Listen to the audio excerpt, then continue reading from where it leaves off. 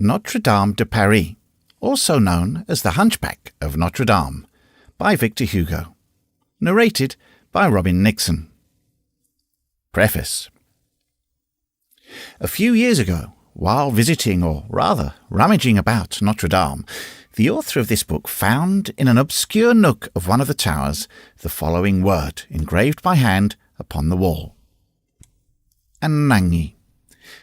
These Greek capitals, black with age and quite deeply graven in the stone, with I know not what signs peculiar to Gothic calligraphy imprinted upon their forms and upon their attitudes, as though with the purpose of revealing that it had been a hand of the Middle Ages which had inscribed them there, and especially the fatal and melancholy meaning contained in them, struck the author deeply. He questioned himself. He sought to divine who could have been that soul in torment which had not been willing to quit this world without leaving this stigma of crime or unhappiness upon the brow of the ancient church. Afterwards the wall was whitewashed or scraped down, I know not which, and the inscription disappeared. For it is thus that people have been in the habit of proceeding with the marvellous churches of the Middle Ages for the last 200 years. Mutilations come to them from every quarter, from within as well as from without. The priest whitewashes them, the archdeacon scrapes them down, then the populace arrives and demolishes them. Thus, with the exception of the fragile memory which the author of this book here consecrates to it, there remains today nothing whatsoever of the mysterious word engraved within the gloomy tower of Notre-Dame. Nothing of the destiny which it so sadly summed up. The man who wrote that word upon the wall disappeared from the midst of the generations of man many centuries ago. The word, in its turn, has been effaced from the wall of the church. The church will, perhaps, itself soon disappear from the face of the earth. It is upon this word that this book is founded. March 1831. Volume 1. Book 1. Chapter 1. The Grand Hall. 348 years, 6 months, and 19 days ago today, the Parisians awoke to the sound of all the bells in the triple circuit of the city, the university, and the town ringing a full peal. The 6th of January, 1482, is not, however, a day of which history has preserved the memory. There was nothing notable in the event which thus set the bells and the bourgeois of Paris in a ferment from early morning. It was neither an assault by the Picards nor the Burgundians, nor a hunt led along in procession, nor a revolt of scholars in the town of Lars, nor an entry of our much dread lord, Monsieur the King, nor even a pretty hanging of male and female thieves by the courts of Paris. Neither was it the arrival, so frequent in the 15th century, of some plumed and bedizened embassy. It was barely 2 days since the last cavalcade of that nature, that of the Flemish ambassadors charged with concluding the marriage between the Dauphin and Marguerite of Flanders, had made its entry into Paris, to the great annoyance of Monsieur le Cardinal de Bourbon, who, for the sake of pleasing the king, had been obliged to assume an amiable mien towards this whole rustic rabble of Flemish burgomasters, and to regale them at his Hotel de Bourbon with a very pretty morality, allegorical, satire, and farce, while a driving rain drenched the magnificent tapestries at his door. What put the whole population of Paris in commotion, as Jehan de Troyes expressed it on the 6th of January, was the double solemnity, united from time immemorial, of the Epiphany and the Feast of Fools. On that day there was to be a bonfire on the Place de Grève, a maypole at the Chapelle de Braque, and a mystery at the Palais de Justice. It had been cried to the sound of the trumpet the preceding evening at all the crossroads by the provost's men, clad in handsome short sleeveless coats of violet camelot, with large white crosses upon their breasts. So the crowd of citizens, male and female, having closed their houses and shops, thronged from every direction at early morn towards some one of the 3 spots designated. Each had made his choice. One, the bonfire; another, the maypole; another, the mystery play. It must be stated, in honour of the good sense of the loungers of Paris, that the greater part of this crowd directed their steps towards the bonfire, which was quite in season, or towards the mystery play which was to be presented in the grand hall of the Palais de Justice, the courts of law, which was well roofed and walled, and that the curious left the poor, scantily flowered maypole to shiver, all alone, beneath the sky of January, in the cemetery of the Chapel of Braque. The populace thronged the avenues of the law courts in particular, because they knew that the Flemish ambassadors, who had arrived 2 days previously, intended to be present at the representation of the mystery, and at the election of the Pope of the Fools, which was also to take place in the Grand Hall. It was no easy matter on that day to force one's way into that great hall, although it was then reputed to be the largest covered enclosure in the world. It is true that Sauval had not yet measured the grand hall of the chateau of Montargis. The palace place, encumbered with people, offered to the curious gazers at the windows the aspect of a sea into which 5 or 6 streets, like so many mouths of rivers, discharged every moment fresh floods of heads. The waves of this crowd augmented incessantly, dashed against the angles of the houses which projected here and there, like so many promontories, into the irregular basin of the place. In the centre of the lofty Gothic facade of the palace, the grand staircase incessantly ascended and descended by a double current, which, after parting on the intermediate landing place, flowed in broad waves along its lateral slopes. The grand staircase, I say, trickled incessantly into the place, like a cascade into a lake. The cries, the laughter, the trampling of those thousands of feet produced a great noise and a great clamour. From time to time, this noise and clamour redoubled. The current which drove the crowd towards the grand staircase flowed backwards, became troubled, and formed whirlpools. This was produced by the buffet of an archer or the horse of one of the provost sergeants, which kicked to restore order. An admirable tradition which the provostship had bequeathed to the constabulary, the constabulary to the maréchaussée, and the maréchaussée to our gendarmerie of Paris. Thousands of good, calm, bourgeois faces thronged the windows, the doors, the dormer windows, the roofs, gazing at the palace, gazing at the populace, and asking nothing more, for many Parisians content themselves with the spectacle of the spectators. And a war behind which something is going on becomes at once, for us, a very curious thing indeed. If it could be granted to us, the men of 1830, to mingle in thought with those Parisians of the 15th century, and to enter with them, jostled, elbowed, pulled about into that immense hall of the palace which was so cramped on that 6th of January, 1482, the spectacle would not be devoid of either interest or charm, and we should have about us only things that were so old they would seem new. With the reader's consent, we will endeavour to retrace in thought the impression which he would have experienced in company with us on crossing the threshold of that grand hall in the midst of that tumultuous crowd in surcoats, short, sleeveless jackets, and doublets. And, first of all, there is a buzzing in the ears, a dazzlement in the eyes. Above our heads is a double ogive vault panelled with wood carving, painted azure and sewn with golden fleur-de-lis. Beneath our feet, a pavement of black and white marble alternating.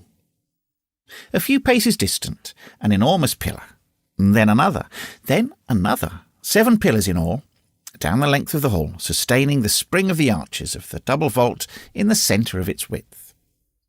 Around 4 of the pillars, stalls of merchants, all sparkling with glass and tinsel. Around the last 3, benches of oak, worn and polished by the trunk hose of the litigants and the robes of the attorneys. Around the hall, along the lofty wall between the doors, between the windows, between the pillows, the interminable row of all the kings of France, from Pharamond down. The lazy kings with pendant arms and downcast eyes, the valiant and combative kings with heads and arms raised boldly heavenward. Then, in the long, pointed windows, glass of 1,000 hues at the wide entrances to the hall, rich doors finely sculptured, and all, the vaults, pillars, walls, jambs, panelling, doors, statues, covered from top to bottom with a splendid blue and gold illumination, which, a trifle tarnished at the epoch when we behold it, had almost entirely disappeared beneath dust and spiders in the year of grace 1549, when Du Breul still admired it from tradition. Let the reader picture to himself now this immense oblong hall, illuminated by the pallid light of a January day, invaded by a motley and noisy throng which drifts along the walls and eddies round the 7 pillars, and he will have a confused idea of the whole effect of the picture, whose curious details we shall make an effort to indicate with more precision.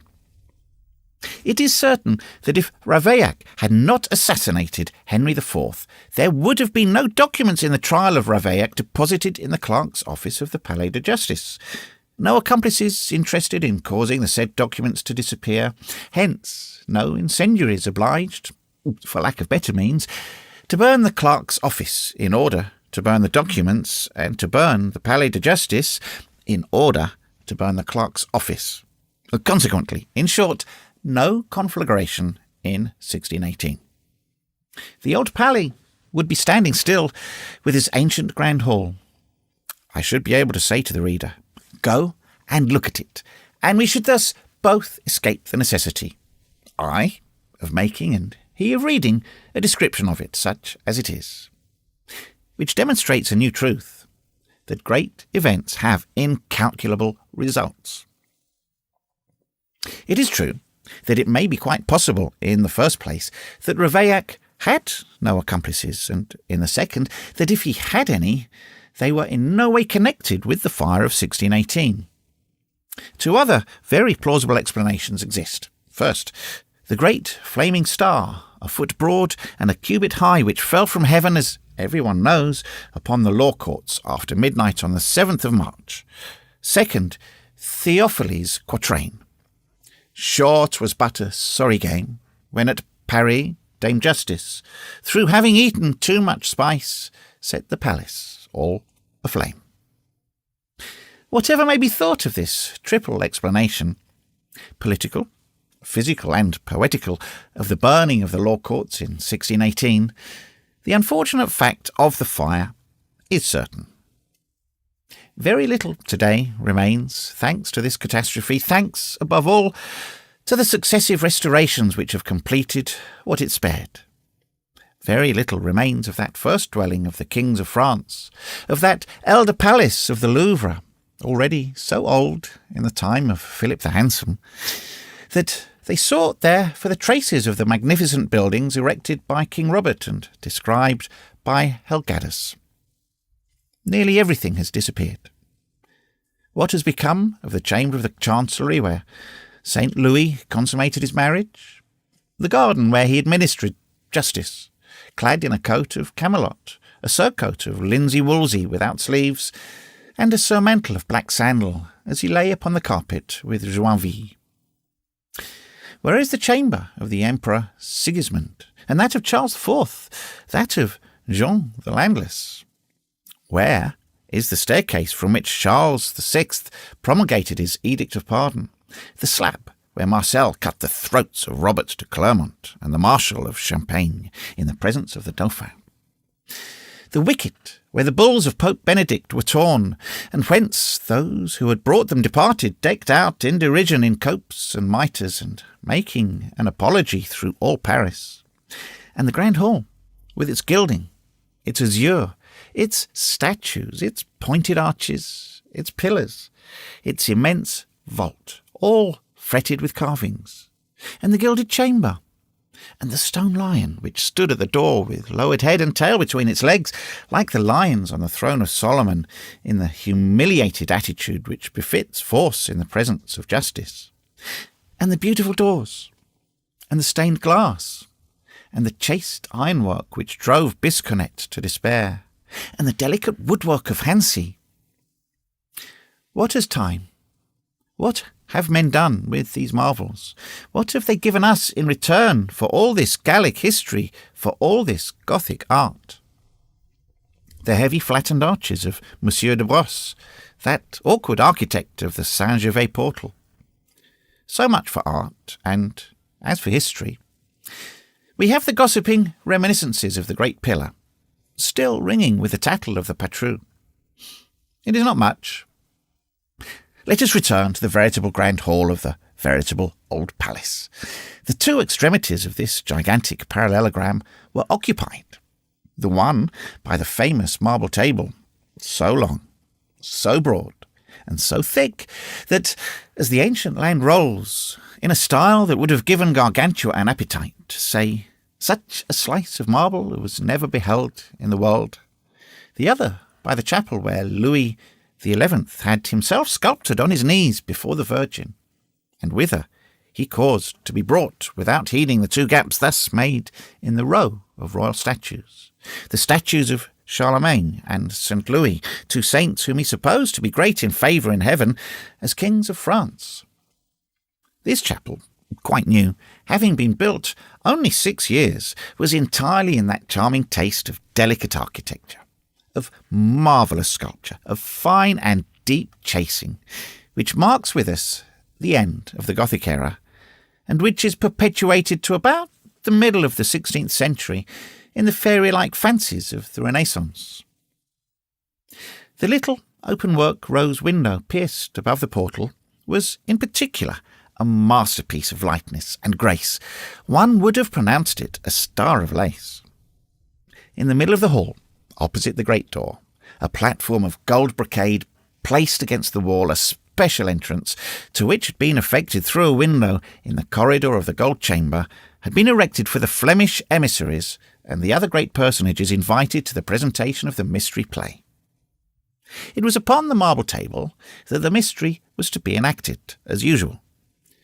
It had been arranged for the purpose early in the morning, its rich slabs of marble all scratched by the heels of law clerks, supported a cage of carpenter's work of considerable height, the upper surface of which, within view of the whole hall, was to serve as the theatre, and whose inner, masked by tapestries, was to take the place of dressing-rooms for the personages of the piece. A ladder, naively placed on the outside, was to serve as means of communication between the dressing-room and the stage, and lend its rude rungs to entrances as well as to exits. There was no personage, however unexpected, no sudden change, no theatrical effect, which was not obliged to mount that ladder.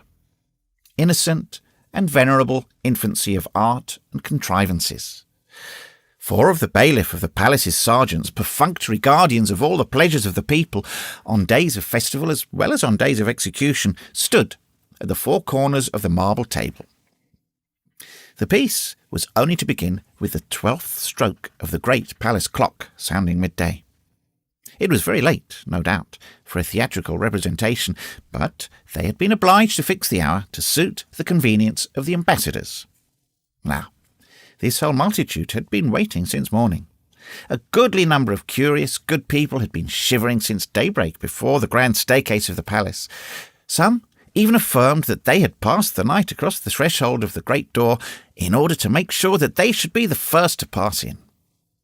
The crowd grew more dense every moment, and, like water which rises above its normal level, began to mount along the walls, to swell around the pillars, to spread out on the entablatures, on the cornices, on the window-sills, and all the salient points of the architecture, on all the reliefs of the sculpture. Hence discomfort, impatience, weariness, the liberty of a day of cynicism and folly, the quarrels which break forth for all sorts of causes, a pointed elbow, an iron-shod shoe, the fatigue of long waiting, had already, long before the hour appointed for the arrival of the ambassadors, imparted a harsh and bitter accent to the clamour of these people who were shut in, fitted into each other, pressed, trampled upon, stifled. Nothing was to be heard but imprecations on the Flemish, the provost of the merchants, the Cardinal de Bourbon, the bailiff of the courts, Madame Marguerite of Austria, the sergeants with their rods, the cold, the heat, the bad weather, the Bishop of Paris, the Pope of the Fools, The pillars, the statues, that closed door, that open window, all to the vast amusement of a band of scholars and lackeys scattered throughout the mass, who mingled with all this discontent their teasing remarks and their malicious suggestions, and pricked the general bad temper with a pin, so to speak. Among the rest, there was a group of those merry imps who, after smashing the glass in a window, had seated themselves hardly on the entablature, and from that point dispatched their gaze and their railleries both within and without, upon the throng in the hall and the throng upon the place.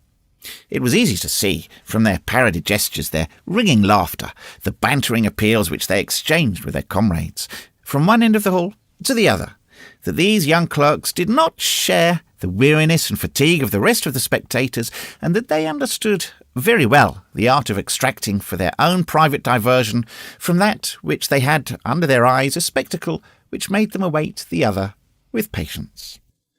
"Upon my soul, so it's you, Joanne Frollo de Molandino," cried one of them to a sort of little light-haired imp with a well-favoured and malign countenance clinging to the acanthus leaves of a capital. "You are well named, John of the Mill, for your 2 arms and your 2 legs have the air of 4 wings fluttering on the breeze. How long have you been here?" "By the mercy of the devil," retorted Joannes Frollo, "these 4 hours and more, and I hope that they will be reckoned to my credit in purgatory. I heard the 8 singers of the King of Sicily intone the first verse of 7 o'clock Mass in the Sainte-Chapelle." "Fine singers," replied the other, "with voices even more pointed than their caps.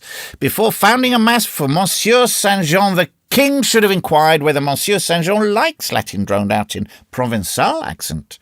"He did it for the sake of employing those accursed singers of the King of Sicily," cried an old woman sharply from among the crowd beneath the window. "I just put it to you, 1,000 livres parisis for a Mass, and out of the tax on sea fish in the markets of Paris to boot." "Peace, old crone," said a tall, grave person, stopping up his nose on the side towards the fishwife. "A Mass to be founded? Would you wish the King to fall ill again?" "Bravely spoken, Sir Gilles Lecornu, Master Furrier of the King's Robes," cried the little student, clinging to the capital. A shout of laughter from all the students greeted the unlucky name of the poor Furrier of the King's Robes. "Lecornu, Gilles Lecornu," said some. "Cornutus et hircitus, horned and hairy," another went on. "He, of course," continued the small imp on the capital. "What are they laughing at? An honourable man is Gilles Lecornu, brother of Master Jehan Lecornu, provost of the King's house, son of Master Mariette Lecornu, first porter of the Bois de Vincennes, all bourgeois of Paris, all married from father to son." The gaiety redoubled. The big furrier, without uttering a word in reply, tried to escape, all the eyes riveted upon him from all sides, but he perspired and panted in vain, like a wedge entering the wood. His effort served only to bury still more deeply in the shoulders of his neighbours his large apoplectic face, purple with spite and rage. At length, one of these, as fat, short, and venerable as himself, came to his rescue. "Abomination! Scholars addressing a bourgeois in that fashion in my day would have been flogged with a faggot, which would have afterwards been used to burn them." The whole band burst into laughter. "Hola hey! Who is scolding so? Who is that screech owl of evil fortune?" "Held, I know him," said one of them. "'Tis Mr. Andrew Musnier." "Because he is one of the forsworn booksellers of the university," said the other. "Everything goes by 4s in that shop," cried a third. "The 4 nations, the 4 faculties, the 4 feasts, the 4 procurators, the 4 electors, the 4 booksellers." "Well," began Jean Frollo once more, "we must play the devil with them. Musnier, we'll burn your books. Musnier, we'll beat your lackeys. Musnier, we'll kiss your wife, that fine big Mademoiselle Audard, who is as fresh and as gay as though she were a widow." "Devil take you," growled Master Andrew Musnier. "Master Andrew," pursued Jean Jehan, still clinging to his capital, "hold your tongue, or I'll drop on your head." Master Andrew raised his eyes, seemed to measure in an instant the height of the pillar, the weight of the scamp, mentally multiplied that weight by the square of the velocity, and remained silent. Jehan, master of the field of battle, pursued triumphantly. "That's what I'll do, even if I am the brother of an archdeacon. Fine gentry are our people of the university not to have caused our privileges to be respected on such a day as this. However, there is a maypole and a bonfire in the town, a mystery, Pope of the Fools, the Flemish ambassadors in the city, and at the university, nothing." "Nevertheless, the Place Maubert is sufficiently large," interposed one of the clerks, established on the window-sill. "Down with the rector, the electors, and the procurators," cried Joannes. "We must have a bonfire this evening in the Champ Gaillard," went on the other, "made of Master Audrey's books." "And the desks of the scribes," added his neighbour, "and the beadles' wands, and the spittoons of the deans, and the cupboard of the procurators, and the hutches of the electors, and the stalls of the rector. Down with them," put in little Jehan as counterpoint. "Down with Master Andry, the beadles and the scribes, the theologians, the doctors and the decretists, the procurators, the electors, and the rector." "The end of the world has come," muttered Master Andry, stopping up his ears. "By the way, there's the rector. See, he's passing through the place," cried one of those in the window. Each rivaled his neighbour in his haste to turn towards the place. "Is it really our venerable rector, Master Thibault?" demanded Jehan Frollo de Moulin, who was clinging to one of the inner pillars and could not see what was going on outside. Yes, replied all the others. "It is really he, Master Thibault, the rector." It was, in fact, the rector and all the dignitaries of the university who were marching in procession in front of the embassy, and at that moment traversing the place. The students crowded into the window, saluted them as they passed with sarcasms and ironical applause. The rector, who was walking at the head of his company, had to support the first broadside. It was severe. "Good day, monsieur le rector. Hola hey! Good day there!" How does he manage to be here, the old gambler? Has he abandoned his dice? How he trots along on his mule! Her ears are not so long as his. "Hola hey! Good day, monsieur le rector Thibault. Tybalt the alliator, old fool, old gambler." "God preserve you. Did you throw 6 often last night?" "Oh, what a decrepit face, livid and haggard, and drawn with a love of gambling and of dice." "Where are you bound for in that fashion, Thibault, Tybalt, at Dados, with your back turned to the university and trotting towards the town?" "He is on his way, no doubt, to seek a lodging in the Rue Thibertaud," cried Jehan to Monsieur Moulin. The entire band repeated this quip in a voice of thunder, clapping their hands furiously. "You are going to seek a lodging in the Rue Thibertaud, are you not, Monsieur le Rector? Gamester on the side of the devil." Then came the turns of the other dignitaries. "Down with the beadles! Down with the mace-bearers! Tell me, Robin Poussepin, who is that yonder?" "He is Gilbert de Sully, Gilbertus de Sulliasso, the Chancellor of the College of Autun." "Hold on, here's my shoe. You are better placed than I. Fling it in his face." "Saturna Latilius, mitimus ecce nuces." Down with the 6 theologians with their white surplices. "Are those the theologians? I thought they were the white geese given by Saint Genevieve to the city for the fief of Rugni. Down with the doctors! Down with the cardinal disputations and quibblers." "My cap to you, Chancellor of Saint Genevieve, you have done me a wrong. 'Tis true he gave my place in the nation of Normandy to little Ascanio Falzapada, who comes from the province of Bourges, since he is an Italian." "That is an injustice," said all the scholars. "Down with the Chancellor of Saint Genevieve." "Ho hey, Master Joachim de Ladehose, ho hey, Louise Dahuy, ho hey, Lambert Hoctemont." "May the devil stifle the procurator of the German nation." "And the chaplains of the Sainte-Chapelle with their grey amices, cum tunices grises. Seu de pellibus grisis furatis." "Hola hey, Master of Arts, all the beautiful black copes, all the fine red copes. They would make a fine tale for the rector. One would say that he was a doge of Venice on his way to his bridal with the sea. Say, Jehan, here are the canons of Saint Genevieve. To the deuce with the whole set of canons." "Abbe Claude Chouart, Dr. Claude Chouart, are you in search of Marie le Giffard? She is in the Rue de Glatigny. She is making the bed of the king of the debauches. She is paying her 4 deniers, 4 decenarios, aut unum bombum. Would you like to have her pay you in the face? Comrades, Master Simon Sanguine, the Elector of Picardy, with his wife on the crupper." Post equitum seret atrocura, behind the horseman sits black care. Courage, Master Simon. Good day, Mr. Elector. Good night, Madam Electress. How happy they are to see all that, sighed Johannes de Molinino, still perched to the foliage of his capital. Meanwhile, the sworn bookseller of the university, Master André Musnier, was inclining his ear to the furrier of the king's robes, Master Gilles Le Cornu. I tell you, sir, that the end of the world has come. No one has ever beheld such outbreaks among the students. It is the accursed inventions of this century that are ruining everything. Artilleries, bombards, and above all printing. That other German pest. No more manuscripts, no more books. Printing will kill bookselling. It is the end of the world that is drawing nigh. I see that plainly from the progress of velvet stuffs, said the fur merchant. At this moment, midday sounded. Ha! Exclaimed the entire crowd in one voice. The scholars held their peace. Then a great hurly-burly ensued, a vast movement of feet, hands and heads, a general outbreak of coughs and handkerchiefs. Each one arranged himself, assumed his post, raised himself up, and grouped himself. Then came a great silence. All necks remained outstretched, all mouths remained open, all glances were directed towards the marble table. Nothing made its appearance there. The bailiff's 4 sergeants were still there, stiff, motionless as painted statues.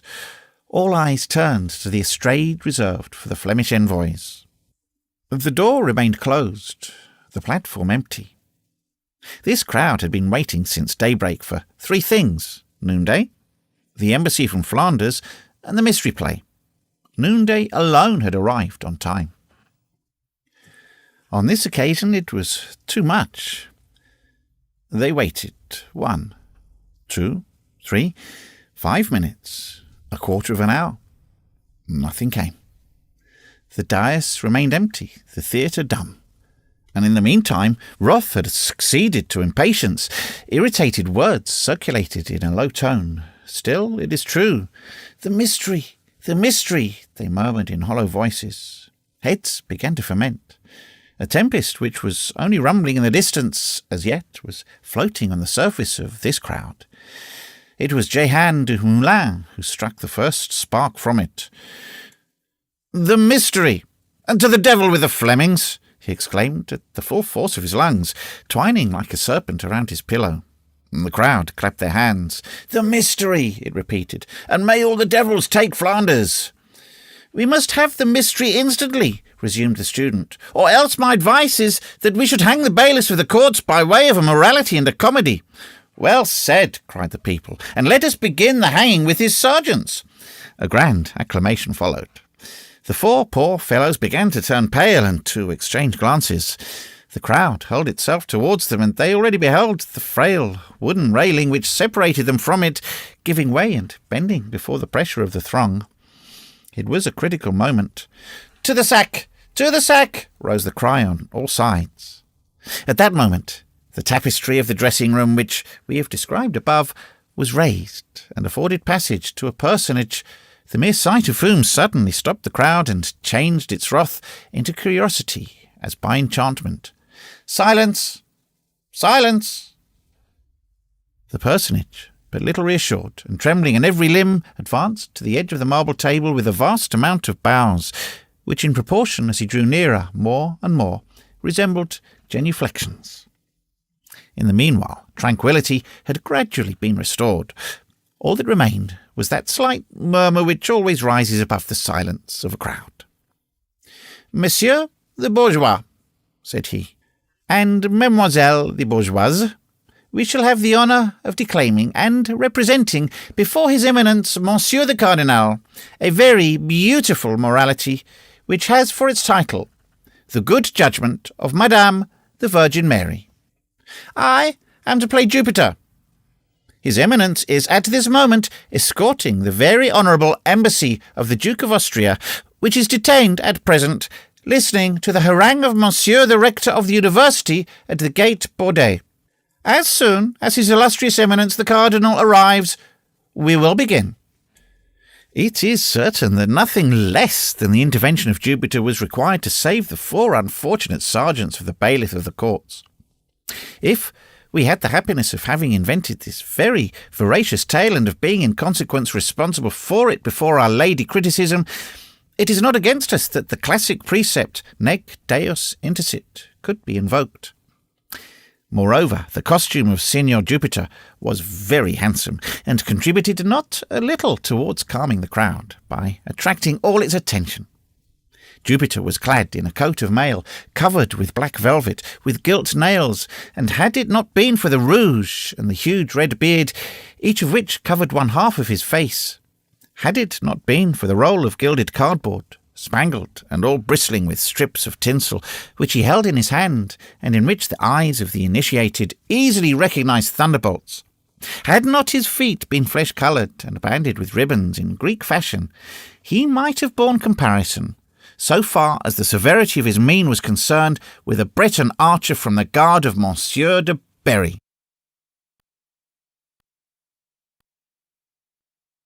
Chapter 2. Pierre Gringoire. Nevertheless, as he harangued them, the satisfaction and admiration unanimously excited by his costume were dissipated by his words. And when he reached that untoward conclusion, "As soon as his illustrious eminence the cardinal arrives, we will begin," his voice was drowned in a thunder of hooting. "Begin instantly! The mystery immediately!" shrieked the people. And above all the voices, that of Johannes de Molendino was audible, piercing the uproar like the fife's derisive serenade. "Commence instantly!" yelped the scholar. "Down with Jupiter and the Cardinal de Bourbon!" vociferated Robin Poussepin, and the other clerks perched in the window. "The morality, this very instant!" repeated the crowd. "This very instant! The sack and the rope for the comedians and the Cardinal!"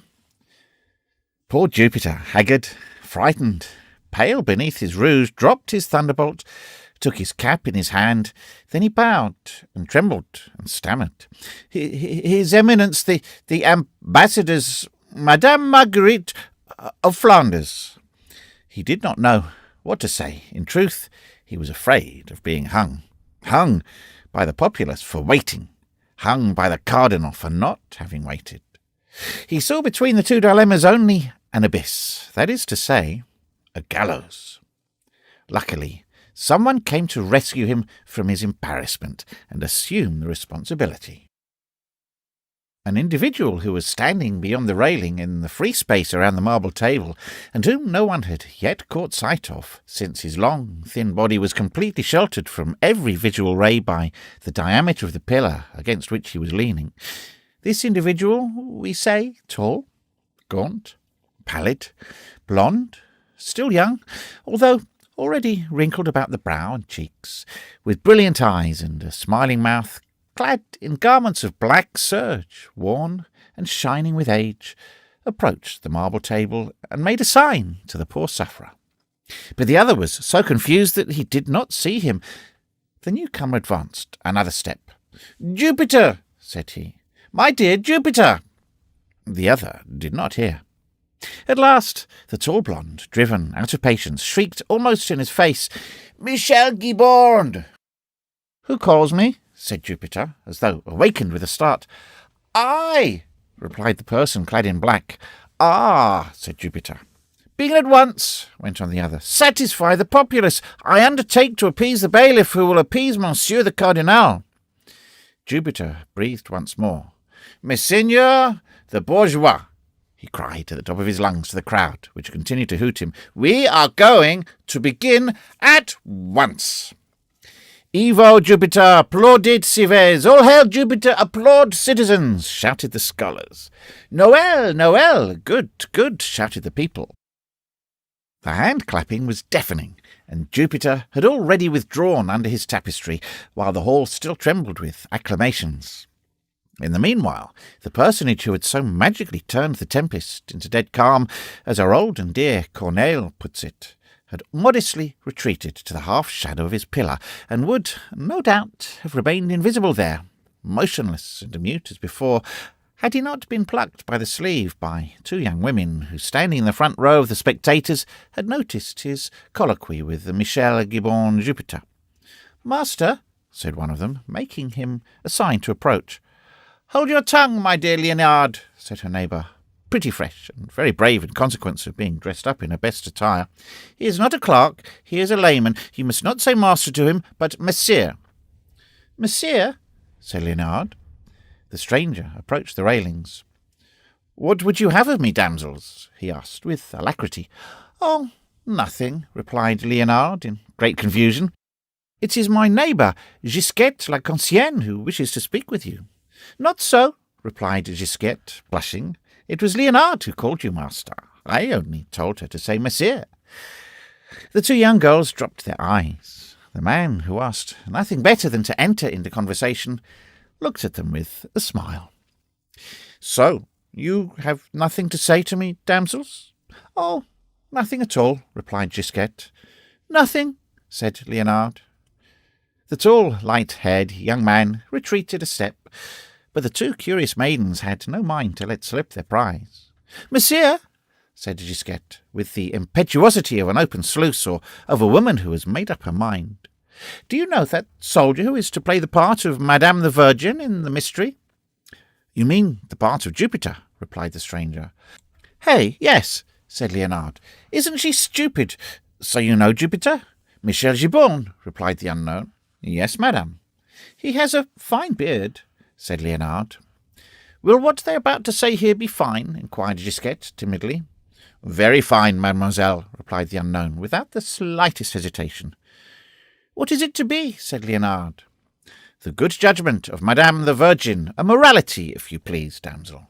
"Ah, that makes sense," responded Leonard. A brief silence ensued, broken by the stranger. "It is a perfectly new morality, and one which has never yet been played."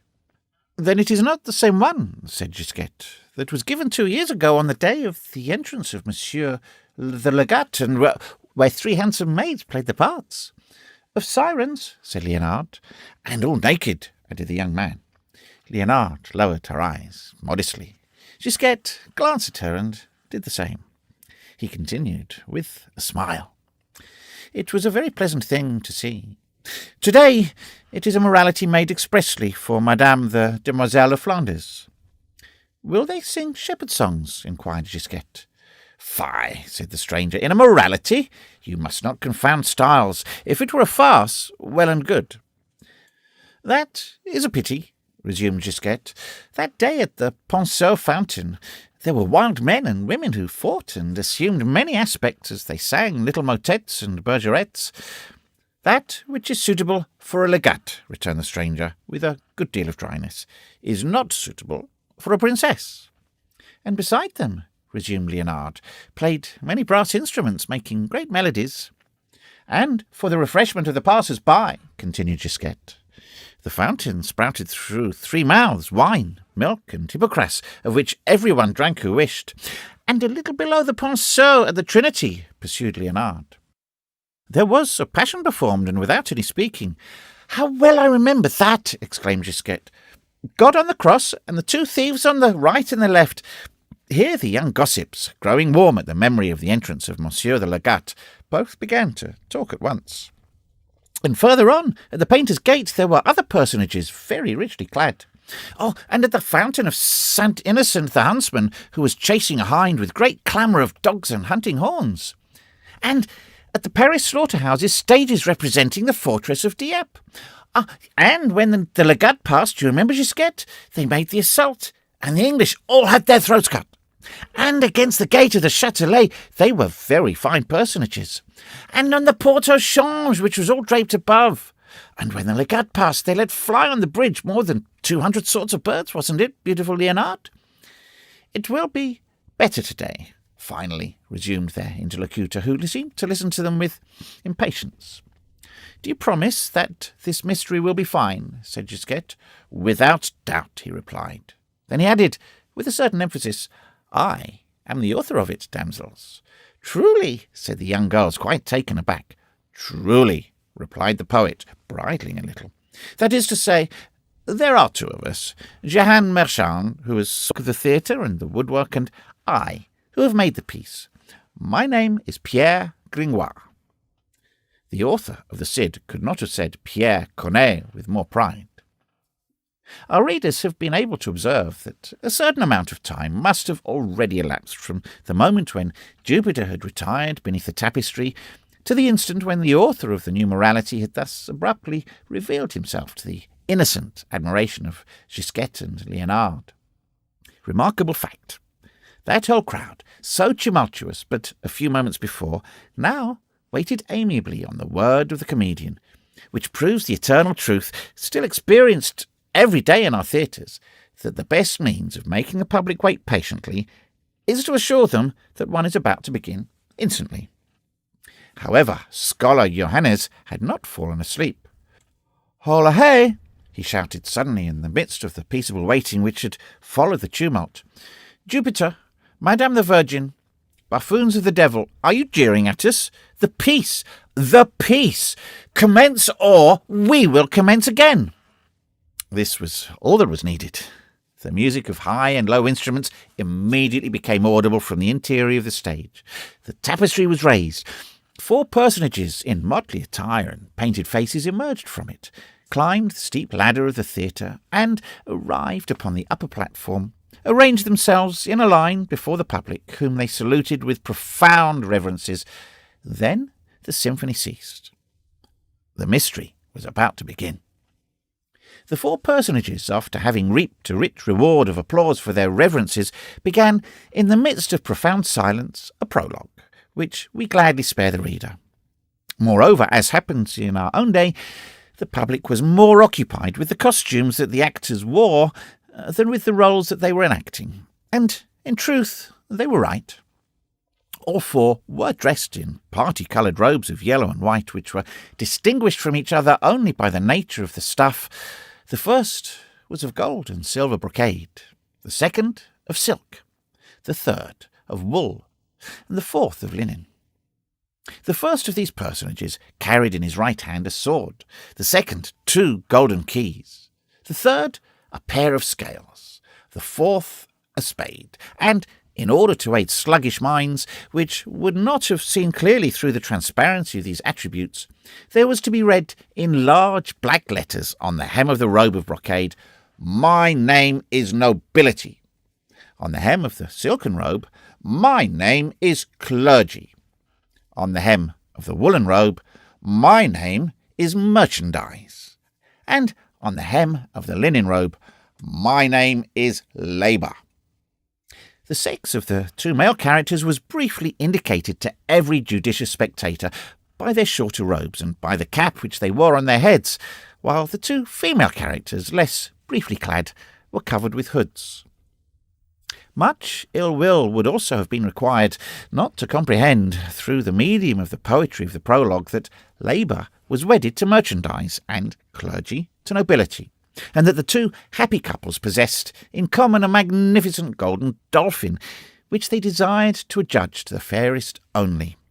So they were roaming about the world, seeking and searching for this beauty, and after having successively rejected the Queen of Golconda, the Princess of Trebizond, the daughter of the Grand Khan of Tartary, etc., Labour and Clergy, Nobility and Merchandise had come to rest upon the marble table of the Palais de Justice, and to utter, in the presence of the honest audience, as many sentences and maxims as could then be dispensed at the Faculty of Arts, at examinations, sophisms, determinances, figures, and acts, where the masters took their degrees. All this was, in fact, very fine. Nevertheless, in that throng, upon which the 4 allegories vied with each other in pouring out floods of metaphors, there was no ear more attentive, no heart more palpitated, not an eye was more haggard, no neck more outstretched than the eye, the ear, the neck, and the heart of the author, of the poet, of that brave Pierre Gringoire, who had not been able to resist a moment before the joy of telling his name to 2 pretty girls. He had retreated a few paces from them, behind his pillar, and there he listened, looked, enjoyed.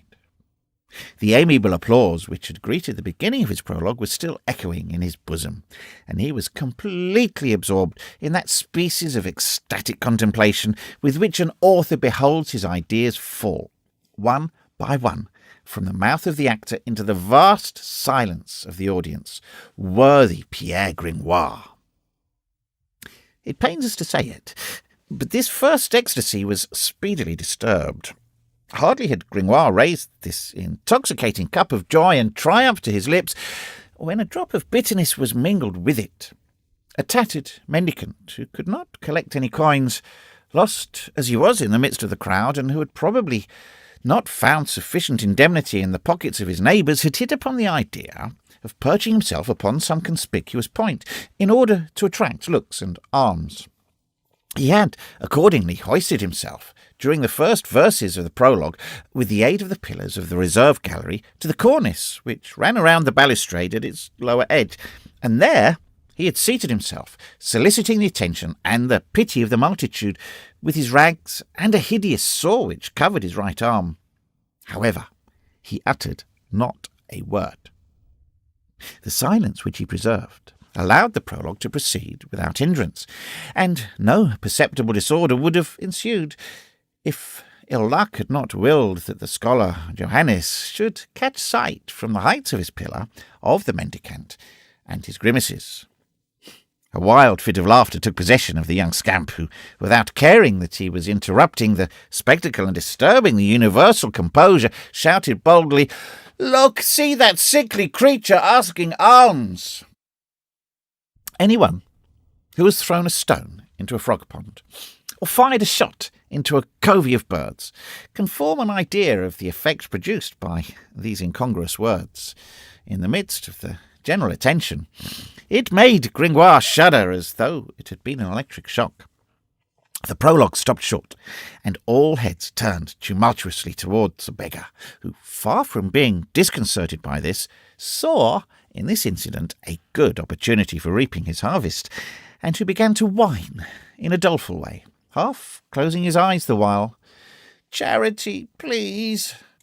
"Well, upon my soul," resumed Johannes, "it's clopping truilifu. Hola hey, my friend. Did your sore bother you on the leg, that you have transferred it to your arm?" So saying, with the dexterity of a monkey, he flung a bit of silver into the grey felt hat which the beggar held in his ailing arm. The mendicant received both the alms and the sarcasm without wincing, and continued in lamentable tones, "Charity, please." This episode considerably distracted the attention of the audience, and a goodly number of spectators, among them Robin Poussepin, and all the clerks at their head, gaily applauded this eccentric duet, which the scholar, with his shrill voice, and the mendicant had just improvised in the middle of the prologue. Gringoire was highly displeased. On recovering from his first stupefaction, he bestirred himself to shout to the four personages on the stage, "Go on! What the devil? Go on!" without even deigning to cast a glance of disdain upon the two interrupters. At that moment he felt someone pluck at the hem of his surtout. He turned around, and not without ill humour, and found considerable difficulty in smiling, but he was obliged to do so nevertheless. It was the pretty arm of Gisquette la Gancienne, which passed through the railing, and was soliciting his attention in this manner. "Monsieur," said the young girl, "are they going to continue?" "Of course," replied Gringoire, a good deal shocked by the question. "In that case, monsieur," she resumed, "would you have the courtesy to explain to me—" "What are they about to say?" interrupted Gringoire. "Well, listen." "No," said Gisquette, "but what they have said so far." Gringoire started, like a man whose wound has been probed to the quick. "A plague on the stupid and dull-witted little girl," he muttered between his teeth. From that moment forth, Gisquette was nothing to him. In the meantime, the actors had obeyed his injunction, and the public, seeing that they were beginning to speak again, began once more to listen, not without having lost many beauties in the sort of solder joint which was formed between the two portions of the piece thus abruptly cut short. Gringoire commented on it bitterly to himself. Nevertheless, tranquillity was gradually restored. The scholar held his peace. The mendicant counted over some coins in his hat, and the peace resumed the upper hand. It was, in fact, a very fine work, and one which, as it seems to us, might be put to use today by the aid of a little rearrangement. The exposition, rather long and rather empty, that is to say, according to the rules, was simple, and Gringoire, in the candid sanctuary of his own conscience, admired its clearness.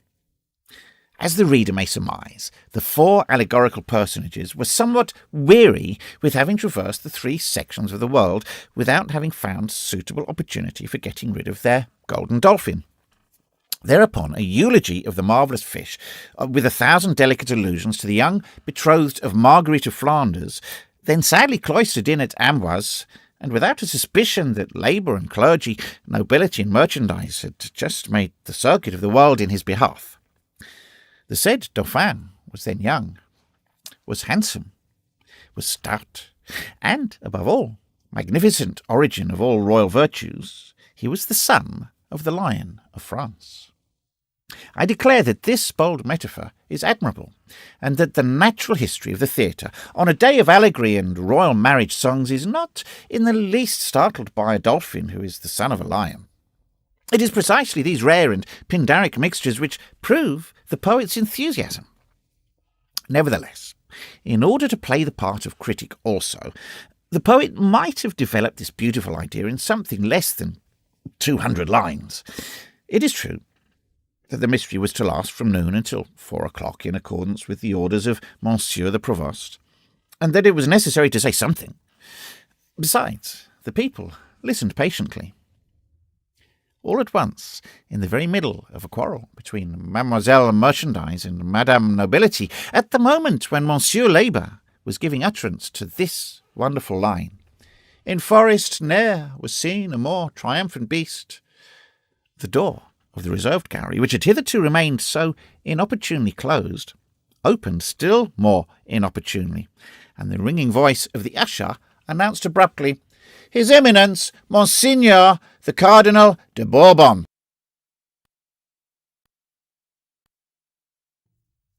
Chapter 3. Poor Gringoire! The din of all the great double petards of the Saint-Jean, the discharge of 20 aquabuses on supports, the detonation of that famous serpentine of the Tower of Billy, which, during the siege of Paris on Sunday the 26th of September 1465, killed 7 Burgundians at one blow, the explosion of all the powder stored at the gate of the temple, would have rent his ears less rudely at that solemn and dramatic moment than these few words which fell from the lips of the usher. "His Eminence, Monseigneur, the Cardinal de Bourbon." It is not that Pierre Gringoire either feared or disdained Monsieur the Cardinal. He had neither the weakness nor the audacity for that. A true eclectic, as it would be expressed nowadays, Gringoire was one of those firm and lofty, moderate and calm spirits which always know how to bear themselves amid all circumstances, stare in dimidio rerum, and who are full of reason and of liberal philosophy while still setting store by cardinals. A rare, precious, and never-interrupted race of philosophers, to whom wisdom, like another Ariadne, seems to have given a clue of thread which they have been walking along unwinding since the beginning of the world through the labyrinth of human affairs. One finds them in all ages, ever the same, that is to say, always according to all times, and without reckoning our Pierre Gringoire, who may represent them in the 15th century if we succeed in bestowing upon him the distinction which he deserves. It certainly was their spirit which animated Father de Broglie when he wrote in the 16th these naively sublime words worthy of all centuries. "I am a Parisian by nation, and a Parisian in language, for parisia in Greek signifies liberty of speech, of which I have made use even towards Messeigneurs the Cardinals, uncle and brother to Monsieur the Prince de Conti, always with respect to their greatness, and without offending any one of their suit, which is much to say." There was then neither hatred for the cardinal nor disdain for his presence. in the disagreeable impression produced upon Pierre Gringoire. Quite the contrary. Our poet had too much good sense, and too threadbare a coat not to attach a particular importance to having the numerous allusions in his prologue, and in particular the glorification of the Dauphin, son of the line of France, fall upon the most eminent ear. But it is not interest which predominates in the noble nature of poets. I suppose that the entity of the poet may be represented by the number 10. It is certain that a chemist, on analysing and pharmacopolising it, as Rabelais says, would find it composed of 1 part interest to 9 parts of self-esteem. Now, at the moment when the door had opened to admit the cardinal, the 9 parts of self-esteem in Gringoire, swollen and expanded by the breath of popular admiration, were in a state of prodigious augmentation, beneath which disappeared, as though stifled, that imperceptible molecule of which we have just remarked upon in the constitution of poets, a precious ingredient, by the way, a ballast of reality and humanity, without which they would not touch the earth. Gringoire enjoyed seeing, feeling, fingering, so to speak, an entire assembly of knaves, it is true, but what matters that? Stupefied, petrified, and as though asphyxiated in the presence of the incommensurable tirades which welled up every instant from all parts of his bridal song. I affirm that he shared the general beatitude, and that quite the reverse of La Fontaine, who, at the presentation of his comedy of the Florentine, asked, "Who is the ill-bred lout who made that rhapsody?" Gringoire would gladly have inquired of his neighbour, "Whose masterpiece is this?" The reader can now judge of the effect produced upon him by the abrupt and unreasonable arrival of the cardinal. That which he had to fear was only too fully realised. The entrance of his eminence upset the audience. All heads turned towards the gallery. It was no longer possible to hear oneself. "The cardinal! The cardinal!" repeated all mouths. The unhappy prologue stopped short for the second time. The cardinal halted for a moment on the threshold of the estrade. While he was sending a rather indifferent glance around the audience, the tumult redoubled. Each person wished to get a better view of him. Each man vied with the other in thrusting his head over his neighbour's shoulder. He was, in fact, an exalted personage, the sight of whom was well worthy any other comedy. Charles, Cardinal de Bourbon, Archbishop and Comte of Leon, Primate of the Gauls, was allied both to Louis XI through his brother, Pierre, Seigneur de Beaujeu, who had married the king's eldest daughter, and to Charles the Bold through his mother, Agnes of Burgundy. Now, the dominating trait, the peculiar and distinctive trait of the character of the Primate of the Gauls, was the spirit of the courtier and devotion to the powers that be. The reader can form an idea of the numberless embarrassments which this double relationship had caused him, and of all the temporal reefs among which his spiritual bark had been forced to tack, in order not to suffer shipwreck on either Louis or Charles. That Scylla and that Charybdis which had devoured the Duc de Nemours and the Constable de Saint-Pol. Thanks to heaven's mercy, he had made the voyage successfully, and had reached home without hindrance. But although he was in port, and precisely because he was in port, he never recalled without disquiet the varied haps of his political career, so long uneasy and laborious. Thus, he was in the habit of saying that the year 1476 had been white and black for him, meaning thereby that in the course of that year he had lost his mother, the Duchesse de la Bourbonnaise, and his cousin, the Duke of Burgundy, and that one grief had consoled him for the other. Nevertheless, he was a fine man. He led a joyous cardinal's life, liked to enliven himself with the royal vintage of Chaloux, did not hate Richard le Gamois and Thomas le Séard, bestowed alms on pretty girls rather than on old women, and for all these reasons was very agreeable to the populace of Paris. He never went about otherwise than surrounded by a small court of bishops and abbés of high lineage, gallant, jovial, and given to carousing on occasion, and more than once the good and devout women of Saint-Germain d'Auxerre, when passing at night beneath the brightly illuminated windows of Bourbon, had been scandalized to hear the same voices which had intoned vespers for them during the day carolling to the clinking of glasses, the Bacchic proverb of Benedict XII, the Pope, who had added a third crown to the tiara Bibimus Perpalitiae. It was this justly acquired popularity, no doubt, which preserved him on his entrance from any bad reception at the hands of the mob, which had been so displeased but a moment before, and very little disposed to respect a cardinal on the very day when it was to elect a pope. But the Parisians cherished little rancour, and then, having forced the beginning of the play by their authority, the good bourgeois had the upper hand of the cardinal, and this triumph was sufficient for them. Moreover, the Cardinal de Bourbon was a handsome man. He wore a fine scarlet robe, which he carried off very well. That is to say, he had all the women on his side, and consequently the best half of the audience. Assuredly, it would be injustice and bad taste to hoot a cardinal for having come late to the spectacle, when he is a handsome man, and when he wears his scarlet robe well. He entered then, bowed to those present, with the hereditary smile of the great for the people, and directed his course slowly towards his scarlet velvet armchair, with the air of thinking of something quite different. His cortege, what we should nowadays call his staff, of bishops and abbés, invaded the estrade in his train, not without causing redoubled tumult and curiosity among the audience. Each man vied with his neighbour in pointing them out and naming them, in seeing who should recognise at least one of them. This one, the Bishop of Marseille, a Laudet, if my memory serves me right. This one, the Primicier of Saint-Denis. This one, Robert de l'Espinasse, Abbé of Saint-Germain-des-Prés. That libertine, brother of a mistress of Louis XI, all with many errors and absurdities. As for the scholars, they swore, and this was their day, their feast of fools, their Saturnalia, the annual orgy of the corporation of law clerks and of the school.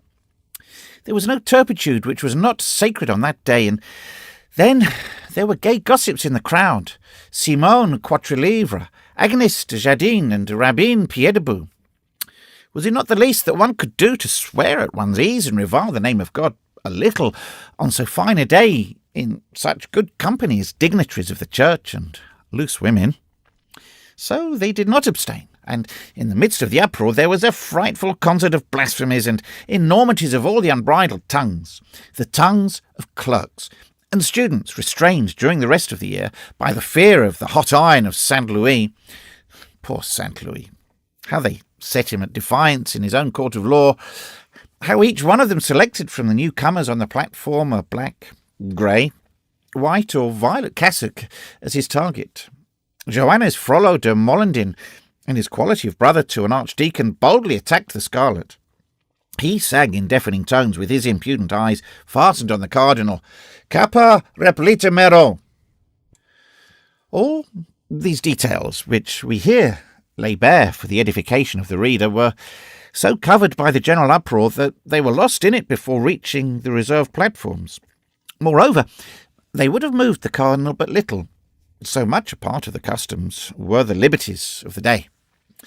Moreover, he had another cause for solicitude, and his mien as wholly preoccupied with it, which entered the estrade the same time as himself. This was the embassy from Flanders. Not that he was a profound politician, nor was he borrowing trouble about the possible consequences of the marriage of his cousin Marguerite de Bourgogne to his cousin Charles, Dauphin de Vienne, nor as to how long the good understanding which had been patched up between the Duke of Austria and the King of France would last, nor how the King of England would take this disdain of his daughter. All that troubled him but little, and he gave a warm reception every evening to the wine of the royal village of Chaillot, without suspicion that several flasks of that same wine, somewhat revised and corrected, it is true, by Dr. Coictier, cordially offered to Edward IV by Louis XI, would some fine morning rid Louis XI of Edward IV. The much honoured embassy of Monsieur the Duke of Austria brought the cardinal none of these cares, but it troubled him in another direction. It was, in fact, somewhat hard, and We have already hinted at it on the second page of this book. For him, Charles de Bourbon, to be obliged to feast and receive cordially no one knows what bourgeois. For him, a cardinal to receive aldermen. For him, a Frenchman, and a jolly companion to receive Flemish beer drinkers, and that in public. This was certainly one of the most irksome grimaces that he had ever executed for the good pleasure of the king. So he turned toward the door, and with the best grace in the world, so well had he trained himself to it, when the usher announced in a sonorous voice, "Monsieur, the envoy of Monsieur the Duke of Austria." It is useless to add that the whole hall did the same. Then arrived, 2 by 2, with a gravity which made a contrast in the midst of the frisky ecclesiastical escort of Charles de Bourbon, the 48 ambassadors of Maximilian of Austria, having at their head the Reverend Father-in-God, Jehan, Abbot of Saint-Bertin, Chancellor of the Golden Fleece, and Jacques de Goy, Sieur d'Auby, Grand Bailiff of Gand. A deep silence settled over the assembly, accompanied by stifled laughter at the preposterous names and all the bourgeois designations, with each of these personages transmitted with imperturbable gravity to the usher, who then tossed the names and titles pell-mell and mutilated to the crowd below. There were Master Loys Roloff, alderman of the city of Louvain, Monsieur Clay, Dechelde, alderman of Brussels, and Monsieur Paul de Bost, Sieur de Voie-Misel, president of Flanders, Master Jehan Colligens, burgomaster of the city of Antwerp, Master Georges de la Mure, first alderman of the Quair of the city of Gand, Master Geldof van der Haag, first alderman of the Parchons of the said town, and the Sieur de Barbec, and Jehan Pinnock, and Jehan Daimedzel, etc., etc., etc. Bailiffs, aldermen, burgomasters, aldermen, bailiffs, all stiff, effectively grey, formal, dressed out in velvet and damask, hooded with caps of black velvet, with great tufts of Cyprus gold thread. Good Flemish heads, after all, severe and worthy faces of the family, which Rembrandt makes to stand out so strong and grave from the black background of his night patrol. Personages, all of whom bore written on their brows that Maximilian of Austria had done well in trusting implicitly, as the manifest ran, in their sense, valour, experience, loyalty, and good wisdom. There was one exception, however. It was a subtle, intelligent, crafty-looking face, a sort of combined a monkey and a diplomat phiz, before whom the cardinal made 3 steps and a profound bow, and whose name, nevertheless, was only Guillaume Rym, councillor and pensioner of the city of Gand. Few persons were then aware who Guillaume Rym was. A rare genius, who in a time of revolution would have made a brilliant appearance on the surface of events, but who in the 15th century was reduced to cavernous intrigues and to living in mines, as the Duc de Saint-Simon expresses it. Nevertheless, he was appreciated by the minor of Europe. He plotted familiarly with Louis XI and often lent a hand to the king's secret jobs. Things were quite unknown to that throng, who were amazed at the cardinal's politeness to that frail figure of a Flemish bailiff.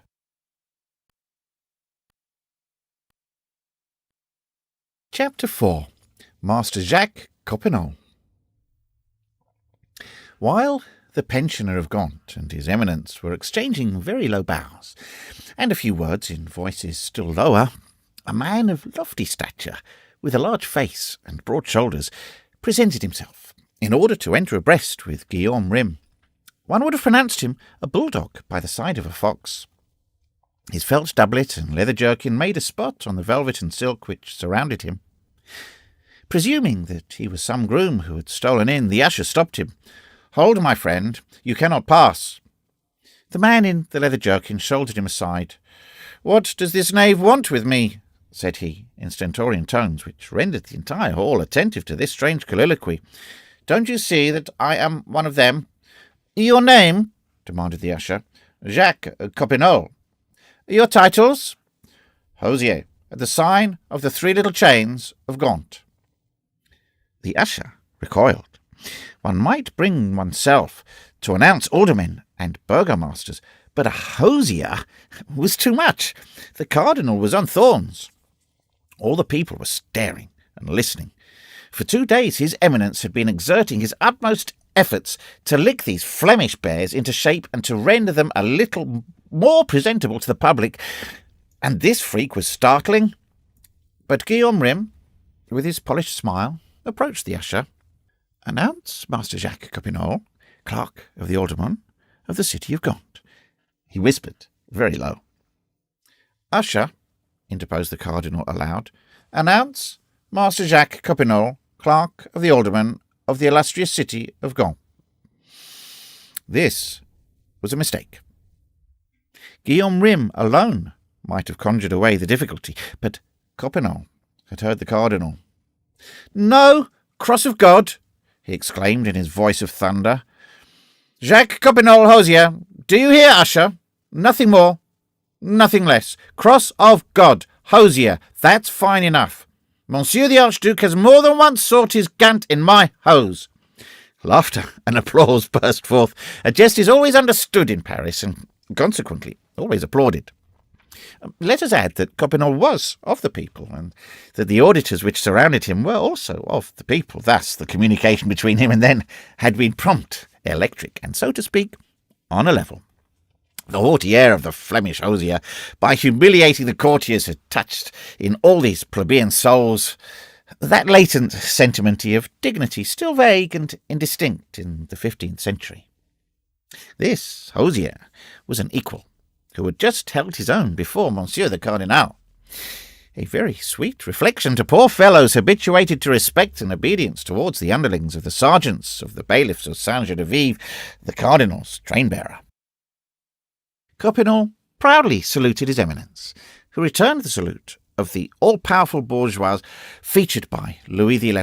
Then, while Guillaume Rym, a sage and malicious man, as Philip de Comines puts it, watched them both with a smile of raillery and superiority, each sought his place, the cardinal quite abashed and troubled, Copinol tranquil and haughty, and thinking, no doubt, that his title of hosier was as good as any other after all, and that Marie of Burgundy, mother to that Marguerite whom Copinol was today bestowing in marriage, would have been less afraid of the cardinal than of the hosier, for it is not a cardinal who would have stirred up revolt among the men of Gand against the favourites of the daughter of Charles the Bold.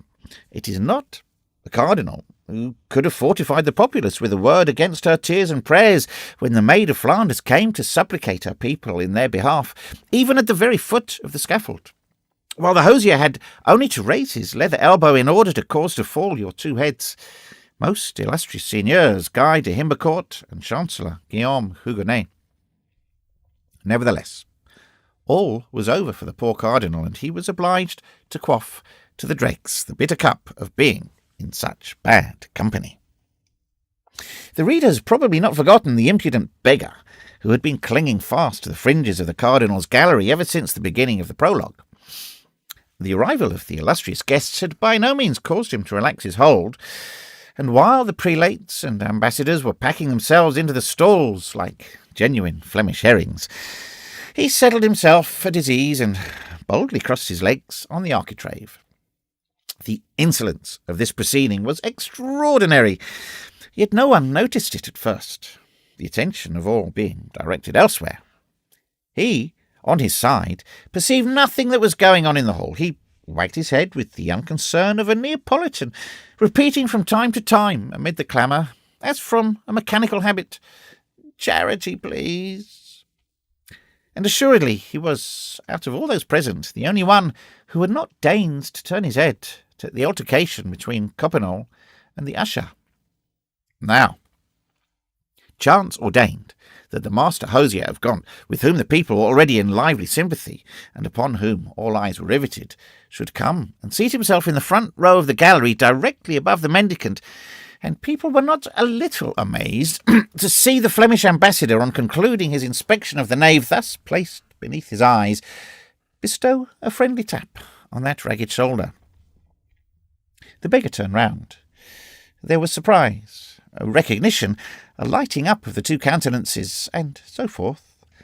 Then, without paying the slightest heed in the world to the spectators, the hosier and the wretched being began to converse in a low tone, holding each other's hands. In the meantime, while the rags of Clopin Trifalou spread out upon the cloth of gold of the dais, producing the effects of a caterpillar on an orange. The novelty of this singular scene excited such a murmur of mirth and gaiety in the hall that the cardinal was not slow to perceive it. He bent half forward, and as from the point where he was placed he could catch only an imperfect view of Trolifou's ignominious doublet, he very naturally imagined that the mendicant was asking alms, and, disgusted with his audacity, he exclaimed, "Bailiff of the courts, toss me that knave into the river." "Cross of God, Monseigneur the Cardinal," cried Coppenole, without quitting Clopin's hand. "He's a friend of mine." "Good, good," shouted the populace. From that moment Master Coppenole enjoyed in Paris, as in Gand, great favour with the people, for men of that sort do enjoy it, says Philippe de Comines, when they are thus disorderly. The cardinal bit his lips. He bent forwards to his neighbour, the Abbé of Sainte-Geneviève, and said to him in a low tone, "Fine ambassadors, monsieur, the Archduke sends here to announce to us Madame Marguerite." "Your Eminence," replied the Abbé, "wastes your politeness on these Flemish swine. Margaritus antipokos, pearls before swine." "Say rather," retorted the cardinal with a smile, "porcos anti margaritam, swine before the pearl." The whole little court in cassocks went into ecstasies over this play upon words, and the cardinal felt a little relieved. He was quits with Coppenole. He also had had his jest applauded. Now, will those of our readers who possess the power of generalizing an image or an idea, as the expression runs in the style of today, permit us to ask them if they have formed a very clear conception of the spectacle presented at this moment, upon which we have arrested their attention by the vast parallelogram of the grand hall of the Paris. In the middle of the hall, backed against the western wall, a large and magnificent gallery, draped with cloth of gold, into which enter in procession, through a small arched door, grave personages, announced successively by the shrill voice of an usher. On the front benches were already a number of venerable figures muffled in ermine, velvet, and scarlet. Around the dais, which remained silent and dignified, below, opposite, everywhere, a great crowd and a great murmur. Thousands of glances directed by the people on each face upon the dais, 1,000 whispers over each name. Certainly, it's curious and well deserves the attention of the spectators. But yonder, quite at the end, what is that sort of trestle work with 4 motley puppets upon it, and more below? Who is that man beside the trestle, with a black doublet and a pale face? Alas, my dear reader, it is Pierre Gringoire and his prologue. We have all forgotten him completely. This is precisely what he feared. From the moment of the cardinal's entrance, Gringoire had never ceased to tremble for the safety of his prologue. At first he had enjoined the actors who had stopped in suspense to continue, and to raise their voices. Then, perceiving that no one was listening, he had stopped them, and during the entire quarter of an hour that the interruption lasted, he had not ceased to stamp, to flounce about, to appeal to Gisquet and Linard, and to urge his neighbours to the continuance of the prologue. All in vain. No one quitted the cardinal, the embassy and the gallery, sole centre of this vast circle of visual rays. We must also believe, and we say it with regret, that the prologue had begun slightly to weary the audience at the moment when His Eminence had arrived, and created diversion in so terrible a fashion. After all, on the gallery as well as on the marble table, the spectacle was the same. The conflict of labour and clergy, of nobility and merchandise, and many people preferred to see them alive, breathing, moving, elbowing each other in flesh and blood in this Flemish embassy, in this episcopal court, under the cardinal's robe, under Coppenole's jerkin, then painted, decked out, talking in verse, and, so to speak, stuffed beneath the yellow timid white tunics in which Gringoire had so ridiculously clothed them. Nevertheless, when our poet, quiet, re-established to some extent, he devised a stratagem which might have redeemed all. "Monsieur," he said, turning towards one of his neighbours, a fine, big man with a patient face, Suppose we begin again." "What?" said his neighbour. "Hey, the mystery," said Gringoire. "As you like," returned his neighbour. This semi-approbation sufficed for Gringoire, and, conducting his own affairs, he began to shout, confounding himself with the crowd as much as possible, "Begin the mystery again! Begin again!" "The devil!" said Jones de Molendino. "What are they jabbering down yonder at the end of the hall?" For Gringoire was making noise enough for four. "Say, comrades, isn't that the mystery finished? And they want to begin it all over again? That's not fair. No, no, no, no," shouted the scholars. "Down with the mystery, down with it." And Gringoire had multiplied himself, and only shouted the more vigorously, "Begin again! Begin again!" And these clamours attracted the attention of the cardinal. "Monsieur Bailiff of the courts," said he to a tall black man placed a few places behind him, "are these knaves in a holy water vessel that they make such a hellish noise?" The bailiff of the courts was a sort of amphibious magistrate, a sort of bat of the judicial order, related to both the rat and the bird, the judge and the soldier. He approached his eminence, and not without a good deal of fear of the latter's displeasure, he awkwardly explained to him the seeming disrespect of the audience, that noonday had arrived before his eminence, and that the comedians had been forced to begin without waiting for his eminence. The cardinal burst into a laugh. "On my faith, the rector of the university ought to have done the same.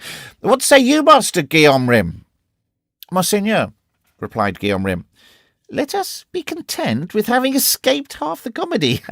There is at least that much gained." "Can these rascals continue their farce?" asked the bailiff. Continue, said the cardinal. It's all the same to me. I'll read my breviary in the meantime."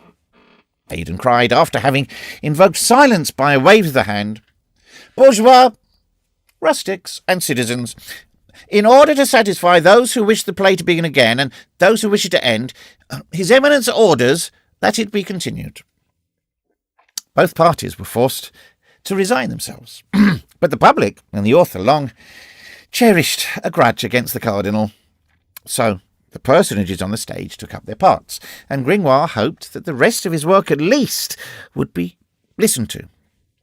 This hope was speedily dispelled. Like his other illusions, silence had indeed been restored in the audience, after a fashion, but Gringoire had not observed that at the moment when the cardinal gave the order to continue, the gallery was far from full, and that after the Flemish envoys there had arrived, new personages forming part of the cortege, whose names and ranks, shouted out in the midst of the dialogue by the intermittent cry of the usher, produced considerable ravages in it. Let the reader imagine the effect in the midst of a theatrical piece of the yelping of an usher, flinging in between two rhymes, and often in the middle of a line, parentheses like the following: "Master Jacques Chomelot, procurator to the king in the ecclesiastical courts. Jehan de Harlay, equerry guardian of the office of the Chevalier of the Night Watch of the city of Paris.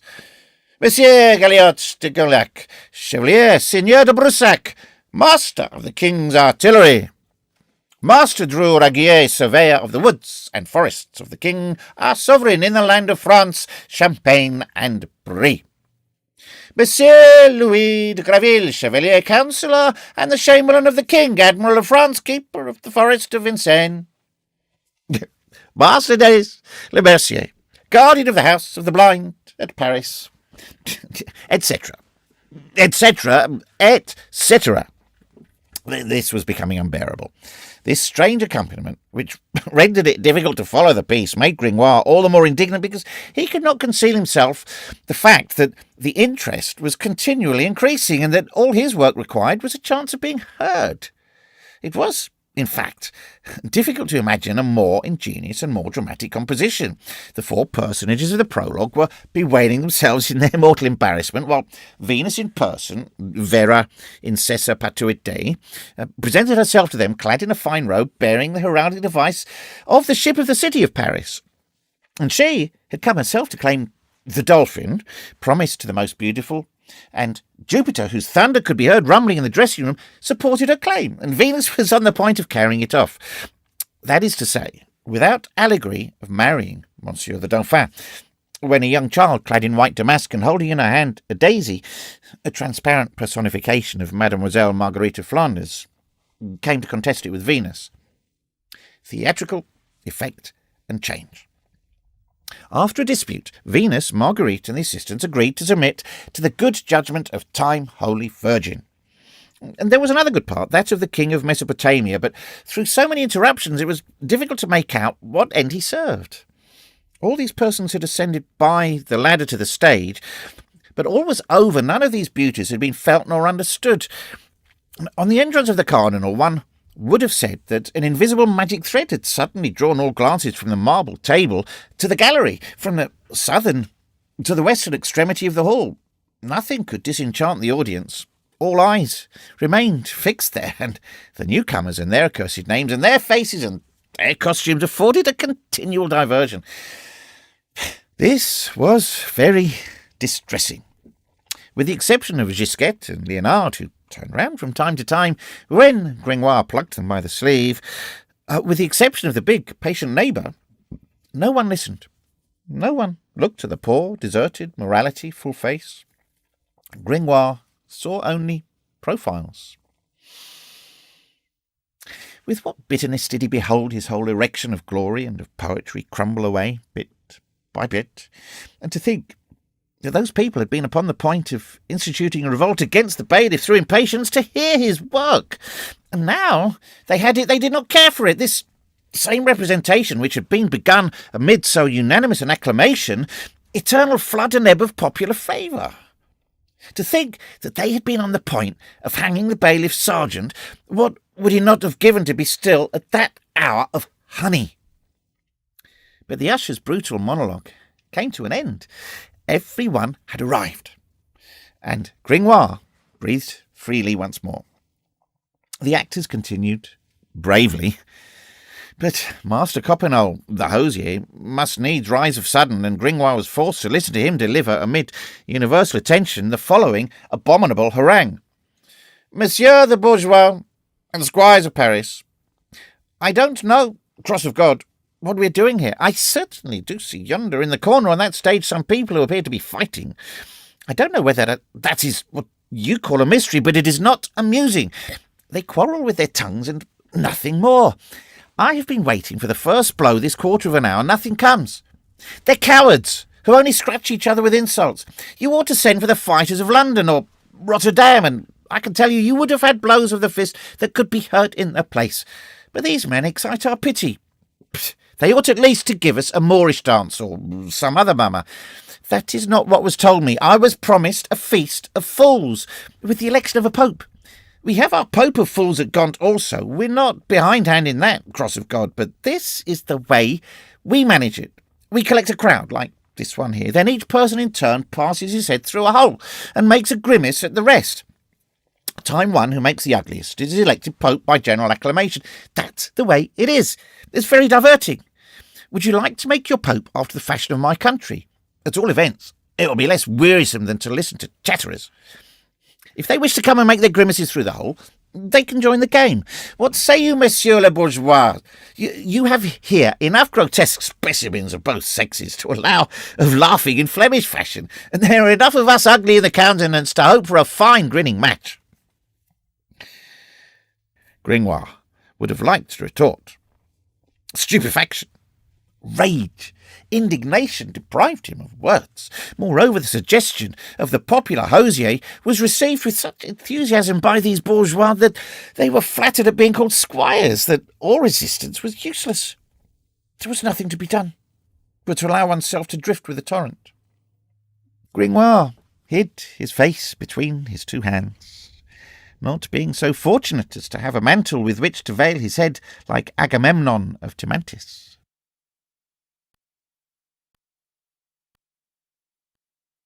Chapter 5. Quasimodo. In the twinkling of an eye, all was ready to execute Coppenol's idea. Bourgeois scholars and law clerks all set to work. The little chapel situated opposite the marble table was selected for the scene of the grinning match. A pane broken in the pretty rose window above the door left a free circle of stone through which it was agreed that the competitors should thrust their heads.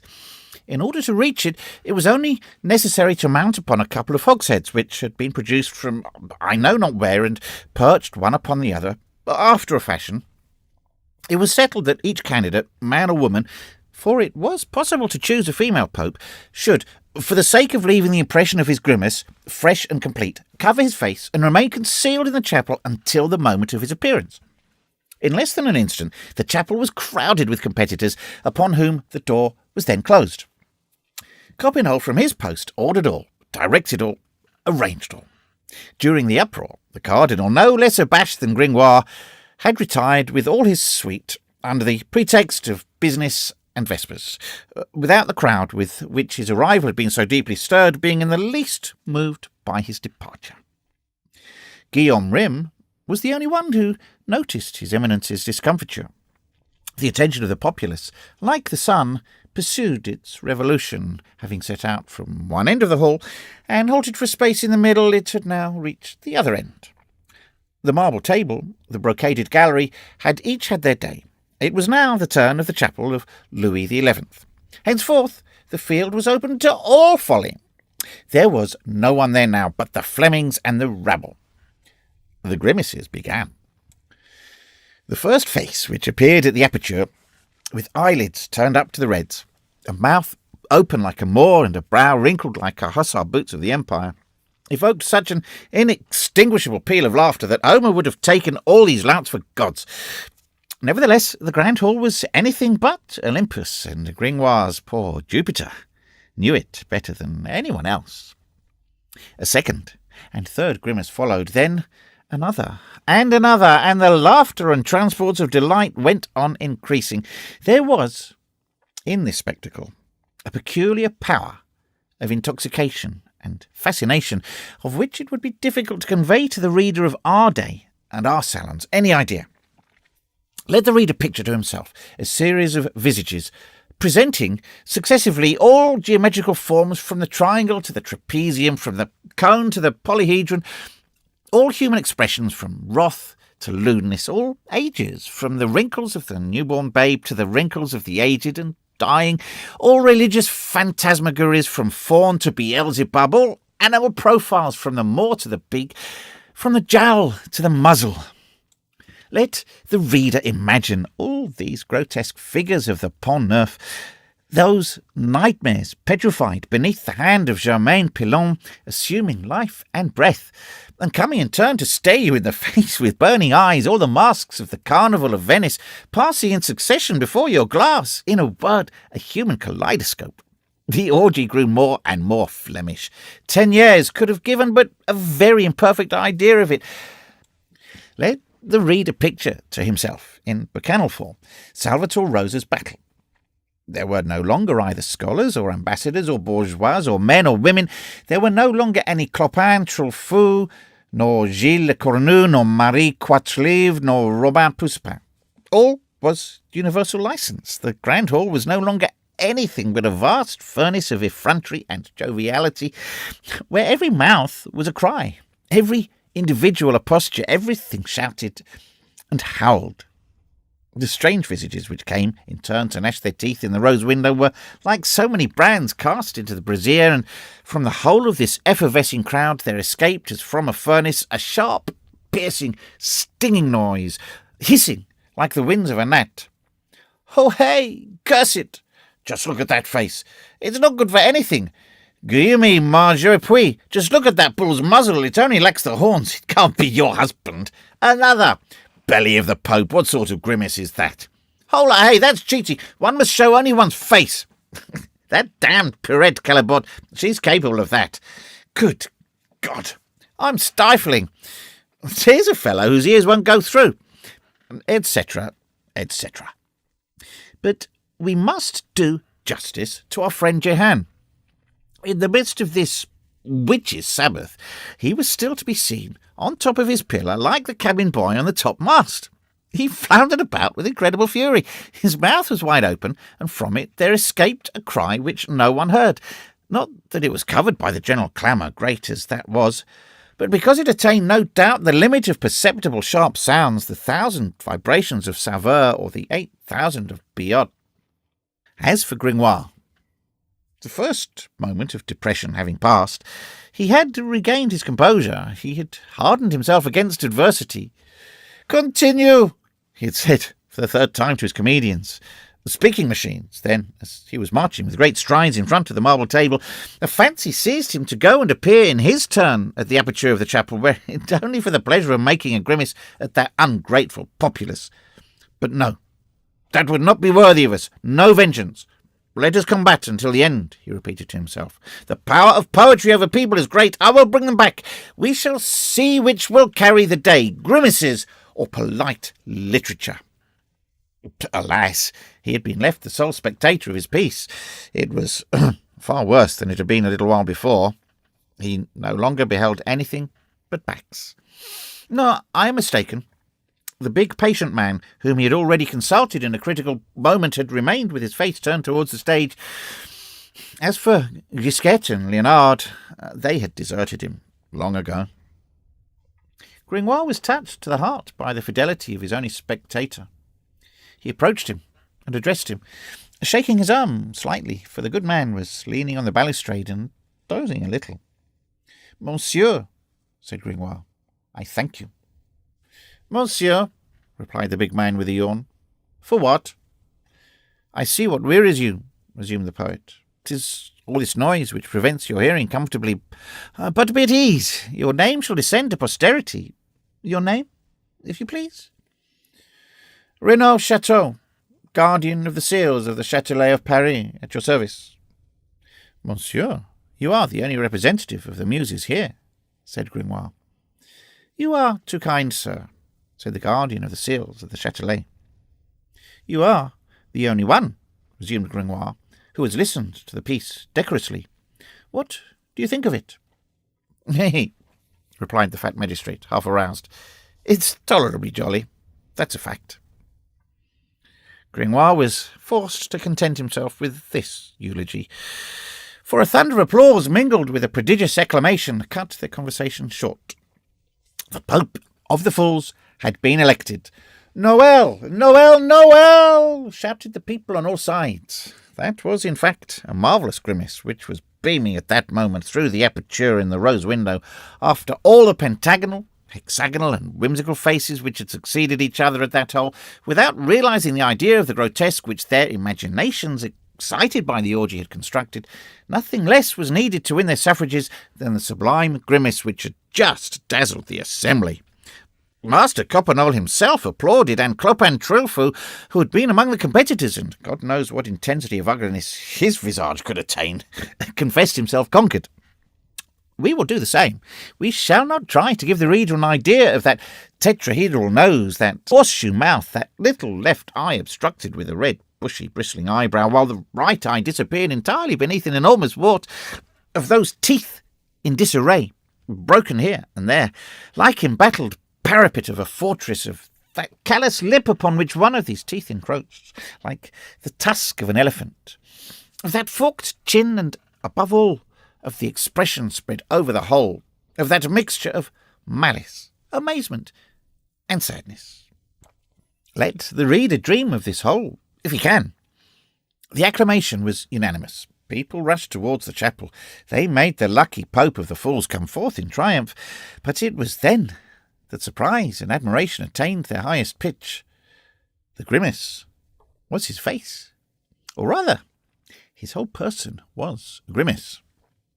A huge head, bristling with red hair, between his shoulders an enormous hump, a counterpart perceptible in front, a system of thighs and legs so strangely astray that they could touch each other only at the knees, and, viewed from the front, resembled the crescents of two scythes joined by the handles.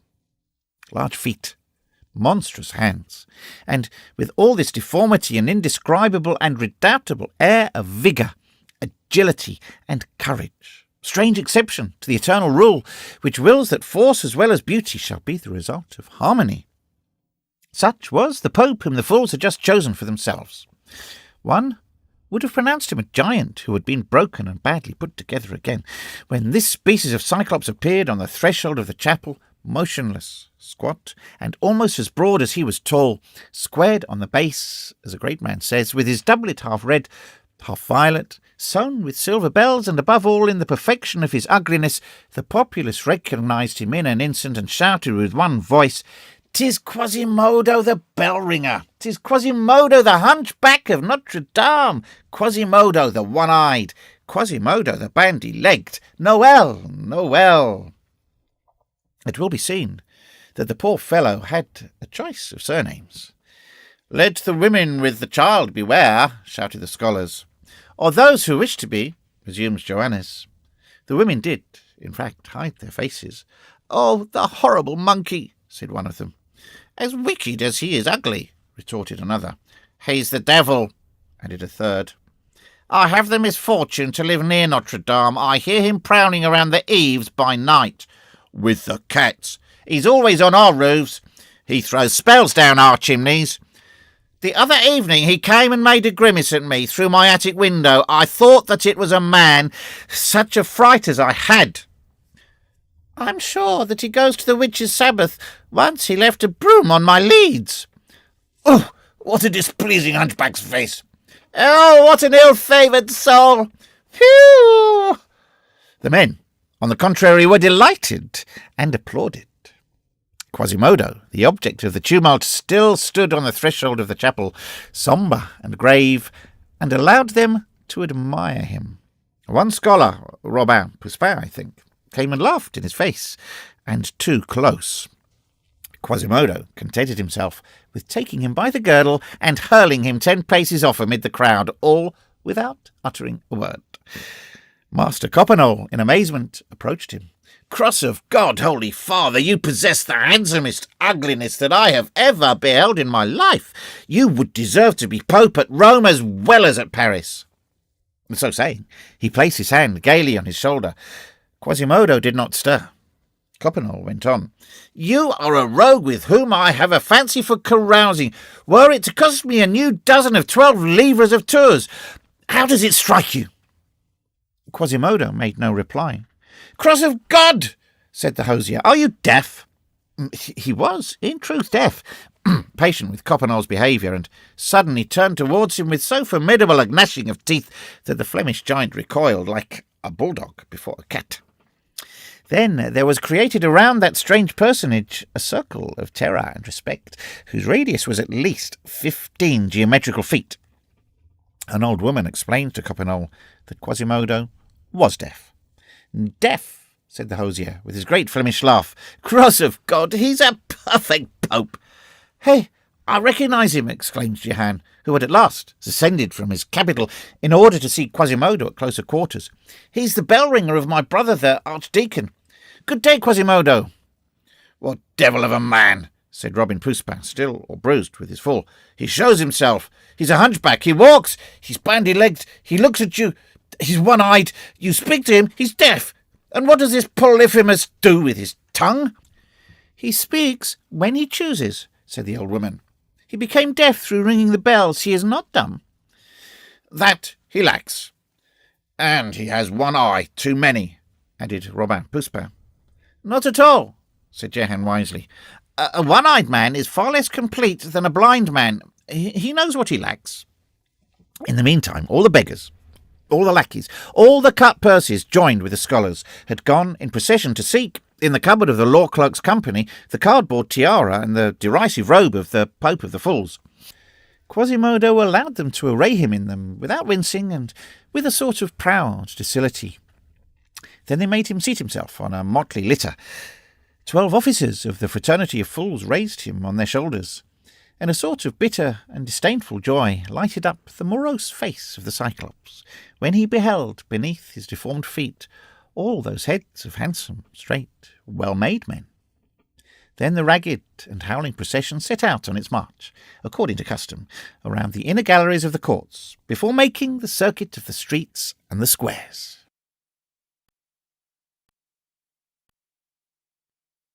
Chapter 6. Esmeralda. We are delighted to be able to inform the reader that during the whole of this scene, Gringoire and his piece had stood firm. His actors, spurred on by him, had not ceased to spout his comedy, and he had not ceased to listen to it. He had made up his mind about the tumult, and was determined to proceed to the end, not giving up the hope of a return of attention on the part of the public. This gleam of hope acquired fresh life when he saw Quasimodo, cardinal, and the deafening escort of the Pope of the procession of fools quit the hall amid great uproar. The throng rushed eagerly after them. "Good," he said to himself. "There go all the mischief-makers." Unfortunately, all the mischief-makers constituted the entire audience, and in the twinkling of an eye the grand hall was empty. To tell the truth, a few spectators still remained, some scattered, others in groups around the pillars, women, old men or children who had had enough of the uproar and tumult. Some scholars were still perched astride of the window-sills, engaged in gazing into the place. "Well," thought Gringoire, "here are still as many as are required to hear the end of my mystery. They are a few in number, but it is a choice audience, a lettered audience." An instant later, a symphony, which had been intended to produce the greatest effect on the arrival of the Virgin, was lacking. Gringoire perceived that his music had been carried off by the procession of the Poop of Fools. "Skip it," said he stoically. He approached a group of bourgeois who seemed to him to be discussing his piece. This is the fragment of conversation which he caught. "You know, Master Chettenot, the Hotel de Navarre which belonged to Monsieur de Nemours?" "Yes, opposite the Chapelle de Brac." "Well, the Treasury has just let it to Guillaume Alexandre, historian, for 6 livres, 8 sols, Parisian a year. How rents are going up." "Come," said Gringoire to himself with a sigh. "The others are listening." "Comrades," suddenly shouted one of the young scamps from the window, "La Esmeralda in the place." This word produced a magical effect. Everyone who was left in the hall flew to the windows, climbing the walls in order to see and repeating "La Esmeralda, La Esmeralda" at the same time. A great sound of applause was heard from without. "What's the meaning of this, of the Esmeralda?" said Gringoire, wringing his hands in despair. "Ah, good heavens, it seems to be the turn of the windows now." He returned towards the marble table and saw that the representation had been interrupted. It was precisely at the instant when Jupiter would have appeared with his thunder, but Jupiter was standing motionless at the foot of the stage. "Michel Gibbon," cried the irritated poet, "what are you doing? This is your part. Come up." "Alas," said Jupiter, "a scholar has just seized the ladder." Gringoire looked. It was but too true. All communication between his plot and its solution was intercepted. "The rascal," he murmured. "And why did he take the ladder?" "In order to go and see the Esmeralda," replied Jupiter, piteously. "He said, 'Come, here's a ladder that's of no use,' and he took it." This was the last blow. Gringoire received it with resignation. "May the devil fly away with you," he said to the comedian, "and if I get my pay, you shall receive yours." Then he beat a retreat with a drooping head, but the last in the field, like a general who has fought well. And, as he descended the winding stairs of the courts, "A fine rabble of asses and dolts, these Parisians," he muttered between his teeth. "They come to hear a mystery, and don't listen to it at all. They are engrossed by everyone, by Clopin Trollifou, by the cardinal, by Copinol, by Quasimodo, by the devil, but by Madame the Virgin Mary not at all. If I had known, I'd have given you Virgin Mary, you ninnies, and I to come to see faces and behold only backs, to be a poet, and to reap the success of an apothecary. It is true that Homerus begged through the Greek towns and that Naso died in exile among the Muscovites, but may the devil flame me if I understand what they mean with your Esmeralda. What is that word in the first place? 'Tis Egyptian."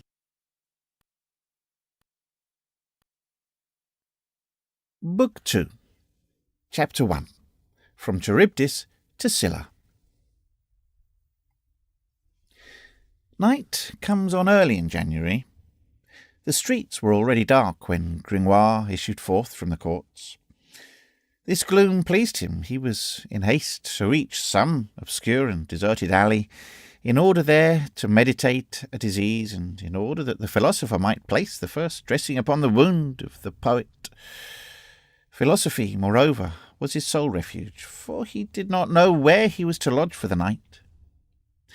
After the brilliant failure of his first theatrical venture, he dared not return to the lodging which he occupied in the Rue Grenier-sur-Lot, opposite to the Port au Foin.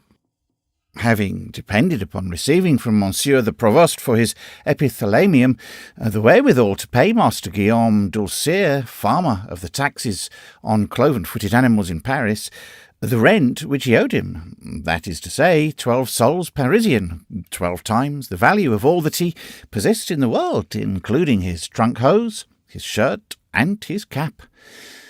After reflecting a moment, temporarily sheltered beneath the little wicket of the prison of the treasurer of the Sainte-Chapelle, as to the shelter which he would select for the night, having all the pavements of Paris to choose from, he remembered to have noticed the week previously, in the Rue de la Savaterie, at the door of a councillor of the Parliament, a stepping-stone for mounting a mule, and to have said to himself that that stone would furnish, on occasion, a very excellent pillow for a mendicant or a poet.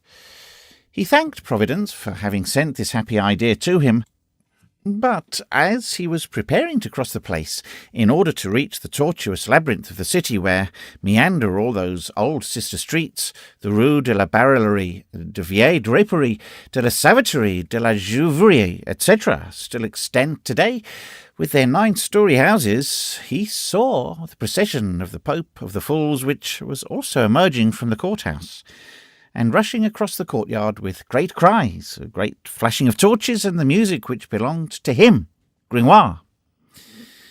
Now this sight revived the pain of his self-love. He fled, in the bitterness of his dramatic misadventure. Everything which reminded him of the festival of that day irritated his wound and made it bleed. He was on the point of turning to the Pont Saint-Michel. Children were running about here and there with fire, lances, and rockets. "Peste on firework candles," said Gringoire, and he fell back on the Pont au Change. To the house at the head of the bridge there had been affixed 3 small banners representing the king, the dauphin, and Marguerite of Flanders, and 6 little pennons on which were portrayed the Duke of Austria, the Cardinal de Bourbon, Monsieur de Beaujeu, and Madame Jeanne de France, and Monsieur the Bastard of Bourbon, and I know not whom else, all being illuminated with torches, and the rabble were admiring. "Happy painter, Jehan Faubourg," said Gringoire, with a deep sigh, and he turned his back upon the bannerets and pennons. A street opened before him.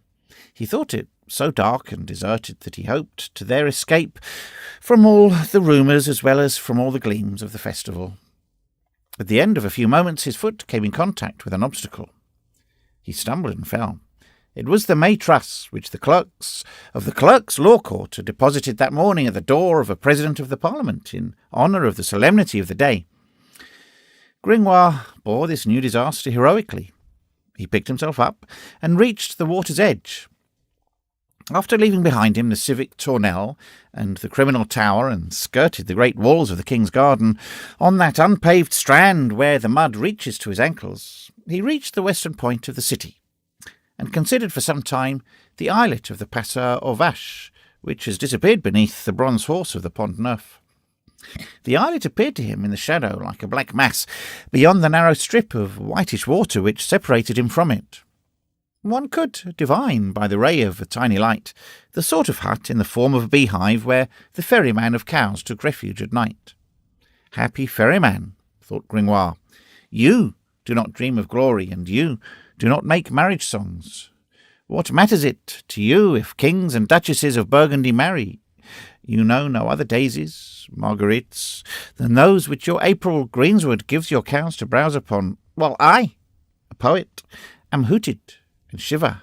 I know 12 sous, and the soles of my shoes are so transparent that they might serve as glasses for your lantern. Thanks, ferryman. Your cabin rests my eyes and makes me forget Paris. He was roused from his almost lyric ecstasy by a big double Saint-Jean cracker which suddenly went off from the happy cabin.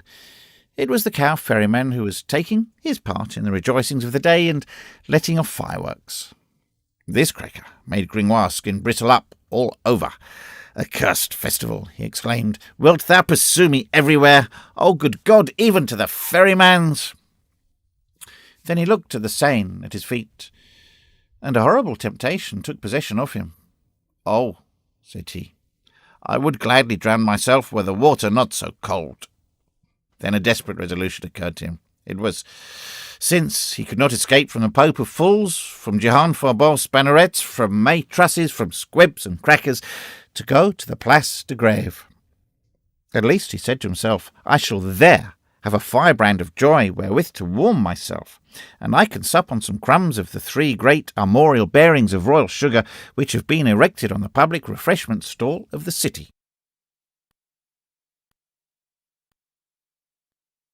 Chapter 2. The Place de Grève.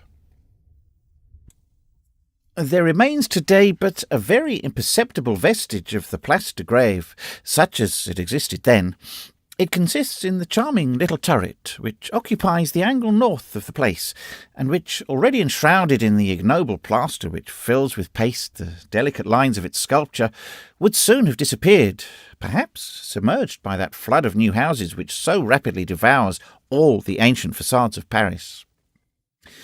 The persons who, like ourselves, never cross the Place de Grève without casting a glance of pity and sympathy on that poor turret strangled between 2 hovels of the time of Louis XV, can easily reconstruct in their minds the aggregate of edifices to which it belonged, and find again entire in it the ancient Gothic place of the 15th century.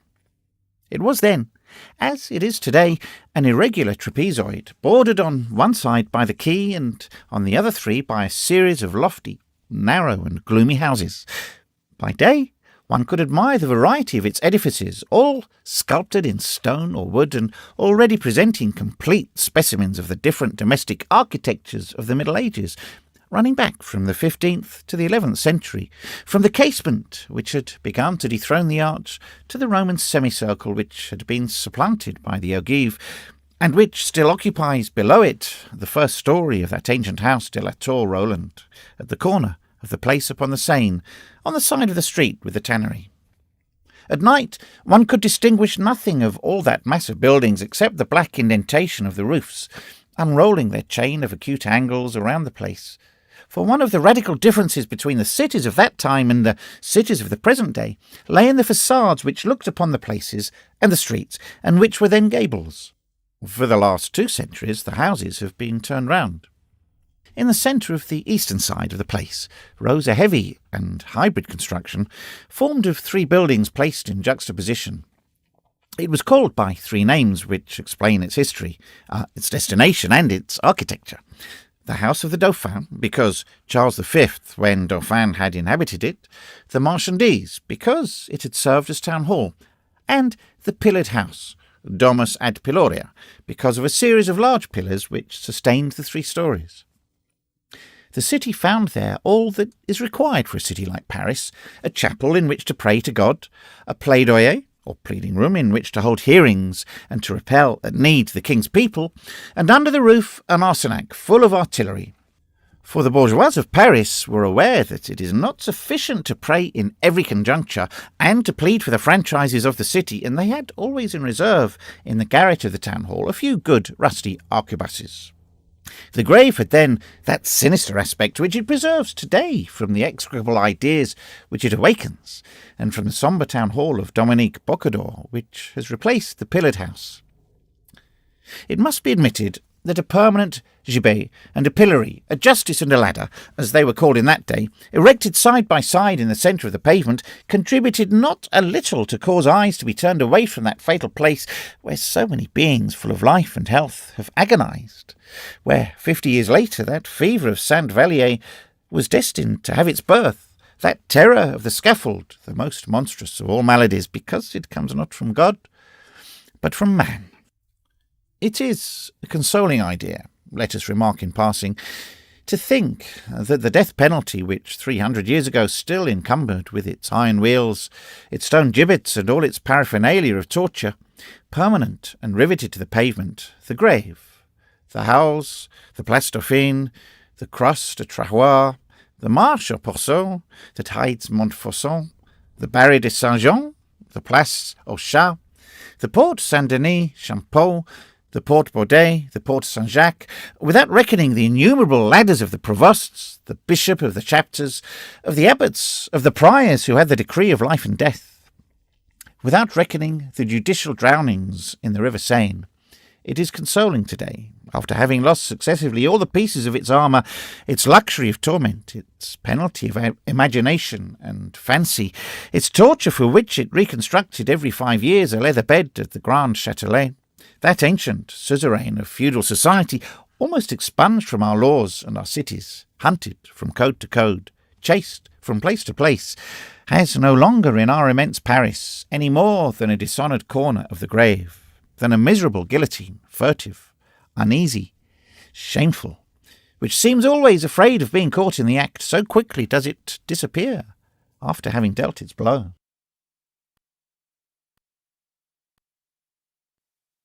Chapter 3. Kisses for Blows. When Pierre Gringoire arrived on the Place de Grève, he was paralysed.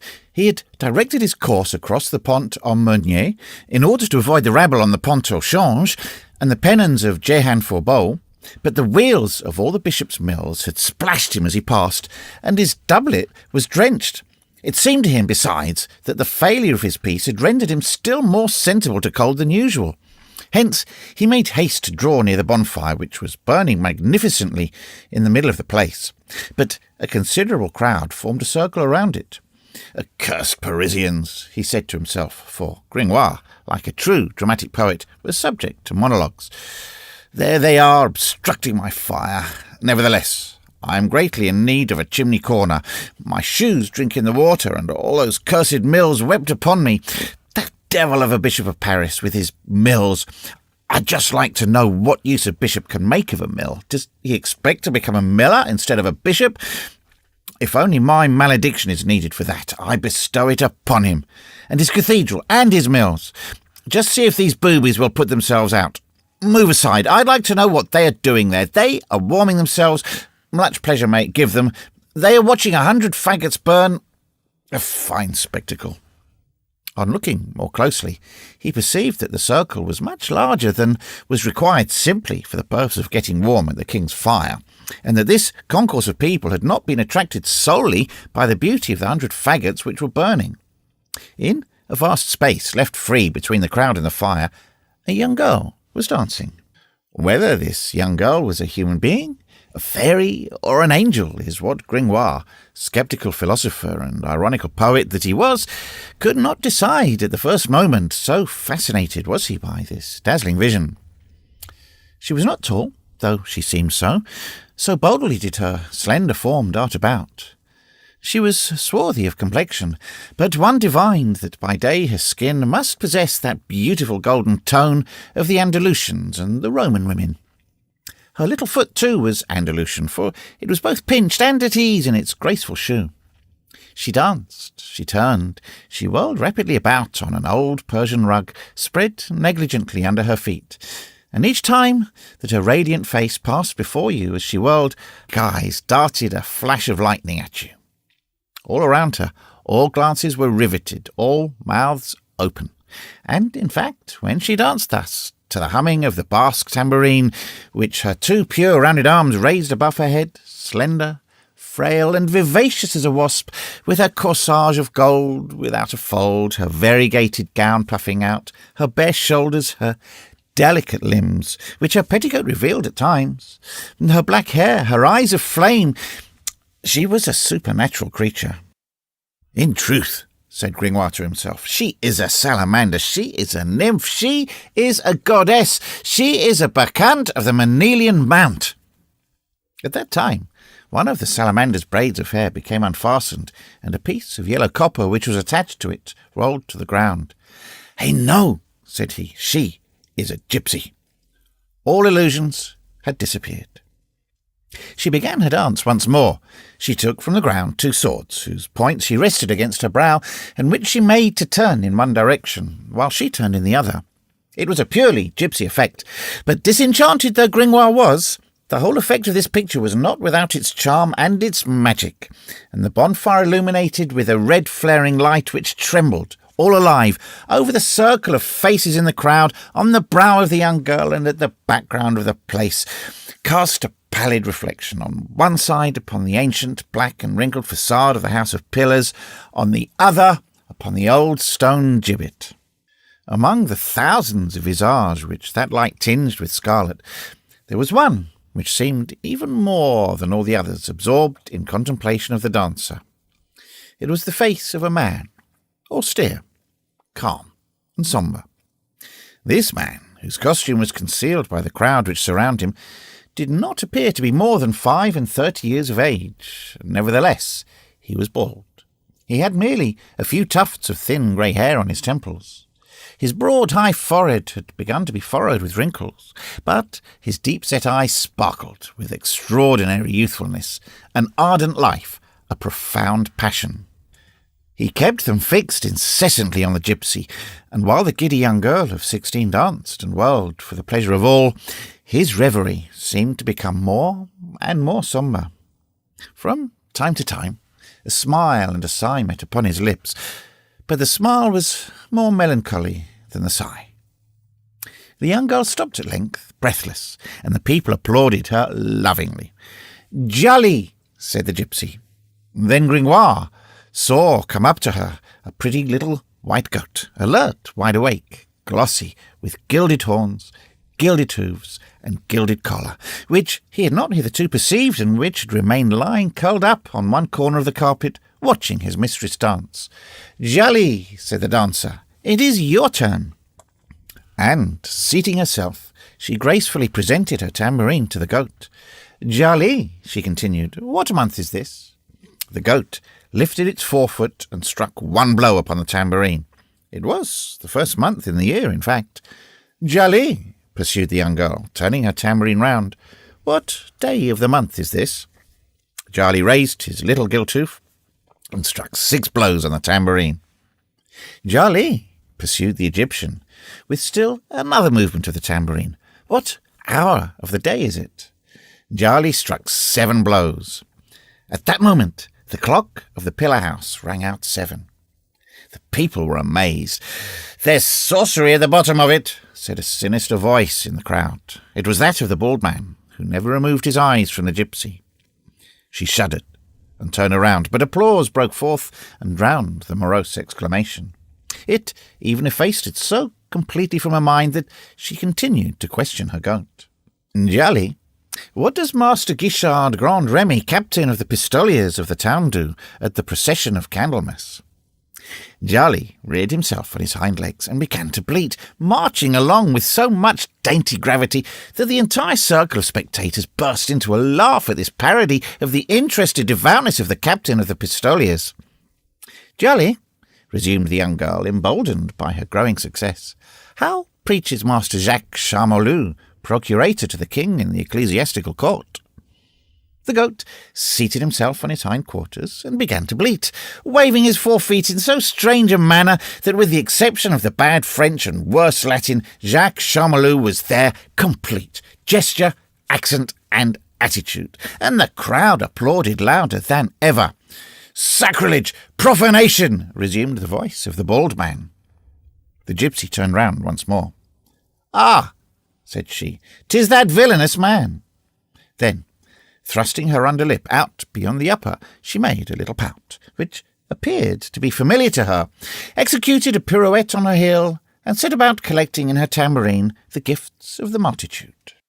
Big blanks, little blanks, togs, and eagle leards showered into it. All at once she passed in front of Gringoire.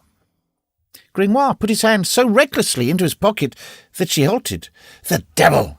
said the poet, finding at the bottom of his pocket the reality, that is to say, a void. In the meantime, the pretty girl stood there, gazing at him with her big eyes, and holding out her tambourine to him, waiting. Gringoire broke into a violent perspiration. If he had all Peru in his pocket, he would certainly have given it to the dancer, but Gringoire had not Peru, and moreover, America had not yet been discovered. Happily, an unexpected incident came to his rescue. "Will you take yourself off, you Egyptian grasshopper?" cried a sharp voice, which proceeded from the darkest corner of the place. The young girl turned round in a fright. It was no longer the voice of the bald man. It was the voice of a woman, bigoted and malicious. However, this cry, which alarmed the gypsy, delighted a troop of children who were prowling about there. "It is the recluse of the Tour Roland," they exclaimed with wild laughter. "It is the Saxe nun who is scolding. Hasn't she supped? Let's carry her the remains of the city refreshments." All rushed towards the pillar-house. In the meantime, Gringoire had taken advantage of the dancer's embarrassment to disappear. The children's shouts had reminded him that he also had not supped, so he ran to the public buffet. But the little rascals had better legs than he. When he arrived, they had stripped the table. There remained not so much as a miserable camichon at 5 sous the pound. Nothing remained upon the wall but slender fleur-de-lis mingled with rose bushes, painted in 1434 by Mathieu Bitterne. It was a meagre supper. It is an unpleasant thing to go to bed without supper. It is a still less pleasant thing not to sup and not to know where one is to sleep. That was Gringoire's condition. No supper, no shelter. He saw himself pressed on all sides by necessity, and he found necessity very cramped. He had long ago discovered the truth that Jupiter created men during a fit of misanthropy, and that during a wise man's whole life his destiny holds his philosophy in a state of siege. As for himself, he had never seen the blockade so complete. He heard his stomach sounding a parley, and he considered it very much out of place that evil destiny should capture his philosophy by famine. This melancholy reverie was absorbing him more and more, when a song, quaint but full of sweetness, suddenly tore him from it. It was the young gypsy who was singing. Her voice was like her dancing, like her beauty. It was indefinable and charming, something pure and sonorous, aerial, winged, so to speak. There were continual outbursts, melodies, unexpected cadences, then simple phrases strewn with aerial and hissing notes, then floods of scales which would have put a nightingale to rout, but in which harmony was always present. Then soft modulations of octaves which rose and fell like the bosom of the young singer. Her beautiful face followed, with singular mobility, all the caprices of her song. From the wildest inspiration to the chastest dignity, one would have pronounced her now a mad creature, now a queen.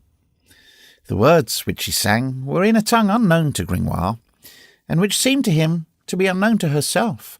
So little relation did the expression which she imparted to her song bear to the sense of the words. Thus, these 4 lines in her mouth were madly gay. Un cofre de gran riqueza, halaron dentro un pilar, dentro del nuevas banderas, con figuras de espantar. And an instant afterwards, at the accents which she imparted to this stanza, Alarabes de cavallo, sin poders menear, con espadas y los cuelos, balestas de buen echar. Gringoire felt the tears start to his eyes. Nevertheless, her song breathed joy most of all, and she seemed to sing like a bird from serenity and heedlessness.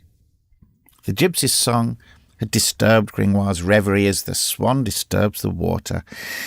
He listened in a sort of rapture and forgetfulness of everything. It was the first moment in the course of many hours when he did not feel that he'd suffered. The moment was brief. The same woman's voice which had interrupted the gypsy's dance interrupted her song. "Will you hold your tongue, you cricket of hell?" it cried, still from the same obscure corner of the place. The poor cricket stopped short. Gringoire covered up his ears. "Oh!" he exclaimed, "a cursed saw with missing teeth, which comes to break the lyre." Meanwhile, the other spectators murmured like himself. "To the devil with the Saxe nun," said some of them, and the old invisible killjoy might have had occasion to repent of her aggressions against the gypsy, had their attention not been diverted at this moment by the procession of the Pope of Fools, which, after having traversed many streets and squares, debouched on the Place de Grève with all its torches and all its uproar. This procession, which our readers have seen set out from the Palais de Justice, had organised on the way, and had been recruited by all the knaves, idle thieves, and unemployed vagabonds in Paris, so that it presented a very respectable aspect when it arrived at the grave. First came Egypt. The Duke of Egypt headed it, on horseback, with his counts on foot, holding his bridle and stirrups for him. Behind them, the male and female Egyptians, pell-mell, with their little children crying on their shoulders, all duke, counts, and populace in rags and tatters.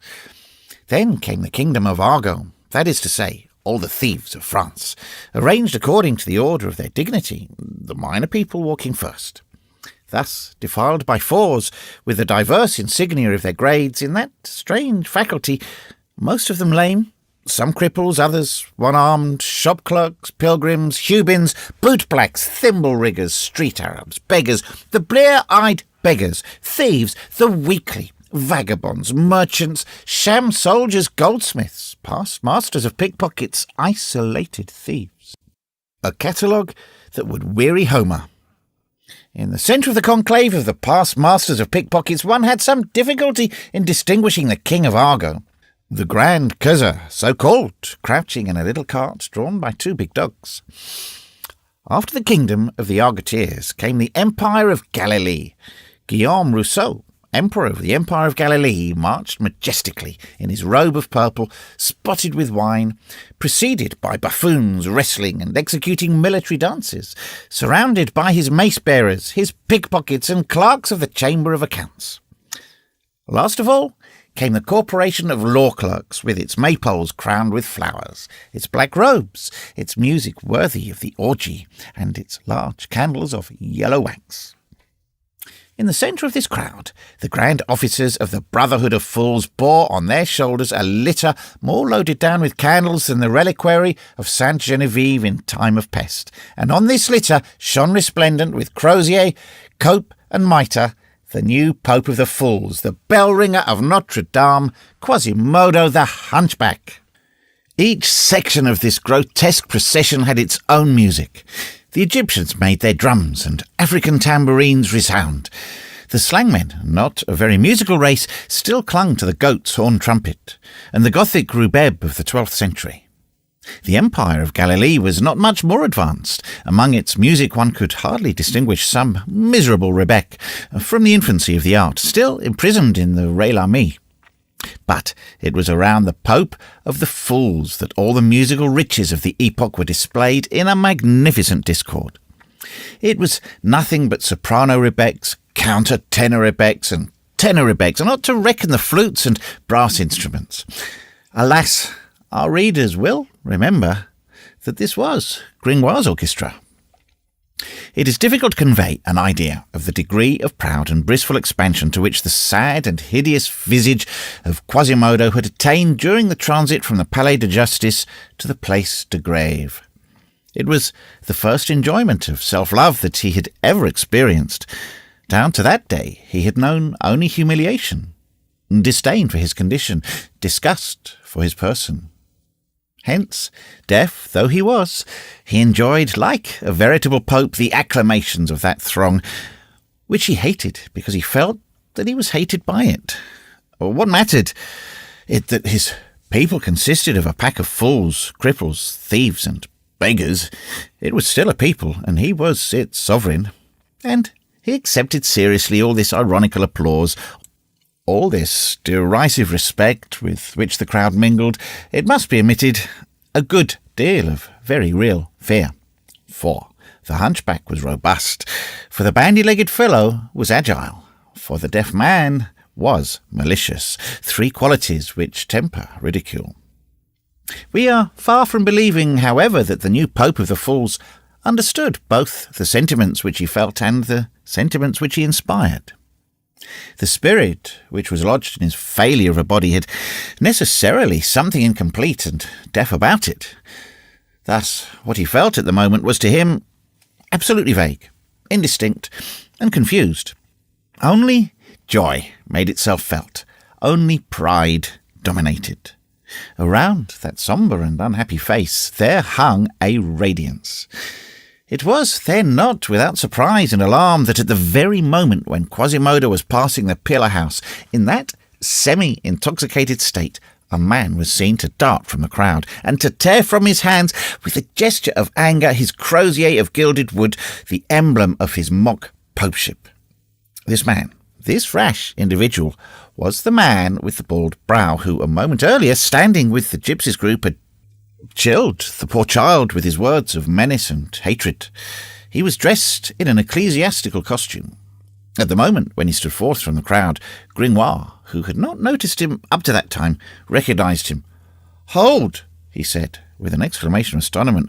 "Hey, 'tis my master in Hermes, Dom Claude Frollo, the archdeacon. What the devil does he want of that old one-eyed fellow? He'll get himself devoured." A cry of terror arose, in fact. The formidable Quasimodo had hurled himself from the litter, and the women turned aside their eyes in order not to see him tear the archdeacon asunder. He made one bound as far as the priest, looked at him, and fell upon his knees. The priest tore off his tiara, broke his crozier, and rent his tinsel cope.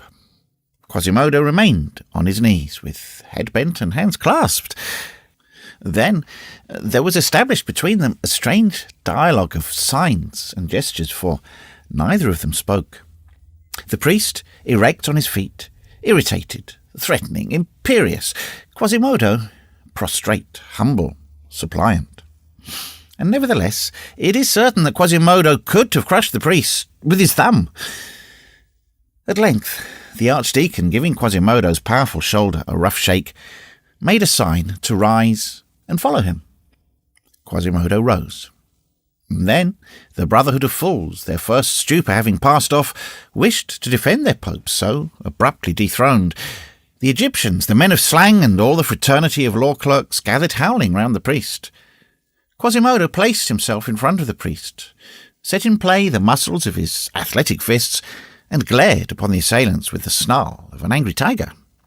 The priest resumed his sombre gravity, made a sign to Quasimodo, and retired in silence. Quasimodo walked in front of him, scattering the crowd as he passed. And when they had traversed the populace and the place, the cloud of curious and idle were minded to follow them. Quasimodo then constituted himself the rearguard and followed the archdeacon, walking backwards, squat, surly, monstrous, bristling, gathering up his limbs, licking his boar's tusks, growling like a wild beast, and imparting to the crowd immense vibrations with a look or a gesture. Both were allowed to plunge into a dark and narrow street where no one dared to venture after them, so thoroughly did the mere chimera of Quasimodo, gnashing his teeth, bar the entrance. "Here's a marvellous thing," said Gringoire. "But where the deuce shall I find some supper?"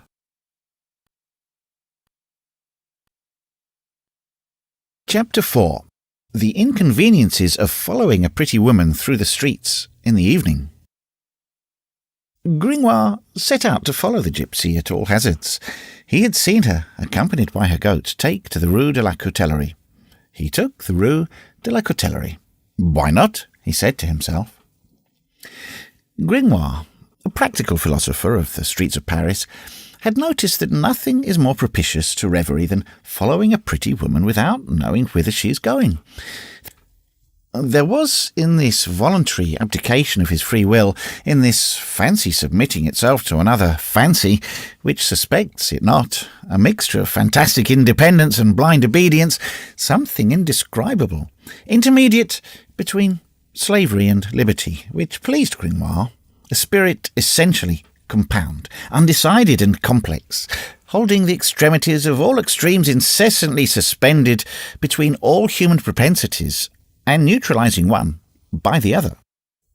He was fond of comparing himself to Marmot's coffin, attracted in two different directions by two lodestones, and hesitating eternally between the heights and the depths, between the vault and the pavement, between fall and ascent, between zenith and nadir. If Gringoire had lived in our day, what a fine middle course he would hold between classicism and romanticism. But he was not sufficiently primitive to live 300 years, and 'tis a pity. His absence is a void which is but too sensibly felt today. Moreover, for the purpose of thus following passers-by, and especially female passers-by in the streets, which Gringoire was fond of doing, there is no better disposition than ignorance of where one is going to sleep. So he walked along very thoughtfully behind the girl, who hastened her pace and made her goat trot as she saw the bourgeois returning home and the taverns, the only shops which had been open that day, closing. After all, he half thought to himself, she must lodge somewhere. gypsies have kindly hearts. Who knows? And in the points of suspense which he placed after this reticence in his mind, there lay, I know not what flattering ideas.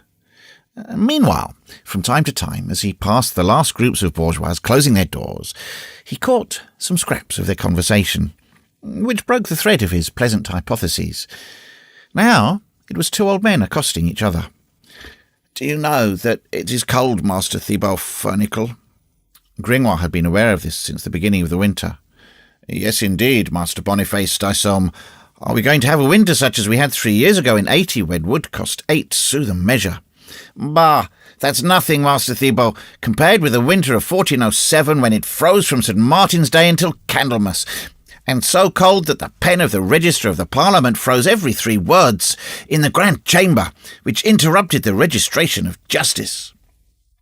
Further on, there were 2 female neighbours at their windows, holding candles which the fog caused to sputter. "Has your husband told you about the mishap, Mademoiselle Laboudrac?" "No." "What is it, Mademoiselle Turquointe?" "The horse of M. Gilles Godin, the notary of the Châtelet, took fright at the Flemings and their procession, and overturned Master Philip Avrilot, lay monk of the Celestines." "Really?" "Actually, a bourgeois horse. 'Tis rather too much. If it had been a cavalry horse, well and good." And the windows were closed, but Gringoire had lost the thread of his ideas, nevertheless. Fortunately, he speedily found it again, and he knotted it together without difficulty, thanks to the gypsy, thanks to Jolly, who still walked in front of him, 2 fine, delicate, and charming creatures, whose tiny feet, beautiful forms, and graceful manners he was engaged in admiring, almost confusing them in his contemplation, believing them to be both young girls, from their intelligence and good friendship, regarding them both as goats, so far as the lightness, agility, and dexterity of their walk were concerned. But the streets were becoming blacker, and more deserted every moment. The curfew had sounded long ago, and it was only at rare intervals now that they encountered a passer-by in the street, or a light in the windows. Gringoire had become involved in his pursuit of the gypsy, in that inextricable labyrinth of alleys, squares, and closed courts which surround the ancient sepulchre of the Saints Innocents, and which resembles a ball of thread tangled by a cat. "Here are streets which possess but little logic," said Gringoire, lost in the thousands of circuits which returned upon themselves incessantly, but where the young girl pursued a road which seemed familiar to her, without hesitation, and with a step which became ever more rapid. As for him, he would have been utterly ignorant of this situation had he not espied in passing at the turn of a street the octagonal mass of the pillory of the fish markets, the open-work summit of which threw its black, fretted outlines clearly upon a window which was still lighted in the Rue Vaudelet. The young girl's attention had been attracted to him for the last few moments, and she had repeatedly turned her head towards him with uneasiness. She had even once come to a standstill, and, taking advantage of a ray of light which escaped from a half-open bakery, to survey him intently from head to foot. Then, having cast this glance, Gringoire had seen her make that little pout which he had already noticed, after which she passed on.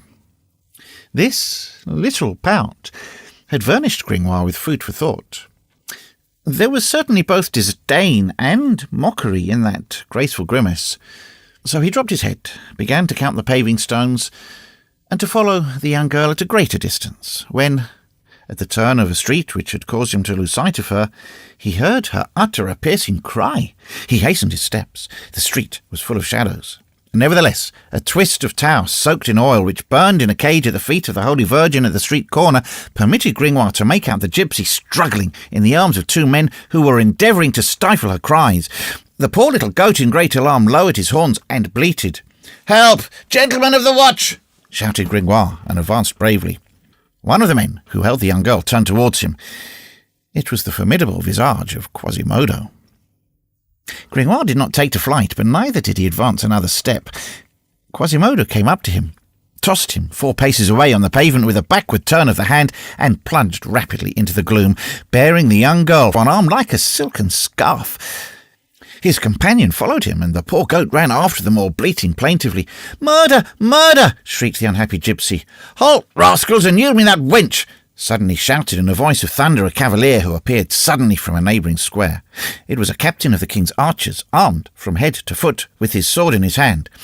He tore the gypsy from the arms of the dazed Quasimodo, threw her across his saddle, and at the moment when the terrible hunchback, recovering from his surprise, rushed upon him to regain his prey, 15 or 16 archers who followed their captain closely made their appearance with their two-edged swords in their fists. It was a squad of the king's police, which was making the rounds by order of Monsieur Robert d'Estouteville, guard of the provostship of Paris.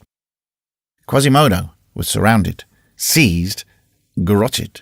He roared, he foamed at the mouth, he bit, and had it been broad daylight, there is no doubt that his face alone, rendered more hideous by wrath, would have put the entire squad to flight.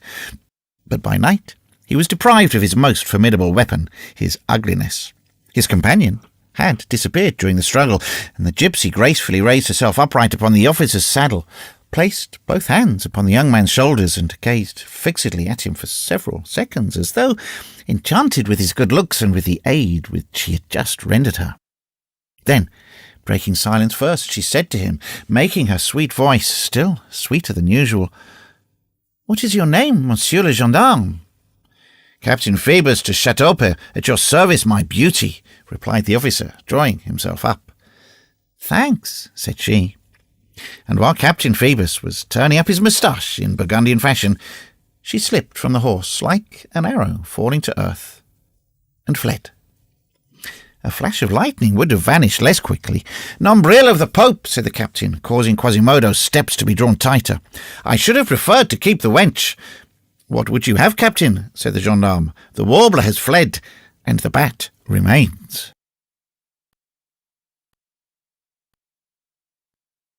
Chapter 5. Result of the Dangers. Gringoire, though thoroughly stunned by his fall, remained on the pavement in front of the Holy Virgin at the street corner.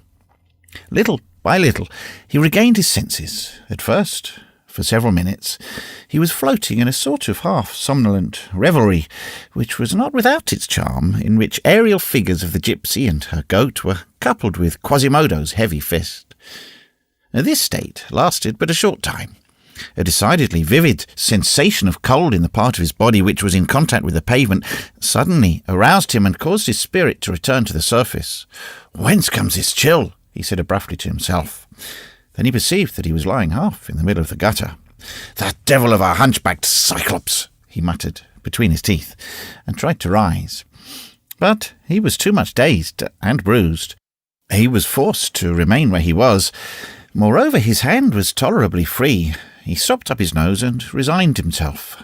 "The mud of Paris," he said to himself, for decidedly he thought that he was sure that the gutter would prove his refuge for the night, and what can one do in a refuge except dream? "The mud of Paris is particularly stinking. It must contain a great deal of volatile and nitric salts. That, moreover, is the opinion of Master Nicholas Flamel and of the alchemists." The word alchemists suddenly suggested to his mind the idea of Archdeacon Claude Frollo. He recalled the violent scene which he had just witnessed in part, that the gypsy was struggling with two men, that Quasimodo had a companion, and the morose and haughty face of the archdeacon passed confusedly through his memory. That would be strange, he said to himself. And on that fact, and that basis, he began to construct a fantastic edifice of hypothesis, that card castle of philosophers, then suddenly returning once more to reality. "Come, I'm freezing," he ejaculated. The place was in fact becoming less and less tenable. Each molecule of the gutter bore away a molecule of heat radiating from Gringoire's loins, and the equilibrium between the temperature of his body and the temperature of the brook began to be established in rough fashion. Quite a different annoyance suddenly assailed him. A group of children, those little barefooted savages who've always roamed the pavements of Paris under the eternal name of gamins, and who, when we were also children ourselves, threw stones at all of us in the afternoon when we came out of school, because our trousers were not torn. A swarm of these young scamps rushed towards the square where Gringoire lay, with shouts of laughter which seemed to pay but little heed to the sleep of the neighbours. They were dragging after them some sort of hideous sack, and the noise of their wooden shoes alone would have roused the dead. Gringoire, who was not quite dead yet, half raised himself. "Oh hey, Hanakan Dandeshe! Oh hey, Jehan Pansabor!" they shouted in deafening tones. "Old Eustache, move on! The merchant at the corner has just died. We've got his straw pallet. We're going to have a bonfire out of it. It's the turn of the Flemish today." And behold, they flung the pallet directly upon Gringoire, beside whom they had arrived without espying him. At the same time, one of them took a handful of straw and set off to light it at the wick of the good Virgin. "'Sdeath!" growled Gringoire. "Am I going to be too warm now?" It was a critical moment. He was caught between fire and water. He made a superhuman effort, the effort of a counterfeiter of money who is on the point of being boiled and who seeks to escape. He rose to his feet, flung aside the straw pallet upon the street urchins, and fled. "Holy Virgin!" shrieked the children. "'Tis the merchant's ghost!" And they fled in their turn. The straw mattress remained master of the field. Belleforest, Father Le Juge, and Corozet affirmed that it was picked up on the morrow, with great pomp, by the clergy of the quarter, and borne to the treasury of the church of Saint Opportune, where the sacristan, even as late as 1789, earned a tolerably handsome revenue out of the great miracle of the statue of the Virgin at the corner of Rue Mauconseil, which had, by its mere presence on the memorable night between the 6th and 7th of January 1482, exorcised the defunct Eustache Moubon, who, in order to play a trick on the devil, had, at his death, maliciously concealed his soul in his straw pallet.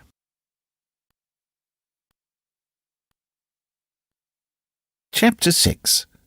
The Broken Jug. After having run for some time at the top of his speed, without knowing whither, knocking his head against many a street corner, leaping many a gutter, traversing many an alley, many a court, many a square, seeking flight and passage through all the meanderings of the ancient passages of the holes, exploring in his panic terror what the fine Latin of the maps calls tota via, ceminum et via aurea, our poet suddenly halted for lack of breath in the first place, and in the second, because he'd been collared, after a fashion, by a dilemma which had just occurred to his mind. "It strikes me, Master Pierre Gringoire," he said to himself, placing his finger to his brow, "that you are running like a madman.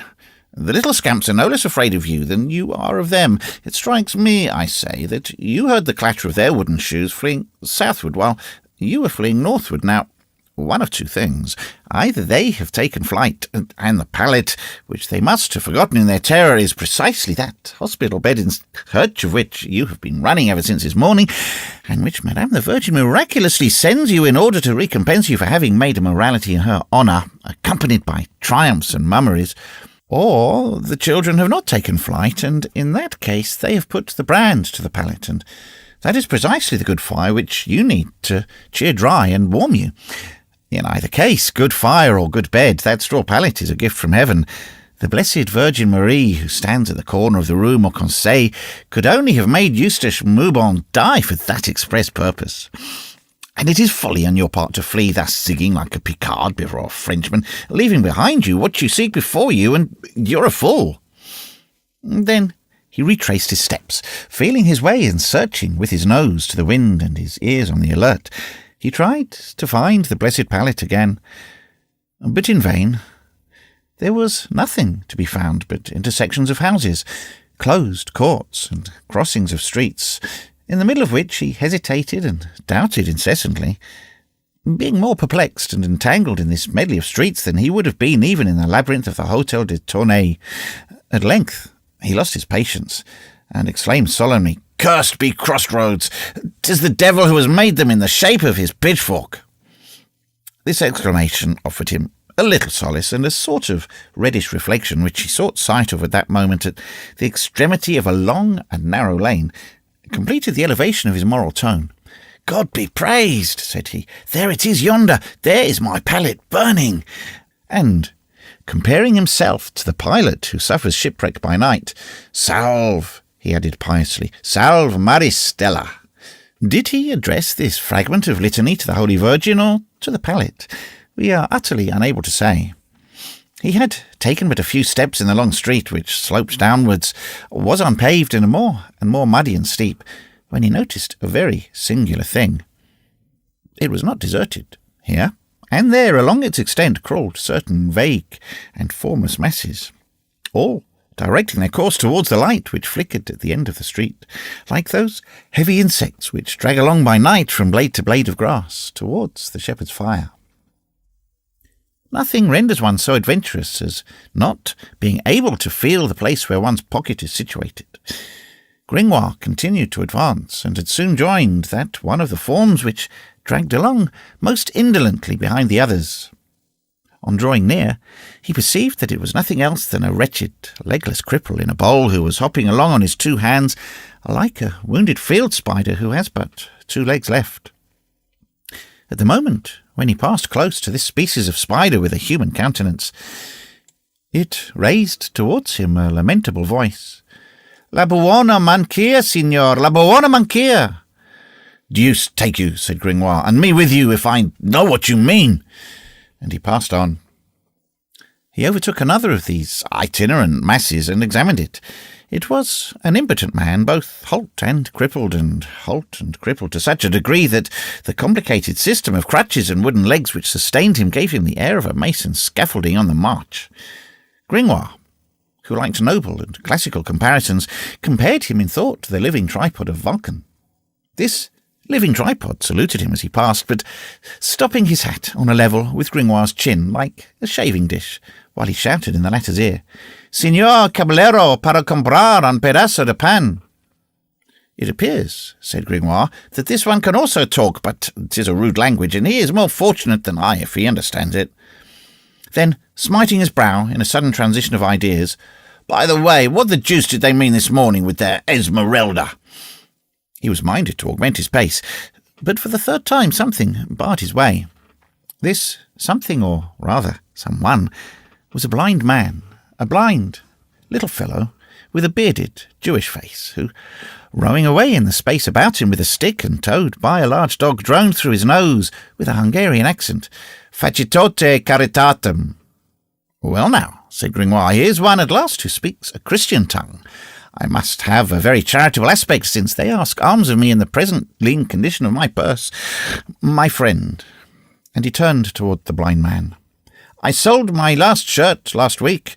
That is to say, since you understand only the language of Cicero, vendidi hebdomade nuper transita meam ultimam chemisam." That said, he turned his back upon the blind man and pursued his way. But the blind man began to increase his stride at the same time, and behold, the cripple and legless man in his bowl came up on their side in great haste, and with great clamour of bowl and crutches upon the pavement. Then all 3, jostling each other at poor Gringoire's heels, began to sing their song to him. "Caritatem," shouted the blind man. "La buona manquia," chanted the cripple in the bowl. And the lame man took up the musical phrase by repeating, "Un pedazo de pan." Gringoire stopped up his ears. "O Tower of Babel!" he exclaimed. He set out to run. The blind man ran. The lame man ran. The cripple in the bowl ran. And then, in proportion as he plunged deeper into the street, cripples in bowls, blind men and lame men swarmed about him, men with one arm and with one eye, and the leprous with their sores, some emerging from little streets adjacent, some from the air-holes of cellars, howling, bellowing, yelping, all limping and halting, all flinging themselves towards the light, and humped up in the mire like snails after a shower. Gringoire, still followed by his 3 persecutors, and not knowing very well what was to become of him, marched along in terror among them, turning out for the lame, stepping over the cripples in bowls, with his feet embedded in that ant-hill of lame men, like the English captain who caught in the quicksand of a swarm of crabs. The idea occurred to him of making an effort to retrace his steps, but it was too late. This whole legion had closed in behind him, and his 3 beggars held him fast. So he proceeded, impelled both by this irresistible flood, by fear and by a vertigo which converted all this into a sort of horrible dream. At last he reached the end of the street. It opened upon an immense place where 1,000 scattered lights flickered in the confused mists of night. Gringoire flew thither, hoping to escape by the swiftness of his legs from the 3 infirm spectres who had clutched him. "Onde vas, hombre?" "Where are you going, my man?" cried the cripple, flinging away his crutches and running after him with the best legs that have ever traced a geometrical step upon the pavements of Paris. In this meantime, the legless man, erect upon his feet, crowned Gringoire with his heavy iron bowl, and the man glared in his face with flaming eyes. "Where am I?" said the terrified poet. "In the court of miracles," replied a fourth spectre who had accosted them. "Upon my soul," resumed Gringoire, "I certainly do behold the blind who see and the lame who walk, but where is the Saviour?" They replied by a burst of sinister laughter. The poor poet cast his eyes about him. It was, in truth, that redoubtable Corps des Miracles, but whither an honest man had never penetrated at such an hour, the magic circle where the officers of the Châtelet and the sergeants of the provostship who ventured thither disappeared in morsels, a city of thieves, a hideous wart on the face of Paris, a sewer from which escaped every morning and whither returned every night to crouch, that stream of vices, of mendicancy and vagabondage which always overflows in the street of capitals, a monstrous hive to which returned at nightfall with their booty all the drones of the social order, a lying hospital where the bohemian, the disfrocked monk, the ruined scholar, the ne'er-do-wells of all nations, Spaniards, Italians, Germans, of all religions, Jews, Christians, Mahometans, idolaters covered with painted sores, beggars by day, were transformed by night into brigands, an immense dressing-room, in a word, where, at that epoch, the actors of that eternal comedy, which theft, prostitution, and murder play upon the pavements of Paris, dressed and undressed.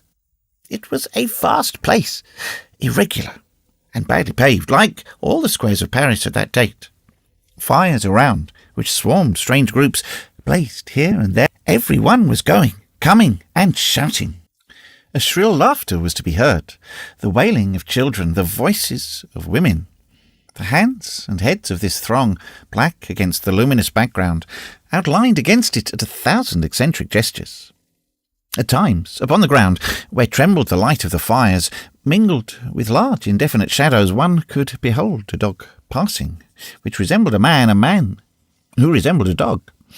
The limits of races and species seemed effaced in this city, as in a pandemonium. Men, women, beasts, age, sex, health, maladies, all seemed to be in common among these people. All went together. They mingled, confounded, superposed. Each one there participated in all.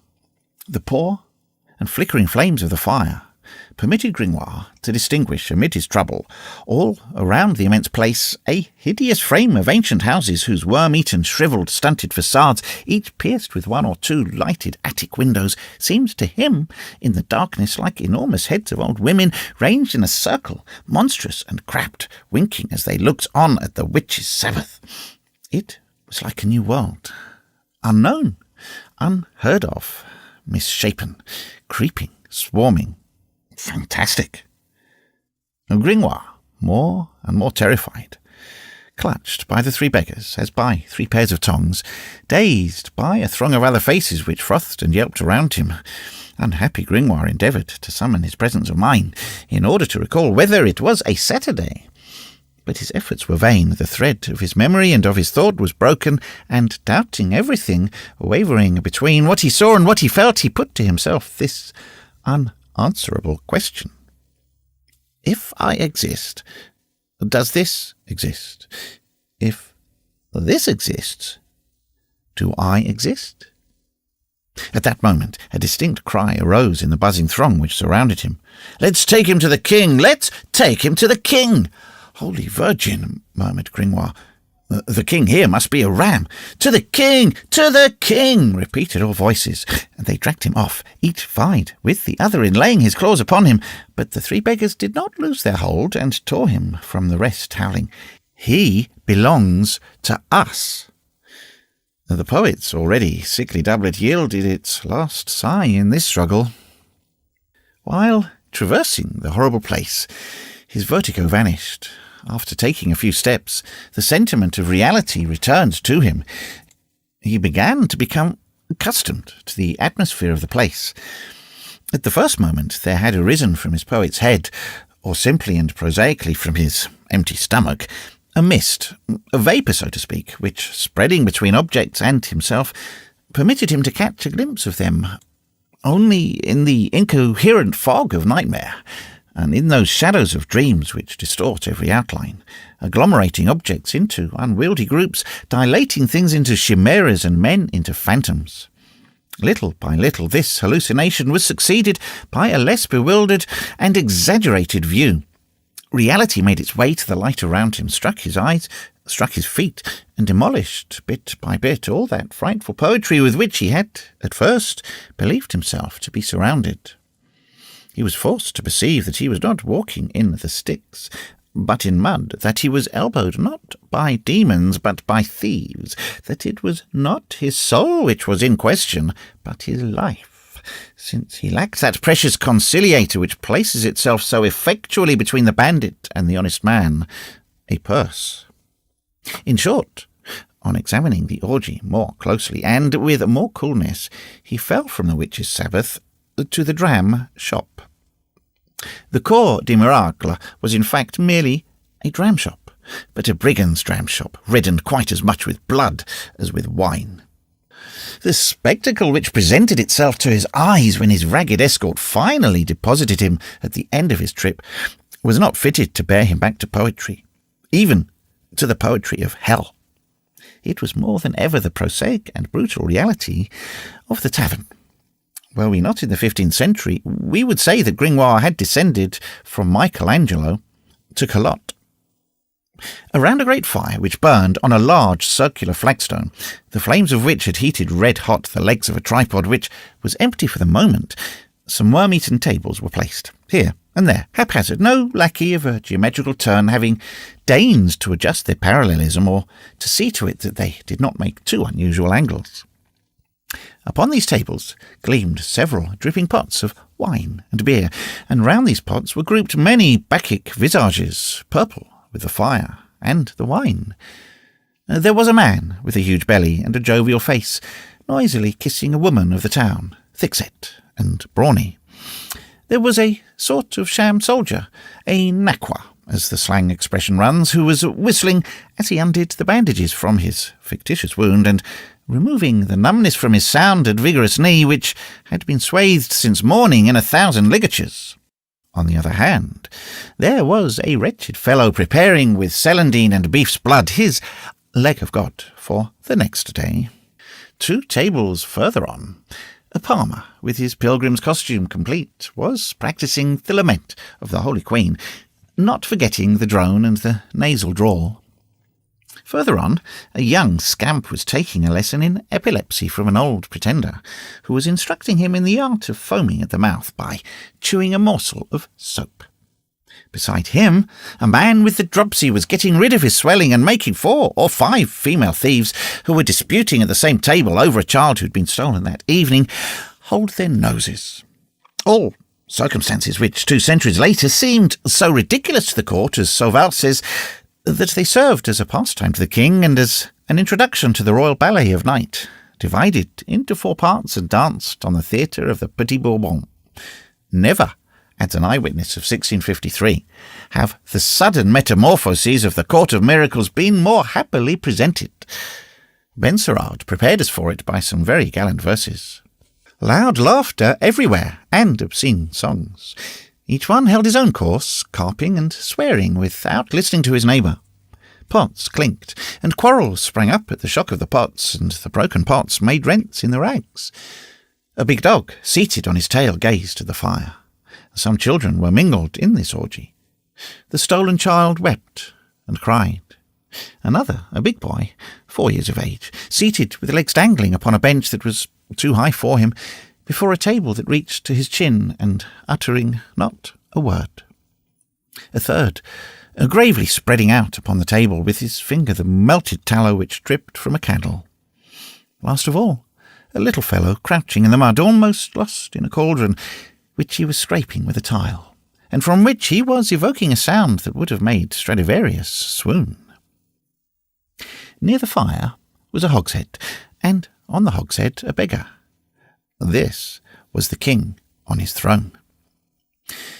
The 3 who had Gringoire in their clutches led him in front of this hogshead, and the entire bacchanal route fell silent for a moment, with the exception of the cauldron inhabited by the child. Gringoire dared neither breathe nor raise his eyes. Hombre, quita tu sombrero, said one of the three knaves, in whose grasp he was, and before he had comprehended the meaning, the other had snatched his hat. A wretched headgear, it is true, but still good on a sunny day or when there was but little rain. Gringoire sighed. Meanwhile, the king addressed him from the summit of his cask. "Who is this rogue?" Gringoire shuddered. That voice, although accentuated by menace, recalled to him another voice, which that very morning had dealt the death blow to his mystery by drawling nasally in the midst of the audience, "Charity, please." He raised his head. It was indeed Clopin Trillefou. Clopin Trillefou, arrayed in his royal insignia, wore neither one rag more nor one rag less. The sore upon his arm had already disappeared. He held in his hand one of those whips made of thongs of white leather, which police sergeants then used to repress the crowd, and which were called bouillets. On his head he wore a sort of headgear bound round and closed at the top, but it was difficult to make out whether it was a child's cap or a king's crown. The two things bore so strong a resemblance to each other. Meanwhile, Gringoire, without knowing why, had regained some hope on recognizing the king of the Coeur de Miracle, his accursed mendicant of the Grand Hall. "Master," stammered he, "Monseigneur, sire, how ought I to address you?" he said at length, having reached the culminating point of his crescendo and knowing neither how to mount higher nor to descend again. "Monseigneur, His Majesty, or comrade, call me what you please, but make haste. What have you to say in your own defence?" "In your own defence?" thought Gringoire. "That displeases me," he resumed, stuttering. "I am he who this morning—" "By the devil's claws!" interrupted Clopin. "Your name, knave, and nothing more. Listen. You are in the presence of three powerful sovereigns. Myself, Clopin Trillefou, King of Thunes, successor to the Grand Cousin, supreme suzerain of the realm of Argo, Matthias Hunyadi Spicali, Duke of Egypt and of Bohemia, the old yellow fellow whom you see yonder with a dish clout round his head, Guillaume Rosso, Emperor of Galilee, that fat fellow who is not listening to us but caressing a wench. We are your judges. You have entered the kingdom of Argo without being an Argotier. You have violated the privileges of our city. You must be punished unless you are a capon, a franc mitou, or a rifaud. That is to say, in the slang of honest folk, a thief, a beggar, or a vagabond. Are you anything of that sort? Justify yourself. Announce your titles." Alas," said Gringoire, "I have not that honour. I am the author." "That is sufficient," resumed Trillefou, without permitting him to finish. "You are to be hanged. 'Tis a very simple matter, gentlemen and honest bourgeois. As you treat our people in our abode, so we treat you in ours. The law which you apply to vagabonds apply to you. 'Tis your fault if it is harsh. One really must behold the grimace of an honest man above the hempen collar now and then. That renders the thing honourable. Come, friend, divide your rags gaily among these damsels. I am going to have you hanged to amuse the vagabonds, and you are to give them your purse to drink your health. If you have any mummery to go through with, there's a very good God the Father in that mortar yonder in stone, which we stole from Saint Pierre au Boeuf. You have 4 minutes in which to fling your soul at his head." The harangue was formidable. "Well said, upon my soul. Clopin Trillefou preaches like the Holy Father, the Pope," exclaimed the Emperor of Galilee, smashing his pot in order to prop up his table. "Messeigneurs, emperors, and kings," said Gringoire coolly, for I know not how firmness had returned to him, and he spoke with resolution. "Don't think of such a thing. My name is Pierre Gringoire. I am the poet whose morality was presented this morning in the Grand Hall of the Courts." "Ah, so it was you, master," said Clopin. "I was there, par la tête. Dieu, well, comrade, is that any reason, because you bored us to death this morning, that you should not be hung this evening?" "I shall find difficulty in getting out of it," said Gringoire to himself. Nevertheless, he made one more effort. "I don't see why poets are not classed with vagabonds," said he. "Vagabond Aesopus certainly was. Homerus was a beggar. Mercurius was a thief." Clopin interrupted him. "I believe you are trying to blarney us with your jargon. Zounds! Let yourself be hung, and don't kick up such a row over it." Pardon me, Monseigneur, the King of Thunes, replied Gringoire, disputing the ground foot by foot. It is worth trouble. One moment. Listen to me. You are not going to condemn me without having first heard me. His unlucky voice was, in fact, drowned in the uproar which rose around him. The little boy scraped away at his cauldron with more spirit than ever, and, to crown all, an old woman had just placed on the tripod a frying pan of grease, which hissed away on the fire with a noise similar to the cry of a troop of children in pursuit of a masker. In the meantime, Clopin Troelfou appeared to hold a momentary conference with the Duke of Egypt and the Emperor of Galilee, who was completely drunk. Then he shouted shrilly, "Silence!" And as the cauldron and the frying pan did not heed him and continued their duet, he jumped down from his hogshead, gave a kick to the boiler, which rolled 10 paces away, bearing the child with it, a kick to the frying pan, which upset the fire with all its grease, and gravely remounted his throne, without troubling himself about the stifled tears of the child or the grumbling of the old woman, whose supper was wasting away in a fine white flame. Troelfou made a sign, and the Duke, the Emperor, and the past masters of pickpockets and the isolated robbers came and ranged themselves around him in a horseshoe, of which Gringoire, still roughly held by the body, formed the centre. It was a semicircle of rags, tatters, tinsel, pinchforks, axes, legs staggering with intoxication, huge, bare arms, faces, sordid, dull, and stupid. In the midst of this round table of beggary, Clopin Troelfou, as the doge of this senate, as the king of this peerage, as the pope of this conclave, dominated, first by virtue of the height of his hogshead, and next by virtue of an indescribable, haughty, fierce, and formidable air, which caused his eyes to flash and corrected in his savage profile the bestial type of the race of vagabonds. One would have pronounced him a boar amid a herd of swine. "Listen," said he to Gringoire, fondling his misshapen chin with his horny hand. "I don't see why you should not be hung. It is true that it appears to be repugnant to you, and it is very natural, for you bourgeois are not accustomed to it. You form for yourselves a great idea of the thing. After all, we won't wish you any harm. Here is a means of extricating yourself from your predicament for the moment. Will you become one of us?"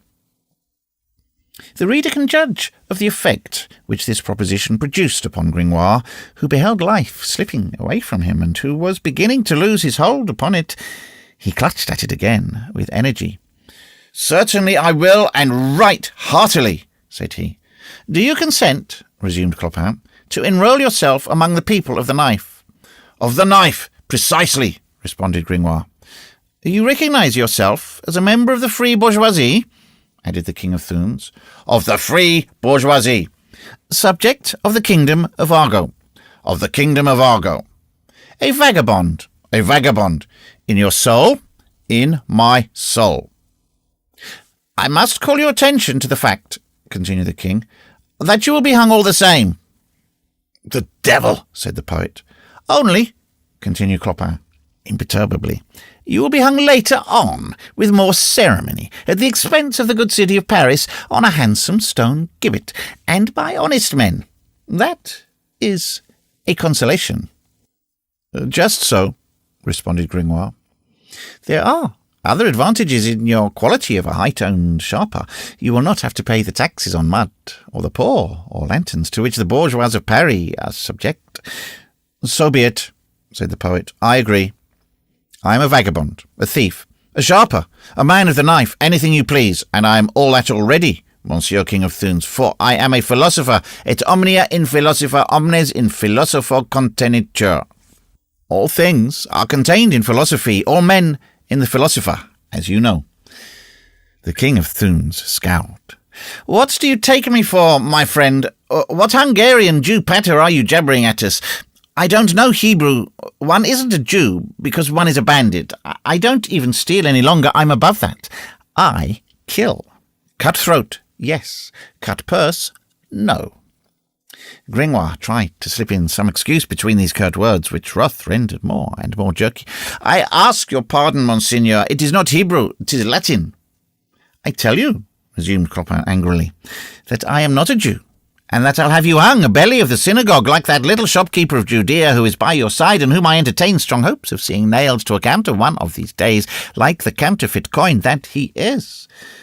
So saying, he pointed his finger at the little bearded Hungarian Jew who had accosted Gringoire with his facitote character, and who, understanding no other language, beheld with surprise the King of Thunes' ill-humour overflow upon him.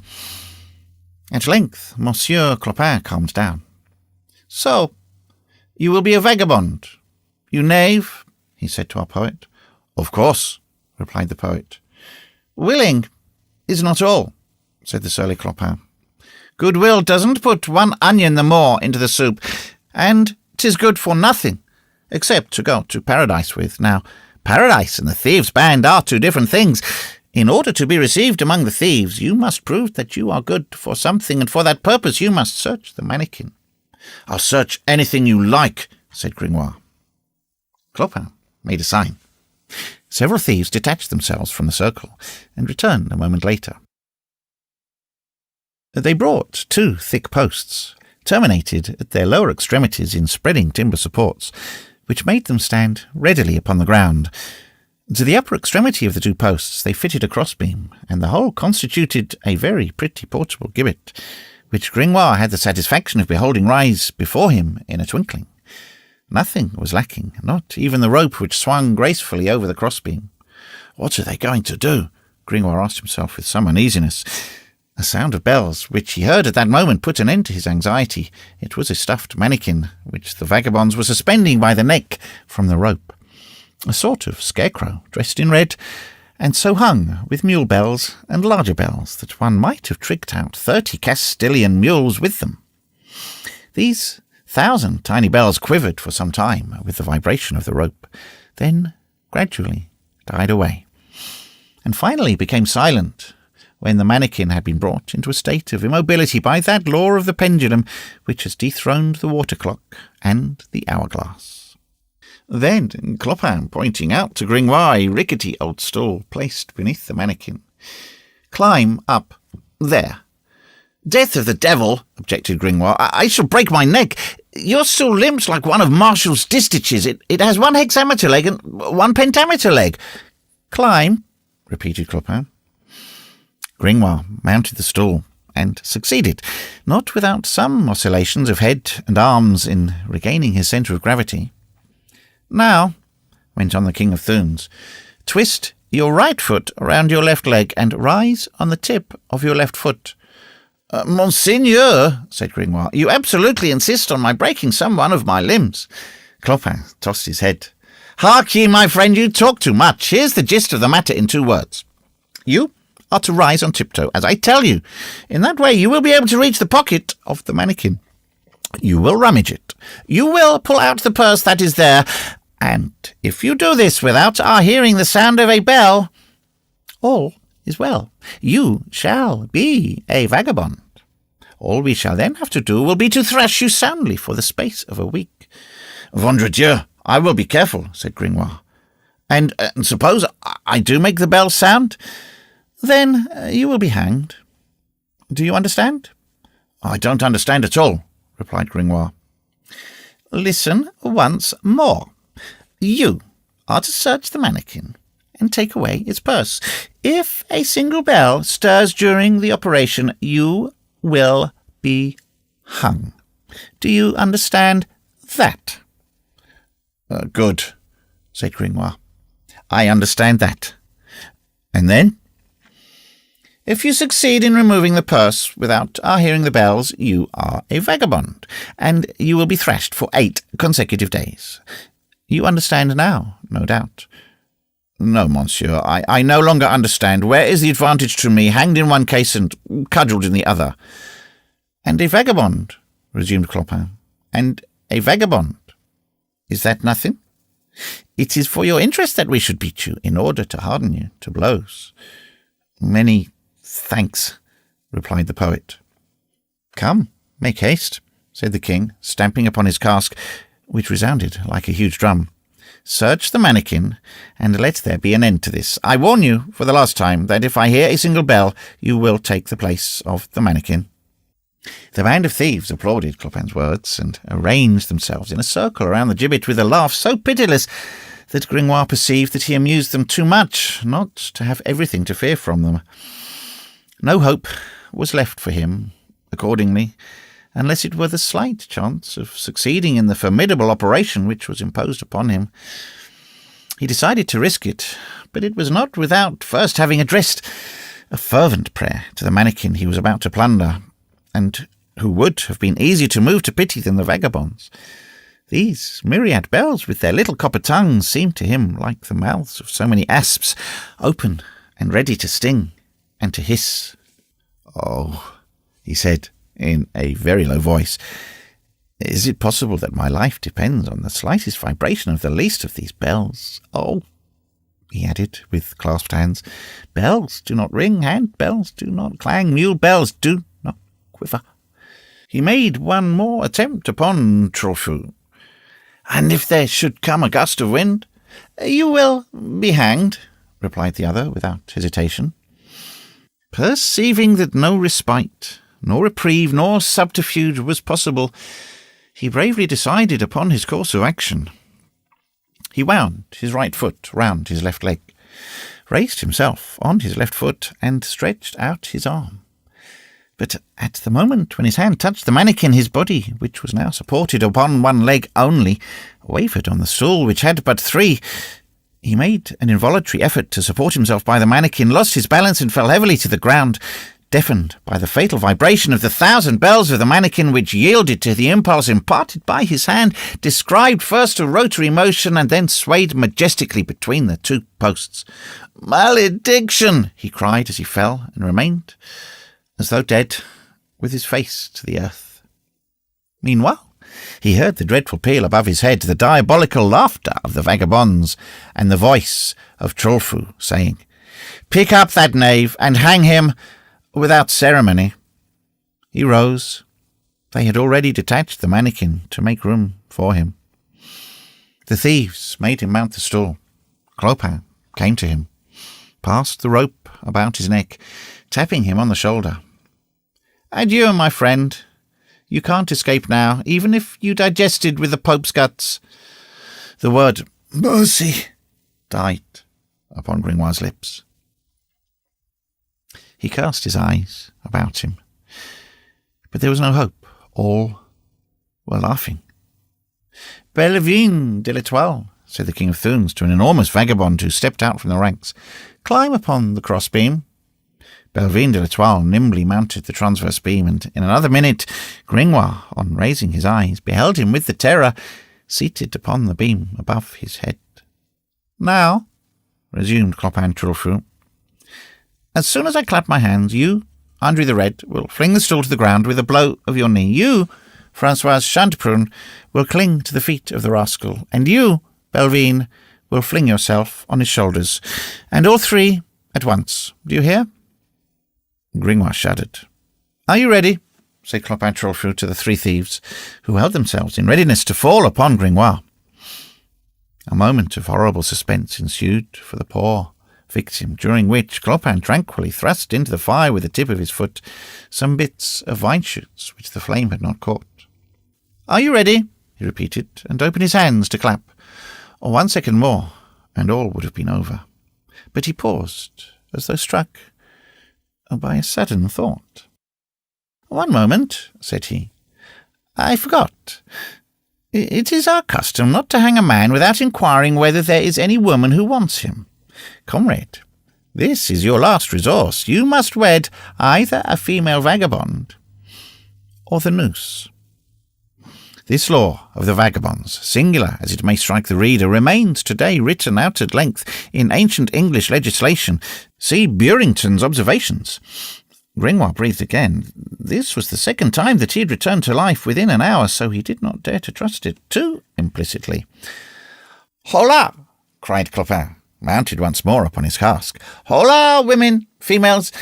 Is there among you, from the sorceress to her cat, a wench who wants this rascal? Hola, Colette la Charonne, Elizabeth Trouvin, Simone Jodoin, Marie Paidebout, Thornalong, Berard Fanouille, Michel Genet? Claude Orangerie, le Mathurin Giroru. Hola, Isabeau Latieri. Come and see. A man for nothing. Who wants him? Gringoire, no doubt, was not very appetizing in this miserable condition. The female vagabonds did not seem to be much affected by the proposition. The unhappy wretch heard them answer, No, hang him. There'll be more fun for us all. Nevertheless, 3 emerged from the throng and came to smell of him. The first was a big wench with a square face. She examined the philosopher's deplorable doublet attentively. His garment was worn, and more full of holes than a stove for roasting chestnuts. The girl made a wry face. Old rag, she muttered, and addressing Gringoire, Let's see your cloak. I have lost it, replied Gringoire. Your hat. They took it away from me. Your shoes. They have hardly any soles left. Your purse. Alas, stammered Gringoire, I have not even a sou. Let them hang you then, and say thank you, retorted the vagabond wench, turning her back on him. The second, old, black, wrinkled, hideous, with an ugliness conspicuous even in the Coeur des Miracles, trotted round Gringoire. He almost trembled lest she should want him, but she mumbled between her teeth, He is too thin, and went off. The third was a young girl, quite fresh and not too ugly. Save me, said the poor fellow to her in a low tone. She gazed at him for a moment with an air of pity, then dropped her eyes and made a plait in her petticoat, and remained in indecision. He followed all these movements with his eyes. It was the last gleam of hope. No, said the young girl at length. No, Guillaume Longjou would beat me. She retreated into the crowd. You are unlucky, comrade, said Clopin. Then rising to his feet upon his hogshead, No one wants him, he exclaimed, imitating the accent of an auctioneer, to the great delight of all. No one wants him. Once, twice, 3 times, and turning toward the gibbet with a sign of his hand. Gone. Bellevine de l'Etoile, Andrew the Red, Françoise Chanteprune stepped up to Gringoire. At that moment a cry arose among the thieves. La Esmeralda! La Esmeralda! Gringoire shuddered and turned towards the side whence the clamour proceeded. The crowd opened and gave passage to a pure and dazzling form. It was the gypsy. La Esmeralda! Said Gringoire, stupefied in the midst of his emotions by the abrupt manner in which that magic word knotted together all his reminiscences of the day. This rare creature seemed even in the Coeur des Miracles to exercise her sway of charm and beauty. The vagabonds, male and female, ranged themselves gently along her path, and their brutal faces beamed beneath her glance. She approached the victim with her light step. Her pretty Djali followed her. Gringoire was more dead than alive. She examined him for a moment in silence. You are going to hang this man? She said gravely to Clopin. Yes, sister, replied the King of Thunes, unless you will take him for your husband. She made her pretty little pout with her under lip. I'll take him, said she. Gringoire firmly believed that he had been in a dream ever since morning, and that this was the continuation of it. The change was, in fact, violent, though a gratifying one. They undid the noose, and made the poet step down from the stool. His emotion was so lively that he was obliged to sit down. The Duke of Egypt brought an earthenware crock, without uttering a word. The gypsy offered it to Gringoire. Fling it on the ground, said she. The crock broke into 4 pieces. Brother, then said the Duke of Egypt, laying his hands upon their foreheads, she is your wife. Sister, he is your husband for 4 years. Go.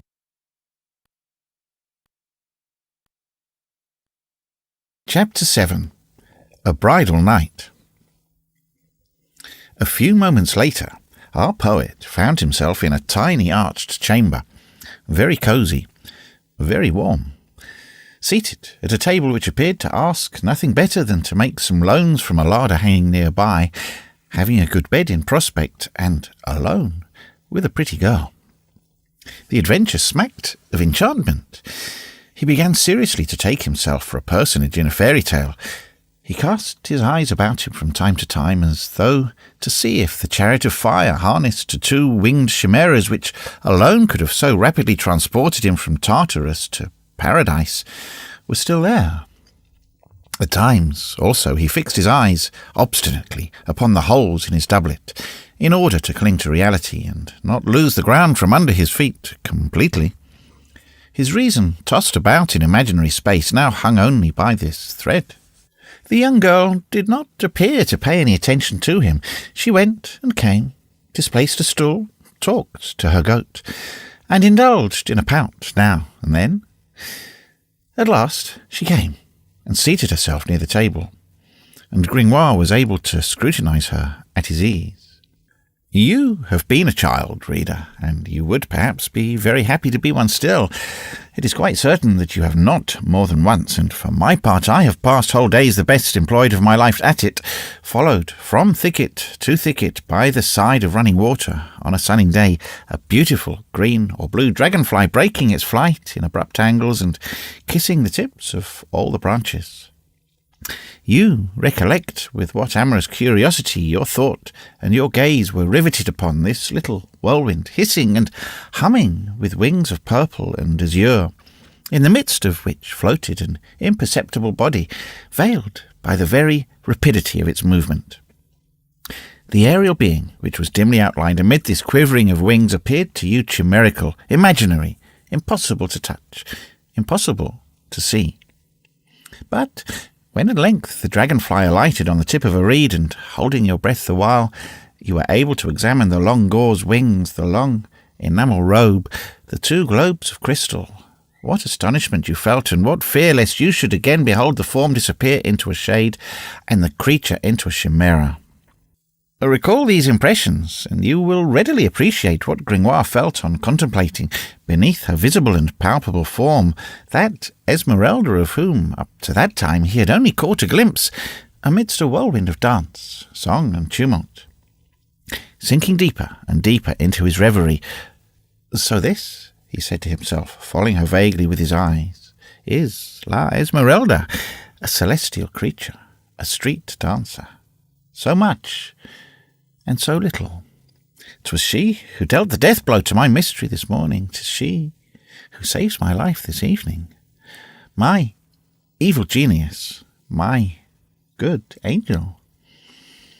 A pretty woman, on my word, and who must needs love me madly to have taken me in that fashion. By the way," said he, rising suddenly, with that sentiment of the true which formed the foundation of his character and his philosophy, "I don't know very well how it happens, but I am her husband."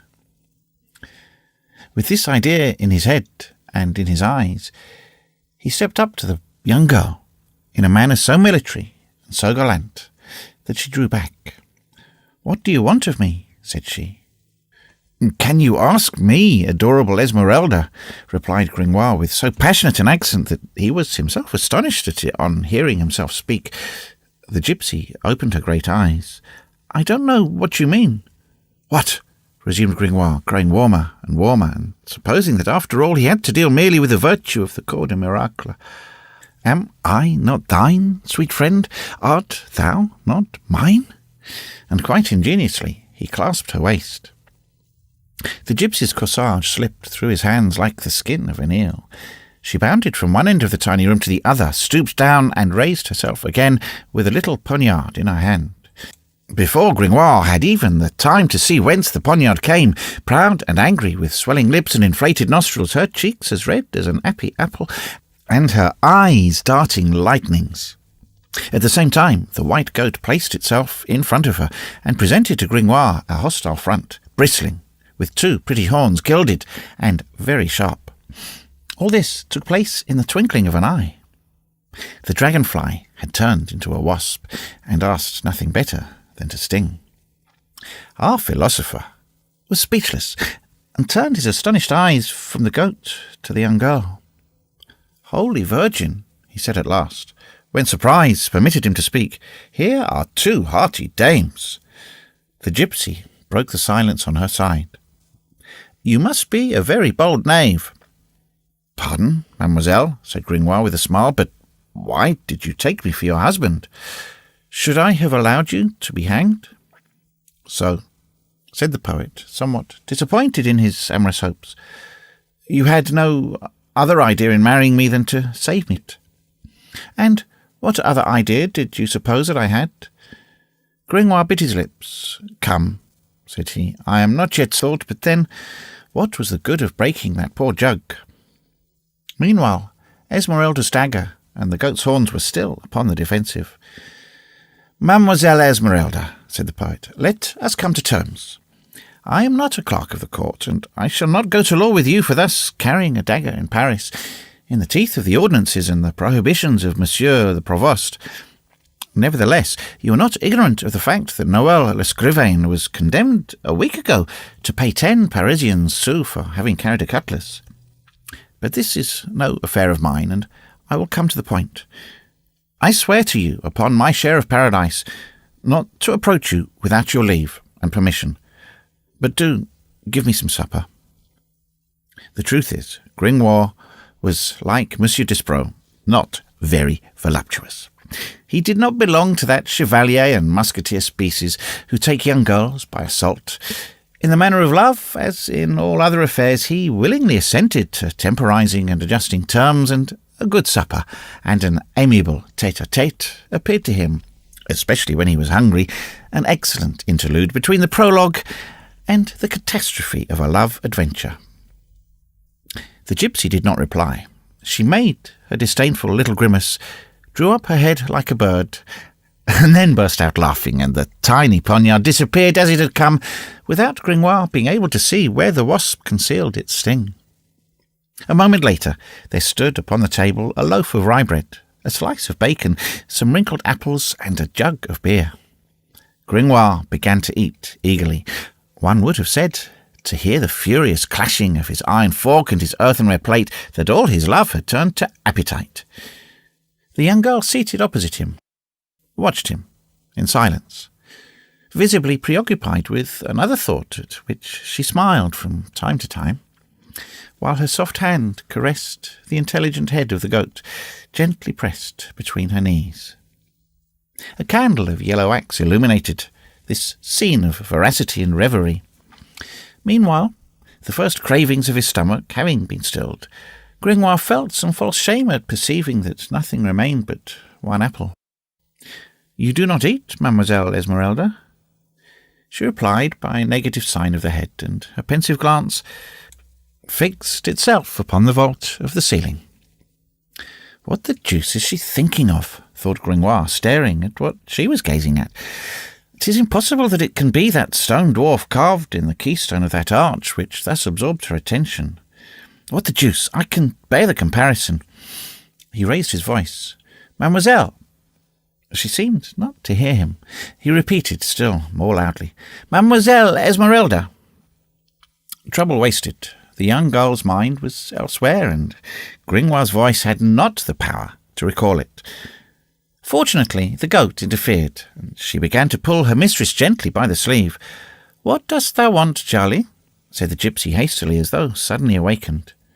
"She is hungry," said Gringoire, charmed to enter into conversation. Esmeralda began to crumble some bread, which Charlie ate gracefully from the hollow of her hand.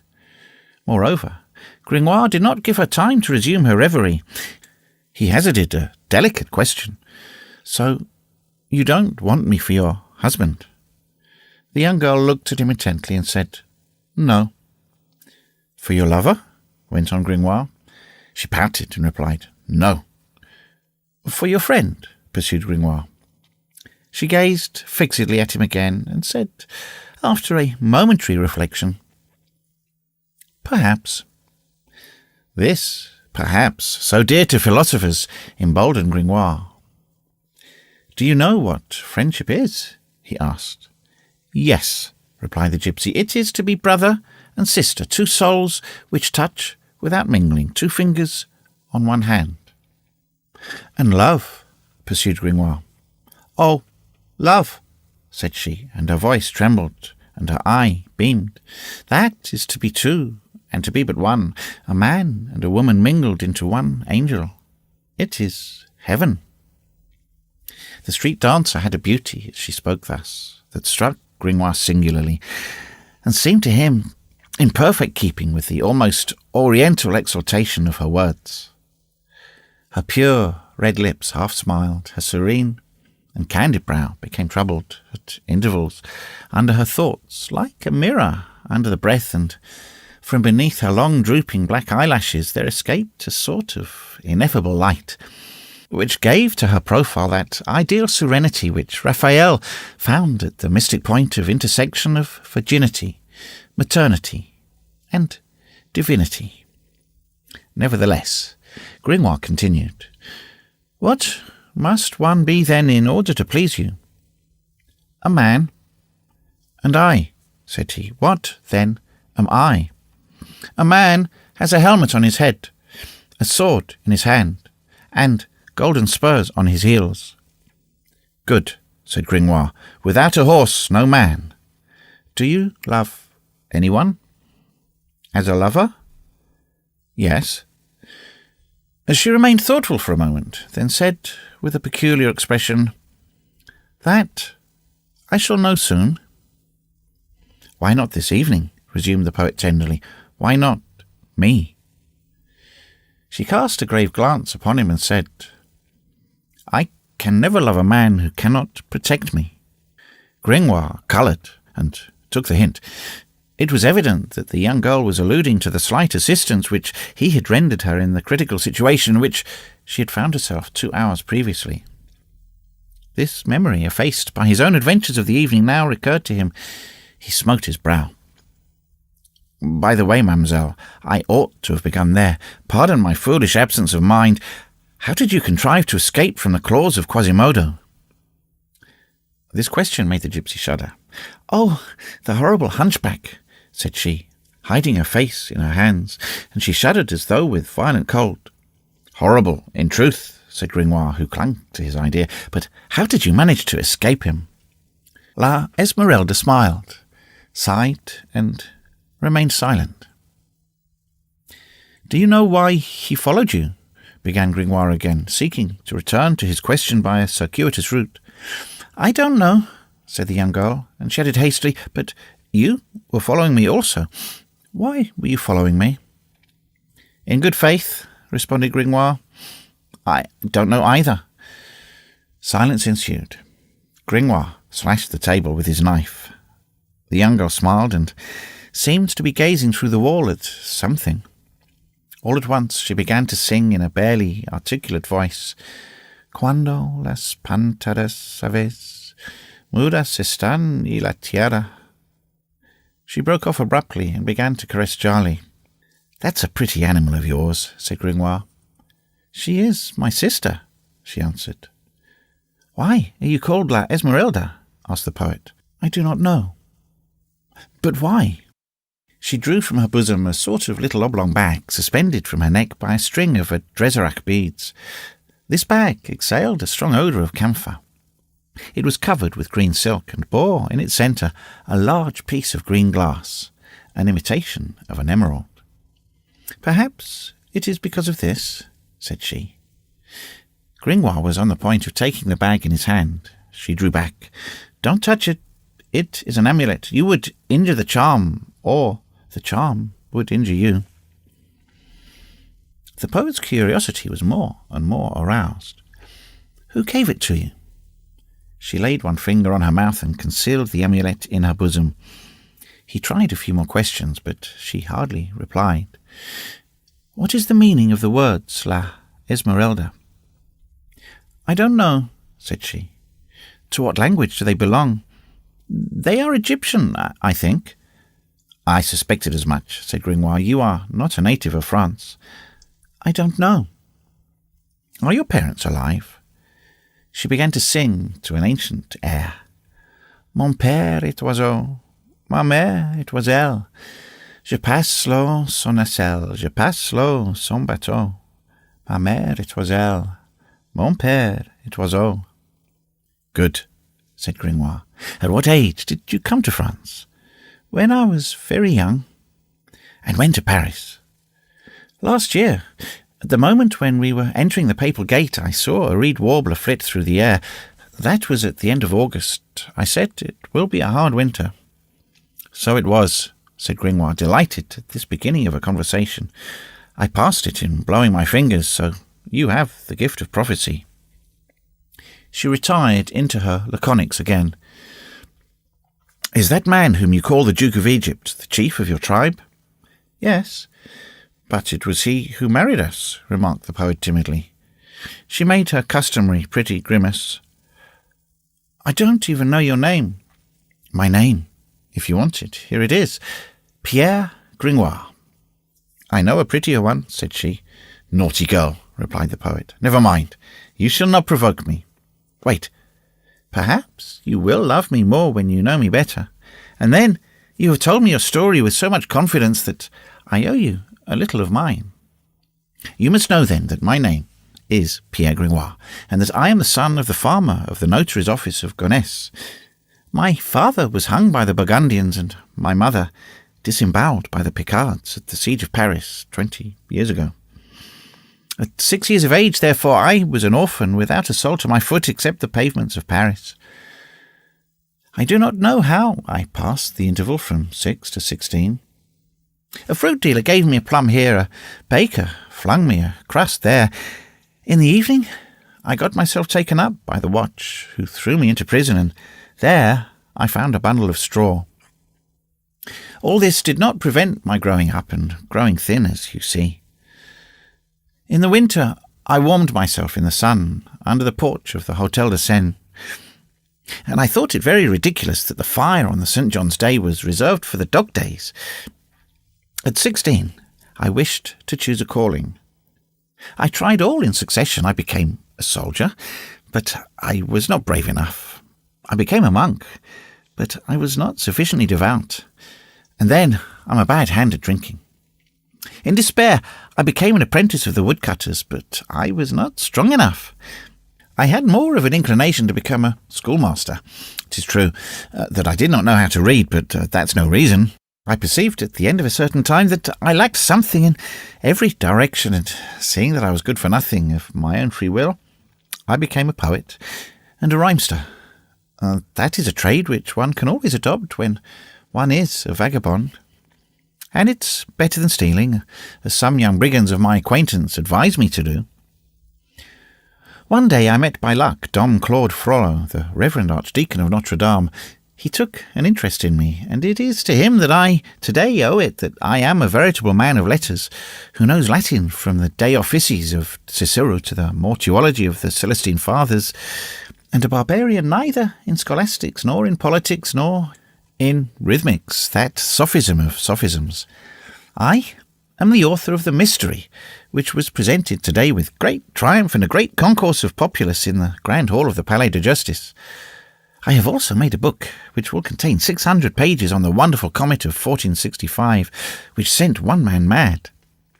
I have enjoyed still other successes. Being somewhat of an artillery carpenter, I lent a hand to Jean Mong's great bombard, which burst, as you know, on the day when it was tested on the Pont de Charenton and killed 24 curious spectators. You see that I am not a bad match in marriage. I know a great many sorts of very engaging tricks which I will teach your goat. For example, to mimic the Bishop of Paris, that cursed Pharisee whose mill wheels splash past by the whole of the Pont aux Monniers. And then my mystery will bring me in a great deal of coined money if they will only pay me. And finally, I am at your orders, I and my wits, and my science, and my letters, ready to live with you, damsel, as it shall please you, chastely or joyously, husband and wife, if you see fit, brother and sister, if you think that better. Gringoire ceased, awaiting the effect of his harangue on the young girl.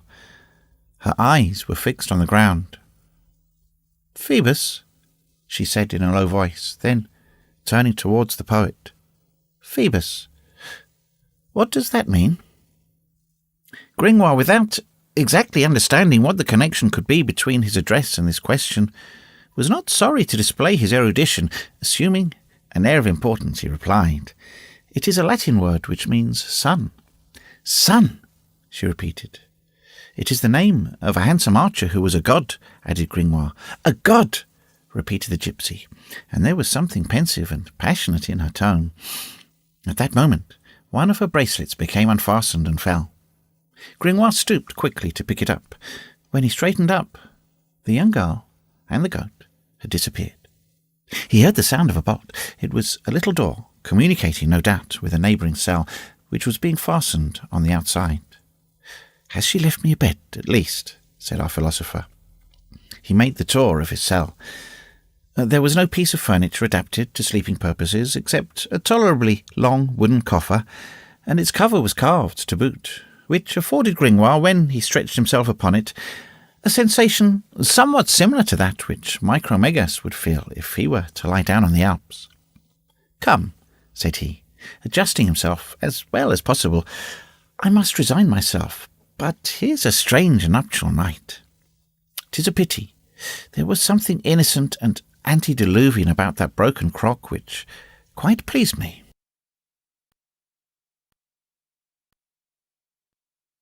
Book 3, Chapter 1.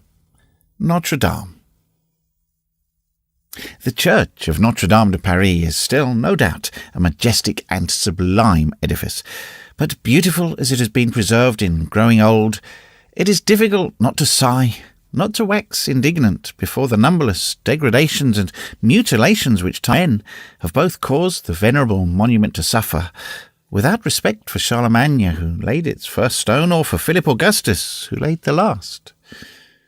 On the face of this aged queen of our cathedrals, by the side of a wrinkle, Tempus edax homo edacior, which I should be glad to translate thus: Time is blind, man is stupid.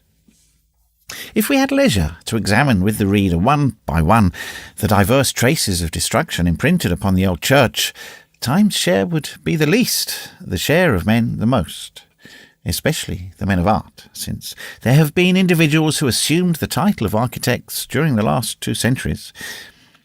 And in the first place, to cite only a few leading examples, there certainly are few finer architectural pages than this facade, where successively and at once the 3 portals hollowed out in an arch, the broidered and dentated cordon of the 28 royal niches, the immense central rose window, flanked by its 2 lateral windows, like a priest by his deacon and subdeacon, the frail and lofty gallery of trefoil arcades, which supports a heavy platform above its fine, slender columns, and lastly, the 2 black and massive towers with their slate penthouses, harmonious parts of a magnificent whole, superposed in 5 gigantic stories, develop themselves before the eye in a mass, and without confusion, with their innumerable details of statuary, carving and sculpture, joined powerfully to the tranquil grandeur of the whole.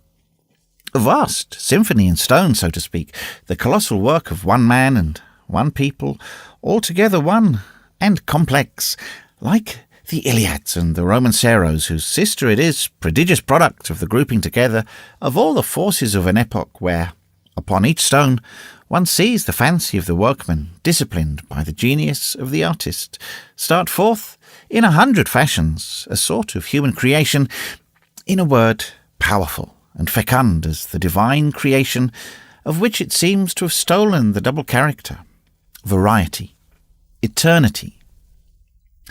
And what we here say of the facade must be said of the entire church, and what we say of the Cathedral Church of Paris must be said of all the churches of Christendom in the Middle Ages. All things are in place in that art, self-created, logical, and well-proportioned. To measure the great toe of the foot is to measure the giant. Let us return to the facade of Notre-Dame as it still appears to us when we go piously to admire the grave and puissant cathedral which inspires terror, so its chronicles assert, que mol sua terrorem incutit spectantibus. 3 important things are today lacking in that facade. In the first place, the staircase of 11 steps which formerly raised it above the soil. Next, the lower series of statues which occupied the niches of the 3 portals.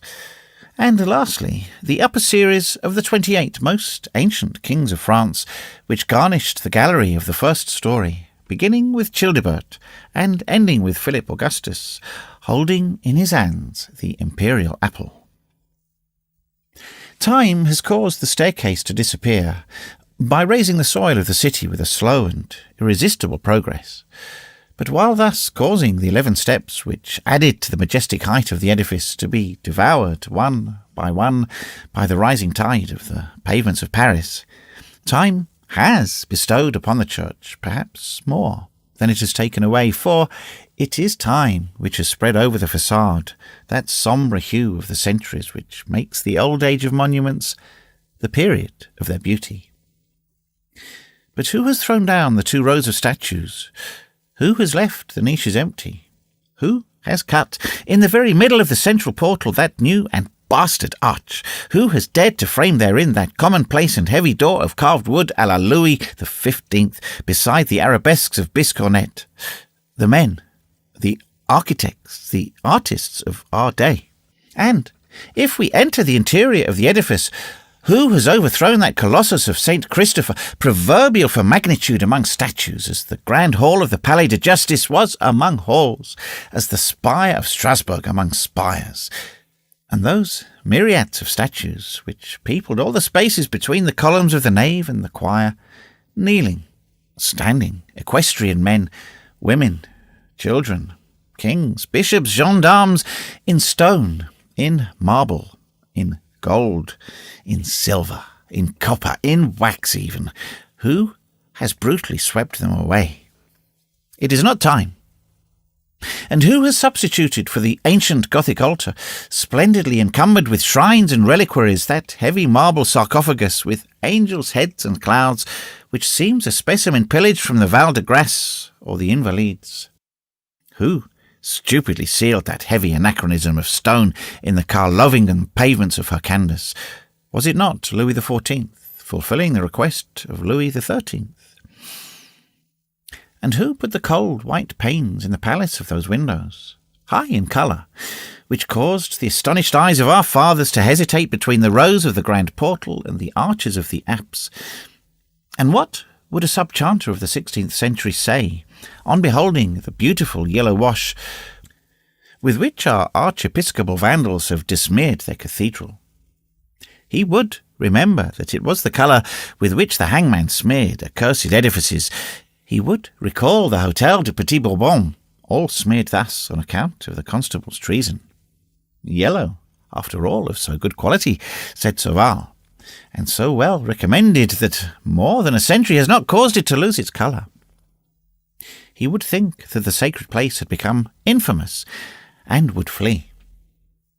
And if we ascend the cathedral without mentioning 1,000 barbarisms of every sort, what has become of that charming little bell tower which rested upon the point of intersection of the cross roofs, and which, no less frail and no less bold than its neighbour, also destroyed? The spire of the Sainte-Chapelle buried itself in the sky, further forward than the towers, slender, pointed, sonorous, carved in open work. An architect of good taste amputated it, 1787, and considered sufficient to mask the wound with that large leaden plaster which resembles a pot cover. 'Tis thus that the marvellous art of the Middle Ages has been treated in nearly every country, especially in France. One can distinguish on its ruins three of which cut into it at different depths. First, time, which has insensibly notched its surface here and there, gnawed it everywhere. Next, political and religious revolution, which, blind and wrathful by nature, have flung themselves tumultuously upon it, torn its rich garment of carving and sculpture, burst its rose windows, broken its necklace of arabesques and tiny figures, torn out its statues, sometimes because of their mitres, sometimes because of their crowns. Lastly, fashions, even more grotesque and foolish, which, since the anarchical and splendid deviations of the Renaissance, have followed each other in the necessary decadence of architecture. Fashions have wrought more harm than revolutions. They have cut to the quick. They have attacked the very bone and framework of art. They have cut, slashed, disorganized, killed the edifice in form as in the symbol, in its consistency as well as in its beauty. And then they have made it over, a presumption of which neither time nor revolutions at least have been guilty. They have audaciously adjusted, in the name of good taste, upon the wounds of Gothic architecture, their miserable gewgaws of a day, their ribbons of marble, their pompons of metal, a veritable leprosy of egg-shaped ornaments, volutes, foils, draperies, garlands, fringes, stone flames, bronze clouds, pudgy cupids, chubby-cheeked cherubim which begin to devour the face of art in the oratory of Catherine de Medicis, and cause it to expire 2 centuries later, tortured and grimacing in the boudoir of the Du Barry. Thus, to sum up the points which we have just indicated, 3 sorts of ravages today disfigure Gothic architecture. Wrinkles and warts on the epidermis. This is the work of time. Deeds of violence, brutalities, contusions, fractures. This is the work of the revolutions from Luther to Mirabeau. Mutilations, amputations, dislocation of the joints, restorations. This is the Greek, Roman, and barbarian work of professors according to Vitruvius and Vignol. This magnificent art, produced by the Vandals, has been slain by the academics. The centuries, the revolutions which at least devastate with impartiality and grandeur, have been joined by a cloud of school architects, licensed, sworn and bound by oath, defacing with the discernment and choice of bad taste, substituting the chicories of Louis XV for the Gothic lace, for the greater glory of the Parthenon. It is the kick of the ass at the dying lion. It is the old oak crowning itself, in which to heap the measure full is stung, bitten and gnawed by caterpillars. How far it is from the epoch when Robert Sinalis, comparing Notre-Dame de Paris to the famous temple of Diana to Ephesus, so much lauded by the ancient pagans which Erostatus has immortalized, found the Gaelic temple more excellent in length, breadth, height, and structure. Notre-Dame is not, moreover, what can be called a complete, definite, classified monument. It is no longer a Romanesque church, nor is it a Gothic church. This edifice is not a type. Notre-Dame de Paris has not, like the Abbey of Tournus, the grave and massive frame, the large and round vault, the glacial bareness, the majestic simplicity of the edifices which have the rounded arch for their progenitor. It is not, like the Cathedral of Bourges, the magnificent, light, multiform, tufted, bristling, efflorescent product of the pointed arch. Impossible to class it in that ancient family of sombre, mysterious churches, low and crushed as it were by the round arch. Almost Egyptian, with the exception of the ceiling, all hieroglyphs, all sacerdotal, all symbolical, more loaded in their ornaments with lozenges and zigzags than with flowers than with animals than with men. The work of the architect less than of the bishop. First, transformation of art, all impressed with theocratic and military discipline, taking root in the Lower Empire and stopping with the time of William the Conqueror. Impossible to place our cathedral in any that other family of lofty aerial churches, rich in painted windows and sculpture, pointed in form, bold in attitude, communal and bourgeois as political symbols, free, capricious, lawless as a work of art. Second, transformation of architecture.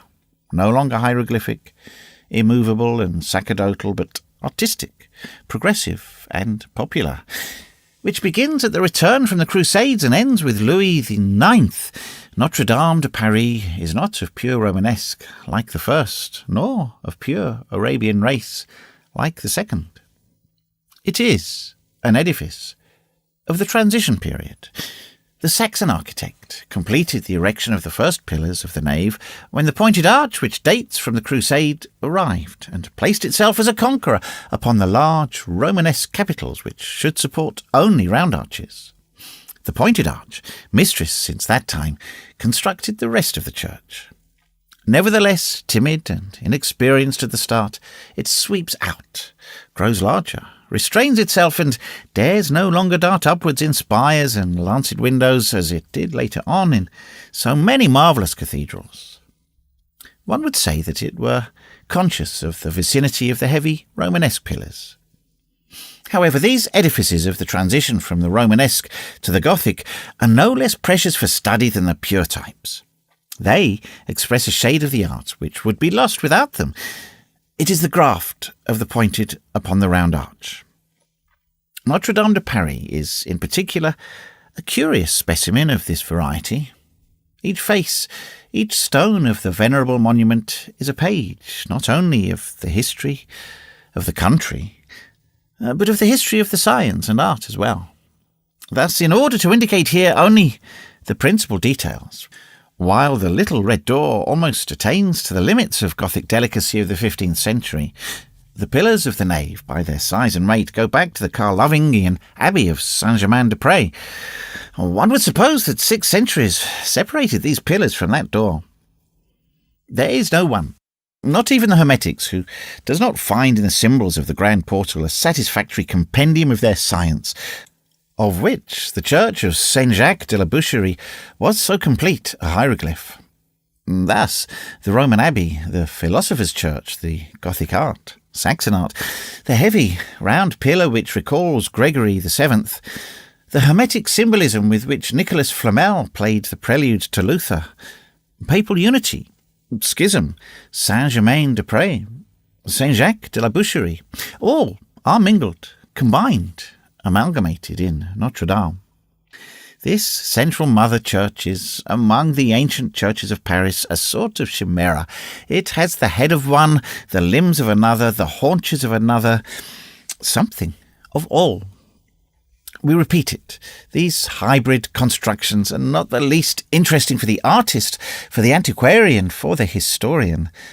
They make one feel to what a degree the architecture is a primitive thing by demonstrating what is also demonstrated by the Cyclopean vestiges, the pyramids of Egypt, the gigantic Hindu pagodas, that the greatest products of architecture are less the work of individuals than of society, rather the offspring of a nation's effort than the inspired flash of a man of genius, the deposit left by a whole people, the heaps accumulated by centuries, the residue of successive evaporations of human society.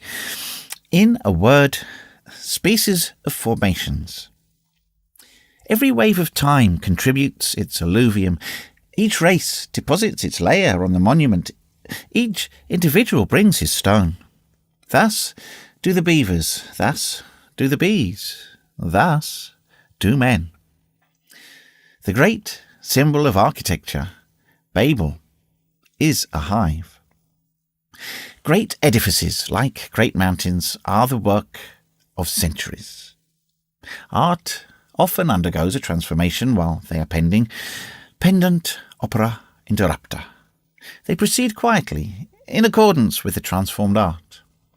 The new art takes the monument where it finds it, incrusts itself there, assimilates it to itself, develops it according to its fancy, and finishes it, if it can. The thing is accomplished without trouble, without effort, without reaction, following a natural and tranquil law. It is a graft which shoots up, a sap which circulates, a vegetation which starts forth anew. Certainly there is matter here for many large volumes, and often the universal history of humanity is the successive engrafting of many arts at many levels upon the same monument. The man, the artist, the individual, is effaced in these great masses which lack the name of their author. Human intelligence is there summed up and totalized. Time is the architect. The nation is the builder. Not to consider here anything except the Christian architecture of Europe, that younger sister of the great masonries of the Orient, it appears to the eyes as an immense formation divided into 3 well-defined zones which are superposed the one upon the other. The Romanesque zone, the Gothic zone, the zone of the Renaissance, which we would gladly call the Greco-Roman zone. The Roman layer, which is the most ancient and deepest, is occupied by the round arch, which reappears supported by the Greek column in the modern and upper layer of the Renaissance. The pointed arch is found between the two. The edifices which belong exclusively to any one of these three layers are perfectly distinct, uniform, and complete. There is the Abbey of Jumièges, there is the Cathedral of Rheims, there is the Sainte-Croix of Orléans, but the three zones mingle and amalgamate along the edges like the colours in the solar spectrum. Hence, complex monuments, edifices of gradation and transition. One is Roman at the base, Gothic in the middle, Greco-Roman at the top. It is because it was 600 years in the building. This variety is rare. The Donjon Keep of Détampes is a specimen of it, but monuments of two formations are more frequent. There is Notre-Dame de Paris, a pointed arch edifice, which is embedded by its pillars in that Roman zone in which are plunged the portal of Saint-Denis and the nave of Saint-Germain-des-Prés. There is the charming half-Gothic chapter house of Bocqueville, where the Roman layer extends halfway up. There is the Cathedral of Rouen, which would be entirely Gothic if it did not bathe the tip of its central spire in the zone of the Renaissance. However, all these shades, all these differences do not affect the surfaces of edifices only. It is art which has changed its skin. The very constitution of the Christian Church is not attacked by it. There is always the same internal woodwork, the same logical arrangement of parts. Whatever may be the carved and embroidered envelope of a cathedral, one always finds beneath it, in the state of a germ and of a rudiment at the least, the Roman basilica. It is eternally developed upon the soil according to the same law. There are invariably two naves which intersect in a cross, and whose upper portion, rounded into an apse, forms the choir. There are always the side aisles for interior processions, for chapels, a sort of lateral walks or promenades where the principal nave discharges itself through the spaces between the pillars. That settled, the number of chapels, doors, bell towers and the pinnacles are modified to infinity according to the people and art. The service of religion once assured and provided for, architecture does what she pleases. Statues, stained glass, rose windows, arabesques, denticulations, capitals, bas-reliefs. She combines all these imaginings according to the arrangement which best suits her. Hence the prodigious exterior variety of these edifices at whose foundation dwells so much order and unity. The trunk of a tree is immovable, the foliage is capricious.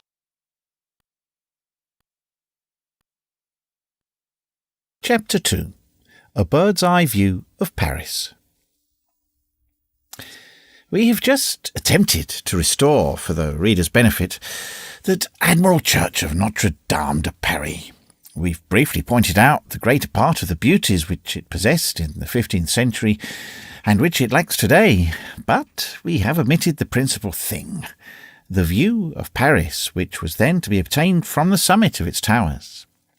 That was, in fact, when, after having long groped one's way up the dark spiral which perpendicularly pierces the thick wall of the belfries, one emerged at last abruptly upon one of the lofty platforms, inundated with light and air. That was, in fact, a fine picture which spread out on all sides at once before the eye, a spectacle sui generis, of which those of our readers who have had the good fortune to see a Gothic city entire, complete, homogeneous, a few of which still remain, Nuremberg in Bavaria and Vitoria in Spain, can readily form an idea, or even smaller specimens, provided that they are well preserved, Vitré in Brittany, and Nordhausen in Prussia. The Paris of 350 years ago, the Paris of the 15th century, was already a gigantic city.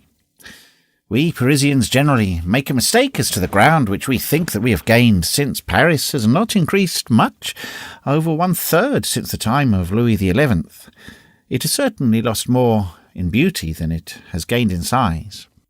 Paris had its birth as the reader knows, in that old island of the city which has the form of a cradle. The strand of that island was its first boundary wall, the Seine its first moat. Paris remained for many centuries in its island state, with two bridges, one on the north and the other on the south, and two bridgeheads, which were at the same time its gates and its fortresses, the Grand Châtelet on the right bank, the Petit Châtelet on the left. Then, from the date of the kings of the first race, Paris, being too cribbed and confined in its island and unable to return thither, crossed the water. Then, beyond the Grand, beyond the Petit Châtelet, a first circle of walls and towers began to infringe upon the country of the two sides on the Seine. Some vestiges of this ancient enclosure still remained in the last century. Today, only the memory of it is left, and here and there a tradition, the Bordet or Bedoya Gate, Porta Bagorda. Little by little, the tide of houses, always thrust from the heart of the city outwards, overflows, devours, wears away, and effaces this wall. Philip Augustus makes a new dike for it. He imprisons Paris in a circular chain of great towers, both lofty and solid. For the period of more than a century, the houses press upon each other, accumulate and raise their level in this basin, like water in a reservoir. They begin to deepen. They pile story upon story. They mount upon each other. They gush forth at the top, like all laterally compressed growth. And there is a rivalry as to which shall thrust its head above its neighbours for the sake of getting a little air. The street glows narrower and deeper. Every space is overwhelmed and disappears. The houses finally leap the wall of Philip Augustus and scatter joyfully over the plain, without order and all askew, like runaways. They plant themselves squarely, cut themselves gardens from the fields, and take their ease. Beginning with 1367, the city spreads to such an extent into the suburbs that a new wall becomes necessary, particularly on the right bank. Charles V builds it. But a city like Paris is perpetually growing. It is only such cities that become capitals. They are funnels into which all the geographical, political, moral and intellectual watersheds of a country, all the natural slopes of a people, pour. Wells of civilization, so to speak, and also sewers where commerce, industry, intelligence, population, all that is sap, all that is life, all that is the soul of a nation, filters and amasses unceasingly, drop by drop, century by century. So, Charles V's wall suffered the fate of that of Philip Augustus. At the end of the 15th century, the Faubourg strides across it, passes beyond it, and runs farther. In the 16th, it seems to retreat visibly and to bury itself deeper and deeper in the old city. So thick had the new city already become outside of it. Thus, beginning with the 15th century, where our story finds us, Paris had already outgrown the three concentric circles of walls from which the time of Julian Apostate existed, so to speak, in germ in the Grand Châtelet and the Petit Châtelet. The mighty city had cracked, in succession, its four enclosures of walls, like a child grown too large for his garments of last year. Under Louis XI, this sea of houses was seen to be pierced at intervals by several groups of ruined towers from the ancient wall, like the summits of hills in an inundation, like archipelagos of the old Paris submerged beneath the new. Since that time, Paris has undergone yet another transformation, unfortunately for our eyes, but it has passed only one more wall, that of Louis XV, that miserable wall of mud and spittle, worthy of the king who built it, worthy of the poet who sung it. Le murmurant Paris rend Paris murmurant. In the 15th century, Paris was still divided into three wholly distinct and separate towns, each having its own physiognomy, its own specialty, its manners, customs, privileges, and history. The city, the university, the town. The city, which occupied the island, was the most ancient, the smallest, and the mother of the other two, crowded in between them like, may we be pardoned the comparison, a little old woman between two large and handsome maidens. The university covered the left bank of the Seine, from the Tournelle to the Tour de Nesle, points which correspond in the Paris of today, the one to the wine market, the other to the mint. Its wall included a large part of that plain where Julian had built his hot baths. The hill of Saint-Geneviève was enclosed in it. The culminating point of this sweep of walls was the Papal Gate, that is to say, near the present site of the Pantheon. The town, which was the largest of the three fragments of Paris, held the right bank. Its quay, broken or interrupted in many places, ran along the Seine from the Tour de Billy to the Tour du Bois. That is to say, from the place where the granary stands today to the present site of the Tuileries. These 4 points, where the Seine intersected the wall of the capital, the Tournelle and the Tour de Nesle on the right and the Tour de Billy and the Tour de Bois on the left, were called preeminently the 4 Towers of Paris. The town encroached still more extensively upon the fields than the university. The culminating point of the town wall, that of Charles V, was at the gates of Saint-Denis and Saint-Martin, whose situation has not been changed. As we have just said, each of these 3 great divisions of Paris was a town, but too special a town to be complete. A city which could not get along without the other 2. Hence, 3 entirely distinct aspects. Churches abounded in the city, palaces in the town, and colleges in the university. Neglecting here the originalities of secondary importance in Old Paris and the capricious regulations regarding the public highways, we will say, from a general point of view, taking only masses and the whole group, in this chaos of communal jurisdictions, that the island belonged to the bishop, the right bank to the provost of the merchants, the left bank to the rector. Over all ruled the provost of Paris, a royal, not a municipal official. The city had Notre-Dame, the town, the Louvre, and the Hôtel de Ville. At the university, the Sorbonne. The town had the markets, Halles, the city, the hospital, the university, the Pré aux Clercs. Offences committed by the scholars on the left bank were tried in the law courts on the island and were punished on the right bank at Montfaucon, unless the rector, feeling the university to be strong and the king weak, intervened, for it was the students' privilege to be hanged on their own grounds. The greater part of these privileges, it may be noted in passing, and there were some even better than the above, had been extorted from the kings by revolts and mutinies.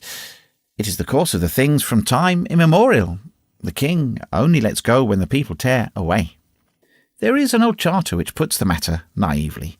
Apropos of fidelity, civibus fidelitas in regis qui tamen, aliquoties sedititionibus interrupta, multa peperit privilegia.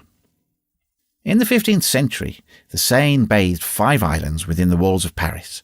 Louvier's Island, where there were then trees and where there's no longer anything but wood, l'Île aux Vaches and l'Île Notre-Dame, both deserted, with the exception of one house, both fiefs of the bishop. In the 17th century, a single island was formed out of these 2, which was built upon and named l'Île Saint-Louis. Lastly, the city and its point, the little islet of the cow tender, which was afterwards engulfed beneath the platform of the Pont Neuf. The city then had 5 bridges, 3 on the right, the Pont Notre-Dame and the Pont au Change of stone, the Pont au Monnier of wood, and 2 on the left, the Petit Pont of stone, the Pont Saint-Michel of wood, all loaded with houses. The university had 6 gates built by Philip Augustus. There were, beginning with La Tournelle, the Porte Saint-Victor, the Porte Baudel, the Porte Papal, the Porte Saint-Jacques, the Porte Saint-Michel, the Porte Saint-Germain. The town had 6 gates, built by Charles V, beginning with the Tour de Billy. They were the Porte Saint-Antoine, the Porte du Temple, the Porte Saint-Martin, the Porte Saint-Denis, and the Porte Montmartre, the Porte Saint-Honore. All these gates were strong, and also handsome, which does not detract from strength. A large, deep moat, with a brisk current during the high water of winter, bathed the base of the wall round Paris. The Seine furnished the water. At night, the gates were shut. The river was barred at both ends of the city with huge iron chains, and Paris slept tranquilly. From a bird's-eye view, these 3 burghs, the city, the town, and the university, each presented to the eye an inextricable skein of eccentrically tangled streets. Nevertheless, at first sight, one recognised the fact that these three fragments formed but one body. One immediately perceived three long parallel streets, unbroken, undisturbed, traversing almost in a straight line all three cities from one end to the other, from north to south, perpendicularly, to the Seine, which bound them together, mingled them, infused them in each other, poured and transfused the people incessantly from one to the other, and made one out of the three. The first of these streets ran from the Porte Saint-Martin. It was called the Rue Saint-Jacques in the University, Rue de la Juiverie in the city, Rue Saint-Martin in the town. It crossed the water twice under the name of the Petit Pont and the Pont Notre-Dame. The second, which was called the Rue de la Harpe on the left bank, Rue de la Ballerie in the island, Rue Saint-Denis on the right bank, Pont Saint-Michel on one arm of the Seine, Pont au Change on the other, ran from Port Saint-Michel in the University to the Pont Saint-Denis in the town. However, under all these names there were but parent streets, generating streets, the two arteries of Paris. All the other veins of the Triple City either derived their supply from them or emptied into them. Independently of these two principal streets, piercing Paris diametrically in its whole breadth from side to side, common to the entire capital, the city and the university had also each its own great special street, which ran lengthwise by them, parallel to the Seine, cutting as it passed at right angles the two arterial thoroughfares. One descended in a straight line from the Porte Saint-Antoine to the Porte Saint-Honoré, in the University from the Porte Saint-Victor to the Porte Saint-Germain, and these two great thoroughfares, intersected by the two first, formed the canvas upon which reposed, knotted and crowded together on every hand, the labyrinthine network of the streets of Paris. In the incomprehensible plan of these streets, one distinguished likewise on looking attentively two clusters of great streets, like magnified sheaves of grain, one in the university, the other in the town, which spread out gradually from the bridges to the gates. Some traces of this geometrical plan still exist today. Now, what aspect did this whole present when, as viewed from the summit of the towers of Notre-Dame in 1482? That we shall try to describe. For the spectator who arrived panting upon that pinnacle, it was first a dazzling, confusing view of roofs, chimneys, streets, bridges, places, spires, bell towers. Everything struck your eye at once. The carved gable, the pointed roof, the turrets suspended at the angles of the walls, the stone pyramids of the 11th century, the slate obelisks of the 15th, the round, bare tower of the Donjon Keep, the square and fretted tower of the church, the great and the little, the massive and the aerial. The eye was, for a long time, wholly lost in this labyrinth, where there was nothing which did not possess its originality, its reason, its genius, its beauty. Nothing which did not proceed from art, beginning with the smallest house with its painted and carved front, with external beams, elliptical door, with projecting stories to the Royal Louvre, which then had a colonnade of towers. But these are the principal masses which were then to be distinguished when the eye began to accustom itself to this tumult of edifices. In the first place, the city, the island of the city, as Sauval says, who, in spite of his confused medley, sometimes has such happy turns of expression. The island of the city is made like a great ship, stuck in the mud and run aground in the current near the centre of the Seine. We have just explained that, in the 15th century, this ship was anchored to the two banks of the river by 5 bridges. This form of a ship had also struck the heraldic scribes, for it is from that, and not from the siege by the Normans, that the ship which blazons the old shield of Paris comes, according to Favin and Pasquier. For him who understands how to decipher them, armorial bearings are algebra. Armorial bearings have a tongue. The whole history of the second half of the Middle Ages is written in armorial bearings. The first half is in the symbolism of the Roman churches. They are the hieroglyphs of feudalism, succeeding those of theocracy. Thus, the city first presented itself to the eye, with its stern to the east and its prow to the west. Turning towards the prow, One had, before one, an innumerable flock of ancient roofs, over which arched broadly the lead-covered apse of the Sainte-Chapelle, like an elephant's haunches loaded with its tower. Only here, this tower was the most audacious, the most open, the most ornamented spire of cabinet-maker's work that ever let the sky peep through its cone of lace. In front of Notre-Dame, and very near at hand, 3 streets opened into the cathedral square. A fine square, lined with ancient houses. Over the south side of this place bent the wrinkled and sullen facade of the Hôtel Dieu, and its roof, which seemed covered with warts and pustules. Then on the right and the left, to east and west, within that wall of the city, which was yet so contracted, rose the bell towers of its 21 churches of every date, of every form, of every size, from the low and worm-eaten belfry of Saint-Denis du Pas, Casa Glossini, to the slender needles of Saint-Pierre-au-Boeuf and Saint-Landry. Behind Notre-Dame, the cloister and its Gothic galleries spread out towards the north. On the south, the half-Roman palace of the bishop; on the east, the desert point of the Touraine.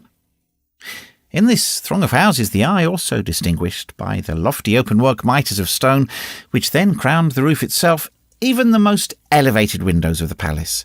The hotel, given by the city under Charles VI to Juvenal des Ursins, a little farther on, the pitch-covered sheds of the palace market. In still another quarter, the new apse of Saint-Germain-l'Auvieux, lengthened in 1458 with a bit of the Rue aux Fèves, and then in places a square crowded with people. A pillory, erected at the corner of a street, a fine fragment of the pavement of Philip Augustus, a magnificent flagging, grooved for the horses' feet in the middle of the road, and so badly replaced in the 16th century by the miserable cobblestones, called the pavement of the League, a deserted back courtyard, with one of those diaphanous staircase turrets such as were erected in the 15th century, one of which is still to be seen in the Rue des Bourdonnais. Lastly, at the right of the Sainte-Chapelle, towards the west, the Palais de Justice rested its group of towers at the edge of the water. The thickets of the King's Gardens, which covered the western point of the city, masked the island de Passeur. As for the water, from the summit of the towers of Notre-Dame one hardly saw it. On either side of the city the Seine was hidden by bridges, and the bridges by houses.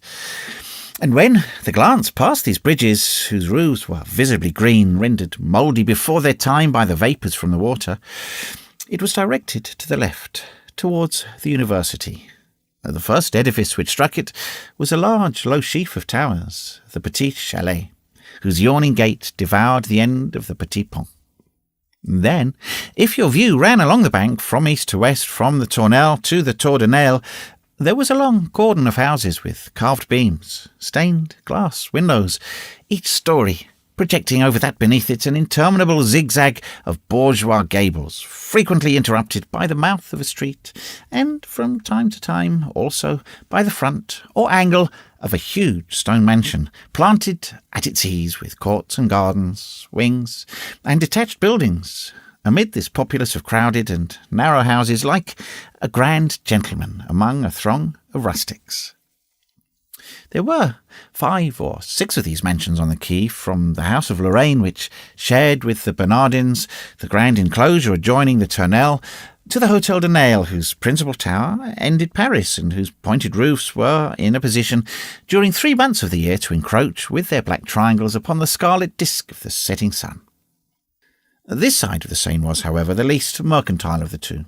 Students furnished more of a crowd and more noise there than artisans, and there was not, properly speaking, any quay, except from the Pont Saint-Michel to the Tour de Nesle. The rest of the bank of the Seine was now a naked strand, the same as beyond the Bernardins. Again, a throng of houses standing with their feet in the water, as between the 2 bridges. There was a great uproar of laundresses. They screamed and talked and sang from morning till night along the beach, and beat a great deal of linen there, just as in our day. This is not the least of the gaieties of Paris. The university presented a dense mass to the eye. From one end to the other it was homogeneous and compact. The 1,000 roofs, dense, angular, clinging to each other, composed nearly all of the same geometrical element, offered, when viewed from above, the aspect of a crystallization of the same substance. The capricious ravine of streets did not cut this block of houses into two disproportionate slices. The 42 colleges were scattered about in a fairly equal manner, and there were some everywhere. The amusingly varied crests of these beautiful edifices were the product of the same art as the simple roofs which they overshot, and were, actually, only a multiplication of the square or the cube of the same geometrical figure. Hence they complicated the whole effect without disturbing it, completed without overloading it. Geometry is harmony. Some fine mansions here and there made magnificent outlines against the picturesque attics of the left bank. The house of Nevers, the house of Rome, the house of Rheims, which have disappeared, the Hôtel de Cluny, which still exists for the consolation of the artist, and whose tower was so stupidly deprived of its crown a few years ago. Close to Cluny, that Roman palace with fine round arches were once the hot baths of Julian. There were a great many abbeys of beauty, more devout, of a grandeur more solemn than the mansions, but not less beautiful, not less grand. Those which first caught the eye were the Bernardines, with their 3 bell towers, Saint Genevieve, whose square tower, which still exists, makes us regret the rest, the Sorbonne, half college, half monastery, of which so admirable a nave survives, the fine quadrilateral cloister of the Mathurins, its neighbour, the cloister of Saint-Benoît, within whose walls they have had time to cobble up a theatre. Between the 7th and 8th editions of this book, the Cordeliers, with their 3 enormous adjacent gables, the Augustins, whose graceful spire formed, after the Tour de Nesle, the second denticulation on this side of Paris, starting from the west. The colleges, which are in fact the intermediate ring between the cloister and the world, hold the middle position in the monumental series between the hotels and the abbeys, with a severity full of elegance, sculpture less giddy than the palaces, and unfortunately hardly anything remains of these monuments where Gothic art combined with so just a balance, richness and economy. The churches, and they were numerous and splendid in the university, and they were graded there also in all ages of architecture, from the round arches of St. Julian to the pointed arches of St. Severin. The churches dominated the whole, and like one harmony more in this mass of harmonies, they pierced in quick succession the multiple open work of the gables with slashed spires, with open work bell towers with slender pinnacles, whose line was also only a magnificent exaggeration of the acute angle of the roofs. The ground of the university was hilly. Mount Saint-Genevieve formed an enormous mound to the south, and it was a sight to see from the summit of Notre-Dame how that throng of narrow and tortuous streets, today the Latin Quarter, those bunches of houses which spread out in every direction from the top of this eminence, precipitated themselves in disorder and almost perpendicularly down its flanks, nearly to the water's edge, having the air, some of falling, others of clambering up again, and all of holding on to one another. A continual flux of 1,000 black points, which passed each other on the pavements, made everything move before the eyes. It was thus the populous scene from aloft and afar. Lastly, in the intervals of these roofs, of these spires, of these accidents of numberless edifices which bent and writhed and jagged in so eccentric a manner the extreme line of the university, one caught a glimpse here and there of a great expanse of moss-grown wall, a thick, round tower, a crenellated city gate, shadowing forth the fortress. It was the wall of Philip Augustus. Beyond the fields gleamed green. Beyond fled the roads, along which were scattered a few more suburban houses, which became more infrequent as they became more distant. Some of these faubourgs were important. There were first, starting from La Tournelle, the Bourg Saint-Victor, with its one-arch bridge over the Bièvre, its abbey where one could read the epitaph of Louis le Gros, Epitaphium Ludvoci Grossi, and its church, with an octagonal spire, flanked with 4 little bell towers of the 11th century. A similar one can be seen at Étampes. It is not yet destroyed. Next, the Bourg Saint-Marceau, which already had 3 churches and 1 convent. Then, leaving the mill of the Jobelin and its 4 white walls on the left, there was the Faubourg Saint-Jacques, with the beautiful carved cross in its square. The church of Saint-Jacques du Haut-Pas, which was then Gothic, pointed, charming. Saint-Magloire, a fine nave of the 14th century which Napoleon turned into a hayloft. Notre-Dame de Champs, where there were Byzantine mosaics. And lastly, after having left behind, full in the country, the Monastery des Chartreux, a rich edifice contemporary with the Palais de Justice, with its little garden divided into compartments, and the haunted ruins of Vauvert, the Eiffel to the west, upon the 3 Roman spires of Saint-Germain-des-Prés. The Bourg, Saint-Germain, already a large community, formed 15 or 20 streets in the rear. The pointed bell tower of Saint-Sulpice marked one corner of the town. Close beside it, one descried the quadrilateral enclosure of the Fair of Saint-Germain, where the market is situated today. Then the Abbot's Pillory, a pretty little round tower, well capped with a leaden cone. The brickyard was further on, and the Rue du Fort, which led to the common bakehouse, and the mill on its hillock, and the laser house, a tiny house isolated and half seen. But that which attracted the eye most of all, and fixed it for a long time on that point, was the abbey itself. It is certain that this monastery, which had a grand air both as a church and as a seigneury, that abbatial place where the bishops of Paris counted themselves happy if they could pass the night, that refectory upon which the architect had bestowed the air, the beauty, and the rose window of a cathedral, that elegant chapel of the Virgin, that monumental dormitory, those vast gardens, that portcullis, that drawbridge, that envelope of battlements which notched to the eye the verdure of the surrounding meadows, those courtyards where gleamed men-at-arms, intermingled with golden copes, the whole grouped and clustered about 3 lofty spires, with round arches, well planted upon a Gothic apse, made a magnificent figure against the horizon. When, at length, after having contemplated the university for a long time, you turned towards the right bank, towards the town, the character of the spectacle was abruptly altered. The town, in fact, much larger than the university, was also less of a unit. At first glance, one saw that it was divided into many masses, singularly distinct. First, to the eastward, in that part of the town which still takes its name from the marsh where Camulogen entangled Caesar, was a pile of palaces. The block extended to the very water's edge. 4 almost contiguous hotels, Jouy, Sens, Barbu, the House of the Queen, mirrored their slate peaks, broken with slender turrets in the Seine. These 4 edifices filled the space from the Rue des Nonnains-d'Hier to the Abbey of the Celestines, whose spire gracefully relieved their line of gables and battlements.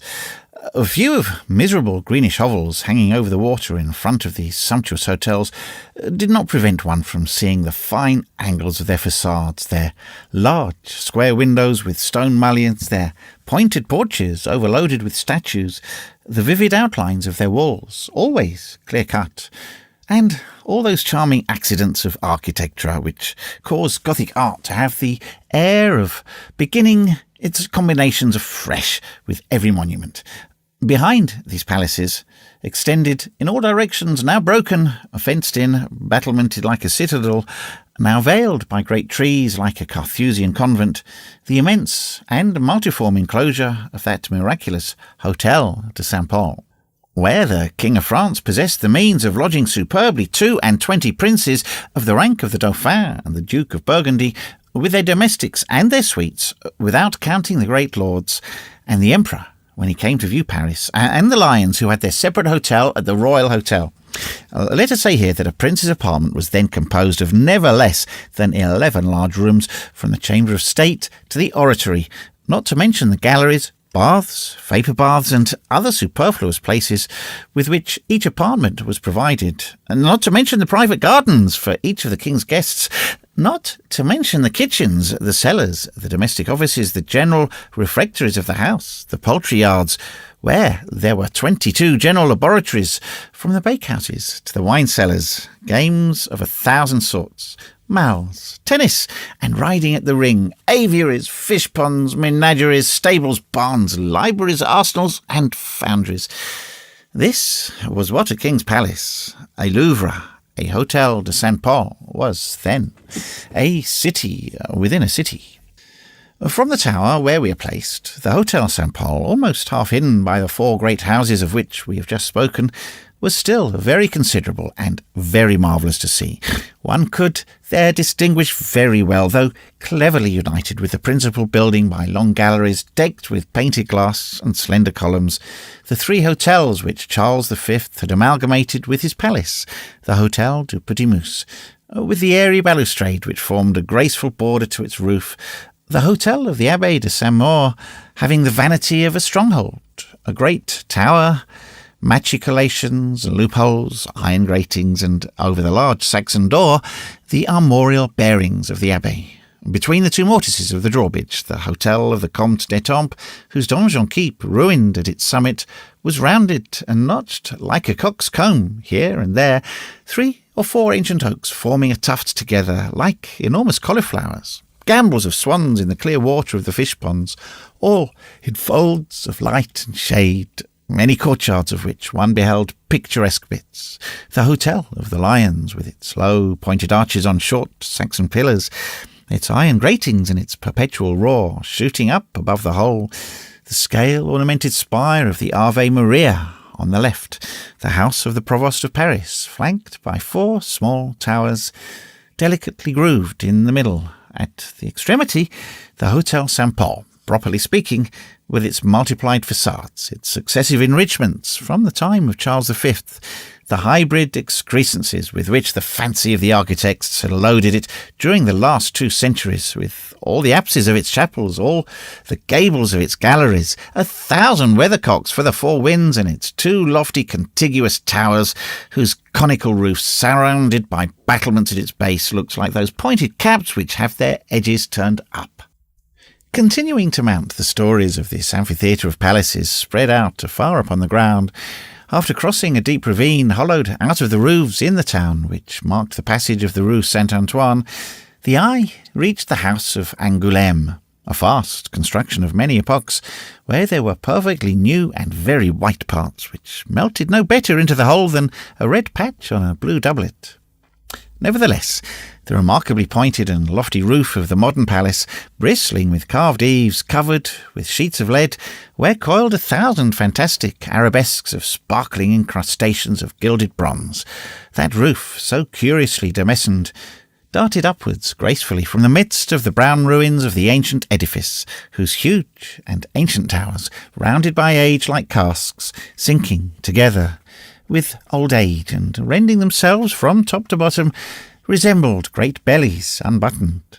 Behind rose the forest of spires of the Palais des Tournelles, not a view in the world, either at Chambord or at the Alhambra, is more magic, more aerial, more enchanting than the thicket of spires, tiny bell towers, chimneys, weather vanes, winding staircases, lanterns through which the daylight makes its way, which seem cut out at blow, pavilions, spindle-shaped turrets, or, as they were then called, tournelles, all differing in form, in height, and attitude. One would have pronounced it a gigantic stone chessboard. To the right of the tournelles, that truss of enormous towers, black as ink, running into each other and tied, as it were, by a circular moat, that donjon keep, much more pierced with loopholes than with windows, that drawbridge always raised, that portcullis always lowered, is the Bastille. Those sorts of black beaks which project from between the battlements and which you take from a distance to be cave-spouts are cannons. Beneath them, at the foot of the formidable edifice, behold the Porte Saint-Antoine, buried between its 2 towers. Beyond the tournelles, as far as the wall of Charles V, spread out with rich compartments of verdure and of flowers, a velvet carpet of cultivated land and royal parks, in the midst of which one recognised by its labyrinth of trees and alleys the famous Daedalus garden which Louis XI had given to Poitiers. The doctor's observatory rose above the labyrinth like a great isolated column, with a tiny house for a capital. Terrible astrologies took place in that laboratory. There, today, is the Place Royale. As we have just said, the quarter of the palace, of which we have just endeavoured to give the reader some idea by indicating only the chief points, filled the angle which Charles V's wall made with the Seine on the east. The centre of the town was occupied by a pile of houses for the populace. It was there, in fact, that the 3 bridges disgorged upon the right bank, and the bridges lead to the building of houses rather than palaces. That congregation of bourgeois habitations pressed together like the cells in a hive had a beauty of its own. It is with the roofs of a capital as with the waves of the sea. They are grand. First, the streets, crossed and entangled, forming 100 amusing figures in the block. Around the marketplace, it was like a star with 1,000 rays. The Rue Saint-Denis and Saint-Martin, with their innumerable ramifications, rose one after the other like trees, intertwining their branches, and then the tortuous lines. The Rue de la Plâtrière, de la Verrière, de la Tixanderie, etc., meandered over all. There were also fine edifices which pierced the petrified undulations of the Sea of Gables. At the head of the Pont aux Changeurs, behind which one beheld the Seine, foaming beneath the wheels of the Pont aux Monniers, there was the Chalalet, no longer a Roman tower as under Julian the Apostate, but a feudal tower of the 13th century, and of a stone so hard that the pickaxe could not break away so much as the thickness of the fist in a space of 3 hours. There was the rich square-built tower of Saint-Jacques de la Boucherie, with its angles all frothing with carvings, already admirable, although it was not finished in the 15th century. It lacked in particular the 4 monsters which, still perched today on the corners of its roof, have the air of so many sphinxes who were propounding to New Paris the riddle of the ancient Paris. Raoul the sculptor only plunged in 1526 and received 20 francs for his pains. There was the Maison aux Piliers, the pillar house, opening upon that placed grave of which we have given the reader some idea. There was Saint-Gervais, which a front, in good taste, has since spoiled. Sainte-Marie, whose ancient pointed arches were still almost round arches. Saint-Jean, whose magnificent spire was proverbial. There were 20 other monuments which did not disdain to bury their wonders in that chaos of black, deep, narrow streets. At the crosses of carved stone, more lavishly scattered through the squares than even the gibbets, the cemetery of the Innocents, whose architectural wall could be seen in the distance above the roofs, the pillory of the markets, whose top was visible between 2 chimneys of the Rue de la Cossonnerie, the ladder of the Croix de Trahoir, in its square always black with people, the circular buildings of the Wheat Mart, the fragments of Philip Augustus's ancient wall which could be made out here and there, drowned among the houses, its towers gnawed by ivy, its gates in ruins with crumbling and deformed stretches of wall, the quay with its 1,000 shops and its bloody knackers' yards, the Seine encumbered with boats from the port of Foin to Fort-l'Évêque, and you will have a confused picture of what central trapezium of the town was like in 1482. With these 2 quarters, one of hotels, the other of houses, the third feature of aspect presented by the city was a long zone of abbeys, which bordered it in nearly the whole of its circumference from the rising to the setting sun, and behind the circle of fortifications which hemmed in Paris, formed a second interior enclosure of convents and chapels. Thus, immediately adjoining the Parc des Tournelles, between the Rue Saint-Antoine and the Vieille Rue du Temple, there stood Sainte-Catherine with its immense cultivated lands, which were terminated only by the wall of Paris. Between the old and the new Rue du Temple, there was the Temple, a sinister group of towers, lofty, erect, and isolated in the middle of a vast battlement enclosure. And between the Rue Neuve du Temple and the Rue Saint-Martin, there was the Abbey of Saint-Martin, in the midst of its gardens, a superb fortified church whose girdle of towers, whose diadem of bell towers yielded in force and splendour only to Saint-Germain-des-Prés. Between the Rue Saint-Martin and the Rue Saint-Denis spread the enclosure of La Trinity. Lastly, between the Rue Saint-Denis and the Rue Montorgueil stood the Fille-Dieu. On one side, the rotting roofs and unpaved enclosure of the Coeur des Miracles could be descried. It was the sole profane ring which was linked to that devout chain of convents. Finally, the fourth compartment, which stretched itself out in the agglomeration of the roofs on the right bank, and which occupied the western angle of the enclosure and the banks of the river downstream, was a fresh cluster of palaces and hotels pressed close about the base of the Louvre.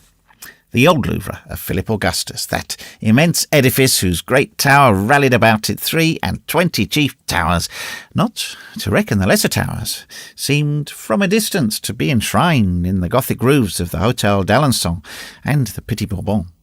This hydra of towers, giant guardian of Paris with its 24 heads, always erect, with its monstrous haunches loaded or scaled with slates, and all streaming with metallic reflections, terminated with wonderful effect the configuration of the town towards the west.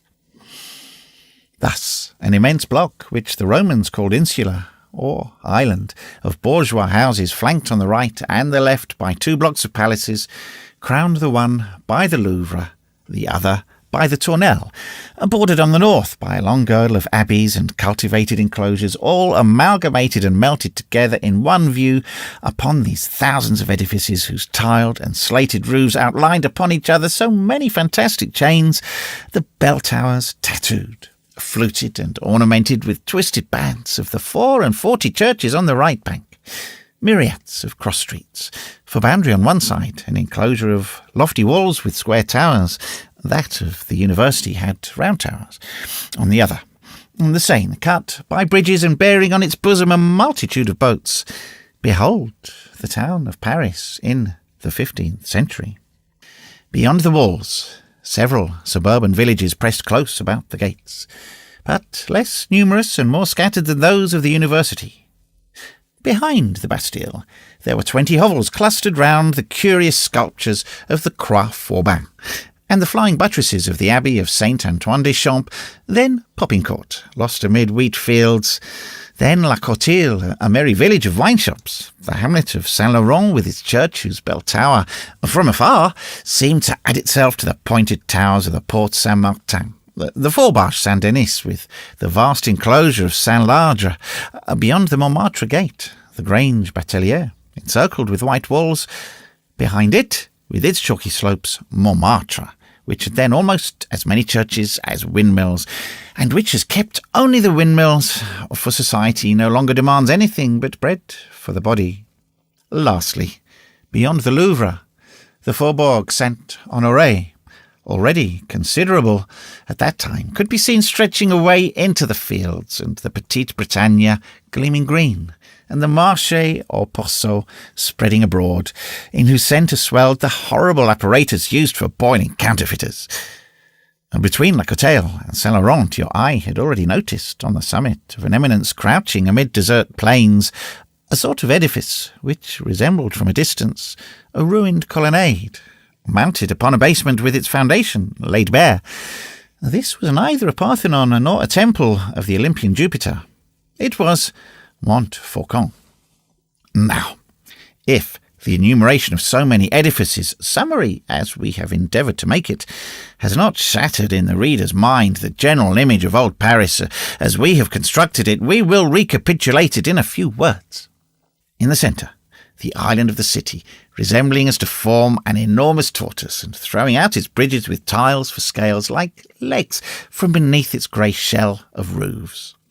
On the left, the monolithic trapezium, firm, dense, bristling of the university. On the right, the vast semicircle of the town, much more intermixed with gardens and monuments. The 3 blocks, city, university and town, marbled with innumerable streets. Across all, the Seine, foster mother Seine, as says Father Dubreuil, blocked with islands, bridges and boats, all about an immense plain patched with 1,000 sorts of cultivated plots sown with fine villages. On the left, Issy, Vanvray, Vaugirard, Montrouge, Gentilly, with its round tower and its square tower, etc. On the right, 20 others from Conflans to Ville-l'Évêque. On the horizon, a border of hills arranged in a circle like the rim of the basin. Finally, far away to the east, Vincennes and its 7 quadrangular towers to the south, Bicêtre and its pointed turrets to the north, Saint-Denis and its spire to the west, Saint-Cloud and its donjon keep. Such was the Paris which the ravens, who lived in 1482, beheld from the summits of the towers of Notre-Dame. Nevertheless, Voltaire said of this city that, before Louis XIV, it possessed but 4 fine monuments: the Dome of the Sorbonne, the Val de Grace, the modern Louvre, and I know not what the 4th was, the Luxembourg, perhaps. Fortunately, Voltaire was the author of Candide. In spite of this, he is among all the men who have followed each other in the long series of humanity, the one who has best possessed the diabolical laugh. Moreover, this proves that one can be a fine genius and yet understand nothing of an art to which one does not belong. Did not Molière imagine that he was doing Raphael and Michelangelo a very great honour by calling them those mignards of their age? Let us return to Paris, and not to the 15th century. It was not, then, merely a handsome city. It was a homogeneous city, an architectural and historical product of the Middle Ages, a chronicle in stone.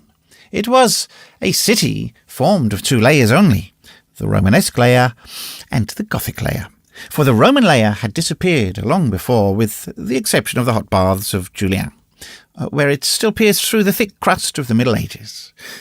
As for the Celtic layer, no specimens were any longer to be found, even when sinking wells.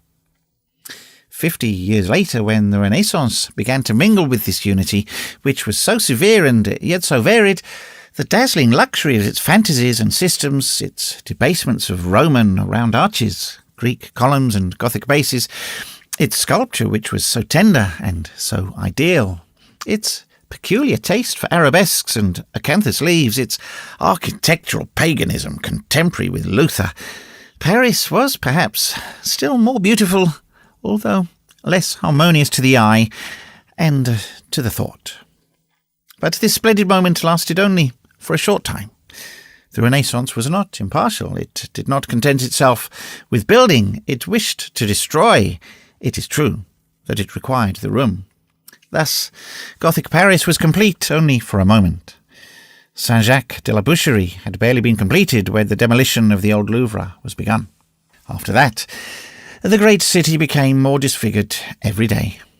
Gothic Paris, beneath which Roman Paris was effaced in its turn. But can one say what Paris has replaced it? There is the Paris of Catherine de Medicis of the Tuileries, the Paris of Henri II at the Hôtel de Ville, 2 edifices still in fine taste, the Paris of Henri IV at the Place Royale, facades of brick with stone corners and slated roofs, tri-coloured houses, the Paris of Louis XIII at the Val de Grace, a crushed and squat architecture with vaults like basket handles and something indescribably pot-bellied in the column and thick-set in the dome.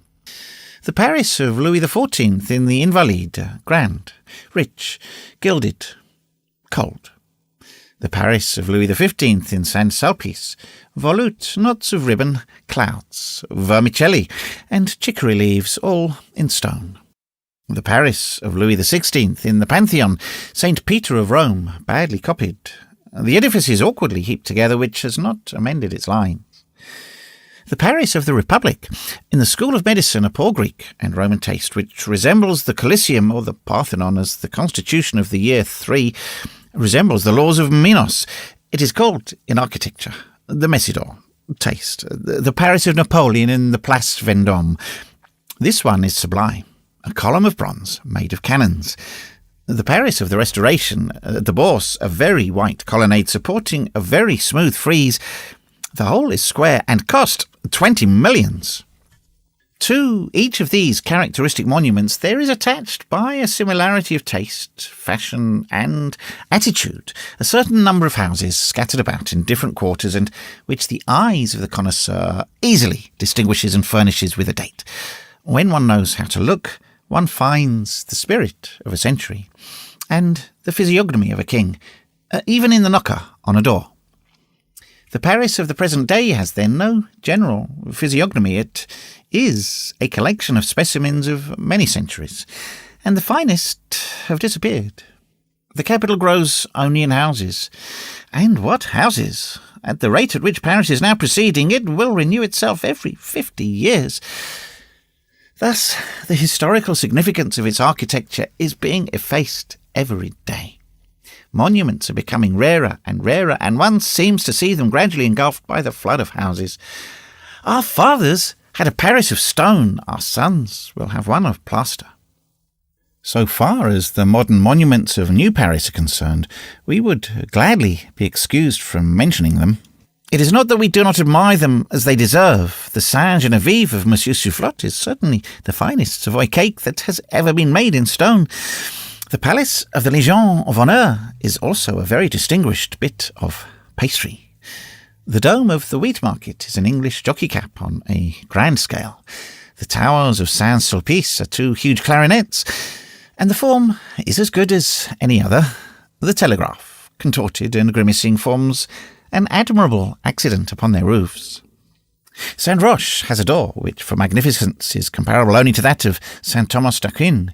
It has also a crucifixion in high relief. In a cellar.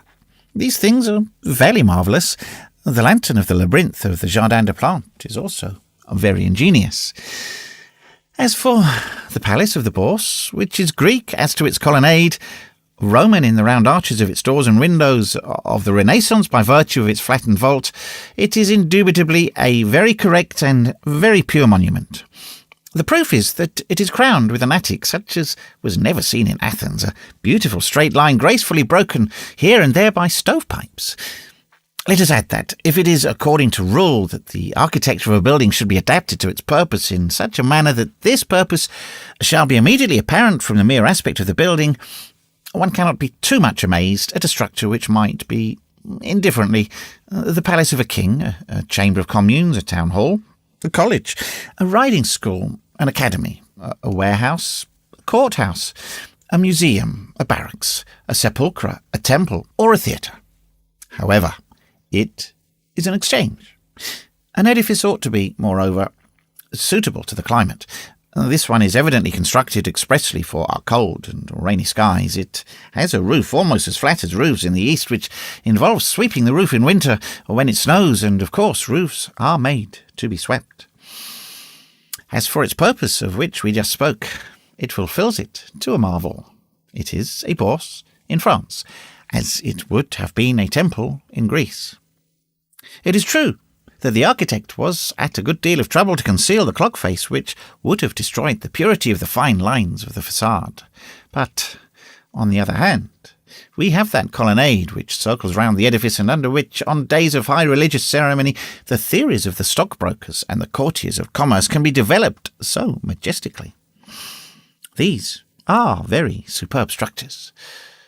Let us add a quantity of fine, amusing, and varied streets, like the Rue de Rivoli, and I do not despair of Paris presenting to the eye, when viewed from a balloon, that richness of line, that opulence of detail, that diversity of aspect, that grandiose something in the simple and unexpected in the beautiful which characterizes a checkerboard. However admirable as the Paris of today may seem to you, reconstruct the Paris of the 15th century. Call it up before you in thought. Look at the sky athwart the surprising forest of spires, towers, and belfries spread out in the centre of the city, tear away at the points of the islands, fold at the arches of the bridges, the Seine, with its broad green and yellow expanses, more variable than the skin of a serpent, project clearly against an azure horizon. The Gothic profile of this ancient Paris make its contour float in a winter's mist which clings to its numerous chimneys. Drown it in profound night, and watch the odd play of lights and shadows in that sombre labyrinth of edifices. Cast upon it a ray of light which shall vaguely outline it and cause to emerge from the fog the great heads of the towers. Or take that black silhouette again, enliven with shadow the thousand acute angles, or the spires and gables, and make it start out more toothed than a shark's jaw against a copper-coloured western sky. And then compare. And if you wish to receive of the ancient city an impression with which the modern one can no longer furnish you, climb on the morning of some great festival beneath the rising sun of Easter or of Pentecost. Climb upon some elevated point whence you command the entire capital, and be present at the wakening of the chimes. Behold, at a signal given from heaven, for it is the sun which gives it, all those churches quiver simultaneously. First come scattered strokes running from one church to another, as when musicians give warning that they are about to begin. Then all at once, behold, for it seems at times as though the ear also possessed a sight of its own. Behold, rising from each bell tower, something like a column of sound, a cloud of harmony. First, the vibration of each bell mounts straight upwards, pure and, so to speak, isolated from the others, into the splendid morning sky. And then, little by little, as they swell, melt together, mingle, are lost in each other, and amalgamate in a magnificent concert. It is no longer anything but a mass of sonorous vibrations incessantly sent forth from the numerous belfries, floats, undulates, bounds, whirls over the city and prolongs far beyond the horizon the deafening circle of its oscillations. Nevertheless, this sea of harmony is not a chaos. Great and profound as it is, it has not lost its transparency. You behold the windings of each group of notes which escapes from the belfries. You can follow the dialogue by turns, grave and shrill, of the treble and the bass. You can see the octaves leap from one tower to another. You watch them spring forth, winged, light, and whistling, from the silver bell to fall, broken and limping, from the bell of wood. You admire in their midst the rich gamut which incessantly ascends and reascends the 7 bells of Saint Eustache. You see light and rapid notes running across it, executing 3 or 4 luminous zigzags and vanishing like flashes of lightning. Yonder is the Abbey of Saint-Martin, a shrill, cracked singer. Here the gruff and gloomy voice of the Bastille. At the other end, the great tower of the Louvre with its bass. The royal chime of the palace scatters on all sides, and without relaxation, resplendent trills upon which fall at regular intervals the heavy strokes from the belfry of Notre-Dame, which makes them sparkle like the anvil under the hammer. At intervals you behold the passage of sounds of all forms which come from the triple peal of Saint-Germain-des-Prés. And then again, from time to time, this mass of sublime noises opens and gives passage to the beats of the Ave Maria, which bursts forth and sparkles like an aigrette of stars. Below, in the very depths of the concert, you confusedly distinguish the interior chanting of the churches, which exhales through the vibrating pores of their vaulted roofs. Assuredly, this is an opera which it is worth the trouble of listening to. Ordinarily, the noise which escapes from Paris by day is the city speaking, and by night it is the city breathing. In this case, it is the city singing. Lend an ear, then, to this concert of bell towers, spread over all the murmur of 500,000 men, the eternal plaint of the river, the infinite breathings of the wind, the grave and distant quartet of the 4 forests arranged upon the hills, on the horizon, like immense stacks of organ pipes, extinguish as if in a half shade all that is too hoarse and too shrill about the central chime, and say whether you know anything in the world more rich and joyful, more golden, more dazzling than this tumult of bells and chimes, than this furnace of music, than these 10,000 brazen voices chanting simultaneously in the flutes of stone 300 feet high, than this city which is no longer anything but an orchestra, than this symphony which produces the noise of a tempest.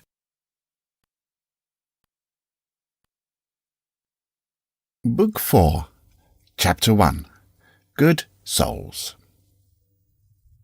16 years previous to the epoch when this story takes place, one fine morning on Quasimodo Sunday, A living creature had been deposited, after Mass, in the church of Notre-Dame, on the wooden bed securely fixed in the vestibule on the left, opposite the great image of Saint Christopher, which the figure of Messire Antoine des Essarts, chevalier carved in stone, had been gazing at on his knees since 1413, when they took it into their heads to overthrow the saint and the faithful follower.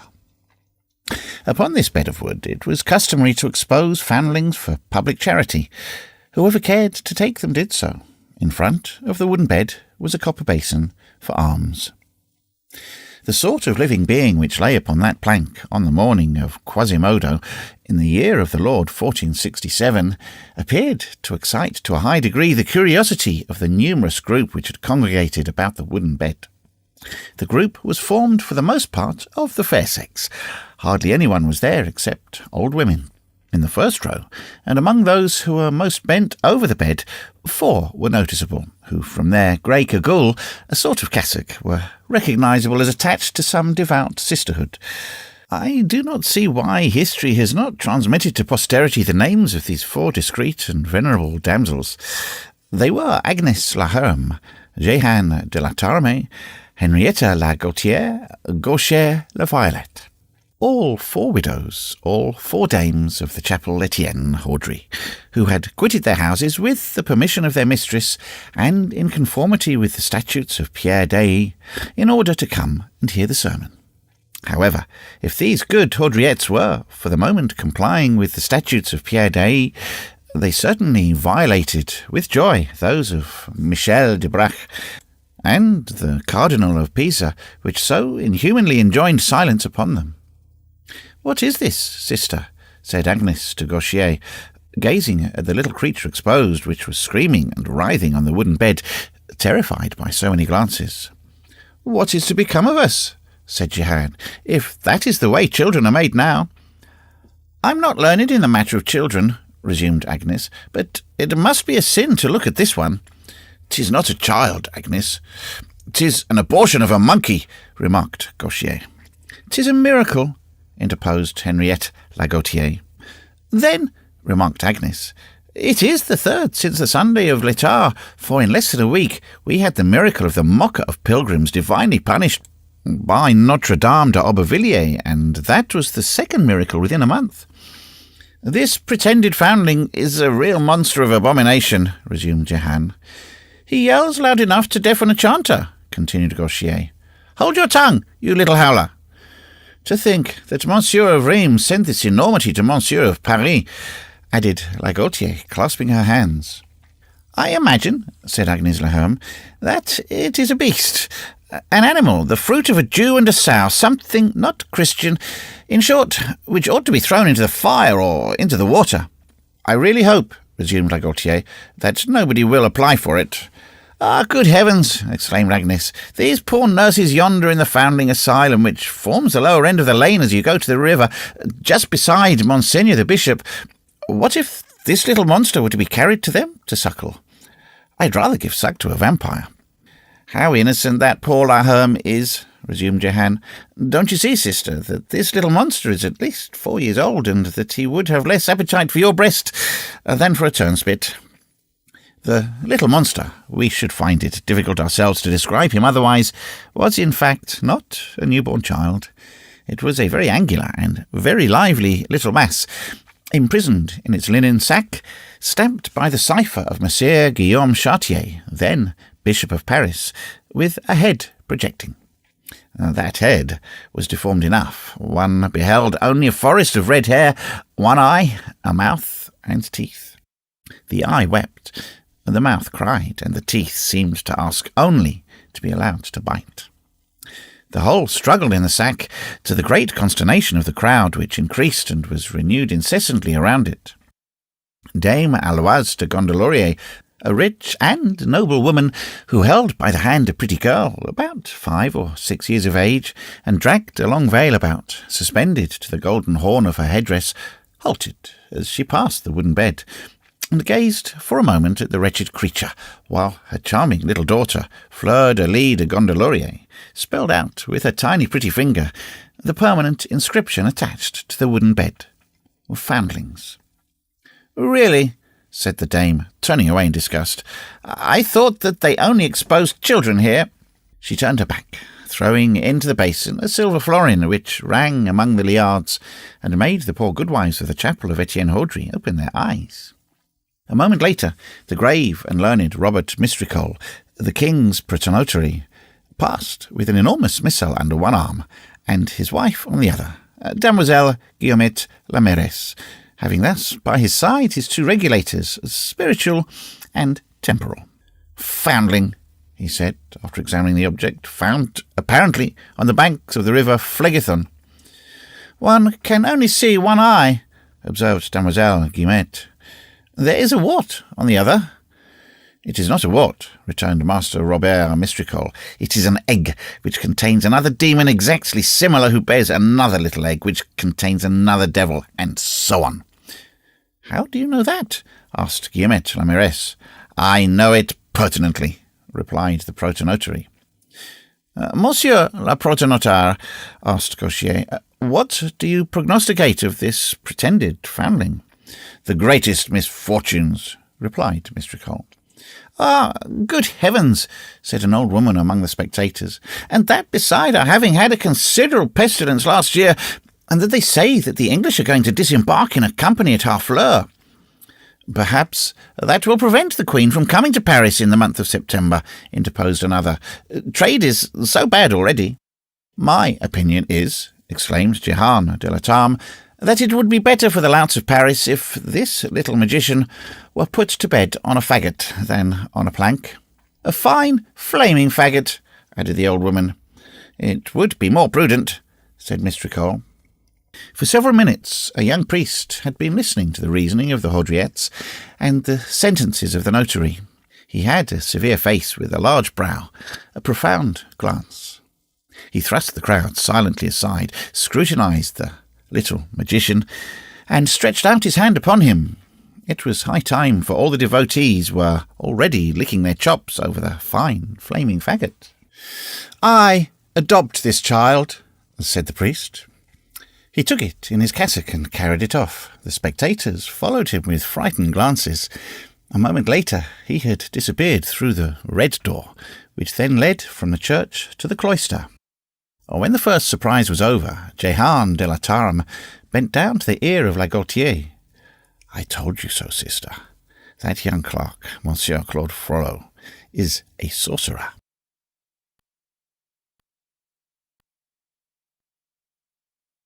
Chapter 2. Claude Frollo. In fact, Claude Frollo was no common person. He belonged to one of those middle-class families which were called, indifferently, in the impertinent language of the last century, the high bourgeois or the petty nobility. This family had inherited from the brothers Paclet the fief of Tirchap, which was dependent upon the Bishop of Paris, and whose 21 houses had been in the 13th century the object of so many suits before the official.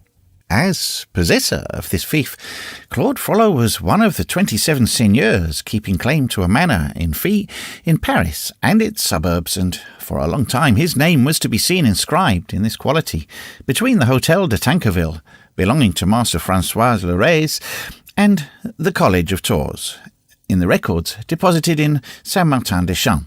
Claude Frollo had been destined from infancy by his parents to the ecclesiastical profession.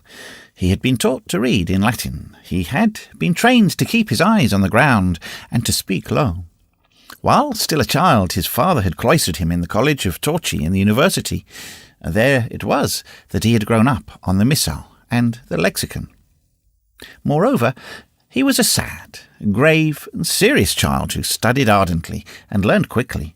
He never uttered a loud cry in recreation hour, mixed but little in the bacchanals of the Rue de Forat, and did not know what it was to dare à la passe et capillos laniard, and had cut no figure in the revolt of 1463, which the annalists register gravely under the title of the Sixth Trouble of the University.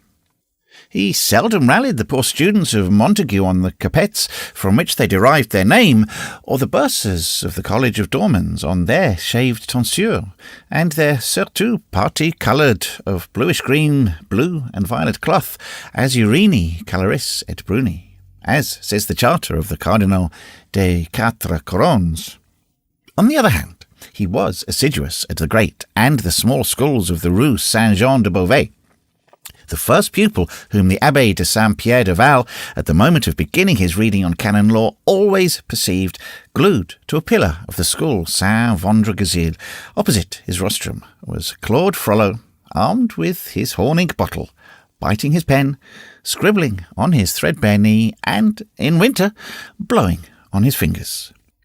The first auditor whom Messire Mille d'Isliers, doctor in Decretals, saw arrive every Monday morning, all breathless, at the opening of the gates of the school of the Chefs Saint-Denis, was Claude Frollo. Thus, at 16 years of age, the young clerk might have held his own in mystical theology against a father of the Church, in canonical theology against a father of the councils, in scholastic theology against a doctor of Sorbonne. Theology conquered, he had plunged into Decretals. From the master of sentences, he had passed to the capitularies of Charlemagne, and he had devoured, in succession, in his appetite for science, Decretals upon Decretals, those of Theodore, Bishop of Hispalis, those of Bouchard, Bishop of Worms, those of Yves, Bishop of Chartres, next the Decretal of Gratian, which succeeded the capitularies of Charlemagne, then the collection of Gregory IX, then the epistle of Superspecula of Honorius III.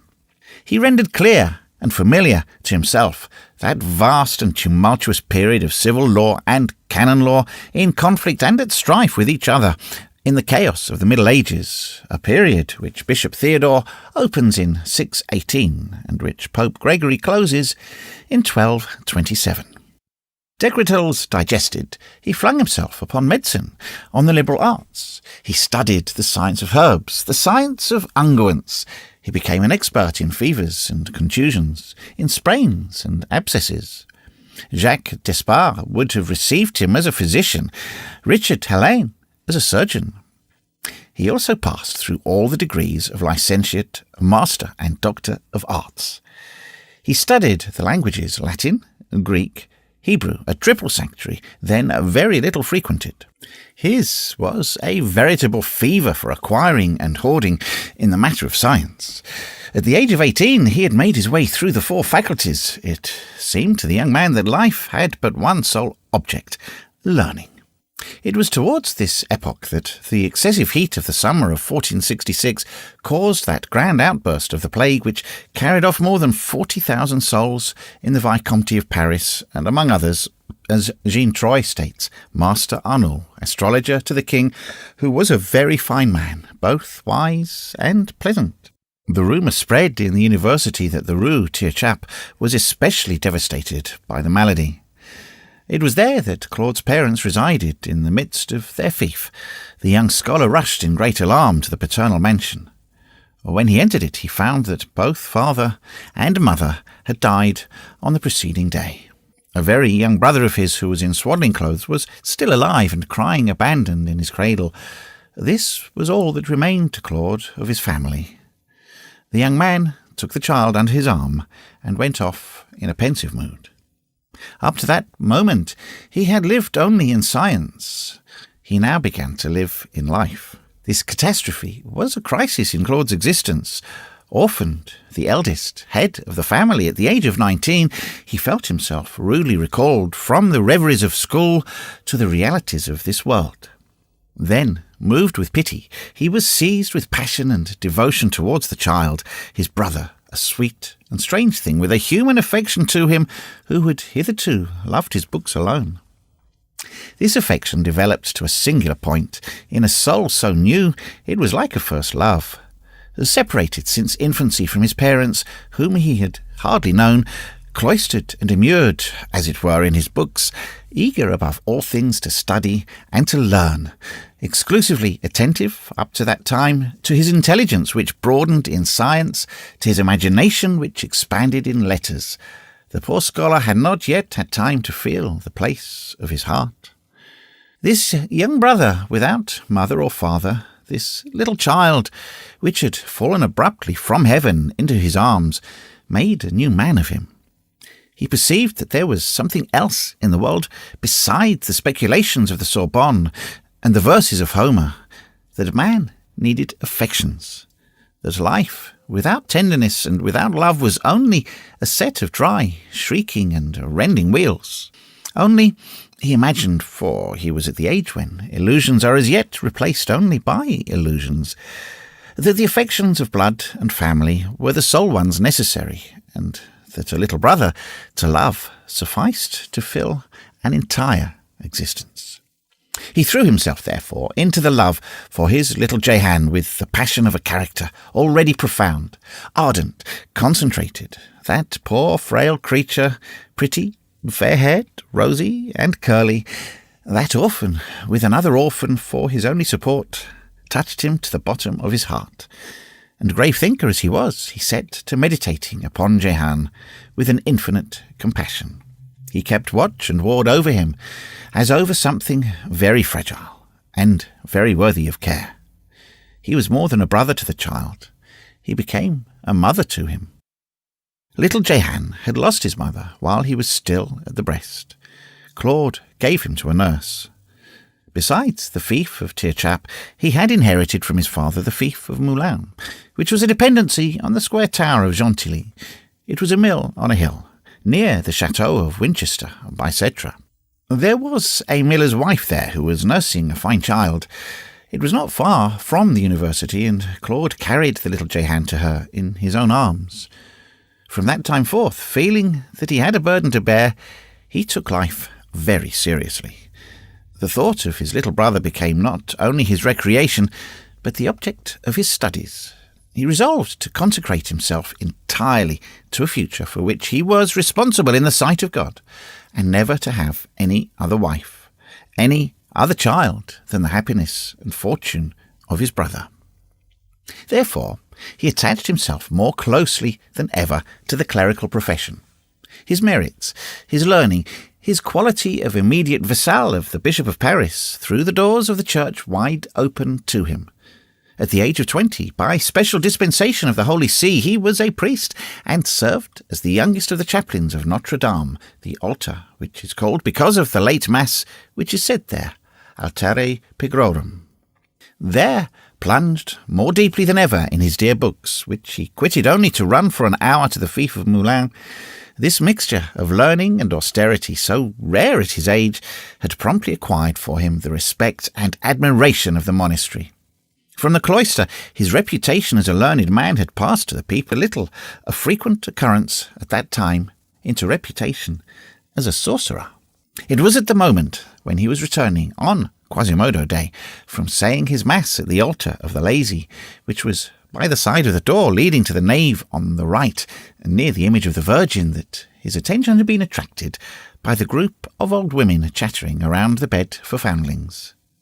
Then it was that he approached the unhappy little creature which was so hated and so menaced. That distress, that deformity, that abandonment, the thought of his young brother, the idea which suddenly occurred to him that if he were to die, his dear little Jehan might also be flung miserably on the plank for foundlings. All this had gone to his heart simultaneously. A great pity had moved in him, and he had carried off the child. When he removed the child from the sack, he found it greatly deformed in very sooth.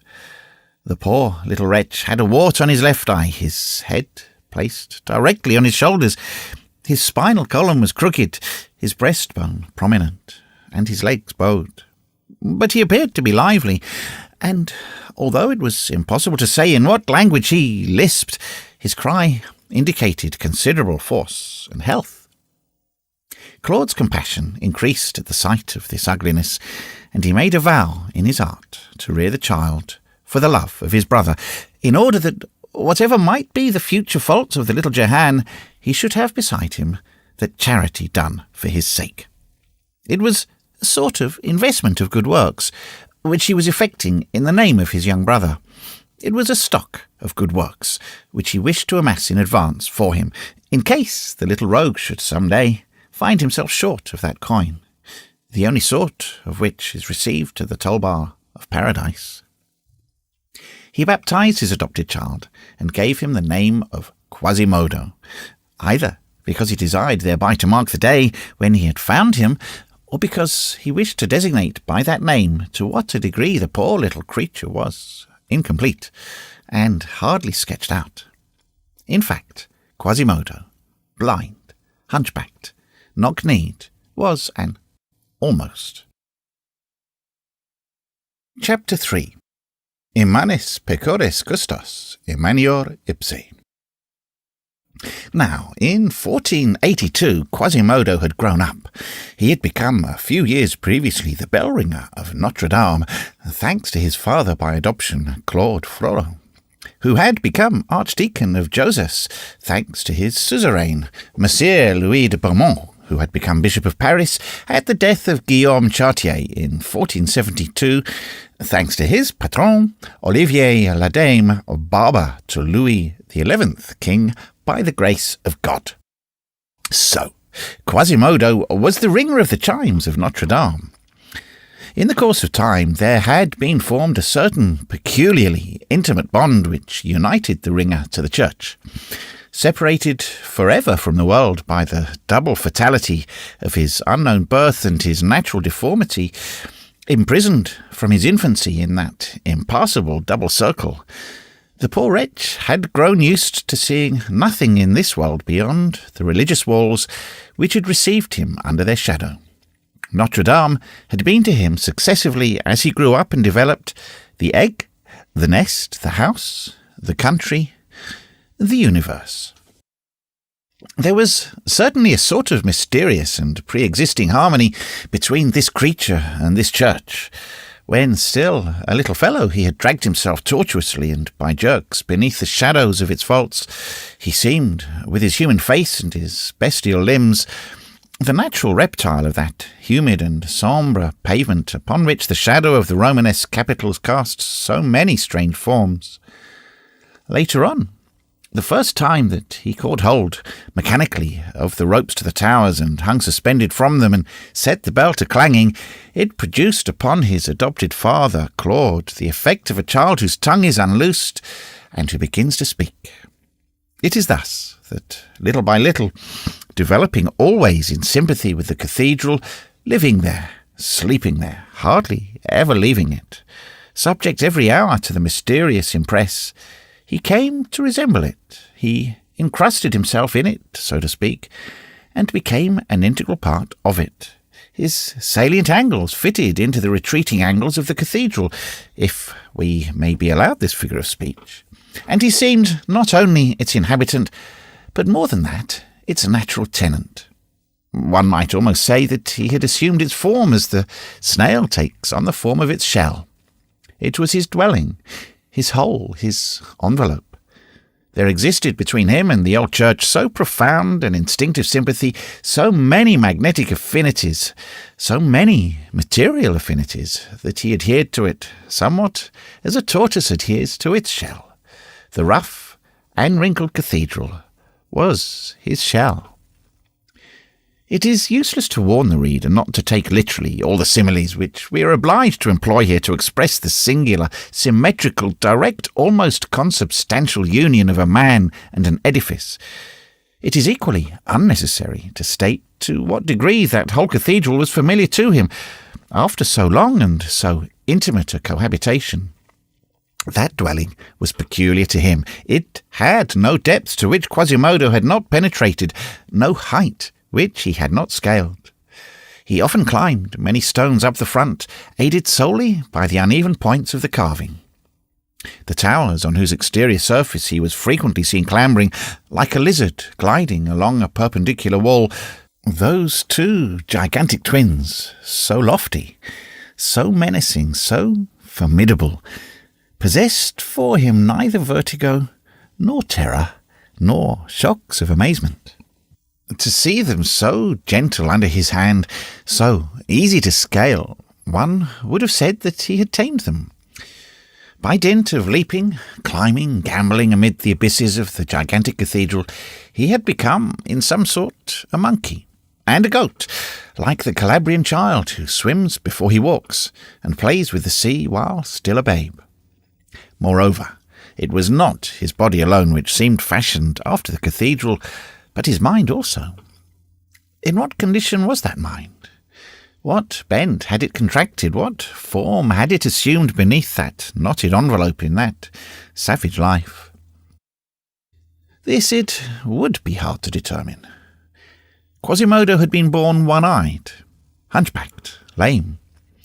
It was with great difficulty and by dint of great patience that Claude Frollo had succeeded in teaching him to talk.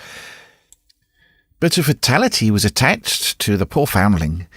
Bell-ringer of Notre-Dame at the age of 14, a new infirmity had come to complete his misfortunes. The bells had broken the drums of his ears, and he had become deaf. The only gate which nature had left wide open for him had been abruptly closed, and forever. In closing, it had cut off the only ray of joy and of light which still made its way into the soul of Quasimodo. His soul fell into profound night.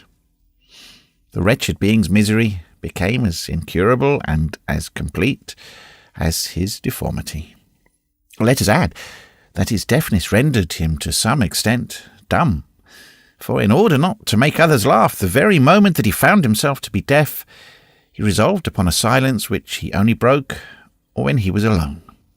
He voluntarily tied that tongue which Claude Frollo had taken so much pains to unloose.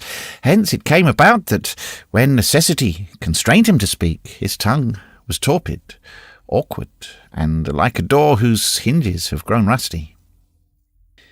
If now we were to try to penetrate the soul of Quasimodo through that thick, hard rind, if we could sound the depths of that badly constructed organism, if it were granted to us to look with a torch behind these non-transparent organs to explore the shadowy interior of that opaque creature, to elucidate his obscure corners, his absurd no-thoroughfares, and suddenly to cast a vivid light upon the soul enchained at the extremity of that cave, we should, no doubt, find the unhappy Psyche in some poor, cramped, and rickety attitude, like those prisoners beneath the leads of Venice who grew old, bent, double in a stone box which was both too low and too short for them.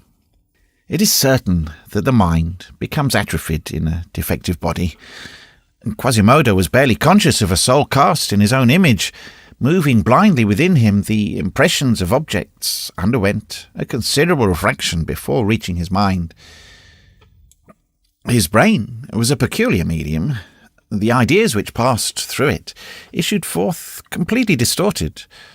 The reflection which resulted from this refraction was necessarily divergent and perverted. Hence, 1,000 optical illusions, 1,000 aberrations of judgment, 1,000 deviations in which his thoughts strayed, now mad, now idiotic. The first effect of this fatal organization was to trouble the glance which he cast upon things. He received hardly any immediate perception of them. The external world seemed much farther away to him than it does to us. The second effect of his misfortune was to render him malicious. He was malicious, in fact, because he was savage. He was savage because he was ugly. There was logic in this nature, as there is in ours. His strength, so extraordinarily developed, was a cause of still greater malevolence. Malus puer robustus, says Hobbes. This justice must, however, be rendered to him. Malevolence was not, perhaps, innate in him. From his very first steps among men, he had felt himself. Later on, he had seen himself spewed out, blasted, rejected. Human words were, for him, always a raillery or a malediction. As he grew up, he had found nothing but hatred around him. He had caught the general malevolence. He had picked up the weapon with which he had been wounded. After all, he turned his face towards men only with reluctance. his cathedral was sufficient for him. It was peopled with marble figures, kings, saints, bishops, who at least did not burst out laughing in his face, and who gazed upon him only with tranquillity and kindliness.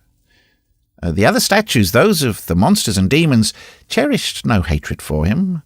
Quasimodo, he resembled them too much for that. They seemed rather to be scoffing at other men. The saints were his friends and blessed him.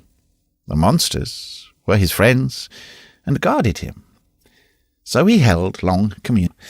He sometimes passed whole hours crouching before one of these statues in solitary conversation with it. If anyone came, he fled like a lover surprised in his serenade.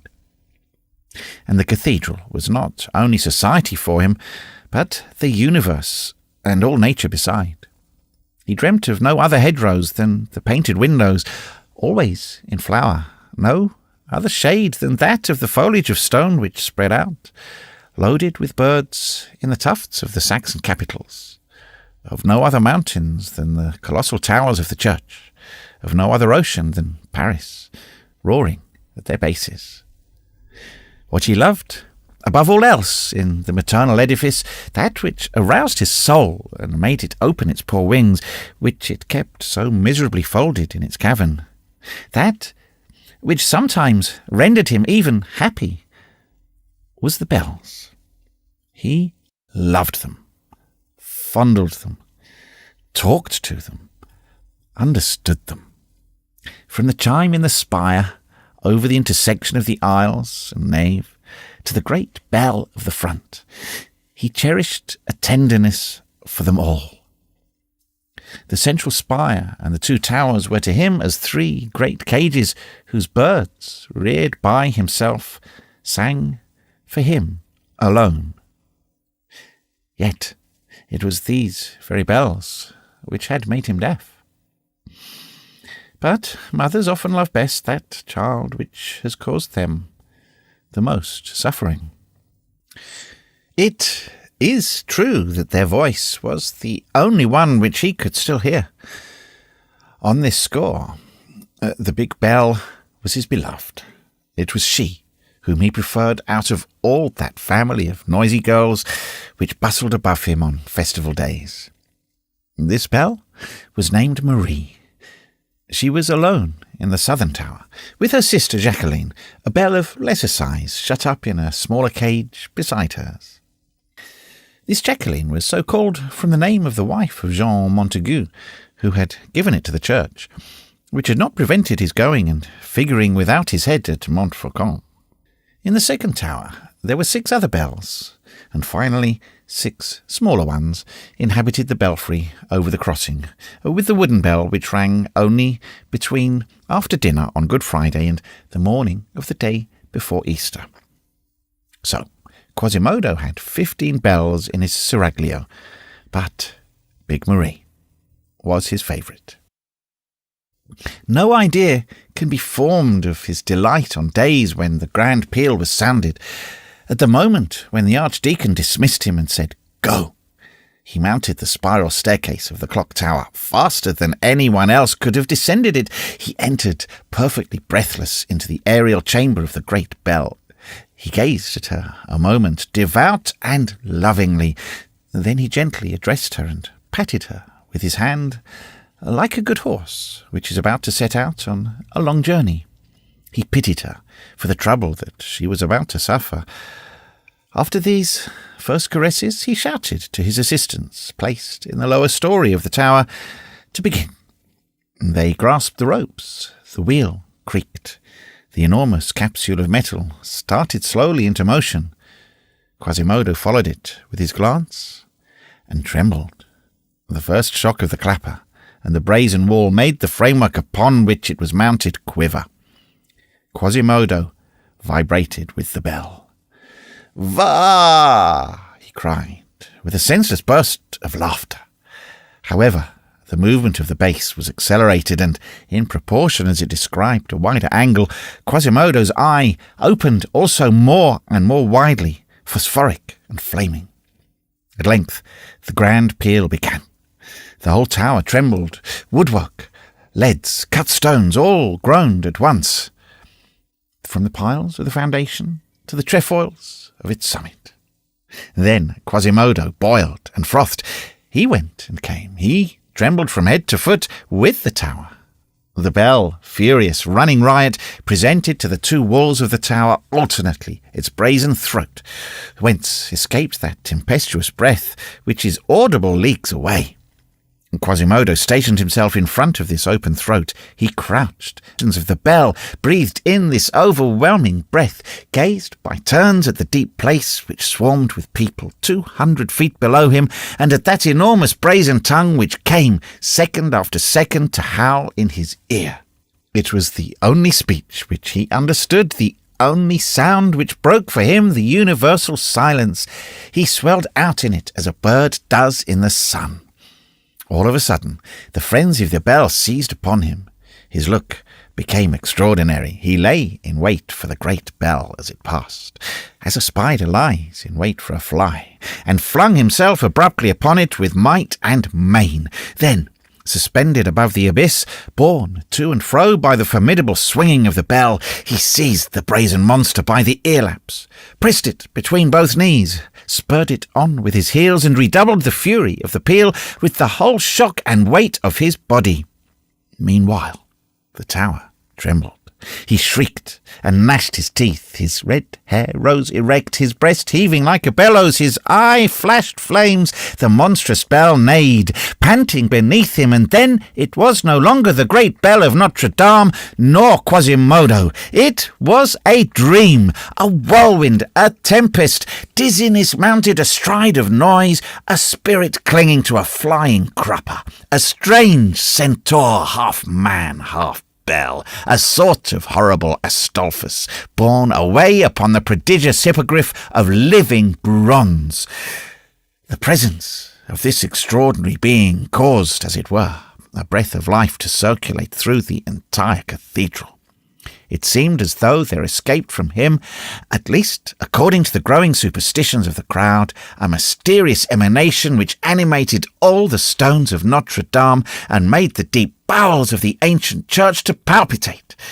It sufficed for people to know that he was there, to make them believe that they beheld the 1,000 statues of the galleries and the fronts in motion. And the cathedral did, indeed, seem a docile and obedient creature beneath his hand. It waited on his will to raise its great voice. It was possessed and filled with Quasimodo, as with a familiar spirit. One would have said that he made the immense edifice breathe. He was everywhere about it. In fact, he multiplied himself on all points of the structure. Now, one perceived with affright at the very top of one of the towers a fantastic dwarf climbing, writhing, crawling on all fours, descending outside above the abyss, leaping from projection to projection, and going to ransack the belly some sculptured gorgon. It was Quasimodo dislodging the crows. Again, in some obscure corner of the church, one came in contact with a sort of living chimera, crouching and scowling. It was Quasimodo engaged in thought.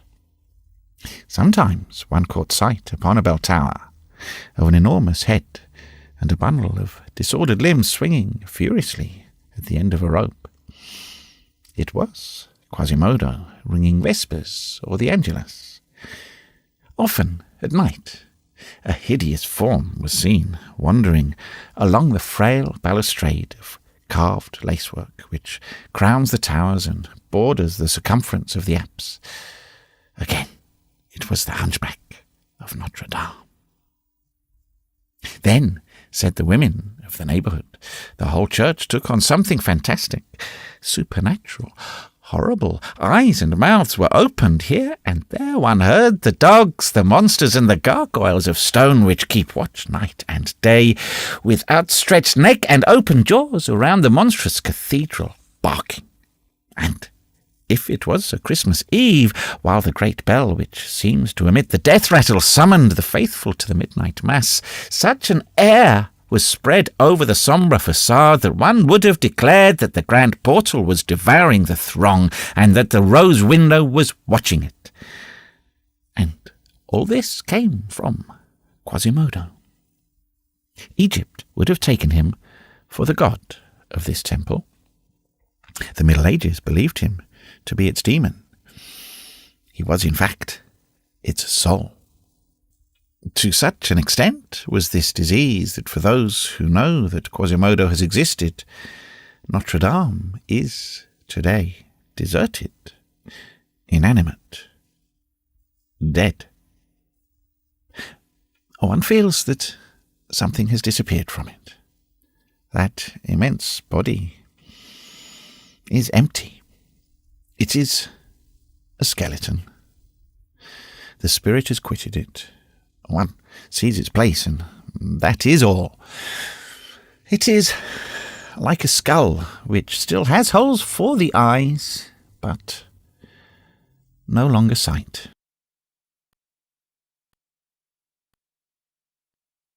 Chapter 4. The Dog and His Master. Nevertheless, there was one human creature whom Quasimodo accepted from his malice and from his hatred for others, and whom he loved even more, perhaps, than his cathedral. This was Claude Frollo. The matter was simple. Claude Frollo had taken him in, had adopted him, had nourished him, had reared him. When a little lad, it was between Claude Frollo's legs that he was accustomed to seek refuge, when the dogs and the children barked after him. Claude Frollo had taught him to talk, to read, to write. Claude Frollo had finally made him the bell ringer. Now, to give the big bell in marriage to Quasimodo was to give Juliet to Romeo. Hence, Quasitude was profound, passionate, boundless, and although the visage of his adopted father was often clouded or severe, although his speech was habitually curt, harsh, imperious, that gratitude never wavered for a single moment. The archdeacon had in Quasimodo the most submissive slave, the most docile lackey, the most vigilant of dogs. When the poor bell-ringer became deaf, there had been established between him and Claude Frollo a language of signs, mysterious and understood by themselves alone. In this manner, the archdeacon was the sole human being with whom Quasimodo had preserved communication. He was in sympathy with but two things in this world, Notre-Dame and Claude Frollo. There is nothing which can be compared with the empire of the archdeacon over the bell-ringer, with the attachment of the bell-ringer for the archdeacon. A sign from Claude, and the idea of giving him pleasure would have sufficed to make Quasimodo hurl himself headlong from the summit of Notre-Dame. It was a remarkable thing, all that physical strength which had reached in Quasimodo such an extraordinary development, and which was placed by him blindly at the disposition of another. There was in it, no doubt, filial devotion, domestic attachment. There was also the fascination of one spirit by another spirit. It was a poor, awkward, and clumsy organization which stood with lowered head and supplicating eyes before a lofty and profound, a powerful and superior intellect. Lastly, and above all, it was gratitude. Gratitude so pushed to its extremest limit that we do not know to what to compare it. This virtue is not one of those of which the finest examples are to be met among men. We will say, then, that Quasimodo loved the archdeacon as never a dog, never a horse, never an elephant loved his master.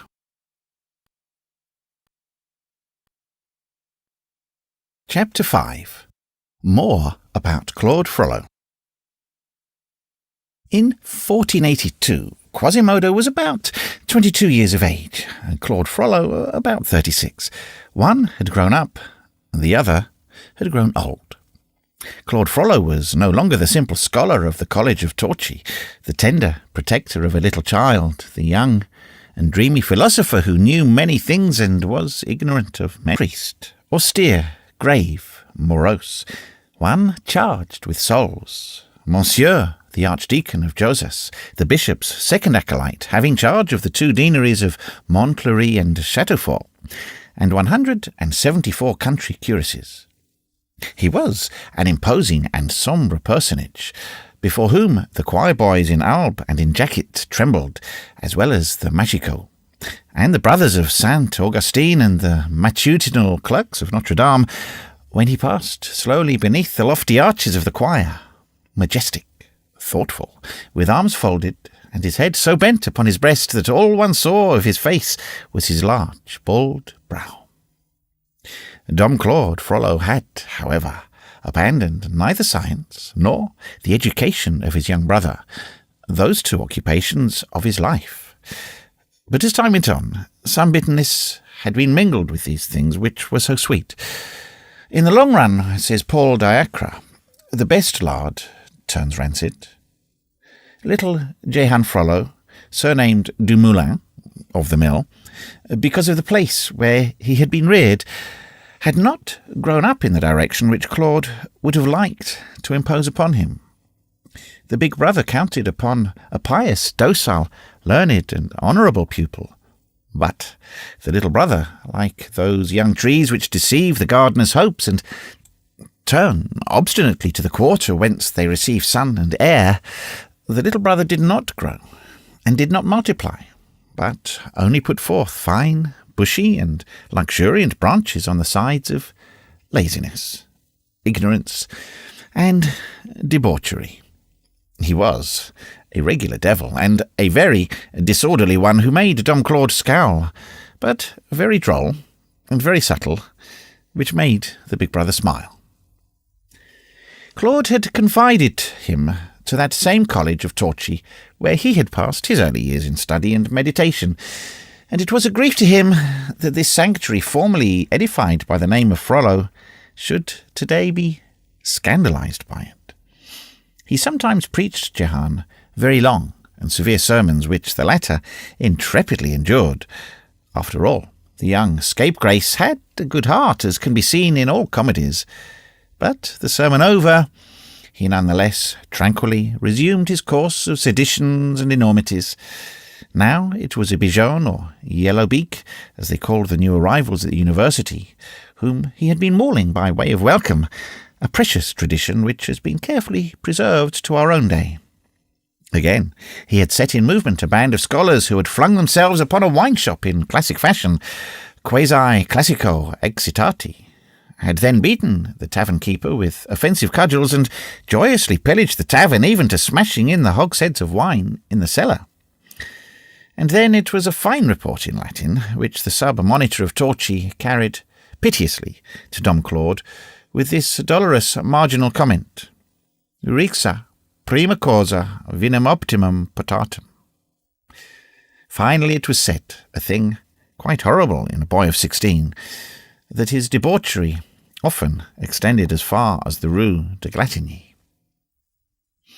Claude, saddened and discouraged in his human affections by all this, had flung himself eagerly into the arms of learning, that sister which at least does not laugh in your face, and which always pays you, though in money that is sometimes a little hollow, for the attention which you have paid to her.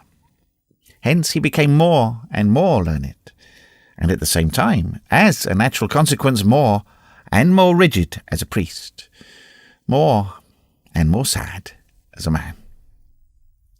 There are for each of us several parallelisms between our intelligence, our habits, and our character, which develop without a break, and break only in the great disturbances of life.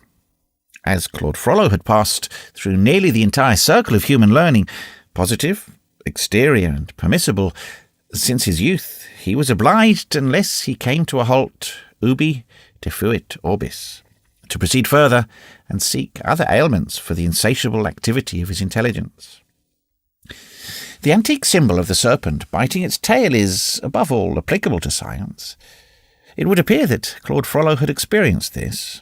Many grave persons affirm that, after having exhausted the face of human learning, he had dared to penetrate into the nefas, He had, they said, tasted in succession all the apples of the tree of knowledge, and, whether from hunger or disgust, had ended by tasting the forbidden fruit.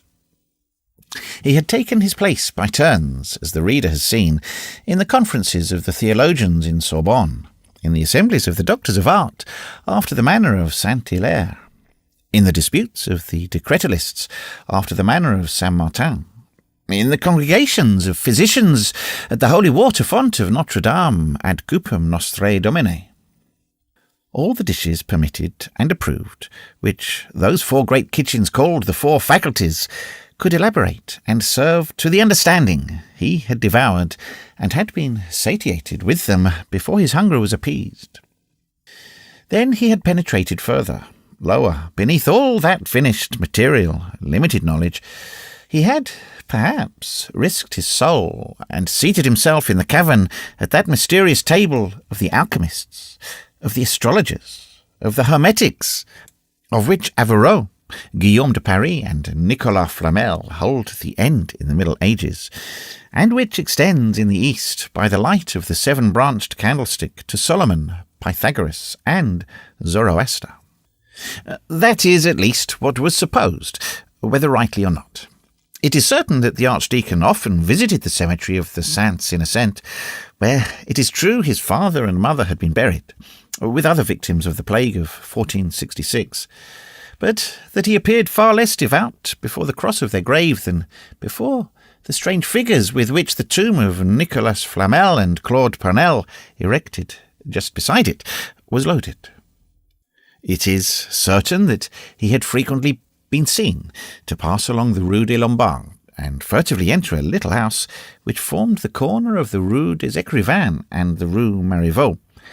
It was the house which Nicolas Flamel had built, where he had died about 1417, and which, constantly deserted since that time, had already begun to fall in ruins. So greatly had the hermetics and the alchemists of all countries wasted away the walls, merely by carving their names upon them. Some neighbours even affirm that they had once seen, through an air-hole, Archdeacon Claude excavating, turning over, digging up the earth in the 2 cellars whose supports had been daubed with numberless couplets and hieroglyphics by Nicolas Flamel himself. It was supposed that Flamel had buried the philosopher's stone in the cellar, and the alchemists, for the space of 2 centuries from Magistri to Father Pacifique, never ceased to worry the soil until the house, so cruelly ransacked and turned over, ended by falling into dust beneath their feet. Again, it is certain that the archdeacon had been seized with a singular passion for the symbolic Notre-Dame. That page of a conjuring book written in stone by Bishop Guillaume de Paris, who has no doubt been damned for having affixed so infernal a frontispiece to the sacred poem chanted by the rest of the edifice. Archdeacon Claude had the credit also of having fathomed the mystery of the Colossus of San Christopher, and of that lofty, enigmatic statue which then stood at the entrance of the vestibule, and which the people in derision called Monsieur le Gris. But what everyone might have noticed was the interminable hours which he often employed, seated upon the parapet of the area in front of the church, in contemplating the sculptures of the front, examining now the foolish virgins with their lamps reversed, now the wise virgins with their lamps upright, again calculating the angle of vision of that raven which belongs to the left front, and which is looking at a mysterious point inside the church, where is concealed the philosopher's stone, if it not be in the cellar of Nicolas Flamel. It was, let us remark in passing, a singular fate for the church of Notre-Dame at that epoch to be so beloved in 2 different degrees, and with so much devotion by 2 beings so dissimilar as Claude and Quasimodo. Beloved by one, a sort of instinctive and savage half-man, for its beauty, for its stature, for the harmonies which emanated from its magnificent ensemble, and beloved by the other, a learned and passionate imagination, for its myth, for the sense which it contained, for the symbolism scattered beneath the sculptures of its front, like the first text underneath the second in a palimpsest. In a word, for the enigma which it is eternally propounding to the understanding. Furthermore, it is certain that the archdeacon had established himself in that one of the two towers which looks upon the grave, just beside the frame for the bells, a very secret little cell into which no one, not even the bishop, entered without his leave, it was said. This tiny cell had formerly been made almost at the summit of the tower, among the ravens' nests, by Bishop Hugo de Besançon, who had wrought sorcery there in his day.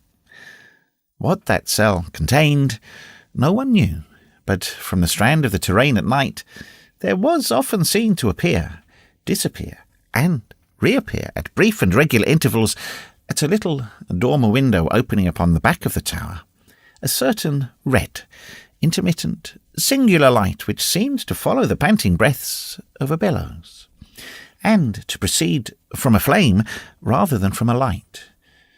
In the darkness, at that height, it produced a singular effect, and the good wives said, "There's the archdeacon blowing. Hell is sparkling up yonder." There were no great proofs of sorcery in that, after all, but there was still enough smoke to warrant a surmise of fire, and the archdeacon bore a tolerably formidable reputation. We ought to mention, however, that the sciences of Egypt, that necromancy and magic, even the whitest, even the most innocent, had no more envenomed enemy, no more pitiless denunciator before the gentlemen of the officialty of Notre-Dame. Whether this was sincere horror, or the game played by the thief who shouts, "Stop thief!" at all events, it did not prevent the archdeacon from being considered by the learned heads of the chapter as a soul who had ventured into the vestibule of hell, who was lost in the caves of the cabal, groping amid the shadows of the occult sciences. Neither were the people deceived thereby with anyone who possessed any sagacity. Quasimodo passed for the demon, Claude Frollo for the sorcerer. It was evident that the bell-ringer was to serve the archdeacon for a given time, at the end of which he would carry away the latter's soul by way of payment. Thus, the archdeacon, in spite of the excessive austerity of his life, was in bad odour among all pious souls, and there was no devout nose so inexperienced that it could not smell him out to be a magician. And if, as he grew older, abysses had formed in his science, they had also formed in his heart. That, at least, is what one had grounds for believing on scrutinizing that face, upon which the soul was only seen to shine through a sombre cloud. Whence that large bald brow, that head for ever bent, that breast always heaving with sighs? What secret thought caused his mouth to smile with so much bitterness, at the same moment that his scowling brows approached each other like two bulls on the point of fighting? Why was what hair he had left already grey? What was that internal fire which sometimes broke forth in his glance, to such a degree that his eye resembled a hole pierced in the wall of a furnace? These symptoms of a violent moral preoccupation had acquired an especially high degree of intensity at the epoch when this story takes place. More than once, a choir-boy had fled in terror at finding him alone in the church, so strange and dazzling was his look. More than once, in the choir at the hour of the offices, his neighbour in the stalls had heard him mingling with the plain-song, ad omnem tonum, unintelligible parentheses. More than once, the laundress of the terrain, charged with washing the chapter, had observed, not without affright, the marks of nails and clenched fingers on the surplice of Monsieur the Archdeacon of Joseph. However, he redoubled his severity, and had never been more exemplary. By profession, as well as by character, he had always held himself aloof from women. He seemed to hate them more than ever. The mere rustling of a silken petticoat caused his hood to fall over his eyes. Upon this score, he was so jealous of austerity and reserve that when the Dame de Beaujeu, the king's daughter, came to visit the cloister of Notre-Dame in the month of December 1481, he gravely opposed her entrance, reminding the bishop of the statute of the Black Book dating from the vigil of Saint Barthélemy, 1334, which interdicts access to the cloister to any woman, whatever old or young, mistress or maid, upon which the bishop had been constrained to recite to him the ordinance of Legat Odo, which accepts certain great dames, alique magnates mulieres, quae sin scandalo vitari non pussant. And again, the archdeacon had protested, objecting that the ordinance of the legate, which dated back to 1207, was anterior by 127 years to the Black Book, and consequently was abrogated in fact by it, and he had refused to appear before the princess. It was also noticed that his horror for Bohemian women and gypsies had seemed to redouble for some time past. He had petitioned the bishop for an edict which expressly forbade the Bohemian women to come and dance and beat their tambourines on the place of the Parvis. And for about the same length of time, he had been ransacking the mouldy placards of the officialty in order to collect the cases of sorcerers and witches condemned to fire or the rope for complicity in crimes with rams, sows, or goats. Chapter 6. Unpopularity. The archdeacon and the bell-ringer, as we have already said, were but little loved by the populace, great and small, in the vicinity of the cathedral. When Claude and Quasimodo went out together, which frequently happened, and when they were seen traversing in company, the valet behind the master, the cold, narrow, and gloomy streets of the Bloc de Notre-Dame, more than one evil word, more than one ironical quaver, more than one insulting jest greeted them on their way, unless Claude Frollo, which was rarely the case, walked with head upright and raised, showing his severe and almost august brow to the dumbfounded jeerers. Both were, in their quarters, like the poets of whom Regnier speaks. All sorts of persons run after poets, as warblers fly shrieking after owls. Sometimes a mischievous child risked his skin and bones for the ineffable pleasure of driving a pin into Quasimodo's hump. Again, a young girl, more bold and saucy than was fitting, brushed the priest's black robe, singing in his face the sardonic ditty, "Niche, niche, the devil is caught." Sometimes a group of squalid old crones, squatting in a file under the shadow of the steps to a porch, scolded noisily as the archdeacon and the bell-ringer passed, and tossed them this encouraging welcome with a curse. "Hum, there's a fellow whose soul is made like the other one's body." Or a band of schoolboys and street urchins playing hopscotch rose in a body and saluted him classically with some cry in Latin, "Ea, ea, Claudius cum Claudo."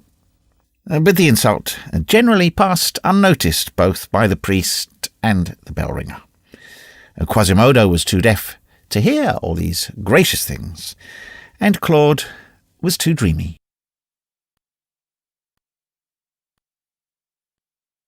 Book 5, Chapter 1. Abbess Beatty Martini. Dom Claude's fame had spread far and wide. It procured for him at about the epoch when he refused to see Madame de Beaujeu a visit which he long remembered.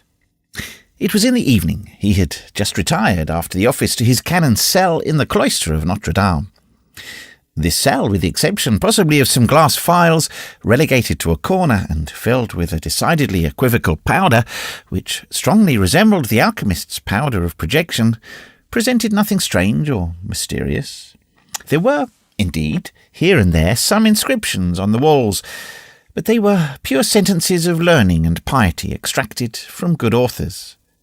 The archdeacon had just seated himself by the light of a 3-jetted copper lamp before a vast coffer cramped with manuscripts. He had rested his elbow upon the open volume of Honorius Dautin de Predestination et Libero Arbitrio, and he was turning over, in deep meditation, the leaves of a printed folio which he had just brought, the sole product of the press which his cell contained. In the midst of his reverie there came a knock at his door. "Who's there?" cried the learned man, in the gracious tone of a famished dog disturbed over his bone. A voice without replied, "Your friend, Jacques Coictier." He went to open the door. It was in fact the king's physician, a person about 50 years of age, whose harsh physiognomy was modified only by a crafty eye. Another man accompanied him. Both wore long slate-coloured robes, furred with minerva, girded and closed with caps of the same stuff and hue. Their hands were concealed by their sleeves, their feet by their robes, their eyes by their caps. "God help me, monsieur," said the archdeacon, showing them in. "I was not expecting distinguished visitors at such an hour." And while speaking in this courteous fashion, he cast an uneasy and scrutinizing glance from the physician to his companion. "'Tis never too late to come and pay a visit to so considerable a learned man as Dom Claude Froyot de Tirchap," replied Dr. Coictier, whose Franche Comte accent made all his phrases drag along with the majesty of a train robe. Then there ensued between the physician and the archdeacon one of those congratulatory prologues which, in accordance with custom, at that epoch, preceded all conversations between learned men, and which did not prevent them from detesting each other in the most cordial manner in the world. However, it is the same nowadays. Every wise man's mouth complimenting another wise man is a vase of honeyed gall. Claude Frollo's felicitations to Jacques Coictier bore reference principally to the temporal advantages which the worthy physician had found means to extract in the course of his much-envied career from each malady of the king, an operation of alchemy much better and more certain than the pursuit of the philosopher's stone. "In truth, Monsieur le Docteur Coictier, I felt great joy on learning of the bishopric, giving your nephew, my reverend Signor Pierre Verse. Is he not Bishop of Amiens?" "Yes, Monsieur Archdeacon, it is a grace and mercy of God." "Do you know that you made a great figure on Christmas Day at the head of your company of the Chamber of Accounts, Monsieur President?" "Vice-President, Dom Claude, alas, nothing more." "How is your superb house in the Rue Saint-André des Arcs coming on?" "'Tis a Louvre. I love greatly the apricot tree which is covered on the door with this play of words, à l'abri côtier, sheltered from the reefs." "Alas, Master Claude, all that masonry costeth me dear. In proportion as the house is erected, I am ruined." "Oh, have you not your revenues from the jail and the bailiwick of the palais, and the rents of all the houses, sheds, stalls, and booths of the enclosure? 'Tis a fine breast to suck." "My castanly of Poissy has brought me in nothing this year." "But your tolls of Triel, of St. James, of St. Germain-en-Laye are always good." 6 score leaves, and not even Parisian leaves at that." "You have your office of counsellor to the king. That is fixed." "Yes, brother Claude, but that accursed seigneury of Poligny, which people make so much noise about, is worth not 60 gold crowns year out and year in." In the compliments which Dom Claude addressed to Jacques Coictier, there was that sardonical biting and covertly mocking accent, and the sad, cruel smile of a superior and unhappy man who toys for a moment, by way of distraction, with the dense prosperity of a vulgar man. The other did not perceive it. "Upon my soul," said Claude at length, pressing his hand, "I am glad to see you, and in such good health." "Thanks, Master Claude." "By the way," exclaims Dom Claude, "how is your royal patient?" "He payeth not sufficiently his physician," replied the doctor, casting a side glance at his companion. "Think you so, gossip Coictier?" said the latter. These words, uttered in a tone of surprise and reproach, drew upon this unknown personage the attention of the archdeacon, which to tell the truth, had not been diverted from him a single moment since the stranger had set foot across the threshold of his cell. It had even required all the 1,000 reasons which he had for handling tenderly Dr. Jacques Coictier, the all-powerful physician of King Louis XI, to induce him to receive the latter thus accompanied. Hence, there was nothing very cordial in his manner when Jacques Coictier said to him, "By the way, Dom Claude, I bring you a colleague who has desired to see you on account of your reputation." "Monsieur belongs to science," said the archdeacon, fixing his piercing eye upon Coictier's companion.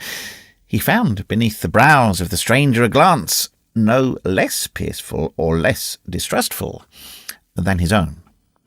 He was, so far as the feeble light of the lamp permitted one to judge, an old man, about 60 years of age and of medium stature, who appeared somewhat sickly and broken in health. His profile, although of a very ordinary outline, had something powerful and severe about it. His eyes sparkled beneath a very deep superciliary arch, like a light in a cave, and beneath his cap, which was well drawn down and fell upon his nose, one recognised the broad expanse of a brow of genius.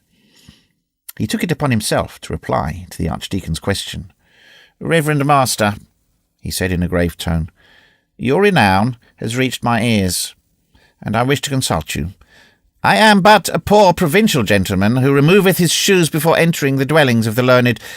You must know my name. I am called Gossip Tourangeau." "Strange name for a gentleman," said the archdeacon to himself. Nevertheless, he had a feeling that he was in the presence of a strong and earnest character. The instinct of his own lofty intellect made him recognise an intellect no less lofty under Gossip Tourangeau's furred cap, and as he gazed at the solemn face, the ironical smile which Jacques Coictier's presence called forth on his gloomy face gradually disappeared as twilight fades on the horizon of night. Stern and silent, he had resumed his seat in his great armchair, his elbow rested as usual on the table, and his brow on his hand.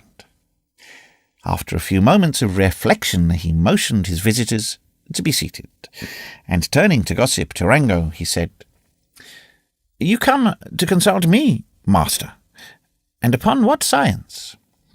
"Your reverence," replied Tourangeau, "I am ill, very ill. You are said to be great Esculapius, and I am come to ask your advice in medicine." "Medicine?" said the archdeacon, tossing his head. He seemed to meditate for a moment, and then resumed, "Gossip Tourangeau, since that is your name, turn your head. You will find my reply already written on the wall." Gossip Tourangeau obeyed and read the inscription engraved above his head. "Medicine is the daughter of dreams. Jamblique." Meanwhile, Dr. Jacques Coictier had heard his companion's question with a displeasure which Dom Claude's response had but redoubled. He bent down to the ear of Gossip Tourangeau and said to him softly enough not to be heard by the archdeacon, "I warned you that he was mad. You insisted on seeing him." "It is very possible that he is right, madman as he is, Dr. Jacques," replied his comrade in the same low tone and with a bitter smile. "As you please," replied Coictier dryly. Then addressing the archdeacon, "You are clever at your trade, Dom Claude, and you are no more at a loss over Hippocrates than a monkey is over a nut, medicine, a dream. I suspect that the pharmacopolists and the master physicians would insist upon stoning you if they were here. So you deny the influence of philtres upon the blood and unguents on the skin. You deny the eternal pharmacy of flowers and metals, which is called the world, made expressly for that eternal invalid called man." "I deny," said Dom Claude coldly, "neither pharmacy nor the invalid. I reject the physician." "Then it is not true," resumed Coictier hotly, "that gout is an internal eruption, that a wound caused by artillery is to be cured by the application of a young moose roasted, that young blood properly injected restores youth to aged veins. It is not true that 2 and 2 make 4, and that Empristothenus follows Opistathenus." The archdeacon replied without perturbation, There are certain things of which I think in a certain fashion. Coictier became crimson with anger.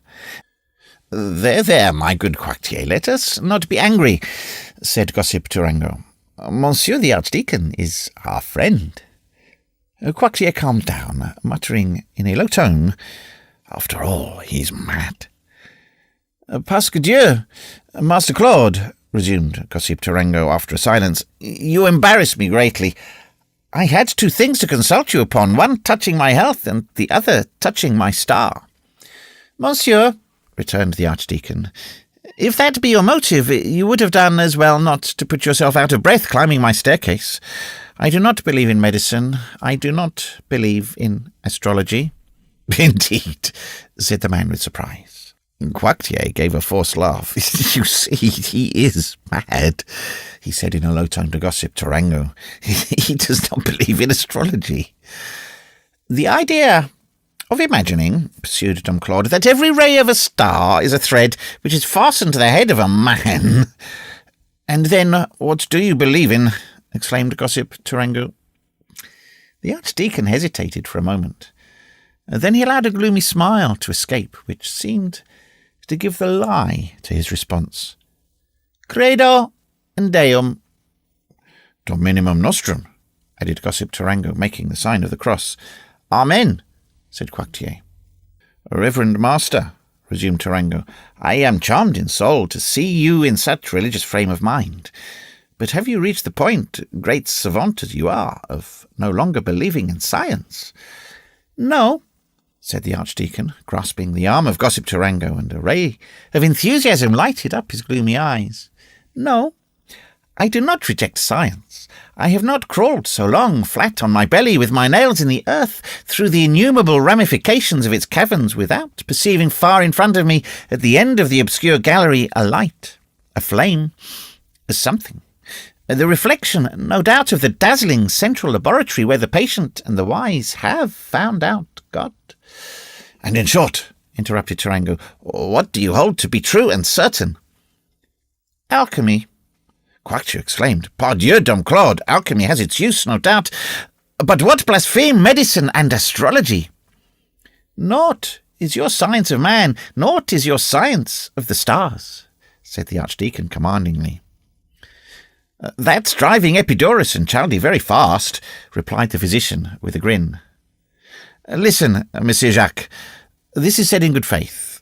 I am not the king's physician, and his majesty has not given me the garden of Daedalus in which to observe the constellations.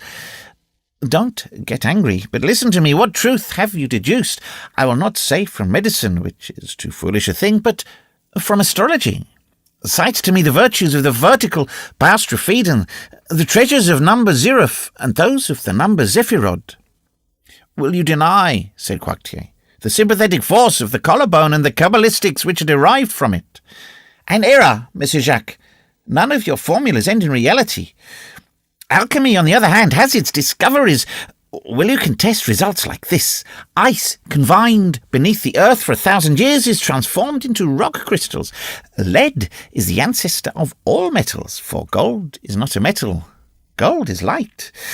Lead requires only 4 periods of 200 years each to pass in succession from the state of lead to the state of red arsenic, from red arsenic to tin, from tin to silver. Are these not facts? But to believe in the collarbone, in the full line, and in the stars is as ridiculous as to believe with the inhabitants of the Grand Cathay that the golden oriole turns into a mole, and the grains of wheat turn into fish of the carp species. I have studied hermetic science, exclaimed Coictier, and I affirm— The fiery Archdeacon did not allow him to finish. And I have studied medicine, astrology, and hermetics. Here alone is the truth. As he spoke thus, he took from the top of the coffer a phial filled with the powder which we have mentioned above. Here alone is light. Hippocrates is a dream. Urania is a dream. Hermes a thought. Gold is the sun. To make gold is to be God. Herein lies the one and only science. I have sounded the depths of medicine and astrology. I tell you, naught, nothingness. The human body, shadows. The planets, shadows. and he fell back in his armchair in a commanding and inspired attitude. Gossip Tarango watched him in silence. Coictier tried to grin, shrugging his shoulders imperceptibly and repeating in a low voice, "A madman." "And," said Tarango suddenly, "the wondrous result, have you attained it? Have you made gold?" "If I had made it," replied the archdeacon, articulating his words slowly, like a man who is reflecting, "the King of France would be named Claude and not Louis." The stranger frowned. "What am I saying?" resumed Don Claude, with a smile of disdain. "What would the throne of France be to me when I could rebuild the empire of the Orient?" "Very good," said the stranger. "Oh, the poor fool!" murmured Coictier. The archdeacon went on, appearing to reply now only to his thoughts. "But no, I am still crawling. I am scratching my faces and knees against the pebbles of the subterranean pathway. I catch a glimpse. I do not contemplate. I do not read. I spell out." "And when you know how to read," demanded the stranger, "will you make gold?" "Who doubts it?" said the archdeacon. "In that case, Our Lady knows that I am greatly in need of money, and I should much desire to read in your books. Tell me, Reverend Master, is your science inimical or displeasing to Our Lady?" "Whose archdeacon I am?" Don Claude contented himself with replying with tranquil hauteur. "That is true, my master. Well, will it please you to initiate me? Let me spell with you." Claude assumed the majestic and pontifical attitude of a Samuel. "Old man, it requires longer years than remain to you to undertake this voyage across mysterious things. Your head is very grey. One comes forth from the cavern only with white hair, but only those with dark hair enter it. Science alone knows well how to hollow, wither, and dry up human faces. She needs not to have old age bring her faces already furrowed. Nevertheless, if the desire possesses you of putting yourself under discipline at your age, and of deciphering the formidable alphabet of the sages, come to me. 'Tis well. I will make the effort. I will not tell you, poor man, to go and visit the sepulchral chambers of the pyramids, of which ancient Herodotus speaks, nor the brick tower of Babylon, nor the immense white marble sanctuary of the Indian temple of Eklinga. I, no more than yourself, have seen the Chaldean masonry works constructed according to the sacred form of the Sikra, nor the temple of Solomon, which is destroyed, nor the stone doors of the sepulchre of the kings of Israel, which are broken. We will content ourselves with the fragments of the book of Hermes, which we have here.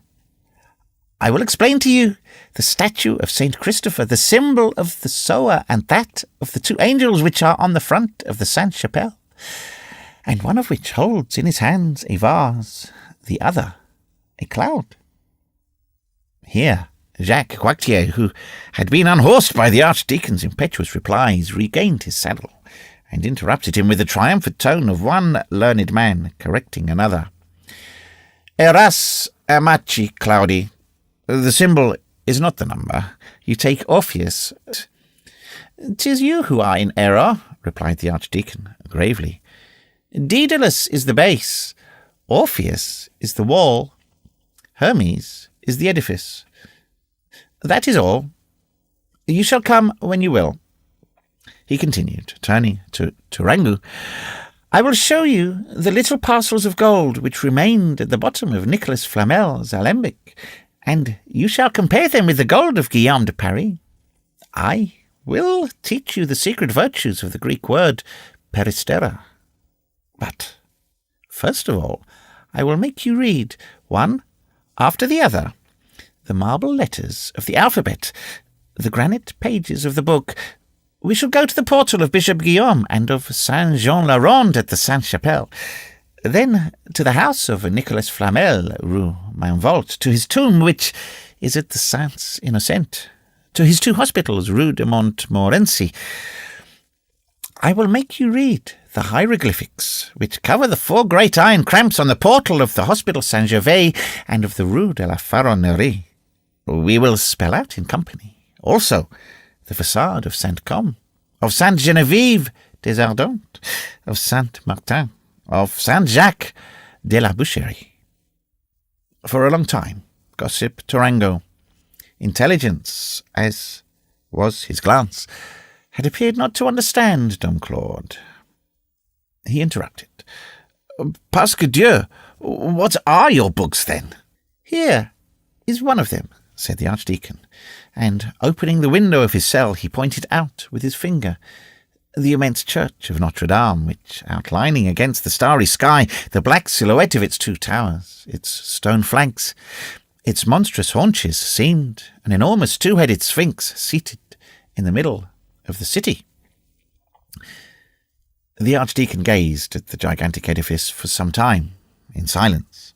Then, extending his right hand with a sigh towards the printed book which lay open on the table, and his left towards Notre-Dame, and turning a sad glance from the book to the church. Alas, he said, this will kill that. Quactier, who had eagerly approached the book, could not repress an exclamation. Hey, but now, what is there so formidable in this glossa in epistolas de Pauli Noremberge Antonius Coba 1474 that is not new? 'Tis a book of Pierre Lombard, the master of sentences. Is it because it is printed? You have said it, replied Claude, who seemed absorbed in a profound meditation, and stood resting, his forefinger bent backward on the folio which had come from the famous press of Nuremberg. Then he added these mysterious words. Alas, alas, small things come at the end of great things. A tooth triumphs over a mass. A Nile rat kills the crocodile. The swordfish kills the whale. The book will kill the edifice. The curfew of the cloister sounded at the moment when Master Jacques was repeating to his companion in low tones his eternal refrain, "He is mad," to which his companion this time replied, "I believe that he is." It was the hour when no stranger could remain in the cloister. The 2 visitors withdrew. "Master," said Gossip Tourangeau, as he took leave of the archdeacon, "I love wise men and great minds, and I hold you in singular esteem. Come tomorrow to the Palais de Tournelle and inquire for the Abbé de Saint-Martin of Tours." The archdeacon returned to his chamber, dumbfounded, comprehending at last who Gossip Tourangeau was, and recalling that passage of the Register of Saint-Martin of Tours, Abbas Biti Martini, Ceciliet Rex Frantiae, est canonicus de consuetudine, et habet parvam prebandum quam habet sanctus. Venantius et debet seder in sed thesori. It is asserted that after the epoch, the archdeacon had frequent conferences with Louis XI, when His Majesty came to Paris, and that Dom Claude's influence quite overshadowed that of Olivier Ladame and Jacques Quactier, who, as was his habit, rudely took the king to task on that account.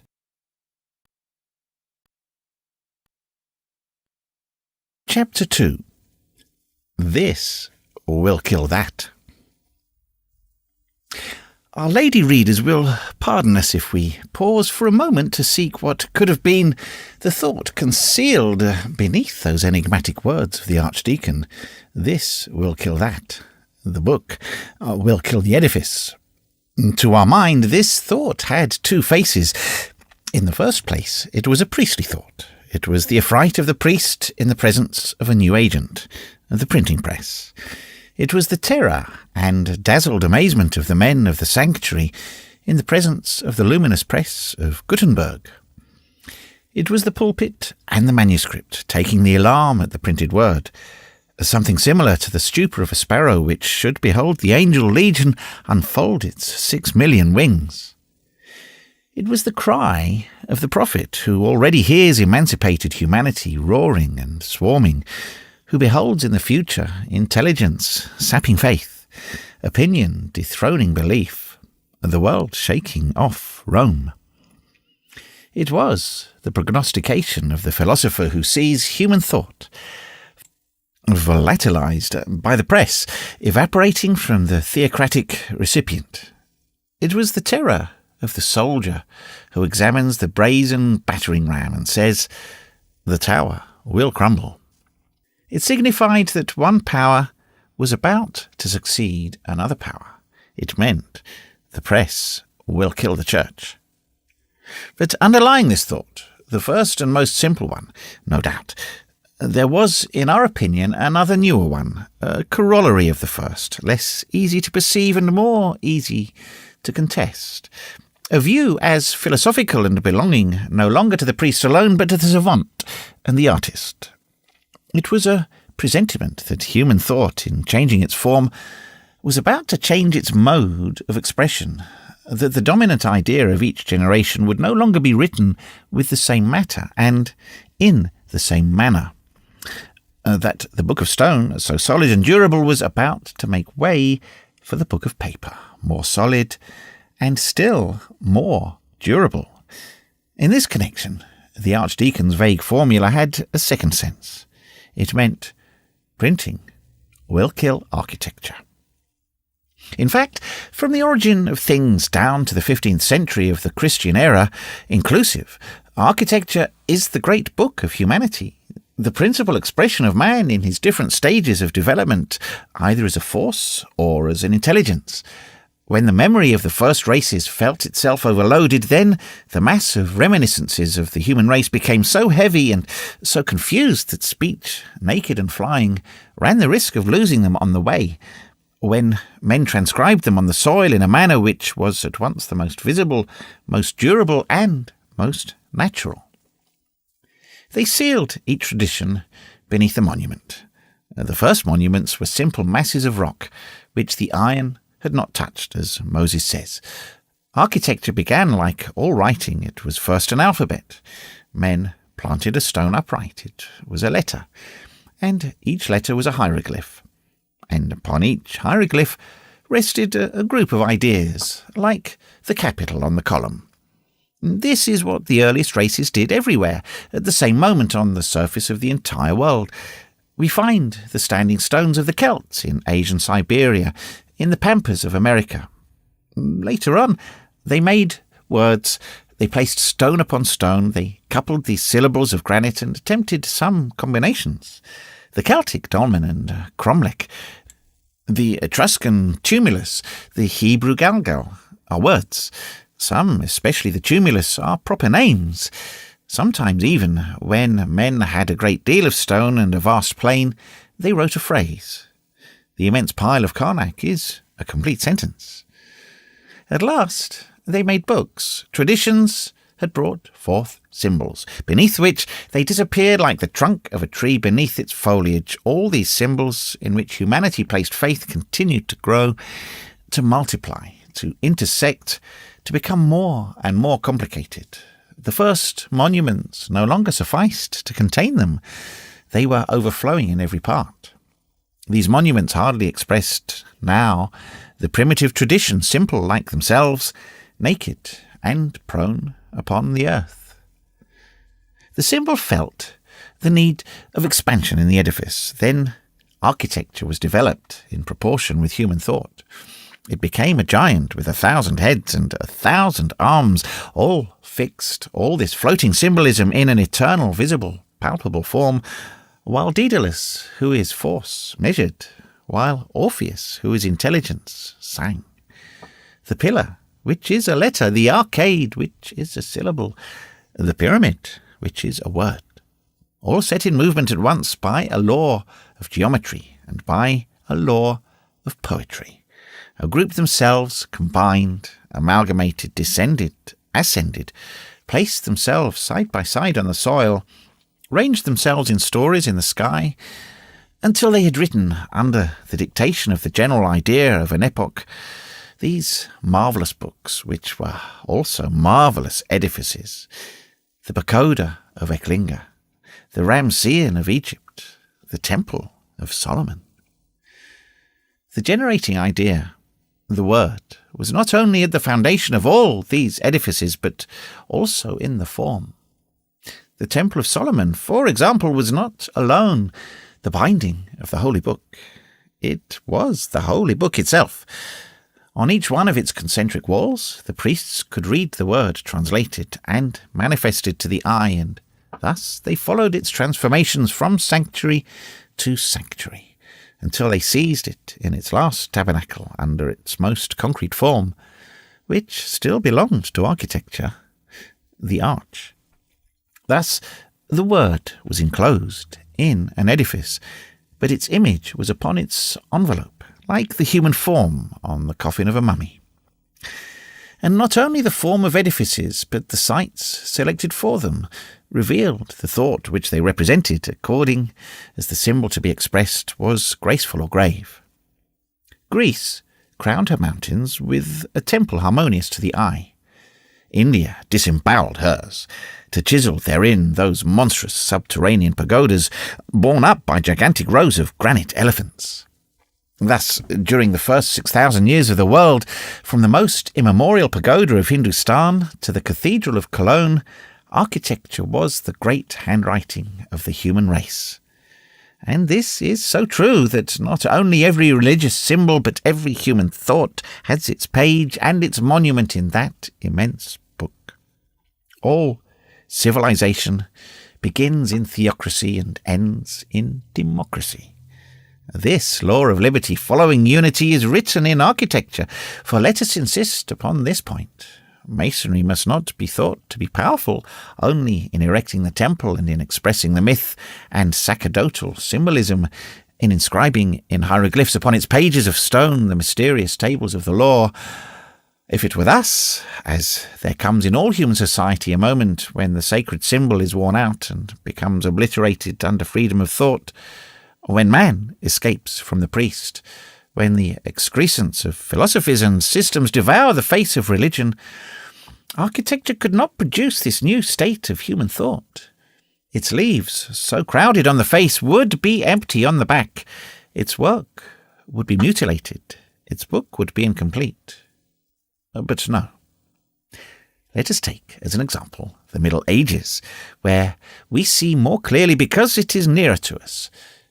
During its first period, while theocracy is organizing Europe, while the Vatican is rallying and reclassing about it of a Rome made from the Rome which lies in ruins about the capital, while Christianity is seeking all the stages of society amid the rubbish of anterior civilization and rebuilding with its ruins a new hierarchic universe, the keystone to whose vault is the priest. One first hears a dull echo from that chaos, and then, little by little, one sees arising from beneath the breath of Christianity, from beneath the hand of the barbarians, from the fragments of the dead Greek and Roman architectures, that mysterious Romanesque architecture. Sister of the theocratic masonry of Egypt and of India, inalterable emblem of pure Catholicism, unchangeable hieroglyph of the papal unity. All the thought of that day is written, in fact, in this sombre Romanesque style. One feels everywhere in it authority, unity, the impenetrable, the absolute. Gregory VII, always the priest, and never the man, everywhere caste, never the people. But the Crusades arrive. They are a great popular movement, and every great popular movement, whatever may be its cause and object, always sets free the spirit of liberty from its final precipitate. New things spring into life every day. Here opens the stormy period of the Jacqueries, Pragueries, and the Leagues. Authority wavers. Unity is divided. Feudalism demands to share with theocracy, while awaiting the inevitable arrival of the people who will assume the part of the lion, quia nominor leon. Seigneury pierces through sacerdotalism, the commonality through seigneury. The face of Europe is changed. Well, the face of architecture is changed also. Like civilization, it has turned a page, and the new spirit of the time finds her ready to write at its dictation. It returns from the Crusades with the pointed arch, like the nations with liberty. Then, while Rome is undergoing gradual dismemberment, Romanesque architecture dies. The hieroglyph deserts the cathedral and betakes itself to blazoning the donjon keep in order to lend prestige to feudalism. The cathedral itself, that edifice formerly so dogmatic, invaded henceforth by the bourgeoisie, by the community, by liberty, escapes the priest and falls into the power of the artist. The artist builds it after his own fashion. Farewell to mystery, myth, law. Fancy and caprice, welcome. Provided the priest has his basilica and his altar, he has nothing to say. The four walls belong to the artist. The architectural book belongs no longer to the priest, to religion, to Rome. It is the property of poetry, of imagination, of the people. Hence, the rapid and innumerable transformations of that architecture which owns but 3 centuries, so striking after the stagnant immobility of the Romanesque architecture, which owns 6 or 7. Nevertheless, art marches on with giant strides. Popular genius amid originality accomplished the task which the bishops formerly fulfilled.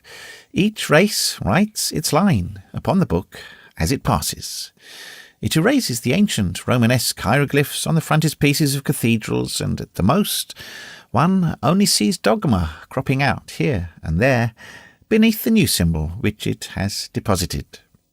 The popular drapery hardly permits the religious skeleton to be suspected. One cannot even form an idea of the liberties which the architects then take, even toward the church. There are capitals knitted of nuns and monks, shamelessly coupled as on the hall of chimney-pieces in the Palais de Justice in Paris. There is Noah's Adventure carved to the last detail, as under the great portal of Bourges. There is a bacchanalian monk with ass's ears and glass in hand, laughing in the face of a whole community, as on the lavatory of the Abbey of Bocqueville. There exists at that epoch, for thought written in stone, a privilege exactly comparable to our present liberty of the press. It is the liberty of architecture. This liberty goes very far. Sometimes a portal, a facade, an entire church presents a symbolical sense absolutely foreign to worship or even hostile to the church. In the 13th century, Guillaume de Paris and Nicolas Flamel in the 15th wrote such seditious pages. Saint-Jacques de la Boucherie was a whole church of the opposition. Thought was then free only in this manner. Hence, it never wrote itself out completely except on the books called edifices. Thought, under the form of edifice, burned in the public square by the hands of the executioner in its manuscript form, if it had been sufficiently imprudent to risk itself thus.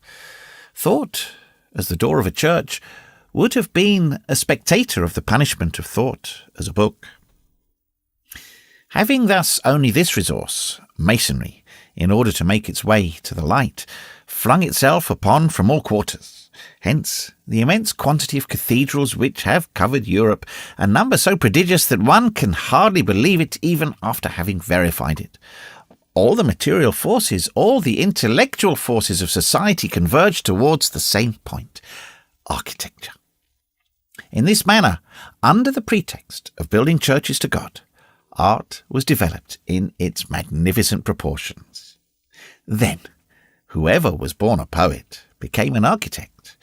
Genius, scattered in the masses, repressed in every quarter under feudalism as under a testudo of brazen bucklers, finding no issue except in the direction of architecture, gushed forth through that art, and its Iliads assumed the form of cathedrals. All other arts obeyed, and placed themselves under the discipline of architecture. They were the workmen of the great work, the architect, the poet. The master summed up in his person the sculpture which carved his facades, painting which illuminated his windows, music which set his bells to pealing and breathed into his organs. There was nothing down to poor poetry, properly speaking, that which persisted in vegetating in manuscripts, which was not forced, in order to make something of itself to come and frame itself in the edifice, in the shape of a hymn or of prose, the same part, after all, which the tragedies of Aeschylus had played at the sacerdotal festivals of Greece, a Genesis in the Temple of Solomon.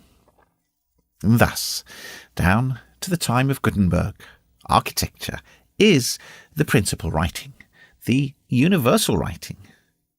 In that granite book, begun by the Orient, continued by the Greek and Roman antiquity, the Middle Ages wrote the last page. Moreover, this phenomenon of an architecture of the people following an architecture of caste, which we have just been observing in the Middle Ages, is reproduced with every analogous movement in the human intelligence at the other great epochs of history. Thus, in order to enunciate here only summarily a law which it would require volumes to develop in the High Orient, the cradle of primitive times, after Hindu architecture came Phoenician architecture, that opulent mother of Arabian architecture. In antiquity, after Egyptian architecture, of which Etruscan style and Cyclopean monuments are but one variety, came Greek architecture, of which the Roman style is only a continuation, surcharged with the Carthaginian dome. In modern times, after Romanesque architecture, came Gothic architecture. And by separating their three series into their component parts, we shall find in the three eldest sisters Hindu architecture, Egyptian architecture, Romanesque architecture, the same symbol. That is to say, theocracy, caste, unity, dogma, myth, God. And for the three younger sisters, Phoenician architecture, Greek architecture, Gothic architecture. Whatever, nevertheless, may be the diversity of form inherent in their nature, the same signification also, that is to say, liberty, the people, man. In the Hindu, Egyptian or Romanesque architecture, one feels the priest, nothing but the priest, whether he calls himself Brahmin, Magian or Pope. It is not the same in the architectures of the people. They are richer and less sacred. In the Phoenician, one feels the merchant. In the Greek, the republican. In the Gothic, the citizen. The general characteristics of all theocratic architecture are immutability, horror of progress, the preservation of traditional lines, the consecration of the primitive types, the constant bending of all the forms of men and of nature to the incomprehensible caprices of the symbol. These are dark books, which are initiated alone, understand how to decipher. And moreover, every form, every deformity even, has there a sense which renders it inviolable. Do not ask of Hindu, Egyptian, Romanesque masonry to reform their design or to improve their statuary. Every attempt at perfecting is an impiety to them. In these architectures it seems as though the rigidity of the dogma had spread over the stone like a sort of second petrifaction. The general characteristics of popular masonry, on the contrary, are progress, originality, opulence, perpetual movement. They are already sufficiently detached from religion to think of their beauty, to take care of it, to correct without relaxation their parure of statues or arabesques. They are of the age. They have something human which they mingle incessantly with the divine symbol under which they still produce. Hence, edifices comprehensible to every soul, to every intelligence, to every imagination, symbolical still, but as easy to understand as nature. Between theocratic architecture and this, there is the difference that lies between a sacred language and a vulgar language, between hieroglyphics and art, between Solomon and Phidias. If the reader will sum up what we have hitherto very briefly indicated, neglecting 1,000 proofs and also 1,000 objections of detail, he will be led to this. that architecture was, down to the 15th century, the chief register of humanity, that in that interval not a thought which is in any degree complicated made its appearance in the world which has not been worked into an edifice, that every popular idea and every religious law has had its monumental records, that the human race has, in short, had no important thought which it has not written in stone. And why? Because every thought, either philosophical or religious, is interested in perpetuating itself. Because the idea which has moved one generation wishes to move others also and leave a trace. Now, what a precarious immortality is that of the manuscript. How much more solid, durable, unyielding is a book of stone. In order to destroy the written word, a torch and a Turk are sufficient. To demolish the constructed word, a social revolution, a terrestrial revolution are required. The barbarians passed over the Colosseum. The deluge, perhaps, passed over the pyramids. In the 15th century, everything changes. Human thought discovers a mode of perpetuating itself, not only more durable and more resisting than architecture, but still more simple and easy. Architecture is dethroned. Gutenberg's letters of lead are about to supersede Orpheus's letters of stone. The book is about to kill the edifice. The invention of printing is the greatest event in history. It is the mother of revolution. It is the mode of expression of humanity which is totally renewed. It is human thought stripping off one form and donning another. It is the complete and definitive change of skin of that symbolical serpent which, since the days of Adam, has represented intelligence. In its printed form, thought is more imperishable than ever. It is volatile, irresistible, indestructible. It is mingled with the air. In the days of architecture, it made a mountain of itself and took powerful possession of a century and a place. Now it converts itself into a flock of birds, scatters itself to the four winds, and occupies all points of air and space at once. We repeat, who does not perceive that in this form it is far more indelible. It was solid. It has become alive. It passes from duration in time to immortality. One can demolish a mass. How can one extirpate ubiquity? If a flood comes, the mountains will have long disappeared beneath the waves, while the birds will still be flying about. And if a single ark floats on the surface of the cataclysm, they will alight upon it, will float with it, will be present with it at the ebbings of the waters, and the new world which emerges from this chaos will behold, on its awakening, the thought of the world which has been submerged, soaring above it, winged and living. And when one observes that this mode of expression is not only the most conservative, but also the most simple, the most convenient, the most practicable for all, when one reflects that it does not drag after it bulky baggage and does not set in motion a heavy apparatus, when one compares thought forced in order to transform itself into an edifice, to put in motion 4 or 5 other arts and tons of gold, a whole mountain of stones, a whole forest of timberwork, a whole nation of workmen.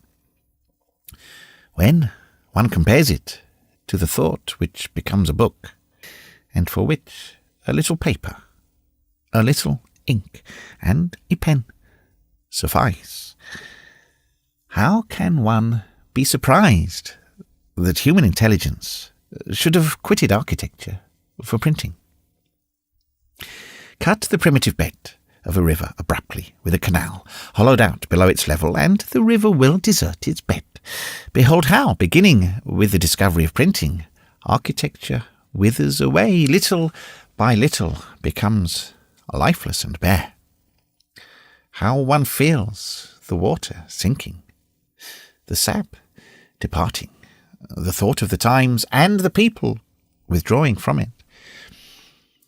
The chill is almost imperceptible in the 15th century.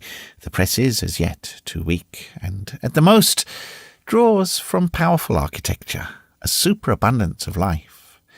But practically beginning with the 16th century, the malady of architecture is visible. It is no longer the expression of society. It becomes classic art in a miserable manner. From being Gallic, European, indigenous, it becomes Greek and Roman. From being true and modern, it becomes pseudo-classic. It is this decadence which is called the Renaissance. A magnificent decadence, however, for the ancient Gothic genius, that sun which sets behind the gigantic press of Mayence, still penetrates for a while longer with its rays that whole hybrid pile of Latin arcades and Corinthian columns. It is that setting sun which we mistake for the dawn. Nevertheless, from the moment when architecture is no longer anything but an art like any other, as soon as it is no longer the total art, the sovereign art, the tyrant art, it has no longer the power to retain the other arts. So they emancipate themselves, break the yoke of the architect, and take themselves off, each one in its own direction. Each one of them gains by this divorce. Isolation aggrandizes everything. Sculpture becomes statuary. The image trade becomes painting. The canon becomes music. One would pronounce it an empire dismembered at the death of its Alexander, and whose provinces become kingdoms. Hence Raphael, Michelangelo, Jean Goujon, Palestrina, those splendours of the dazzling 16th century. Thought emancipates itself in all directions at the same time as the arts. The arch-heretics of the Middle Ages had already made large incisions into Catholicism. The 16th century breaks religious unity. Before the invention of printing, reform would have been merely a schism. Printing converted it into a revolution. Take away the press, heresy is enervated. Whether it be providence or fate, Gutenberg is the precursor of Luther. Nevertheless, when the sun of the Middle Ages is completely set, when the Gothic genius is forever extinct upon the horizon, architecture grows dim, loses its colour, becomes more and more effaced.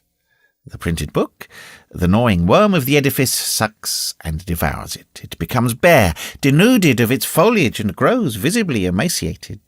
It is petty. It is poor. It is nothing.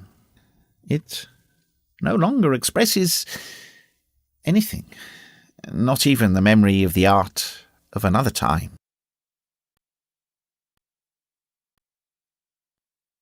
Reduced to itself, abandoned by the other arts because human thought is abandoning it, it summons bunglers in place of artists, replaces the painted windows. The stone cutter succeeds the sculptor. Farewell all sap, all originality, all life, all intelligence. It drags along a lamentable workshop mendicant from copy to copy. Michelangelo, who no doubt felt even in the 16th century that it was dying, had a last idea, an idea of despair. That titan of art piled the Pantheon on the Parthenon and made St. Peter's at Rome a great work which deserved to remain unique, the last originality of architecture, the signature of a giant artist at the bottom of the colossal register of stone which was closed forever. With Michelangelo dead, what does this miserable architecture which survived itself in the state of a spectre do? It takes St. Peter in Rome, copies it, and parodies it. It is a mania. It is a pity. Each century has its St. Peter's of Rome. In the 17th century, the Val de Grace. In the 18th, St. Genevieve. Each country has its St. Peter's of Rome. London has one. Petersburg has another. Paris has 2 or 3. The insignificant testament, the last dotage of a decrepit grand art falling back into infancy before it dies. If, in place of the characteristic monuments which we have just described, we examine the general aspect of art from the 16th to the 18th century, we notice the same phenomena of decay and phthisis. Beginning with Francois II, the architectural form of the edifice effaces itself more and more, and allows the geometrical form, like the bony structure of an emaciated invalid, to become prominent. The fine lines of art give way to the cold and inexorable lines of geometry. An edifice is no longer an edifice. It is a polyhedron. Meanwhile, architecture is tormented in her struggles to conceal this nudity. Look at the Greek pediment inscribed upon the Roman pediment, and vice versa. It is still the Pantheon on the Parthenon, St. Peter's of Rome. Here are the brick houses of Henry IV, with their stone corners, the Place Royale, the Place Dauphine. Here are the churches of Louis XIII, heavy, squat, thick-set, crowded together, loaded with a dome like a hump. Here is the Mazarin architecture, the wretched Italian pasticcio of the Four Nations. Here are the palaces of Louis XIV, long barracks for courtiers, stiff, cold, tiresome. Here, finally, is Louis XV with chicory leaves and vermicelli and all the warts and all the fungi which disfigure that decrepit, toothless and coquettish old architecture. From Francois II to Louis XV, the evil has increased in geometrical progression. Art has no longer anything but skin upon its bones. It is miserably perishing. Meanwhile, what becomes of printing? All the life which is leaving architecture comes to it. In proportion as architecture ebbs, printing swells and grows. That capital of forces which human thought had been expending in edifices, it henceforth expends in books. Thus, from the 16th century onward, the press, raised to the level of decaying architecture, contends with it and kills it. In the 17th century, it is already sufficiently the sovereign, sufficiently triumphant, sufficiently established in its victory to give to the world the feast of a great literary century.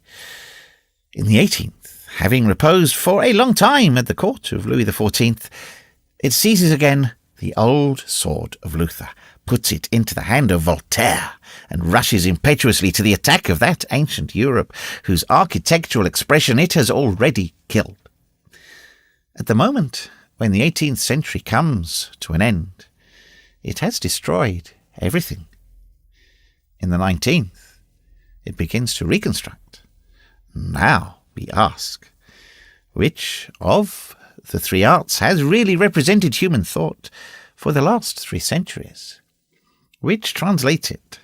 Which expresses not only its literary and scholastic vagaries, but its vast, profound, and universal movement?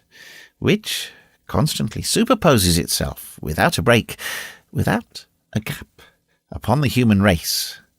Which walks a monster with 1,000 legs? Architecture or printing? It is printing.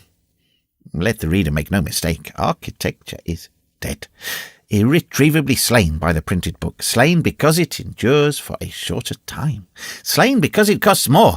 Every cathedral represents millions. Let the reader now imagine what an investment of funds it would require to rewrite the architectural book, to cause thousands of edifices to swarm once more upon the soil, to return to those epochs when the throng of monuments was such, according to the statement of an eyewitness, that one would have said that the world in shaking itself had cast off its old garments in order to cover itself with a white vesture of churches. Erat enim ut simundus ipse executiendo semet rejecta vetustate candimam ecclesiarum vestem injuret. Glaber Redolphus. A book is so soon made, and can go so far. How can it surprise us that all human thought flows in this channel? This does not mean that architecture will not still have a fine monument, an isolated masterpiece here and there. We may still have, from time to time, under the reign of printing, a column made, I suppose, by a whole army from melted cannon, as we had under the reign of architecture. Iliads and romanceros, Mahabharata and Nibelungen lieds, made by a whole people with rhapsodies piled up and melted together. The great accident of an architect of genius may happen in the 20th century like that of Dante in the 13th. But architecture will no longer be the social art, the collective art, the dominating art. The grand poem, the grand edifice, the grand work of humanity will no longer be built, it will be printed. And henceforth, if architecture should rise again accidentally, it will no longer be mistress. It will be subservient to the law of literature, which formerly received the law from it. The respective positions of the two arts will be inverted. It is certain that in architectural epochs, the poems, rare, it is true, resemble the monuments. In India, Vyasa is branching, strange, impenetrable as a pagoda. In Egyptian Orient, poetry has, like the edifices, grandeur and tranquillity of line. In antique Greece, beauty, serenity, calm. In Christian Europe, the Catholic majesty, the popular naivety, the rich and luxuriant vegetation of an epoch of renewal. The Bible resembles the pyramids, the Iliad, the Parthenon, Homer, Phidias. Dante in the 13th century is the last Romanesque church. Shakespeare in the 16th, the last Gothic cathedral. Thus, to sum up what we have hitherto said in a fashion which is necessarily incomplete and mutilated, the human race has two books, two registers, two testaments, masonry and printing, the Bible of stone and the Bible of paper. No doubt, when one contemplates these two Bibles laid so broadly open in the centuries, it is permissible to regret the visible majesty of the writing of granite. Those gigantic alphabets formulated in colonnades, in pylons, in obelisks, those sorts of human mountains which cover the world and the past, from the pyramid to the bell tower, from Cheops to Strasbourg. The past must be reread upon these pages of marble. This book, written by architecture, must be admired and perused incessantly. But the grandeur of the edifice which printing erects in its turn must not be denied. That edifice is colossal. Some compiler of statistics has calculated that if all the volumes which have issued from the press since Gutenberg's day were to be piled one upon another, they would fill the space between the earth and the moon. But it is not that sort of grandeur of which we wish to speak. Nevertheless, when one tries to collect in one's mind a comprehensive image of the total products of printing down to our own days, does not that total appear to us like an immense construction resting upon the entire world, at which humanity toils without relaxation, and whose monstrous crest is lost in the profound mists of the future? It is the anthill of intelligence, it is the hive whither come all imaginations, those golden bees with their honey. The edifice has 1,000 stories. Here and there one beholds on its staircases the gloomy caverns of science which pierce its interior. Everywhere upon its surface art causes its arabesques, rosettes, and laces to thrive luxuriantly before the eyes. There, every individual work, however capricious and isolated it may seem, has its place and its projection. Harmony results from the whole. From the Cathedral of Shakespeare to the Mosque of Byron, 1,000 tiny bell towers are piled pell-mell above this metropolis of universal thought. At its base are written some ancient titles of humanity which architecture had not registered. To the left of the entrance has been fixed the ancient bas-relief in white marble of Homer. To the right, the polyglot Bible rears its 7 heads. The Hydra of the Roman Cero and some other hybrid forms, the Vedas and the Nibelungen, bristle further on. Nevertheless, the prodigious edifice still remains incomplete. The press, that giant machine which incessantly pumps all the intellectual sap of society, belches forth, without pause, fresh materials for its work. The whole human race is on the scaffoldings. Each mind is a mason. The humblest fills his hole or places his stone. Rétif de la Bretonne brings his hod of plaster. Every day a new course rises. Independently of the original and individual contribution of each writer, there are collective contingents. The 18th century gives the encyclopedia. The Revolution gives the Moniteur. Assuredly, it is a construction which increases and piles up in endless spirals. There also are confusion of tongues, incessant activity, indefatigable labour, eager competition of all humanity, refuge promised to intelligence, a new flood against an overflow of barbarians. It is the second Tower of Babel of the human race. Book 6, Chapter 1.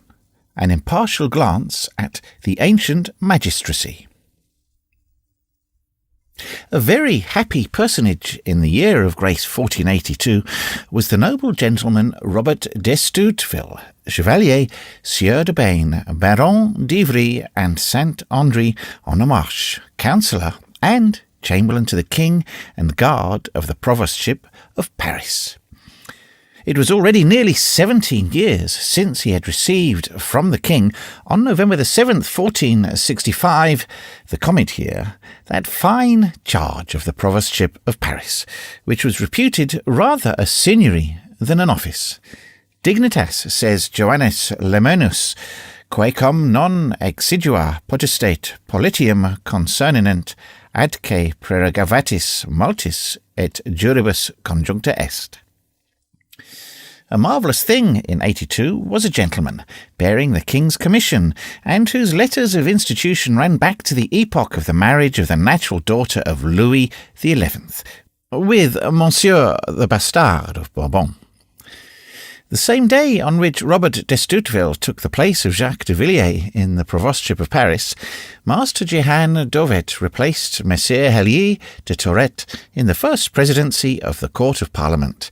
Jehan Juvenal des Ursins supplanted Pierre de Morvilliers in the office of Chancellor of France.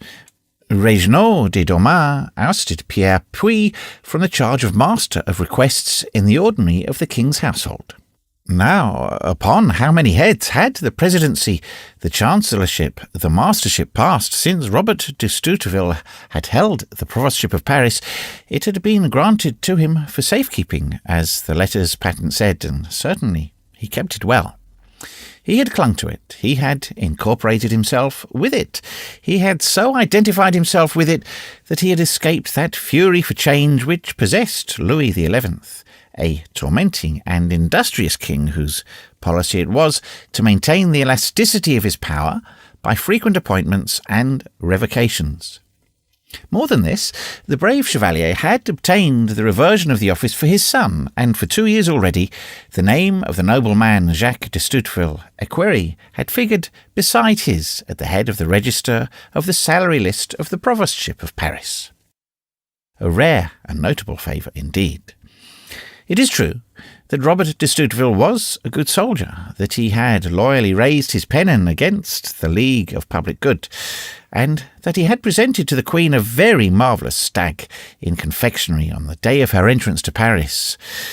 Moreover, he possessed the good friendship of Messire Tristan l'Hermite, provost of the marshals of the king's household. Hence, a very sweet and pleasant existence of Monsieur Robert. In the first place, very good wages, to which were attached and from which hung, like extra bunches of grapes on his vine, the revenues of the civil and criminal registries of the provostship, plus the civil and criminal revenues of the tribunals of Embass of the Châtelet, without reckoning some little toll from the bridges of Montes and of Corbeil, and the profits on the craft of shagreen makers of Paris, on the corders of firewood and the measurers of salt. Add to this the pleasure of displaying himself in rides about the city and of making his fine military costume, which you may still admire sculptured on his tomb in the Abbey of Valmont in Normandy, and his morion, all embossed at Montcloury, stand out in contrast against the party-coloured red and tawny robes of the aldermen and the police. And then, was it nothing to wield absolute supremacy over the sergeants of the police, the porter and watch of the Châtelet, the 2 auditors of the Châtelet, auditores castelliti, the 16 commissioners of the 16 quarters, the jailer of the Châtelet, the 4 enfeoffed sergeants, the 120 mounted sergeants with mace, the chevalier of the watch, with his watch, his sub-watch, his counter-watch, and his rear-watch? Was it nothing to exercise high and low justice, the right to interrogate, to hang, and to draw without reckoning petty jurisdiction in the first resort, in prima instantia, as the charters say? On that Vicomte of Paris, so nobly appanaged with 7 noble bailiwicks, can anything sweeter be imagined than rendering judgments and decisions as Monsieur Robert de Stuteville daily did in the Grand Châtelet under the large and flattened arches of Philip Augustus, and going, as he was wont to do every evening, to that charming house situated in the Rue Galilee in the enclosure of the royal palace, which he held in right of his wife, Madame Ambroise de Loiret, to repose after the fatigue of having sent some poor wretch to pass the night in that little cell of the Rue d'Escorcherie, which the provosts and aldermen of Paris used to make their prison, the same being 11 feet long, 7 feet and 4 inches wide, and 11 feet high. And not only had Monsieur Robert de Stuteville his special court as provost and Vicomte of Paris, but in addition he had a share both for eye and tooth in the grand court of the king.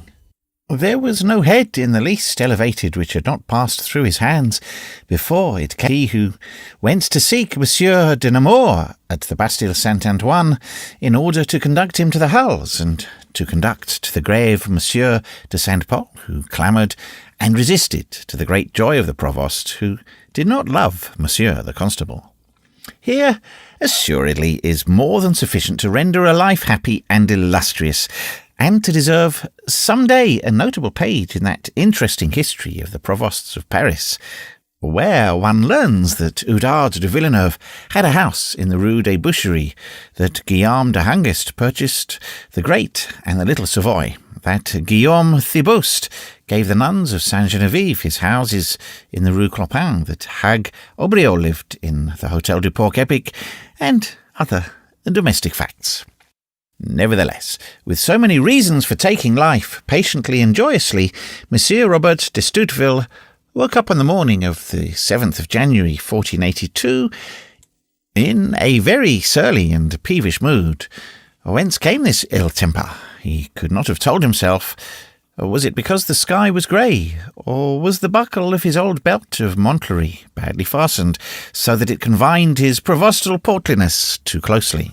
Had he beheld ribald fellows marching in bands of 4 beneath his window and setting him at defiance, in doublets but no shirts, hats without crowns, with wallet and a bottle at their side?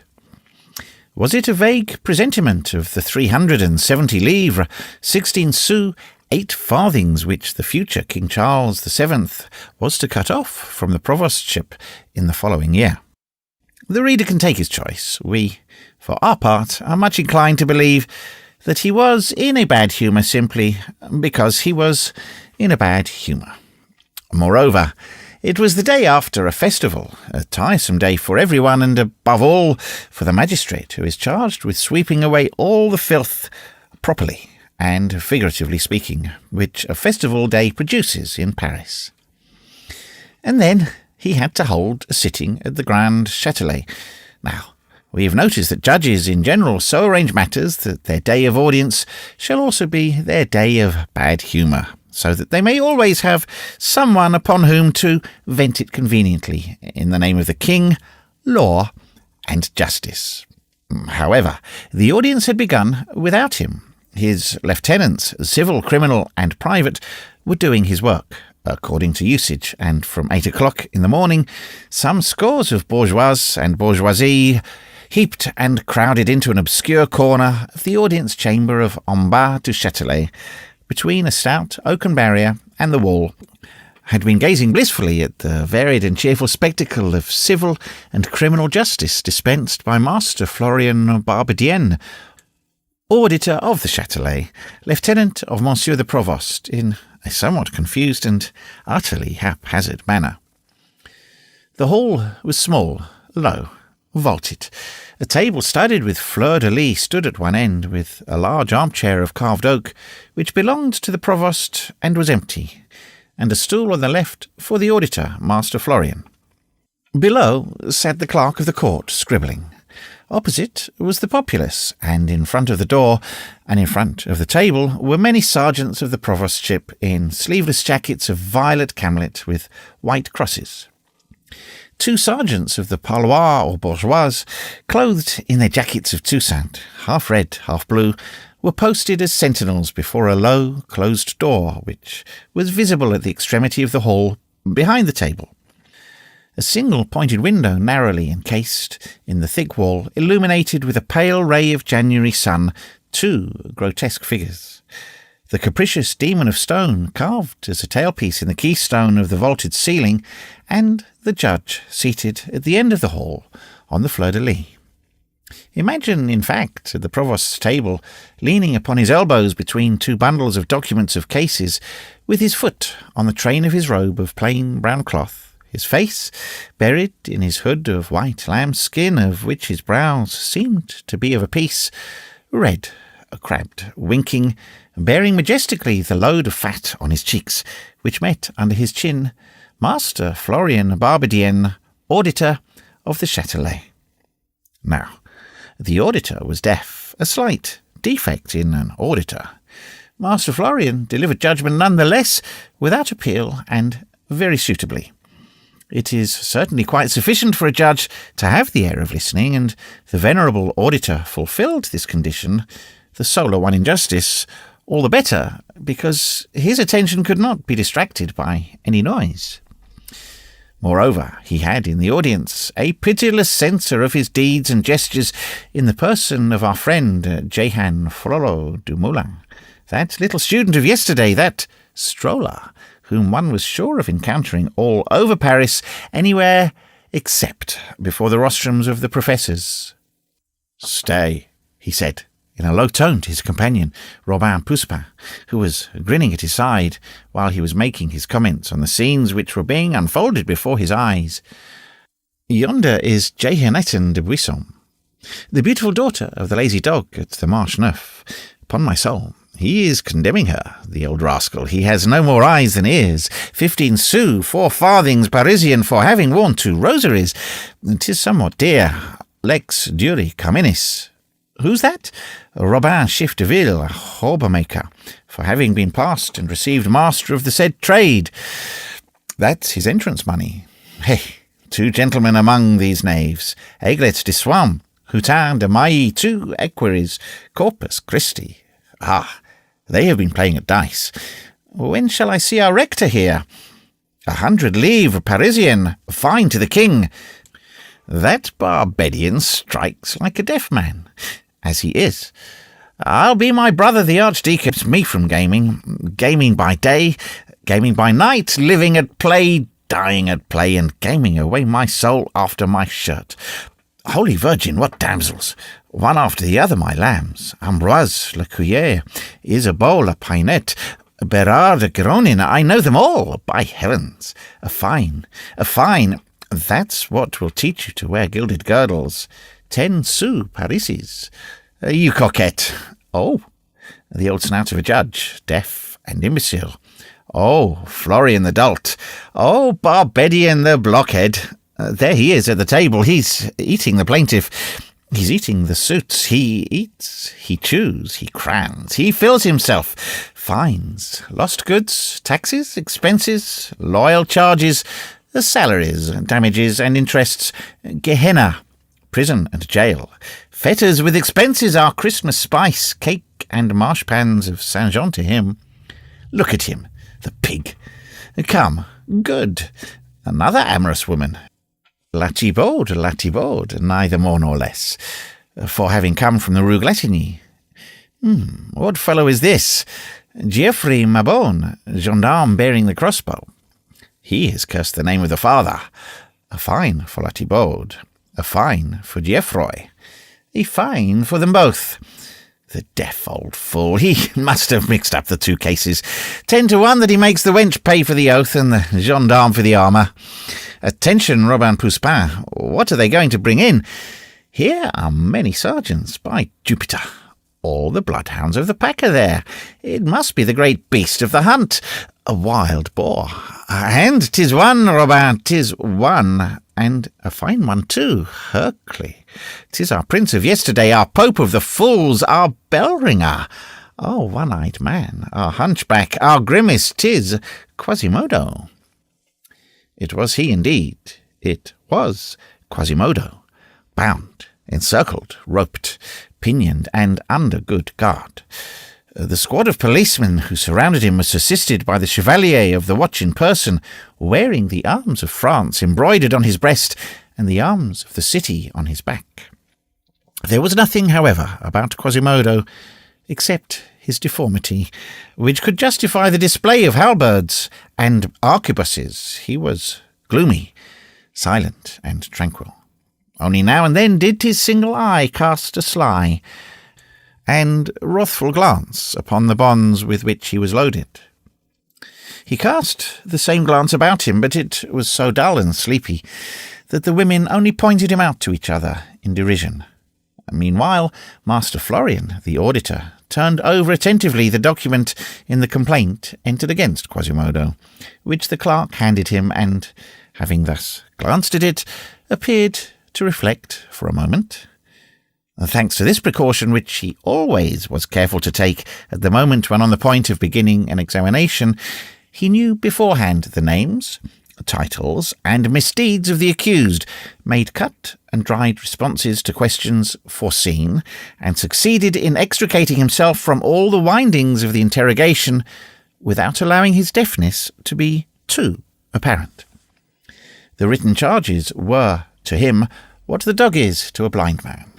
If his deafness did happen to betray him here and there, by some incoherent apostrophe or some unintelligible question, it passed for profundity with some, and for imbecility with others. In neither case did the honour of the magistracy sustain any injury, for it is far better that a judge should be reputed imbecile or profound than deaf. Hence he took great care to conceal his deafness from the eyes of all, and he generally succeeded so well that he had reached the point of deluding himself, which is, by the way, easier than is supposed. All hunchbacks walk with their heads held high, all stutterers harangue, all deaf people speak low. As for him, he believed at the most that his ear was a little refractory. It was the sole concession which he made on this point to public opinion in his moments of frankness and examination of his conscience. Having then thoroughly ruminated Quasimodo's affair, he threw back his head and half closed his eyes for the sake of more majesty and impartiality, so that, at that moment, he was both deaf and blind. A double condition without which no judge is perfect. It was in this magisterial attitude that he began the examination. "Your name?" Now, this was a case which had not been provided for by law, where a deaf man should be obliged to question a deaf man. Quasimodo, whom nothing warned that a question had been addressed to him, continued to stare intently at the judge, and made no reply. The judge, being deaf and being in no way warned of the deafness of the accused, thought that the latter had answered, as all accused do in general, and therefore he pursued, with his mechanical and stupid self-possession. "Very well. And your age?" Again, Quasimodo made no reply to this question. The judge supposed that it had been replied to, and continued, "Now, your profession?" Still the same silence. The spectators had begun, meanwhile, to whisper together and to exchange glances. "That will do," went on the imperturbable auditor, when he supposed that the accused had finished his third reply. "You are accused before us, primo, of nocturnal disturbance, secundo, of a dishonourable act of violence upon the person of a foolish woman, in prejudicium meretricis tertio, of rebellion and disloyalty towards the archers of the police of our lord the king. Explain yourself upon these points. Clerk, have you written down what the prisoner has said thus far?" At this unlucky question, a burst of laughter rose from the clerk's table, caught by the audience, so violent, so wild, so contagious, so universal, that the two deaf men were forced to perceive it. Quasimodo turned round, shrugging his hump with disdain, while Master Florian, equally astonished and supposing that the laughter of the spectators had been provoked by some irreverent reply from the accused, rendered visible to him by that shrug of the shoulders, apostrophized him indignantly. "You have uttered a reply, knave, which deserves the halter. Do you know to whom you are speaking?"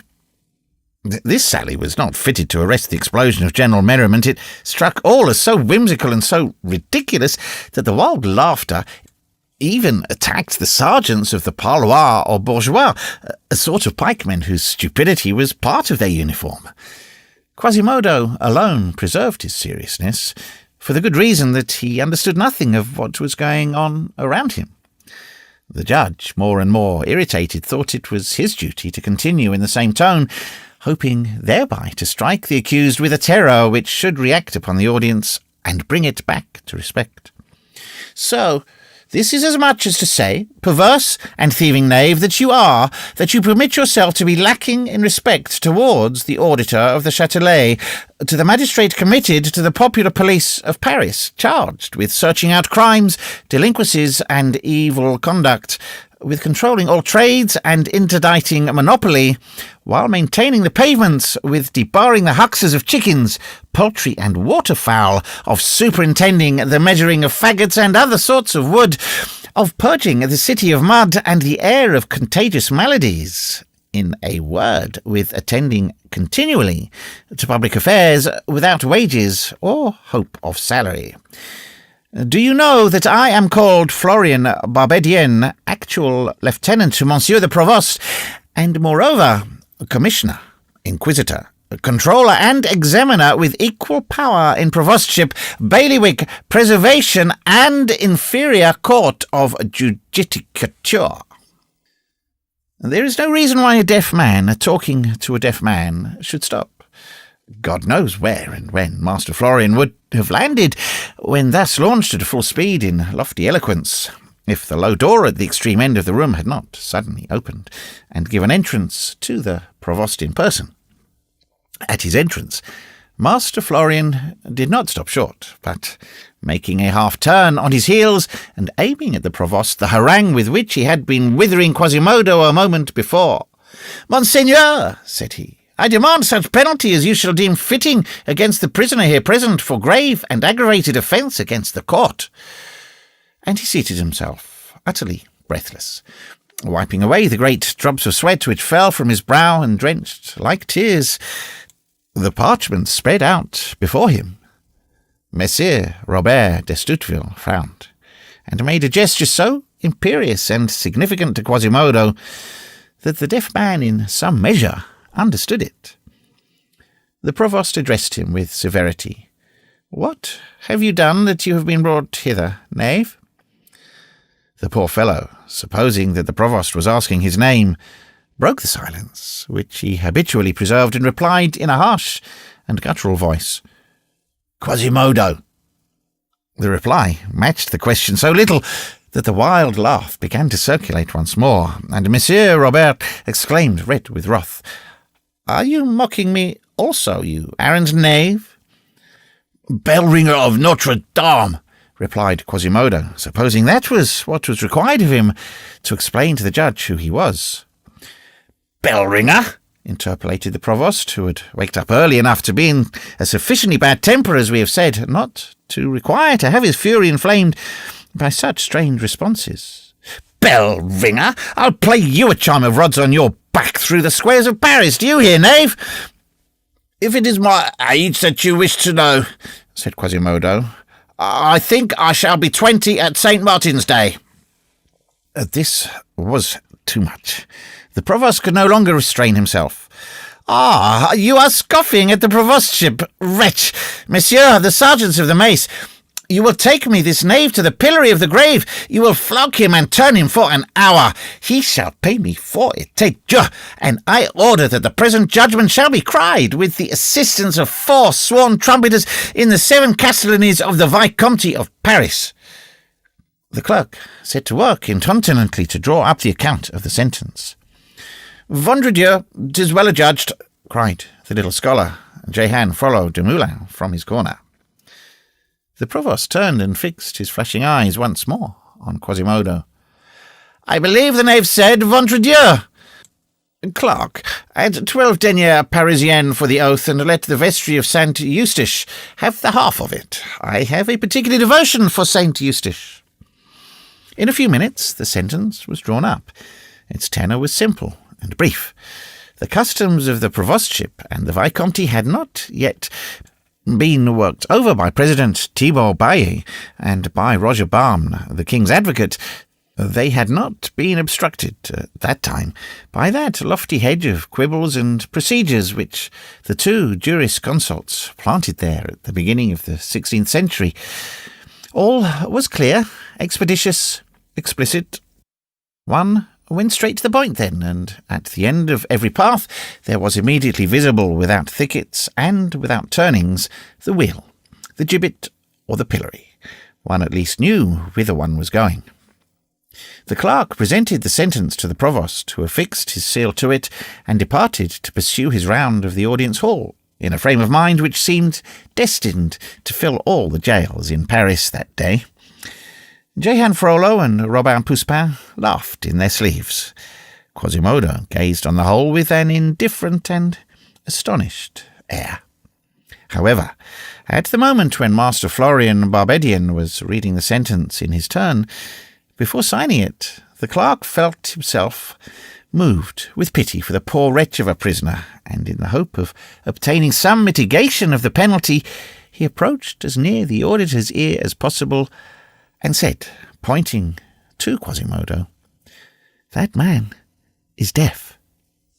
He hoped that this community of infirmity would awaken Master Florian's interest in behalf of the condemned man. But in the first place, we have already observed that Master Florian did not care to have his deafness noticed.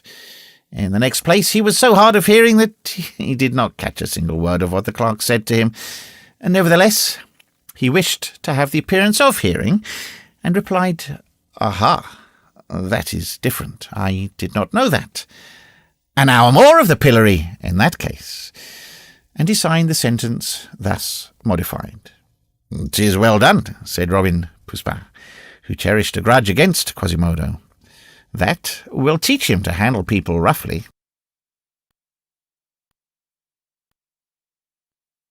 Chapter 2.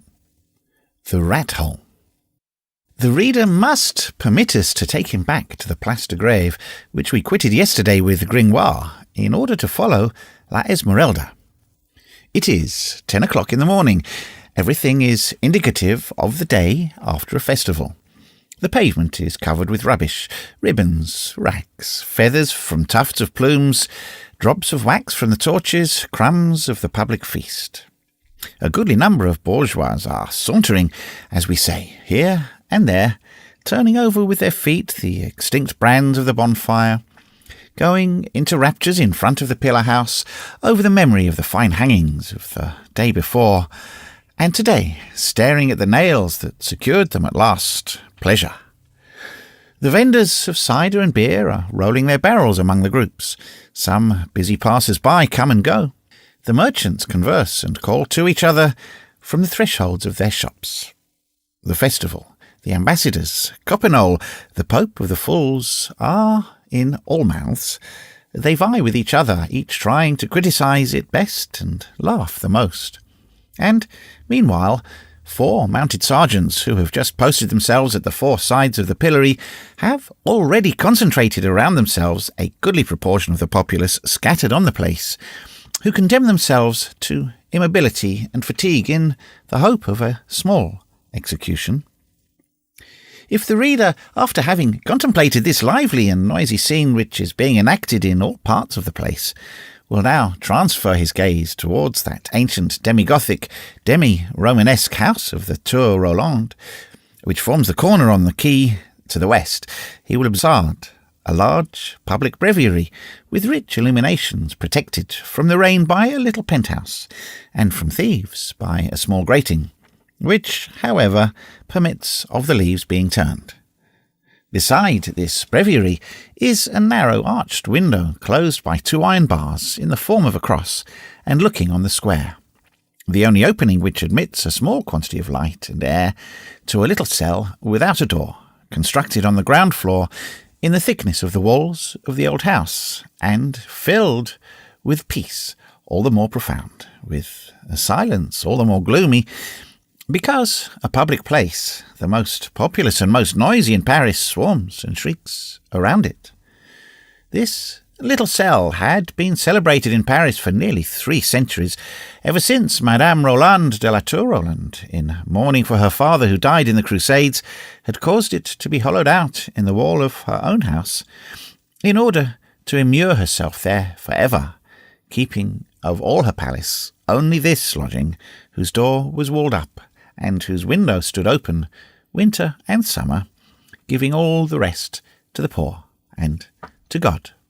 The afflicted damsel had in fact waited 20 years for death in this premature tomb, praying night and day for the soul of her father, sleeping in ashes, without even a stone for a pillow, clothed in a black sack, and subsisting on the bread and water which the compassion of the passers-by led them to deposit on the ledge of her window, thus receiving charity after having bestowed it.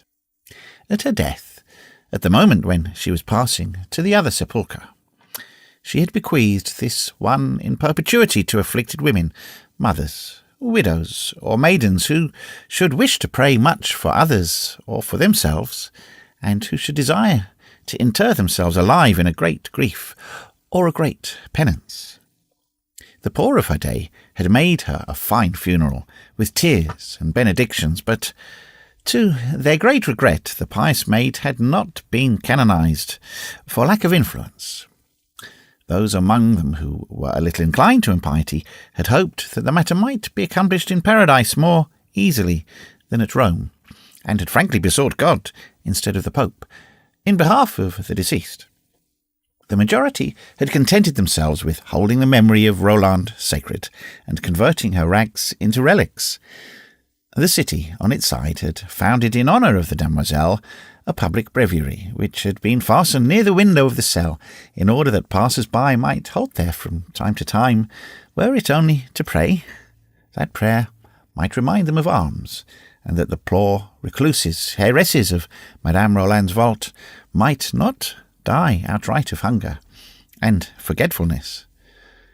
Moreover, this sort of tomb was not so very rare a thing in the cities of the Middle Ages. One often encountered in the most frequented street, in the most crowded and noisy market, in the very middle, under the feet of the horses, under the wheels of the carts, as it were, a cellar, a well, a tiny walled and grated cabin, at the bottom of which a human being prayed night and day, voluntarily devoted to some eternal lamentation, to some great expiation. And all the reflections which that strange spectacle would awaken in us today, that horrible cell, a sort of intermediary link between a house and the tomb, the cemetery and the city, that living being cut off from the human community and thenceforth reckoned among the dead, that lamp consuming its last drop of oil in the darkness, that remnant of life flickering in the grave, that breath, that voice, that eternal prayer in a box of stone, that face forever turned towards the other world, that eye already illuminated with another sun, that ear pressed to the walls of a tomb, that soul a prisoner in that body, and that body a prisoner in that dungeon cell, and beneath that double envelope of flesh and granite, the murmur of that soul in pain. Nothing of all this was perceived by the crowd. The piety of that age, not very subtle nor much given to reasoning, did not see so many facets in an act of religion. It took the thing in the block, honoured, venerated, hallowed the sacrifice at need, but did not analyse the sufferings, and felt but moderate pity for them.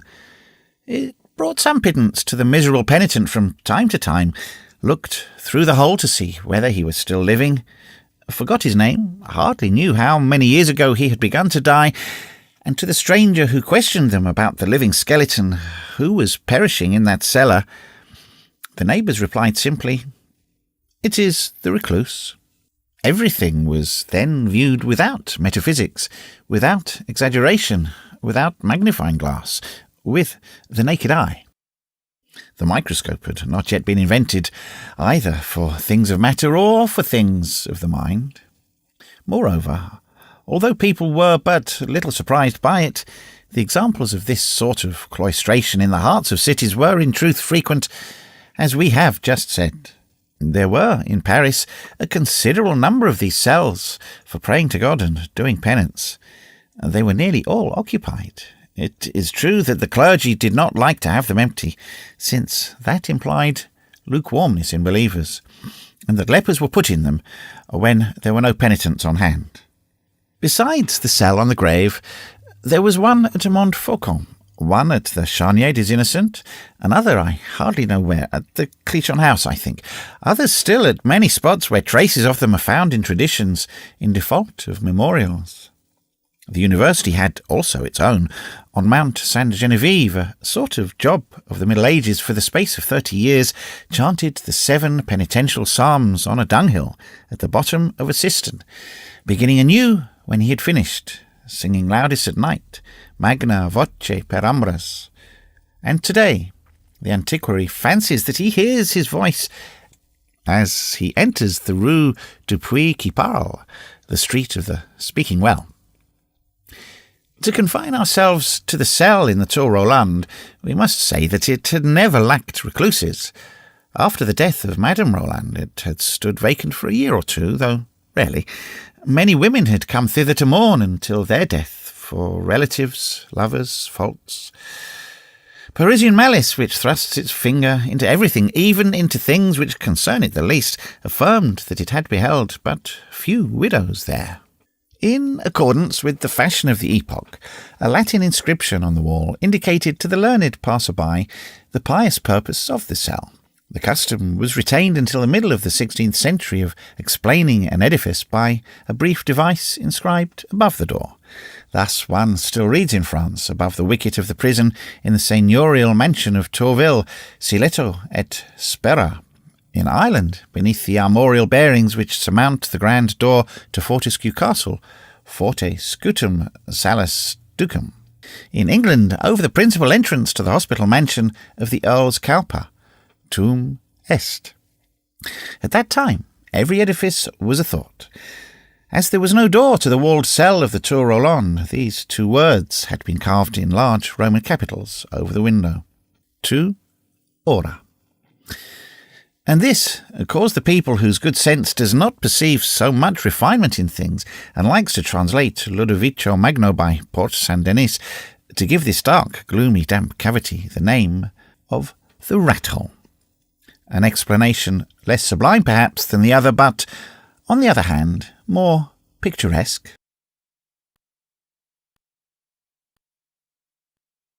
Chapter 3. History of a Leavened Cake of Maize. At the epoch of this history, the cell in the Tour Roland was occupied. If the reader desires to know by whom, he has only to lend an ear to the conversation of three worthy gossips, who at the moment when we have directed his attention to the rat-hole, were directing their steps towards the same spot, coming up along the water's edge from the Châtelet towards the grave. Two of these women were dressed like good bourgeoisie of Paris, their fine white ruffs, their petticoats of linsey-woolsey, striped red and blue, their white knitted stockings with clocks embroidered in colours, well drawn upon their legs, the square-toed shoes of tawny leather with black soles, and, above all, their headgear, that sort of tinsel horn, loaded down with ribbons and laces, which the women of Champagne still wear, in company with the grenadiers of the Imperial Guard of Russia, announced that they belonged to that class wives which holds the middle ground between what a woman and what they term a lady. They wore neither rings nor gold crosses, and it was easy to see that, in their ease, this did not proceed from poverty, but simply from fear of being fined. Their companion was attired in very much the same manner, but there was that indescribable something about her dress and bearing which suggested the wife of a provincial notary. One could see, by the way in which her girdle rose above her hips, that she had not been long in Paris. Add to this a plaited tucker, knots of ribbon on her shoes, and that the stripes of her petticoat ran horizontally instead of vertically, and 1,000 other enormities which shocked good taste. The two first walked with that step peculiar to Parisian ladies, showing Paris to women from the country. The provincial held by the hand a big boy, who held in his a large flat cake. We regret to be obliged to add that, owing to the rigour of the season, he was using his tongue as handkerchief. The child was making them drag him along non passibus equis, as Virgil says, and stumbling at every moment, to the great indignation of his mother. It is true that he was looking at his cake more than at the pavement, some serious motive, no doubt, preventing his biting it, the cake, for he contented himself with gazing tenderly at it. But the mother should have rather taken charge of the cake. It was cruel to make a Tantalus of the chubby-cheeked boy. Meanwhile, the three demoiselles, for the name of dames was then reserved for noble women, were all talking at once. "Let us make haste, Demoiselle Mariette," said the youngest of the three, who was also the largest, to the provincial. "I greatly fear that we shall arrive too late. They told us at the Châtelet that they were going to take him directly to the pillory." "Oh, bah! What are you saying, Demoiselle Audard-Musnier?" interposed the other Parisienne. "There are 2 hours yet to the pillory. We have time enough. Have you ever seen anyone pilloried, my dear Mariette?" "Yes," said the provincial, "at Rheims." "Oh, bah! What is your pillory at Rheims? A miserable cage into which only peasants are turned. A great affair, truly." "Only peasants?" said Mariette. "At the cloth market in Rheims? We have seen very fine criminals there who have killed their father and mother. Peasants! For what do you take us, Gervais?" It is certain that the provincial was on the point of taking offence for the honour of her pillory. Fortunately, That discreet Demoiselle Oudard Musnier turned the conversation in time. "By the way, Demoiselle Mariette, what say you to our Flemish ambassadors? Have you as fine ones in Reims?" "I admit," replied Mariette, "that it is only in Paris that such Flemings can be seen." "Did you see among the embassy that big ambassador who is a hosier?" asked Oudard. "Yes," said Mariette, "he has the eye of a Saturn." "And the big fellow whose face resembles a bare belly," resumed Gervais, "and the little one with small eyes framed in red eyelids, pared down and slashed up like a thistle-head." "'Tis their horses, they are worth seeing," said Oudard. "Comparisoned as the fashion of the country." "Ah, my dear," interrupted provincial Mariette, assuming in her turn an air of superiority, "what would you say, then, if you had seen in 61 at the consecration at Reims 18 years ago the horses of the princes and of the king's company, housings and comparisons of all sorts, some of damask cloth, of fine cloth of gold, furred with sables, others of velvet, furred with ermine, others all embellished with goldsmith's work, and large bells of gold and silver, and what money that had cost, and what handsome boy pages rode upon them?" "That," replied Oudard dryly, "does not prevent the Flemings having very fine horses, and having had a supper yesterday with Monsieur, the provost of the merchants at the Hotel de Ville, where they were served with comfits and hippocras and spices and other singularities." "What are you saying, neighbour?" exclaimed Gervais. "It was with Monsieur the Cardinal at the Petit Bourbon that they supped." "Not at all. At the Hotel de Ville." "Yes, indeed, at the Petit Bourbon." "It was at the Hotel de Ville," retorted Oudard sharply, "and Dr. Scarable addressed them a harangue in Latin, which pleased them greatly. My husband, who is sworn a bookseller, told me so." "It was at the Petit Bourbon," replied Gervais with no less spirit, "and this is what Monsieur the Cardinal's procurator presented to them: 12 double quarts of hippocras, white, claret, and red, 24 boxes of double Lyon marchpane, gilded, as many torches, worth 2 livres apiece, and 6 demi-cuves of Beaune wine, white and claret, the best that can be found. I have it from my husband, who is a cinquantenaire at the Parloir aux Bourgeois, and who was this morning comparing the Flemish ambassadors with those of Prester John and the Emperor of Trebizond, who came from Mesopotamia to Paris under the last king, and who wore rings in their ears." "So true is it that they supped at the Hotel de Ville," replied Oudard, but little affected by this catalogue, "that such a triumph of viands and comfits has never been seen." "I tell you that they were served by Le Sec, sergeant of the city, at the Hotel Le Petit Bourbon, and that is where you are mistaken." "At the Hotel de Ville." "I tell you, at the Petit Bourbon, my dear, and they had illuminated with magic glasses the word hope, which is written on the grand portal." "At the Hotel de Ville, at the Hotel de Ville, and Husson Levoix played the flute." "I tell you no." "I tell you yes." "I say no."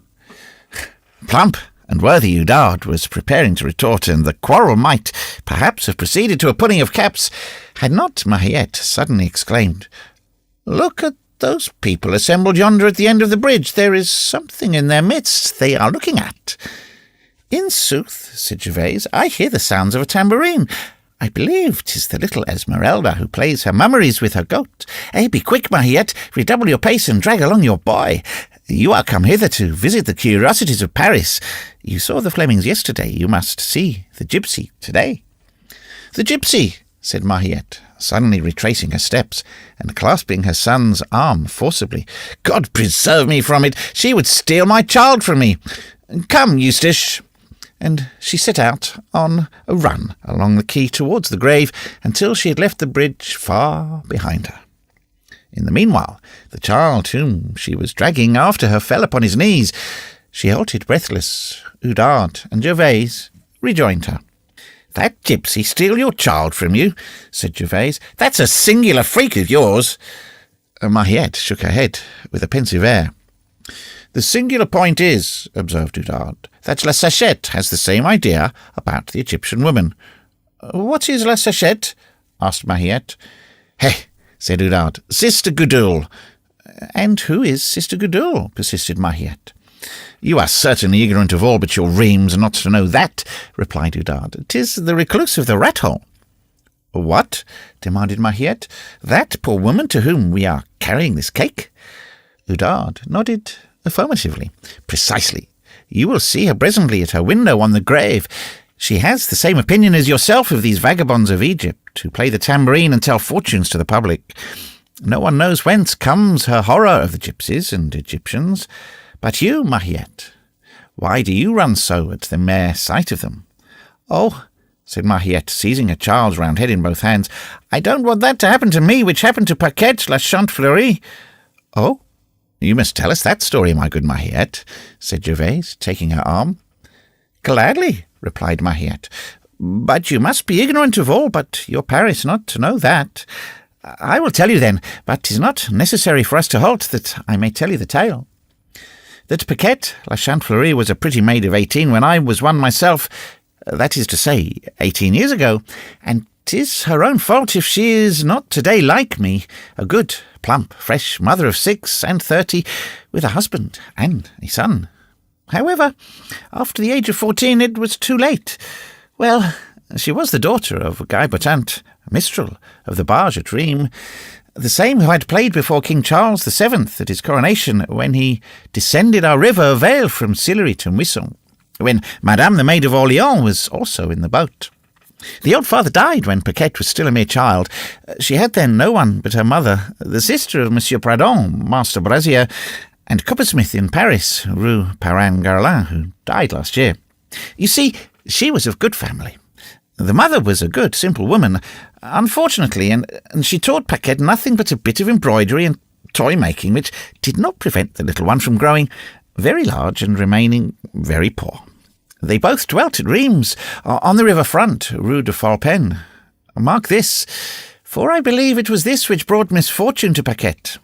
In 61, the year of the coronation of our King Louis XI, whom God preserve, Paquette was so gay and so pretty that she was called everywhere by no other name than La Chantefleurie, blossoming song. Poor girl. She had handsome teeth. She was fond of laughing and displaying them. Now, a maid who loves to laugh is on the road to weeping. Handsome teeth ruin handsome eyes. So she was La Chantefleurie. She and her mother earned a precarious living. They had been very destitute since the death of the minstrel. Their embroidery did not bring them in more than 6 farthings a week, which does not amount to quite 2 legal yards. Where were the days when Father Guibertant had earned 12 sous Parisiennes in a single coronation with a song? One winter, it was in that same year of 61, when the 2 women had neither faggots nor firewood, it was very cold, which gave La Chantefleurie such a fine colour that the men called her Paquette, and many called her Paquerette, and she was ruined. Eustace, just let me see you bite that cake if you dare. We immediately perceived that she was ruined. One Sunday, when she came to church with a gold cross about her neck, at 14 years of age. Do you see? First, it was the young Vicomte de Commontreuil, who had his bell tower 3 leagues distant from Rheims. Then Monsieur Henri de Triancourt, a query to the king. Then less than that, Chiart de Bouillon, sergeant-at-arms. Then, still descending, Guery à Aubergillon, carver to the king. Then Massé de Frepus, barber to Monsieur the Dauphin. Then Thevenin Lemoine, king's cook. Then, the men growing continually younger and less noble, she fell to Guillaume Racine, minstrel of the hurdy-gurdy, and to Thierry de Mer, lamplighter. Then poor Chantefleurie, she belonged to everyone. She had reached the last sou of her gold piece. What shall I say to you, my demoiselle? At the coronation in the same year, 61, 'twas she who made the bed of the king of the debauchees. In the same year. Mahiette sighed and wiped away a tear which trickled from her eyes. "This is no very extraordinary history," said Gervaise, "and in the whole of it I see nothing of any Egyptian women or children." "Patience," resumed Mahiette. "You will see one child in 66. 'Twill be 16 years ago this month at Saint Paulet's Day. Paquette was brought to bed of a little girl. The unhappy creature! It was a great joy to her. She had long wished for a child. Her mother, good woman, who had never known what to do except to shut her eyes, her mother was dead. Paquette had no longer anyone to love in the world, or anyone to love her. La Chantefleurie had been a poor creature during the 5 years since her fall.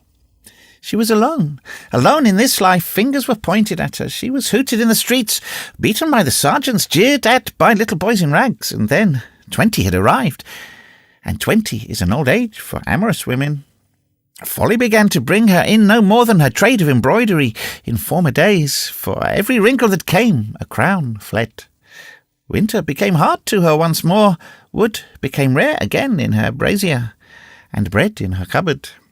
She could no longer work because in becoming voluptuous she had grown lazy, and she suffered much more because in growing lazy she had become voluptuous. At least, that is the way in which Monsieur the Curé of Saint-Remy explains why these women are colder and hungrier than other poor women when they are old. Yes, remarked Gervaise, but the gypsies. One moment, Gervaise, said Oudard, whose attention was less impatient. What would be left for the end if all were in the beginning? Continue, Mariette, I entreat you. Oh, that poor Chantefleurie. Mariette went on. So she was very sad, very miserable, and furrowed her cheeks with tears.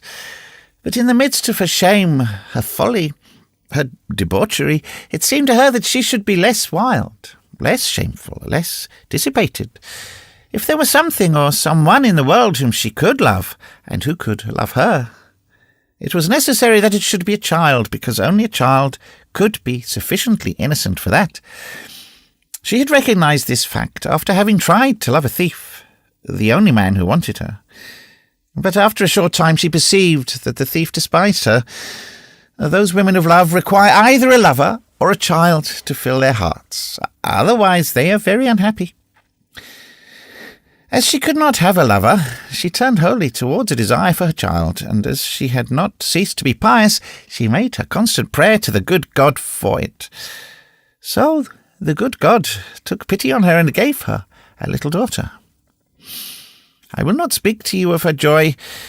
It was a fury of tears and caresses and kisses. She nursed her child herself and made swaddling bands for it out of her coverlet, the only one which she had on her bed, and no longer felt either cold or hunger. She became beautiful once more in consequence of it. An old maid makes a young mother. Gallantry claimed her once more. Men came to see Chantefleurie. She found customers again for her merchandise, and out of all these horrors she made baby clothes, caps and bibs, bodices with shoulder straps of lace and tiny bonnets of satin, without even thinking of buying herself another coverlet. Master Eustache, I have already told you not to eat that cake. It is certain that little Agnes, that was the child's name, a baptismal name, for it was a long time since Chantefleurie had any surname. It is certain that little one was more swathed in ribbons and embroideries than a Dauphiness of Dauphiny. Among other things, she had a pair of little shoes, the like of which King Louis XI certainly never had. Her mother had stitched and embroidered them herself. She had lavished on them all the delicacies of her art of embroideress, and all the embellishments of a robe for the good Virgin. They certainly were the two prettiest little pink shoes that could be seen. They were no longer than my thumb, and one had to see the child's little feet come out of them in order to believe that they had been able to get into them. 'Tis true that those little feet were so small, so pretty, so rosy, rosier than the satin of the shoes. When you have children, Oudard, you will find that there is nothing prettier than those little hands and feet. I ask no better, said Oudard with a sigh, but I am waiting until it shall suit the good pleasure of Monsieur André Mousnier.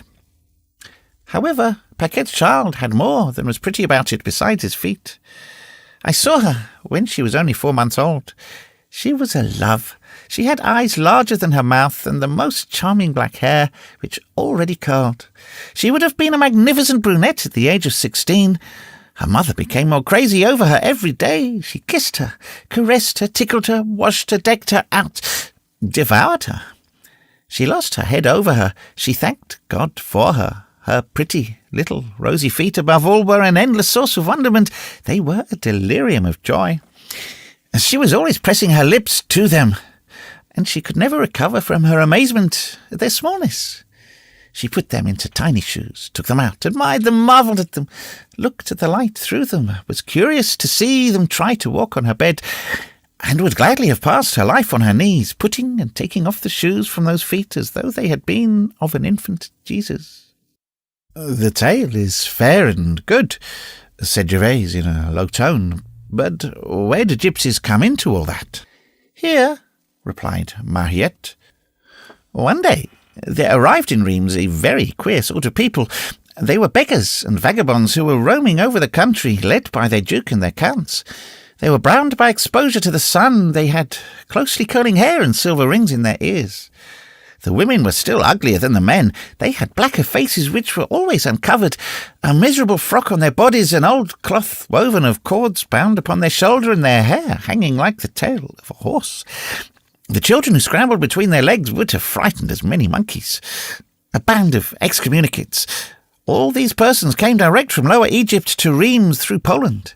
The Pope had confessed them, it was said, and had prescribed to them as penance to roam through the world for 7 years without sleeping in a bed, and so they were called penances. And they smelled horribly.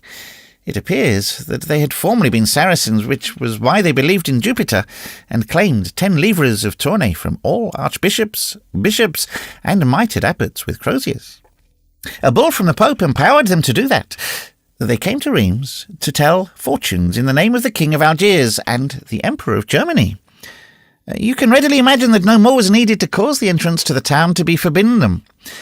Then the whole band camped with good grace outside the gate of Braine, on that hill where stands a mill, beside the cavities of the ancient chalk pits, and everybody in Reims vied with his neighbour in going to see them. They looked at your hand and told you marvellous prophecies. They were equal to predicting to Judas that he would become Pope. Nevertheless, ugly rumours were in circulation in regard to them about children stolen, purses cut, and human flesh devoured. The wise people said to the foolish, "Don't go there," and then went themselves on the sly. It was an infatuation. The fact is that they said things fit to astonish a cardinal. Mothers triumphed greatly over their little ones after the Egyptians had read in their hands all sorts of marvels written in pagan and in Turkish. One had an emperor, another a pope, another a captain. Poor Champfleury was seized with curiosity. She wished to know about herself and whether her pretty little Agnes would not become some day Empress of Armenia or something else. So she carried her to the Egyptians, and the Egyptian women fell to admiring the child, and to caressing it, and to kissing it with their black mouths, and to marvelling over its little band. Alas, to the great joy of the mother, they were especially enthusiastic over her pretty feet and shoes. The child was not yet a year old. She already lisped a little, laughed at her mother like a little mad thing, was plump, and quite round, and possessed 1,000 charming little gestures of the angels of paradise. She was very much frightened by the Egyptians and wept, but her mother kissed her more warmly and went away enchanted with the good fortune which the soothsayers had foretold for her Agnes. She was to be a beauty, virtuous, a queen. So she returned to her attic in the Rue Folle-Pen, very proud of bearing with her a queen. The next day she took advantage of a moment when the child was asleep on her bed, for they always slept together, gently left the door open a little way and ran to tell a neighbour in the Rue de la Séchesserie that the day would come when her daughter Agnes would be served at table by the King of England and the Archduke of Ethiopia, and 100 other marvels. On her return, hearing no cries on the staircase, she said to herself, "Good, the child is still asleep." She found her door wider open than she had left it, but she entered, poor mother, and ran to the bed. The child was no longer there. The place was empty. Nothing remained of the child but one of her pretty little shoes. She flew out of the room, dashed down the stairs, and began to beat her head against the wall, crying, "My child! Who has my child? Who has taken my child?" The street was deserted, the house isolated. No one could tell her anything about it. She went about the town, searched all the streets, ran hither and thither the whole day long, wild, beside herself, terrible, snuffing at doors and windows like a wild beast which has lost its young. She was breathless, dishevelled, frightful to see, and there was a fire in her eyes which dried her tears. She stopped the passers-by and cried, my daughter, my pretty little daughter.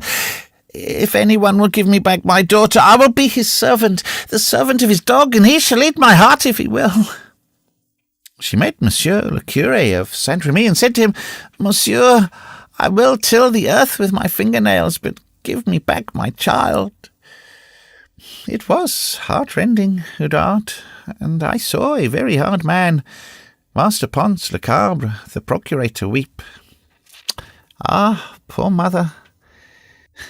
In the evening she returned home. During her absence, a neighbour had seen 2 gypsies ascend up to it with a bundle in their arms, then descend again after closing the door. After their departure, something like the cries of a child were heard in Paquette's room. The mother burst into shrieks of laughter, ascended the stairs as though on wings, and entered. A frightful thing to tell, Oudard. Instead of her pretty little Agnes, so rosy and so fresh, who was a gift of the good God, a sort of hideous little monster, lame, one-eyed, deformed, was crawling and scrawling over the floor. She hid her eyes in horror. Oh, said she, have the witches transformed my daughter into this horrible animal? They hastened to carry away the little clubfoot. He would have driven her mad. It was the monstrous child of some gypsy woman who had given herself to the devil. He appeared to be about 4 years old, and talked a language which was no human tongue. There were words in it which were impossible. La Chantefleurie flung herself upon the little shoe, all that remained to her of all that she loved, and she remained so long motionless over it, mute and without breath, and they thought she was dead. Suddenly she trembled all over, covered her relic with furious kisses, and burst out sobbing as though her heart were broken. I assure you that we were all weeping also. She said, Oh, my little daughter, my pretty little daughter, where art thou? And it wrung your very heart. I weep still when I think of it. Our children are the marrow of our bones. You see, my poor Eustache, thou art so fair. If you only knew how nice he is. Yesterday he said to me, I want to be a gendarme, that I do. Oh, my Eustache, if I were to lose thee. All at once, La Chantefleurie rose and set out to run through Reims, screaming, To the gypsies' camp! To the gypsies' camp! Police, to burn the witches! The gypsies were gone. It was pitch dark. They could not be followed. On the morrow, 2 leagues from Reims, on a heath between Jeux and Tilloy, the remains of a large fire were found. Some ribbons which had belonged to Paquette's child, drops of blood, and the dung of a ram. The night just past had been a Saturday. There was no longer any doubt that the Egyptians had held their Sabbath on that heath, and that they had devoured the child in company with Beelzebub, as the practice is among Mahometans. When La Chantefleurie learnt these horrible things, she did not weep. She moved her lips as though to speak, but could not. On the morrow her hair was grey. On the 2nd day she had disappeared. "'Tis in truth a frightful tale," said Oudard, "and one which would make even a Burgundian weep." "I am no longer surprised," added Gervaise, "that fear of the gypsies should spur you on so sharply." "And you did all the better," resumed Oudard, "to flee with your Eustache just now, since these are also gypsies from Poland." "No," said Gervaise, "'tis said they come from Spain and Catalonia." "Catalonia? 'Tis possible," replied Oudard. "Polonia, Catalonia, Valogna, I always confound these 3 provinces. One thing is certain, they are gypsies, who certainly," added Gervaise, "have teeth long enough to eat little children. I should not be surprised if La Esmeralda ate a little of them also, though she pretends to be dainty. Her white goat knows tricks that are too malicious for there not to be some impiety underneath it all." Mahia Islands. She was absorbed in that reverie which is, in some sort, the continuation of a mournful tale, and which ends only after having communicated the emotion from vibration to vibration, even to the very last fibres of the heart. Nevertheless, Gervaise addressed her. "And did they ever learn what became of La Chantefleurie?" Mariette made no reply. Gervaise repeated her question and shook her arm, calling her by name. Mariette appeared to waken from her thoughts. "What became of Chantefleurie?" she said, repeating mechanically the words whose impression was still fresh in her ear, then making an effort to recall her attention to the meaning of her words. "Ah," she continued briskly, "no one ever found out." She added, after a pause, "Some said that she had been seen to quit Rheims at nightfall by the Fleschenbourg gate, others at daybreak by the old Bassé gate. A poor man found her gold cross hanging on the stone cross in the field where the fair is held. It was that ornament which had wrought her ruin in 61. It was a gift from the handsome Vicomte de Commontroy, her first lover. Paquette had never been willing to part with it. Wretched as she had been, she had clung to it as to life itself. So, when we saw that cross abandoned, we all thought that she was dead. Nevertheless, there were people of the Cabaret Levant who said that they had seen her pass along the road to Paris, walking on the pebbles with her bare feet. But in that case, she must have gone out through the Porte de Vale, and all this does not agree. Or to speak more truly, I believe that she actually did depart by the Porte de Vale, but departed from this world." "I do not understand you," said Gervaise. "La Vale," replied Mariette, with a melancholy smile, "is the river." "Oh, poor Chantefleurie," said Oudard with a shiver. "Drowned." "Drowned," resumed Mariette. "Who could have told good Father Guiberton, when he passed under the bridge of Tangeau with the current, singing in his barge, that one day his dear little Paquette would also pass beneath that bridge, but without song or boat?" "And the little shoe?" asked Gervaise. "Disappeared with the mother," replied Mariette. "Poor little shoe," said Oudard. Oudard, a big and tender woman, would have been well pleased to sigh in company with Mariette, but Gervaise, more curious, had not finished her questions. "And the monster?" she said suddenly to Mariette. "What monster?" inquired the latter. "The little gypsy monster left by the sorceress in Chantefleurie's chamber in exchange for her daughter. What did you do with it? I hope you drowned it also." "No," replied Mariette. "What?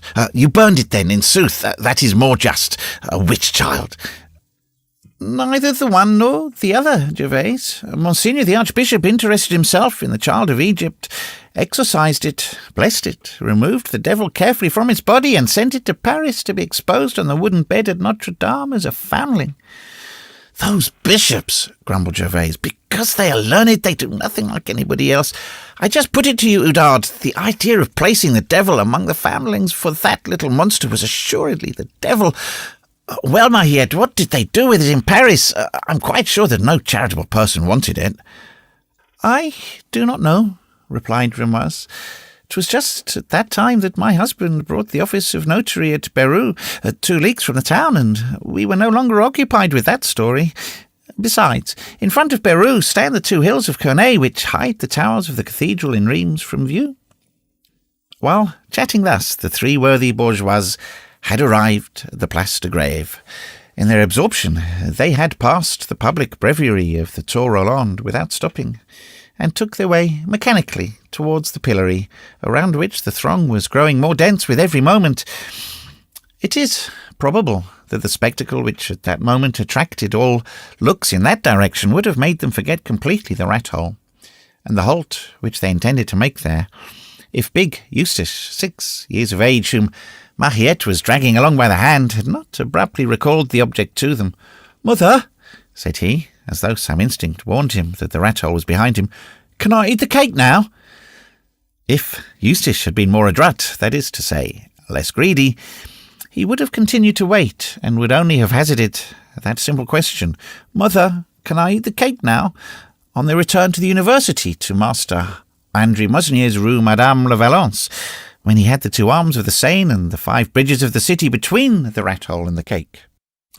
This question, highly imprudent at the moment when Eustace put it, aroused Mariette's attention. "By the way," she exclaimed. "We are forgetting the recluse. Show me the rat-hole that I may carry her cake." "Immediately," said Oudard. "'Tis a charity." But this did not suit Eustace. "Stop, my cake," said he, rubbing both ears, alternatively with his shoulders, which, in such cases, is the supreme sign of discontent. The three women retraced their steps, and on arriving in the vicinity of the Tour Roland, Oudard said to the other two, "We must not all three gaze into the hole at once, for fear of alarming the recluse. Do you two pretend to read the Dominus in the breviary, while I thrust my nose into the aperture? The recluse knows me a little. I will give you a warning when you can approach." She proceeded alone to the window. At the moment when she looked in, a profound pity was depicted on all her features, and her frank, gay visage altered its expression and her colour as abruptly as though it had passed from a ray of sunlight to a ray of moonlight. Her eye became humid, her mouth contracted, like that of a person on the point of weeping. A moment later she laid her finger on her lips and made a sign to Mahiette to draw near and look. Mahiette, much touched, stepped up in silence, on tiptoe, as though approaching the bedside of a dying person. It was, in fact, a melancholy spectacle which presented itself to the eyes of the two women as they gazed through the grating of the rat-hole, neither stirring nor breathing. The cell was small, broader than it was long, with an arched ceiling, and viewed from within it bore a considerable resemblance to the interior of a huge bishop's mitre. On the bare flagstones which formed the floor, in one corner, a woman was sitting, or rather crouching. Her chin rested on her knees, which her crossed arms pressed forcibly to her breast. Thus, doubled up, clad in a brown sack, which enveloped her entirely in large folds, her long grey hair pulled over in front, falling over her face and along her legs nearly to her feet, she presented, at the first glance, only a strange form, outlined against the dark background of the cell, a sort of dusky triangle, which the ray of daylight falling through the opening cut roughly into two shades, the one sombre, the other illuminated.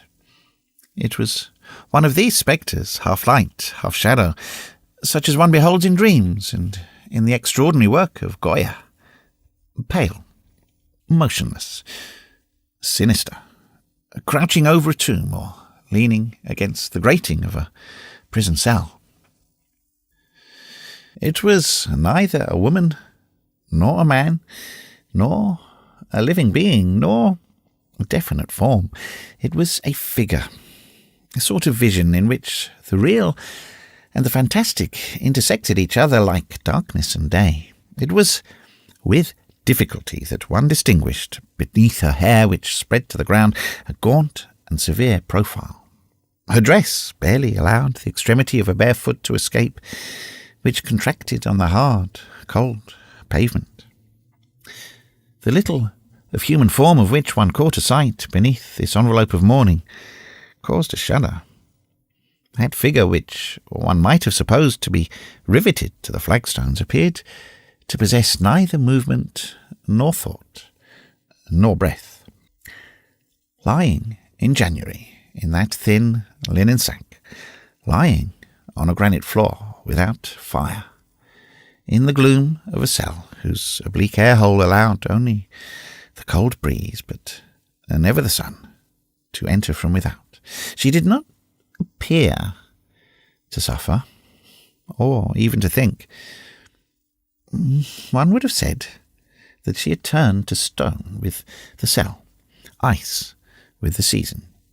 Her hands were clasped, her eyes fixed. At first sight one took her for a spectre, at the second for a statue. Nevertheless, at intervals, her blue lips half opened to admit a breath, and trembled, but as dead and as mechanical as the leaves which the winds sweep aside. Nevertheless, from her dull eyes there escaped a look, an ineffable look, a profound, lugubrious, imperturbable look, incessantly fixed upon a corner of the cell which could not be seen from without. A gaze which seemed to fix all the sombre thoughts of that soul in distress upon some mysterious object. Such was the creature who had received from her habitation the name of the recluse, and from her garment the name of the sacked nun. The three women, for Gervaise had rejoined Mariette and Oudard, gazed through the window. Their heads intercepted the feeble light in the cell, without the wretched being whom they thus deprived of it seeming to pay any attention to them. "Do not let us trouble her," said Oudard in a low voice. "She is in her ecstasy. She is praying." Meanwhile, Mariette was gazing with ever-increasing anxiety at that one withered, dishevelled head, and her eyes filled with tears. "This is very singular," she murmured. She thrust her head through the bars and succeeded in casting a glance at the corner where the gaze of the unhappy woman was immovably riveted. When she withdrew her head from the window, her countenance was inundated with tears. "What do you call that woman?" she asked Oudard. Oudard replied, "We call her Sister Gudule." "And I," returned Mariette, "call her Paquette, la Chante Fleurie." Then, laying her finger on her lips, she motioned to the astounded Oudard to thrust her head through the window and look. Oudard looked and beheld. In the corner where the eyes of the recluse were fixed in that sombre ecstasy, a tiny shoe of pink satin embroidered with 1,000 fanciful designs in gold and silver. Gervaise looked after Oudard, and then the three women, gazing upon the unhappy mother, began to weep. But neither their looks nor their tears disturbed the recluse. Her hands remained clasped, her lips mute, her eyes fixed, and that little shoe, thus gazed at, broke the heart of anyone who knew her history. The three women had not yet uttered a single word. They dared not speak, even in a low voice. This deep silence, this deep grief, this profound oblivion, in which everything had disappeared except one thing, produced upon them the effect of the grand altar at Christmas or Easter. They remained silent. They meditated. They were ready to kneel. It seemed to them that they were ready to enter church on the day of Tenebrae.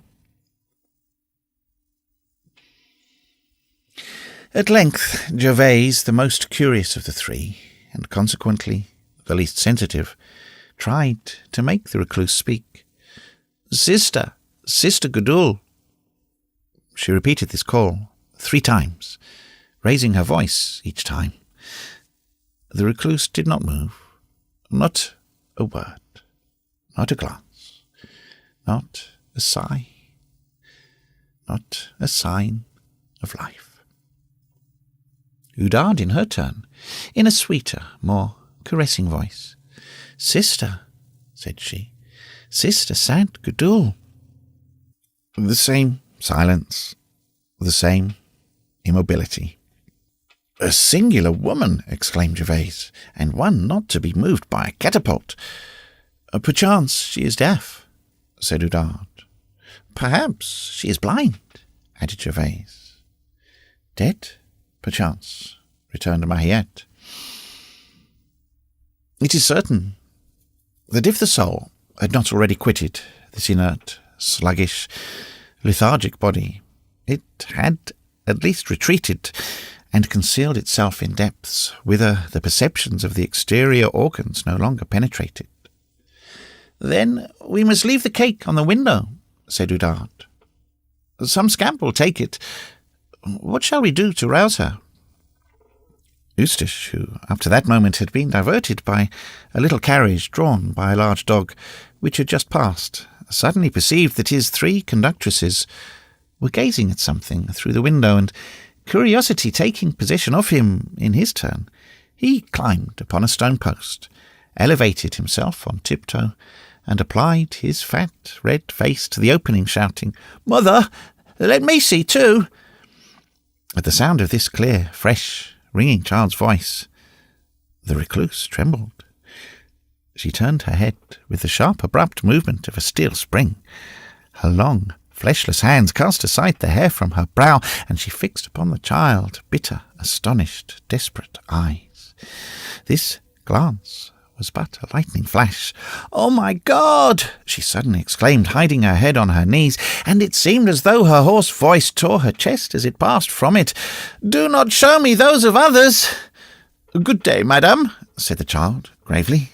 Nevertheless, this shock had, so to speak, awakened the recluse. A long shiver traversed her frame from head to foot. Her teeth chattered. She half raised her head, and putting her elbows against her hips and clasping her feet in her hands as though to warm them. "Oh, how cold it is!" "Poor woman," said Oudard with great compassion. "Would you like a little fire?" She shook her head in a token of refusal. "Well," resumed Oudard, presenting her with a flagon, "here is some hippocras, which will warm you. Drink it." Again she shook her head, looked at Oudard fixedly, and replied, "Water." Oudard persisted. "No, sister, that is no beverage for January. You must drink a little hippocras, and eat this leavened cake of maize which we have baked for you." She refused the cake which Mariette offered to her, and said, "Black bread." "Come," said Gervaise, seized in her turn with an impulse of charity, and unfastening her wooden cloak. "Here is a cloak which is a little warmer than yours." She refused the cloak, as she had refused the flagon and the cake, and replied, "A sack." "But," resumed the good Oudard, "you must have perceived to some extent that yesterday was a festival." "I do perceive it," said the recluse. "'Tis 2 days now since I have had any water in my crock." She added after a silence, "'Tis a festival. I am forgotten. People do well. Why should the world think of me when I do not think of it? Cold charcoal makes cold ashes." And as though fatigued with having said so much, she dropped her head on her knees again. The simple and charitable Oudard, who fancied that she understood from her last words that she was complaining of the cold, replied innocently, "Then you would like a little fire?" "Fire," said the sacked nun with a strange accent. "And will you also make a little for the poor little one who has been beneath the sod for these 15 years? Every limb was trembling, her voice quivered, her eyes flashed. She had raised herself upon her knees. Suddenly she extended her thin white hand towards the child, who was regarding her with a look of astonishment. "Take away that child!" she cried. "The Egyptian woman is about to pass by!" Then she fell, face downward on the earth, and her forehead struck the stone with the sound of one stone against another stone. The 3 women thought her dead. A moment later, however, she moved, and they beheld her drag herself on her knees and elbows to the corner where the little shoe was. Then they dared not look. They no longer saw her, but they heard 1,000 kisses and 1,000 sighs, mingled with heart-rending cries and dull blows like those of a head in contact with a wall. Then after one of these blows so violent that all 3 of them staggered, they heard no more. "Can she have killed herself?" said Gervaise, venturing to pass her head through the air-hole. "Sister, Sister Gudule! Sister Gudule!" repeated Oudard. "Oh, God heavens, she no longer moves," resumed Gervaise. "Is she dead? Gudule! Gudule!" Mariette, choked to such a point that she could not speak, made an effort. "Wait," said she. Then bending towards the window, "Paquette," she said. "Paquette, le champ fleuri." A child who innocently blows upon the badly ignited fuse of a bomb and makes it explode in his vase is no more terrified than was Mariette at the effect of that name abruptly launched into the cell of Sister Gudule. The recluse trembled all over, rose erect on her bare feet, and leaped at the window with eyes so glaring that Mariette and Oudard and the other women and the child recoiled even to the parapet of the quay. Meanwhile, the sinister face of the recluse appeared pressed to the grating of the air-hole. "Oh! She cried with an appalling laugh. "'Tis the Egyptian who is calling me!" At that moment, a scene which was passing at the pillory caught her wild eye. Her brow contracted with horror. She stretched her 2 skeleton arms from her cell and shrieked in a voice which resembled a death rattle. "So, 'tis thou once more, daughter of Egypt, 'tis thou who callest me stealer of children. Well, be thou accursed, accursed, accursed, accursed!"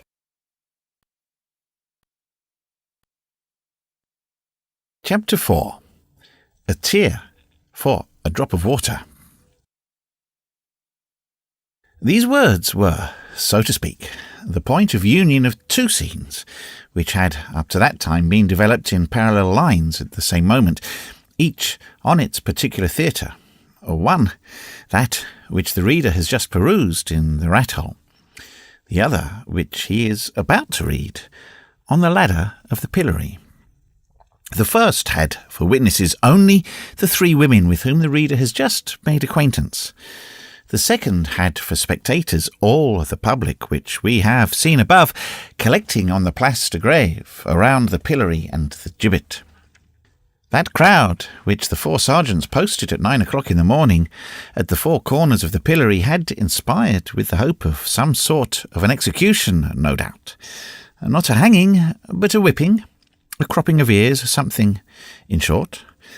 That crowd had increased so rapidly that the 4 policemen, too closely besieged, had occasion to press it, as the expression then ran, more than once, by sound blows of their whips and the haunches of their horses. This populace, disciplined to waiting for public executions, did not manifest very much impatience.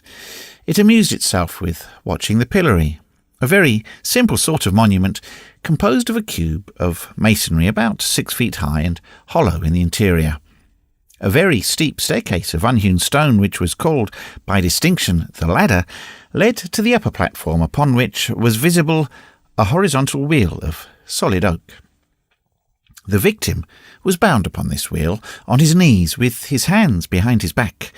A wooden shaft, which set in motion a capstan concealed in the interior of the little edifice, imparted a rotary motion to the wheel, which always maintained its horizontal position, and in this manner presented the face of the condemned man to all quarters of the square in succession. This was what was called turning a criminal. As the reader perceives, the pillory of the grave was far from presenting all the recreations of the pillory of the Halles. Nothing architectural, nothing monumental. No roof to the iron cross, no octagonal lantern, no frail, slender columns spreading out on the edge of the roof into capitals of acanthus leaves and flowers, no waterspouts of chimeras and monsters on carved woodwork, no fine sculpture deeply sunk in the stone.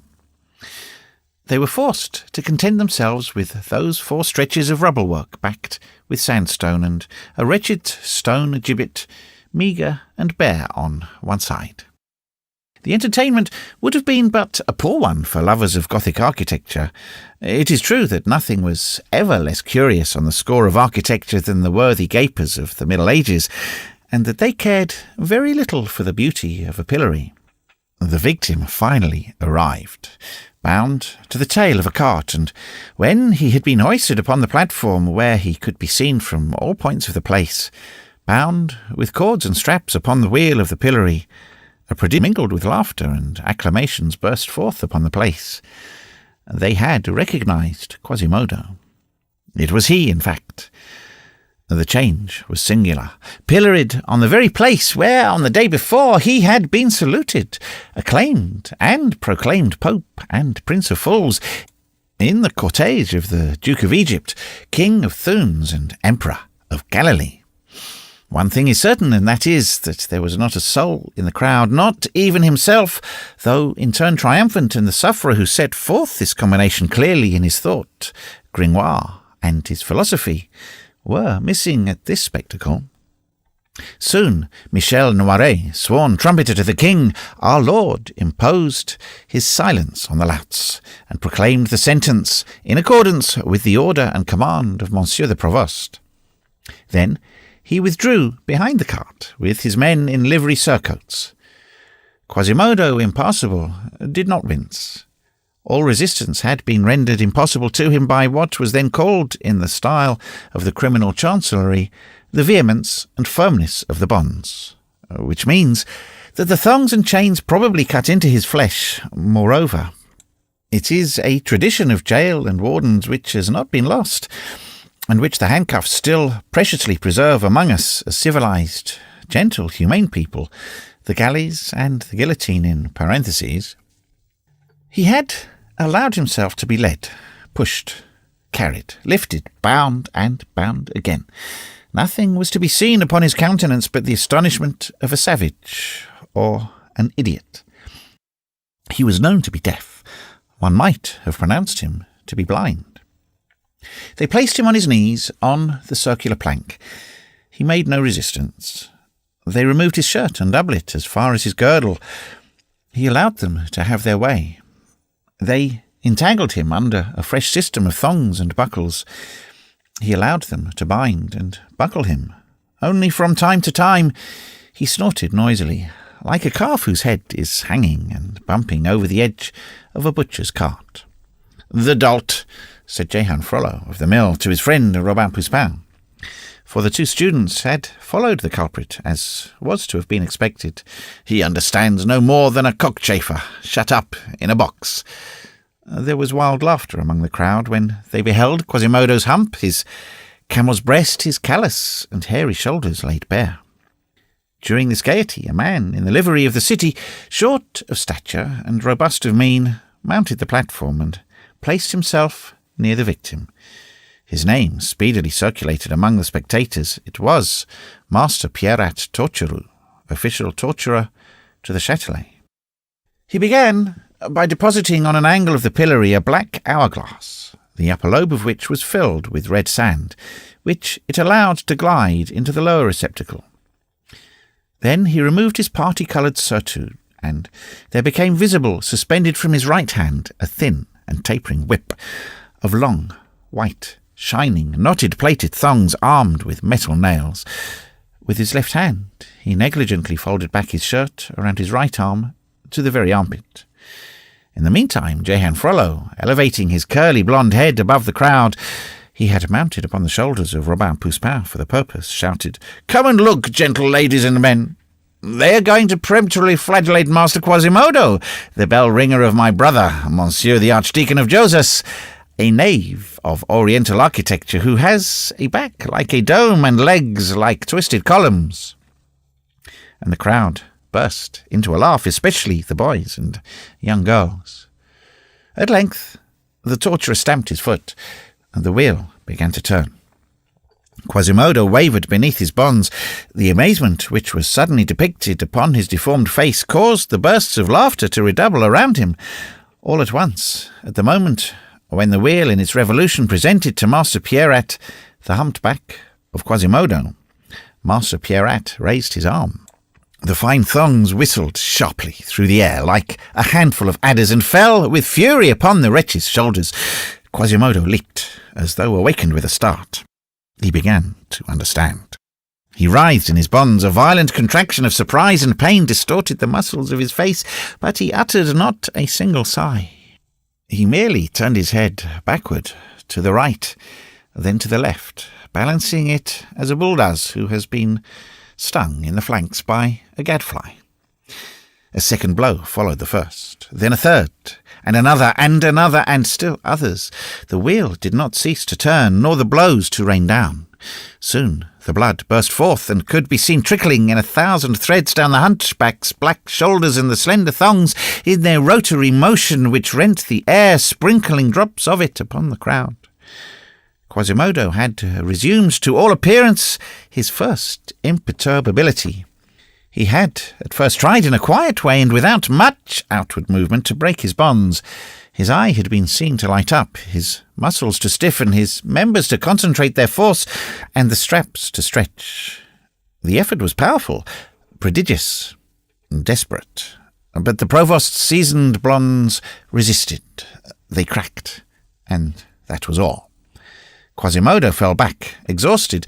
Amazement gave way on his features to a sentiment of profound and bitter discouragement.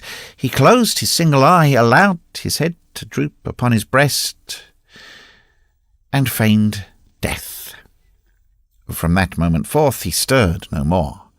Nothing could force a movement from him, neither his blood, which did not cease to flow, nor the blows, which redoubled in fury, nor the wrath of the torturer, who grew excited himself and intoxicated with the execution, nor the sound of the horrible thongs, more sharp and whistling than the claws of scorpions.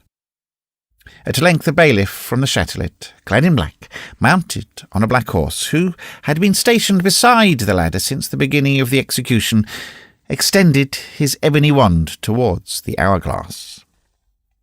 The torturer stopped. The wheel stopped. Quasimodo's eye opened slowly.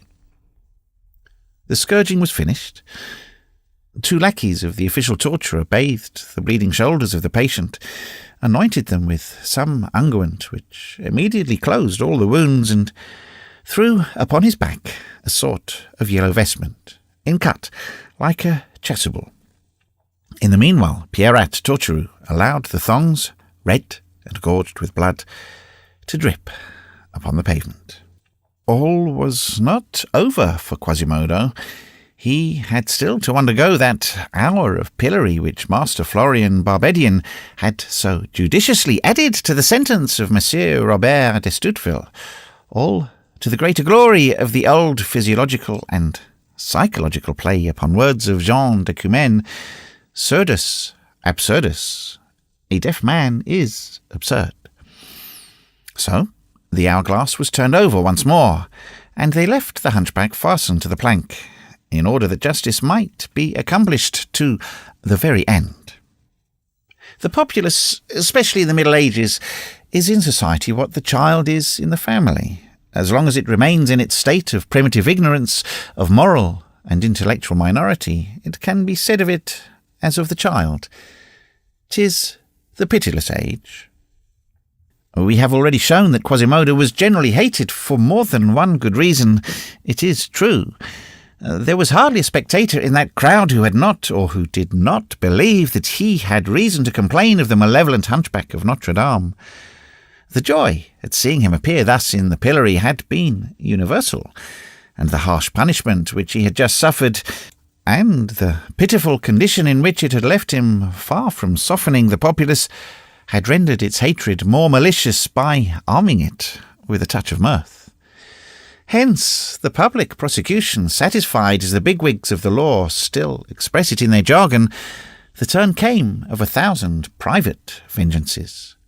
Here, as in the grand hall, the women rendered themselves particularly prominent. All cherished some rancour against him, some for his malice, others for his ugliness. The latter were the most furious. "O mask of Antichrist," said one. "Rider on a broom-handle," cried another. "What a fine, tragic grimace," howled a third. "And who would make him Pope of the fools if today were yesterday?" "'Tis well," struck in an old woman. "This is the grimace of the pillory. When shall we have that of the gibbet?" "When will you be coiffed with your big bell, 100 feet under the ground, cursed bell-ringer?" "But 'tis the devil who rings the Angelus." "O deaf man, the one-eyed creature, the hunchback, the monster." "A face to make a woman miscarry better than all the drugs and medicines."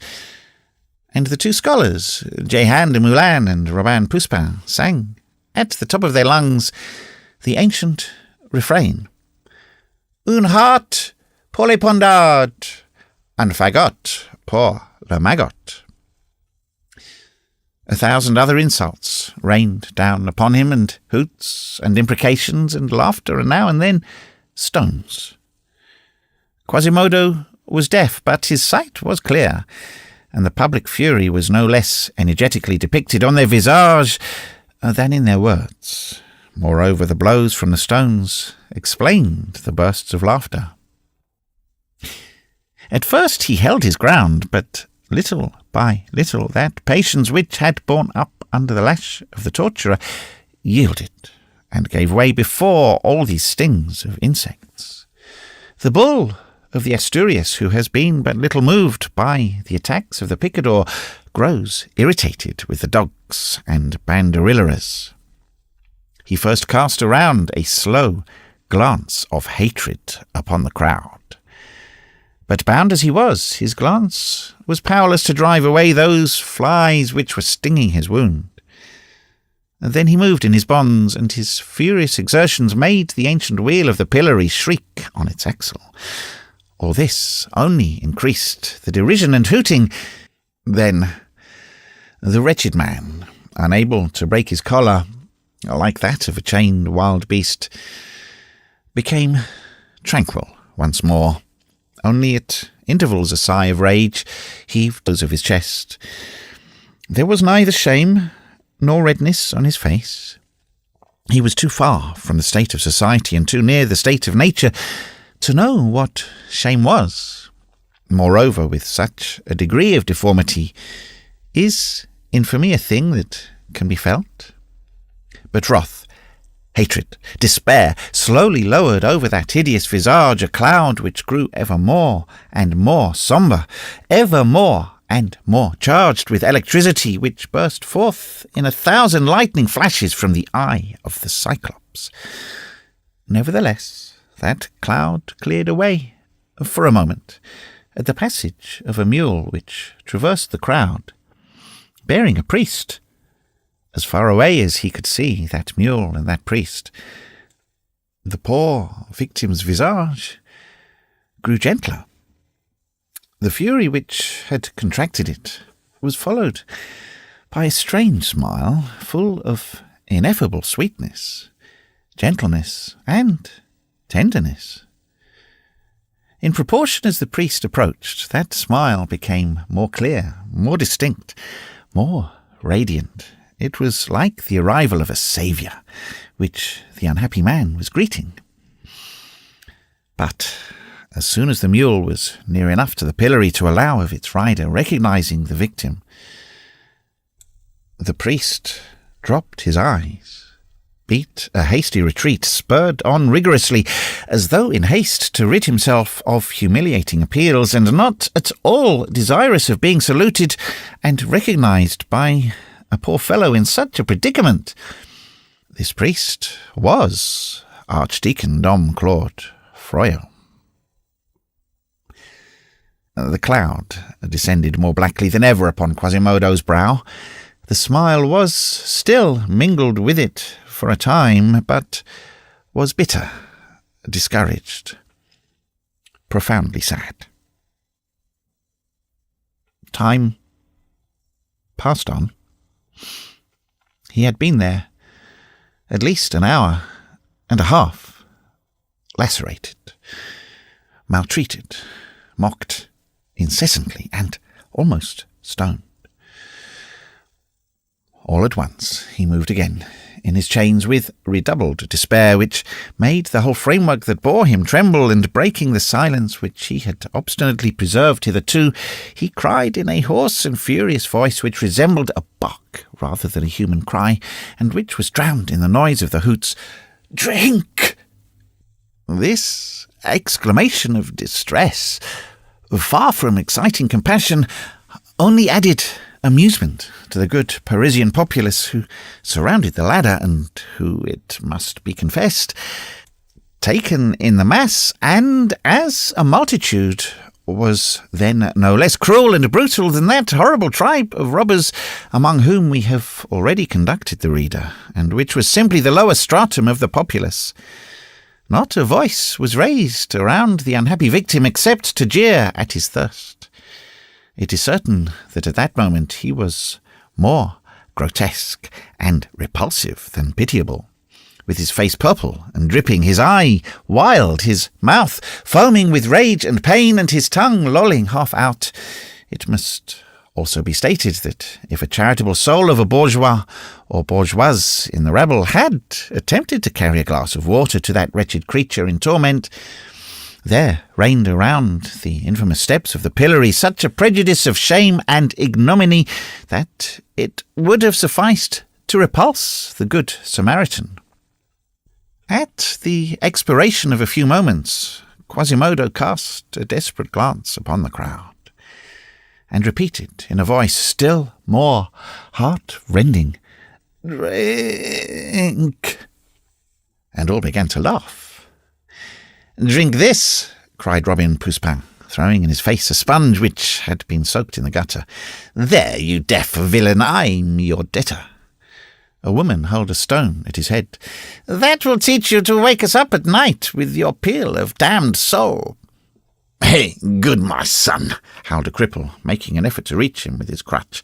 "Will you cast any more spells on us from the top of the towers of Notre-Dame?" "Here's a drinking cup," chimed in a man, flinging a broken jug at his breast. "'Twas you that made my wife, simply because she passed near you, give birth to a child with 2 heads." "And my cat bring forth a kitten with 6 paws," yelped an old crone, launching a brick at him. "Drink," repeated Quasimodo, panting, and for the 3rd time. At that moment he beheld the crowd give way. A young girl, fantastically dressed, emerged from the throng.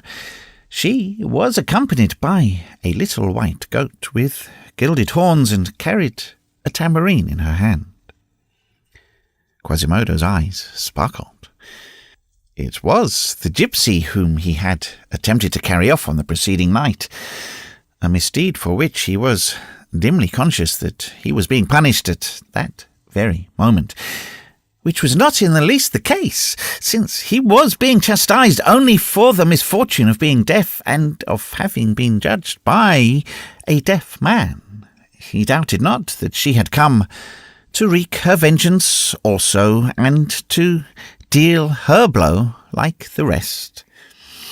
He beheld her, in fact, mount the ladder rapidly.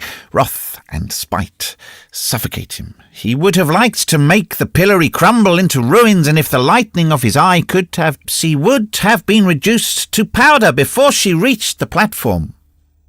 She approached without uttering a syllable. The victim, who writhed in a vain effort to escape her and detached a gourd from her girdle, she raised it gently to the parched lips of the miserable man. Then, from that eye, which had been, up to that moment, so dry and burning, a big tear was seen to fall, and roll slowly down that deformed visage, so long contracted with despair. It was the first, in all probability, that the unfortunate man had ever shed. Meanwhile, he had forgotten to drink. The gypsy made her little pout from impatience and pressed the spout to the tusked mouth of Quasimodo with a smile. He drank with deep draughts. His thirst was burning. When he had finished, the wretch protruded his black lips, no doubt with the object of kissing the beautiful hand which had just succoured him. But the young girl, who was perhaps somewhat distrustful, and who remembered the violent attempt of the night, withdrew her hand with the frightened gesture of a child who is afraid of being bitten by a beast. Then the poor man fixed on her a look full of reproach and inexpressible sadness. It would have been a touching spectacle anywhere. This beautiful, fresh, pure and charming girl, who was at the same time so weak, thus hastening to the relief of so much misery, deformity, and malevolence. On the pillory, the spectacle was sublime. The very populace were captivated by it and began to clap their hands, crying, "Noel! Noel!" It was at that moment that the recluse caught sight, from the window of her bowl, of the gypsy on the pillory, and hurled at her sinister imprecation. "Accursed be thou, daughter of Egypt! Accursed! Accursed!"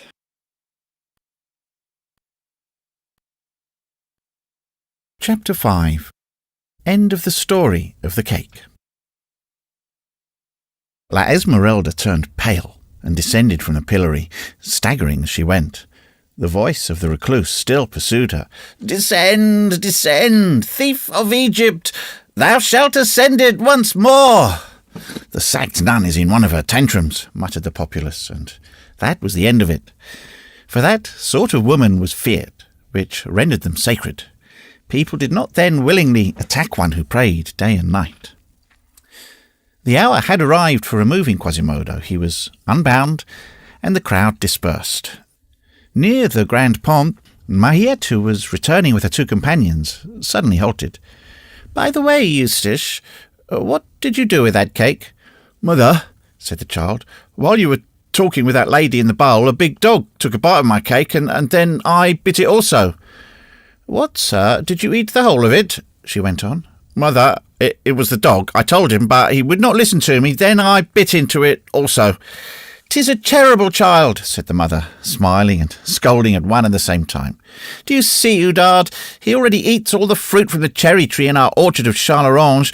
So his grandfather says that he will be a captain. Just let me catch you at it again, Master Eustace.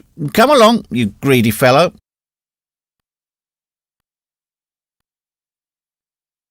Volume 2, Book 7, Chapter 1. The Danger of Confiding One's Secret to a Goat. Many weeks had elapsed.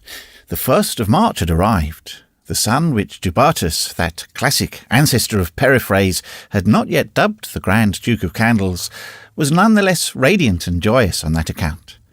It was one of those spring days which possesses so much sweetness and beauty that all Paris turns out into the squares and promenades and celebrates them as though they were Sundays.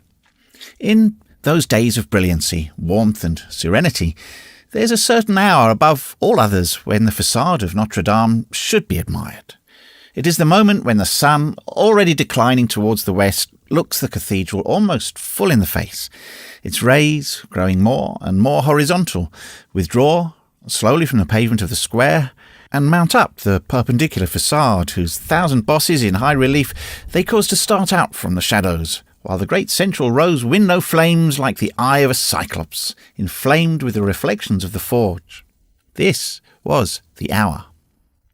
Opposite the lofty cathedral, reddened by the setting sun, on the stone balcony built above the porch of a rich Gothic house, which formed the angle of the square and the Rue de Parvis, several young girls were laughing and chatting with every sort of grace and mirth.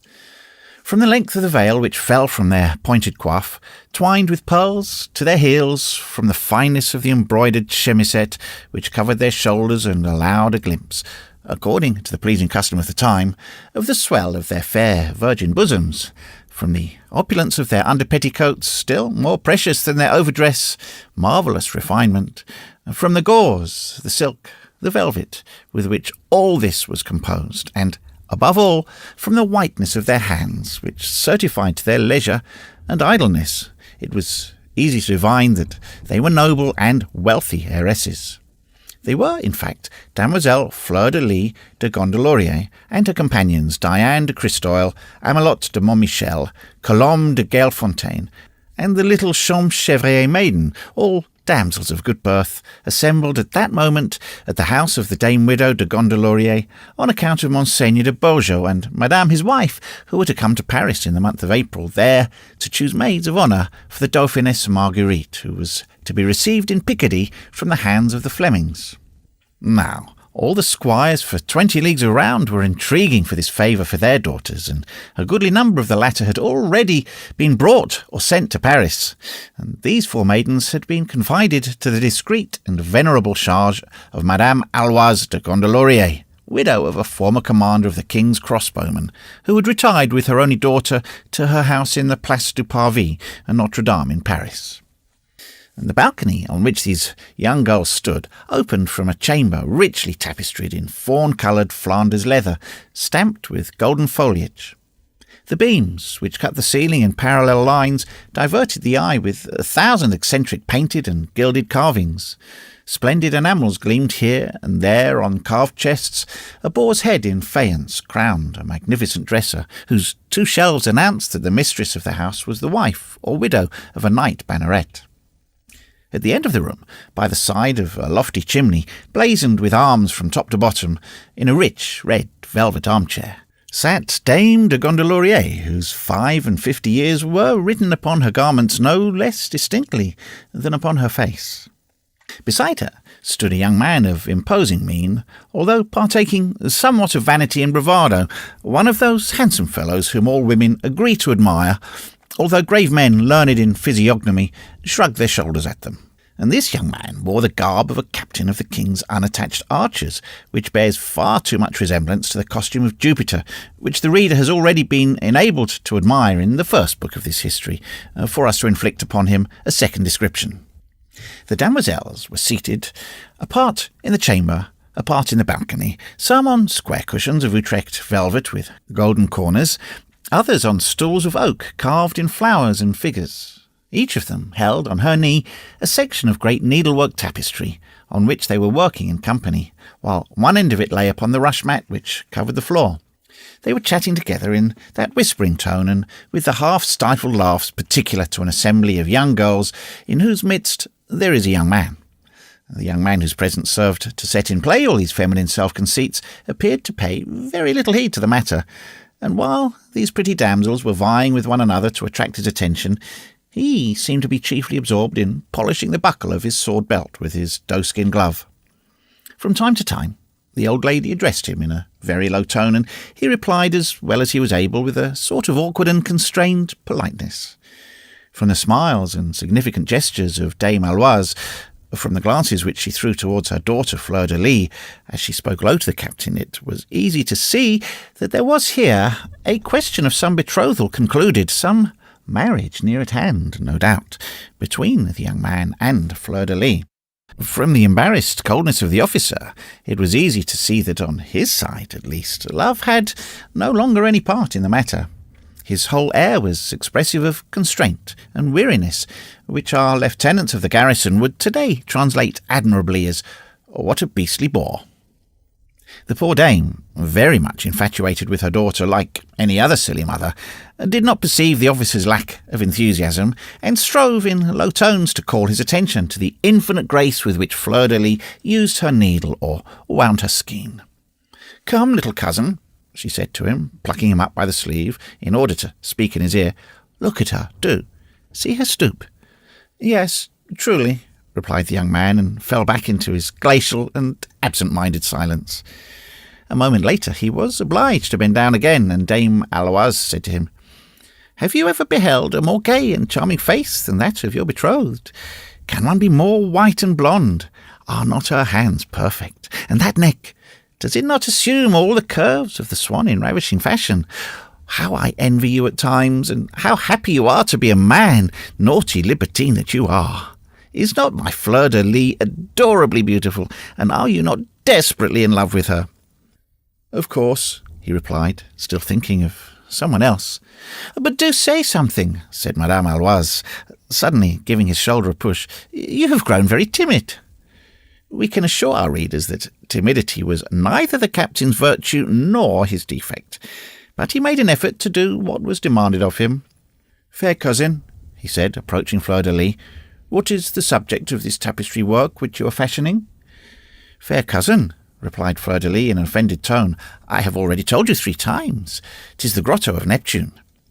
It was evident that Fleur-de-Lis saw much more clearly than her mother through the captain's cold and absent-minded manner. He felt the necessity of making some conversation. "And for whom is this Neptunary destined?" "For the Abbey of Saint Antoine des Champs," answered Fleur-de-Lis, without raising her eyes. The captain took up a corner of the tapestry. "Who, my fair cousin, is this big gendarme, who is puffing out his cheeks to their full extent and blowing a trumpet?"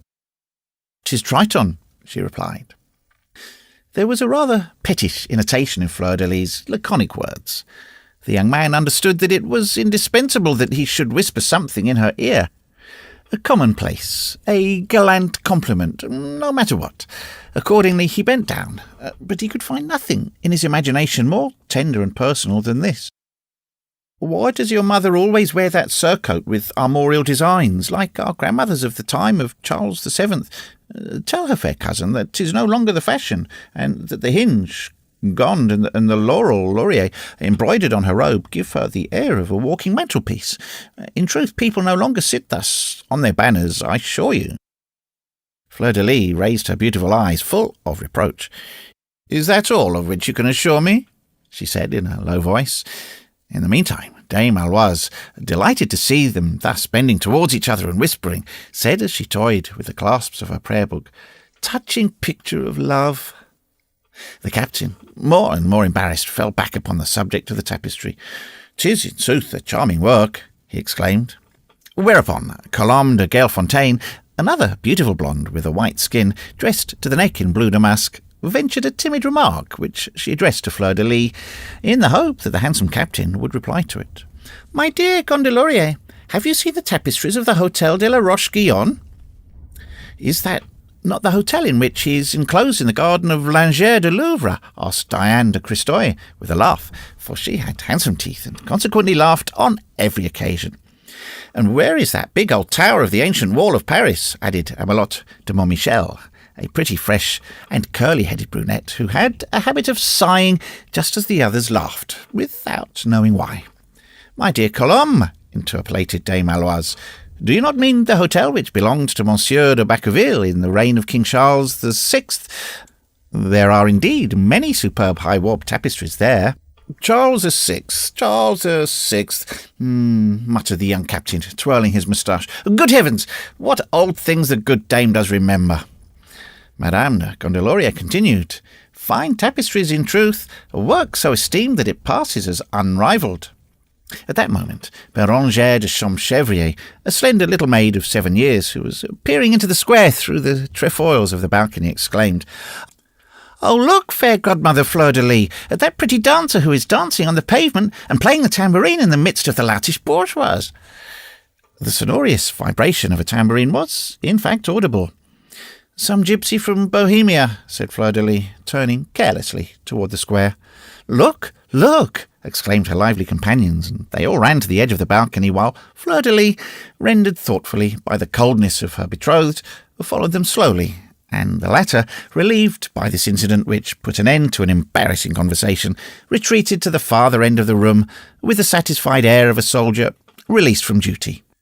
Nevertheless, the fair Fleur-de-Lis's was a charming and noble service, and such it had formerly appeared to him, but the captain had gradually become blasé. The prospect of a speedy marriage cooled him more every day.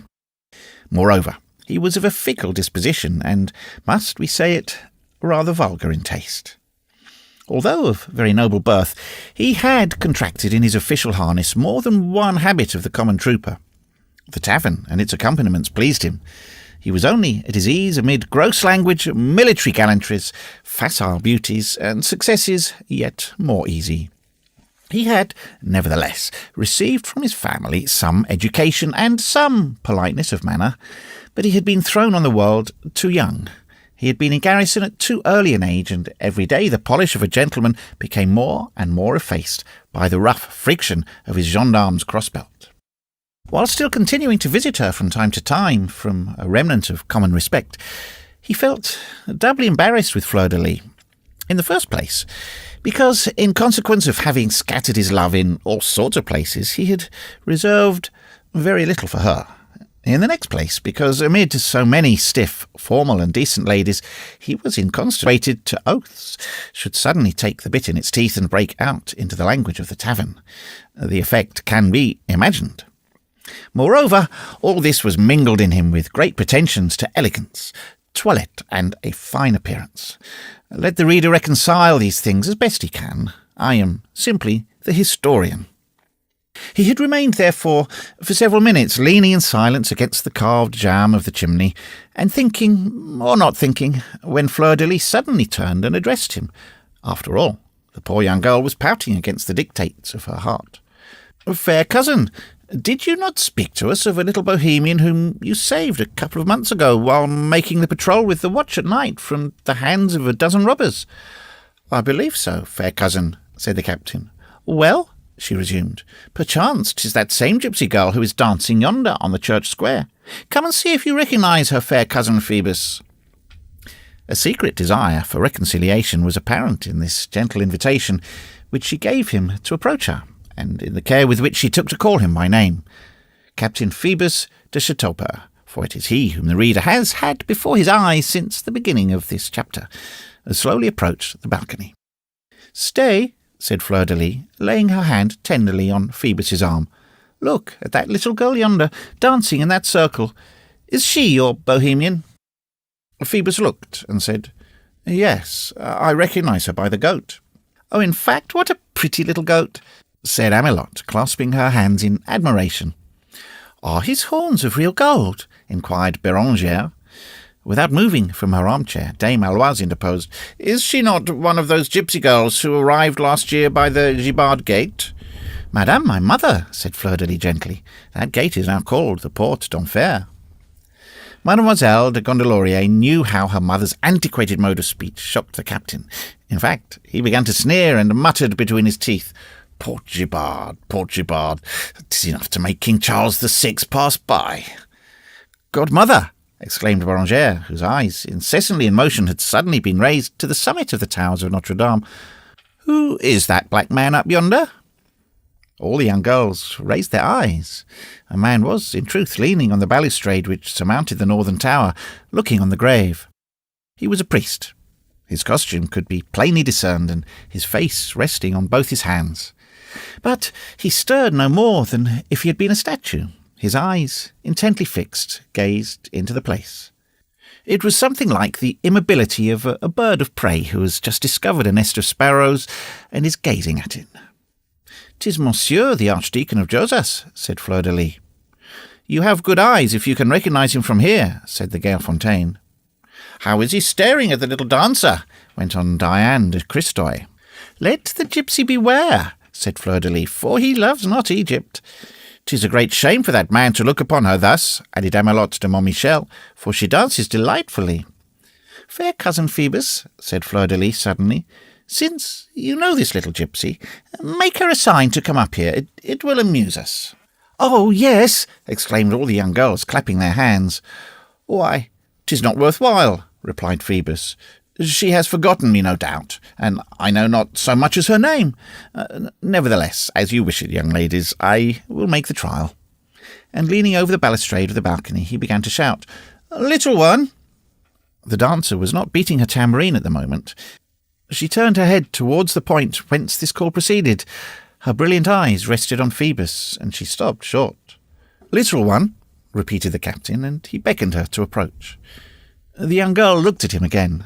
Then she blushed, as though a flame had mounted into her cheeks, and, taking her tambourine under her arm, she made her way through the astonished spectators towards the door of the house where Phoebus was calling her, with slow, tottering steps, and with the troubled look of a bird who is yielding to the fascination of a serpent. A moment later, the tapestry portière was raised, and the gypsy appeared on the threshold of the chamber, blushing, confused, breathless, her large eyes drooping, and not daring to advance another step. Bérengère clapped her hands. Meanwhile, the dancer remained motionless upon the threshold. Her appearance had produced a singular effect upon these young girls. It is certain that a vague and indistinct desire to please the handsome officer animated them all, that his splendid uniform was the target of all their coquetries, and that from the moment he presented himself there existed among them a secret, suppressed rivalry, which they hardly acknowledged even to themselves, but which broke forth none the less every instant in their gestures and remarks. Nevertheless, as they were all very nearly equal in beauty, they contended with equal arms, and each could hope for the victory. The arrival of the gypsy suddenly destroyed this equilibrium. Her beauty was so rare that at the moment when she appeared at the entrance of the apartment, it seemed as though she diffused a sort of light which was peculiar to herself. In that narrow chamber surrounded by that sombre frame of hangings and woodwork, she was incomparably more beautiful and more radiant than on the public square. She was like a torch which has suddenly been brought from broad daylight into the dark. The noble damsels were dazzled by her, in spite of themselves. Each one felt herself in some sort wounded in her beauty. Hence their battlefront, may we be allowed to use the expression, was immediately altered, although they exchanged not a single word. But they understood each other perfectly. Women's instincts comprehend and respond to each other more quickly than the intelligences of men. An enemy had just arrived, all felt it, all rallied together. One drop of wine is sufficient to tinge a glass of water red. To diffuse a certain degree of ill-temper through a whole assembly of pretty women, the arrival of a prettier woman suffices, especially when there is but one man present. Hence, the welcome accorded to the gypsy was marvellously glacial. They surveyed her from head to foot, then exchanged glances, and all was said. They understood each other. Meanwhile, the young girl was waiting to be spoken to in such emotion that she dared not raise her eyelids. The captain was the first to break the silence. "Upon my word," said he in his tone of intrepid fatuity, "here is a charming creature. What think you of her, fair cousin?" This remark, which a more delicate admirer would have uttered in a lower tone, at least was not of a nature to dissipate the feminine jealousies which were on the alert before the gypsy. Fleur-de-lis replied to the captain with a bland affectation of disdain. "Not bad," the others whispered. At length, Madame Aloise, who was not the less jealous because she was so for her daughter, addressed the dancer. "Approach, little one." "Approach, little one," repeated with comical dignity little Bérangère, who would have reached about as high as her hips. The gypsy advanced towards the noble dame. "Fair child," said Phoebus with emphasis, taking several steps towards her, "I do not know whether I have the supreme honour of being recognized by you." She interrupted him with a smile and a look of infinite sweetness. "Oh, yes," said she. "She has a good memory," remarked Fleur-de-lis. "Come now," resumed Phoebus. "You escaped nimbly the other evening. Did I frighten you?" "Oh, no," said the gypsy. And there was, in the intonation of that "oh, no," uttered after that "oh, yes," an ineffable something which wounded Fleur-de-lis. "You left me in your stead, my beauty," pursued the captain, whose tongue was unloosed when speaking to a girl out of the street. "A crabbed knave, one-eyed and hunchbacked, the bishop's bell-ringer, I believe. I have been told that by birth he is the bastard of an archdeacon and a devil. He has a pleasant name. He is called Quatre-Temps and Days, Pâques Fleuries, Palm Sunday, Mardi Gras, Shrove Tuesday, I know not what, the name of some festival when the bells are pealed.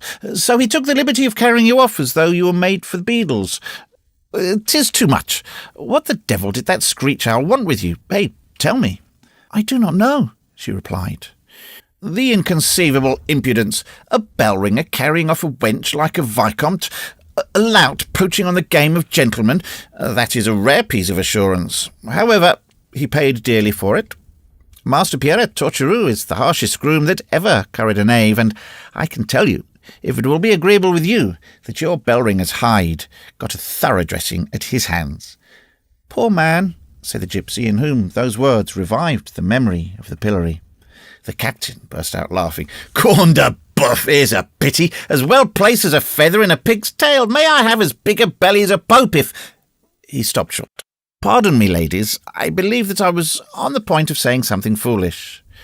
"Fie, sir," said Gailfontaine. "He talks to that creature in her own tongue," added Fleur-de-lis, in a low tone, her irritation increasing every moment. This irritation was not diminished when she beheld the captain, enchanted with the gypsy, and, most of all, with himself, execute a pirouette on his heel, repeating with coarse, naive, and soldierly gallantry, "A handsome wench, 'pon my soul!"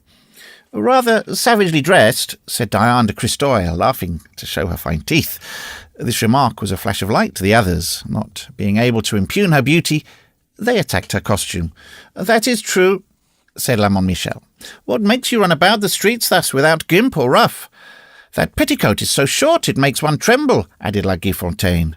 My dear, continued Fleur-de-Lis with decided sharpness, you will get yourself taken up the sumptuary police for your gilded girdle. Little one, resumed La Christoy with an implacable smile, if you were to put respectable sleeves upon your arms, they would get less sunburned. It was in truth a spectacle worthy of a more intelligent spectator than Phoebus, to see how these beautiful maidens, with their envenomed and angry tongues, wound, serpent-like, and glided and writhed around the street dancer. They were cruel and graceful. They searched and rummaged maliciously in her poor and silly toilet of spangles and tinsel.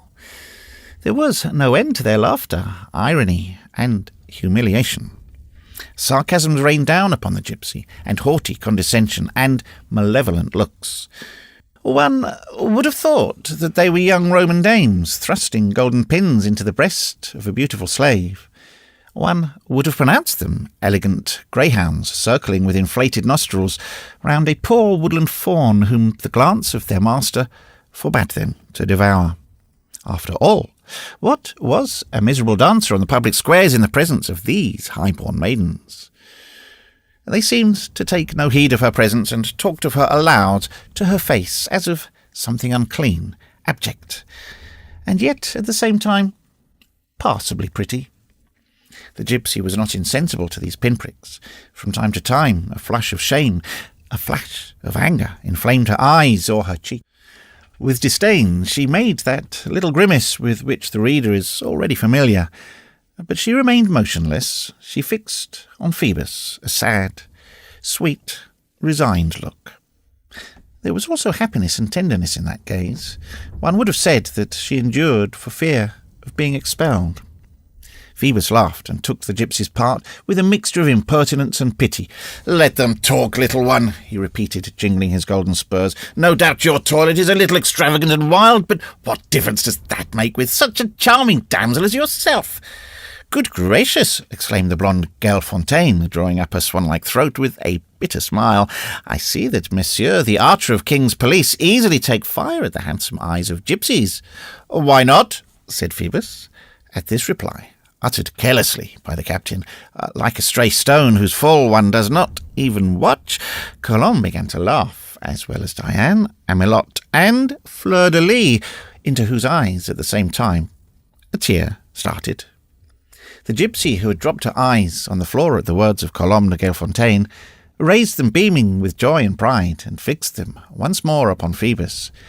She was very beautiful at that moment. The old dame, who was watching this scene, felt offended, without understanding why. "Holy Virgin!" she suddenly exclaimed. "What is it moving about my legs? Ah, the villainous beast!" It was the goat, who had just arrived in search of his mistress, and who, in dashing towards the latter, had begun by entangling his horns in the pile of stuffs which the noble dame's garments heaped up on her feet when she was seated. This created a diversion.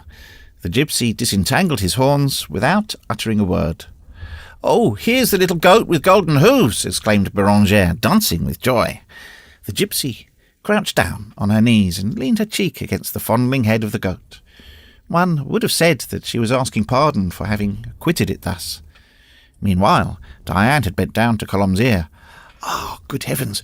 Why did I not think of that sooner? 'Tis the gypsy with the goat. They say she's a sorceress, and that her goat executes very miraculous tricks." "Well," said Colombe, "the goat must now amuse us in its turn and perform a miracle for us." Diane and Colombe eagerly addressed the gypsy.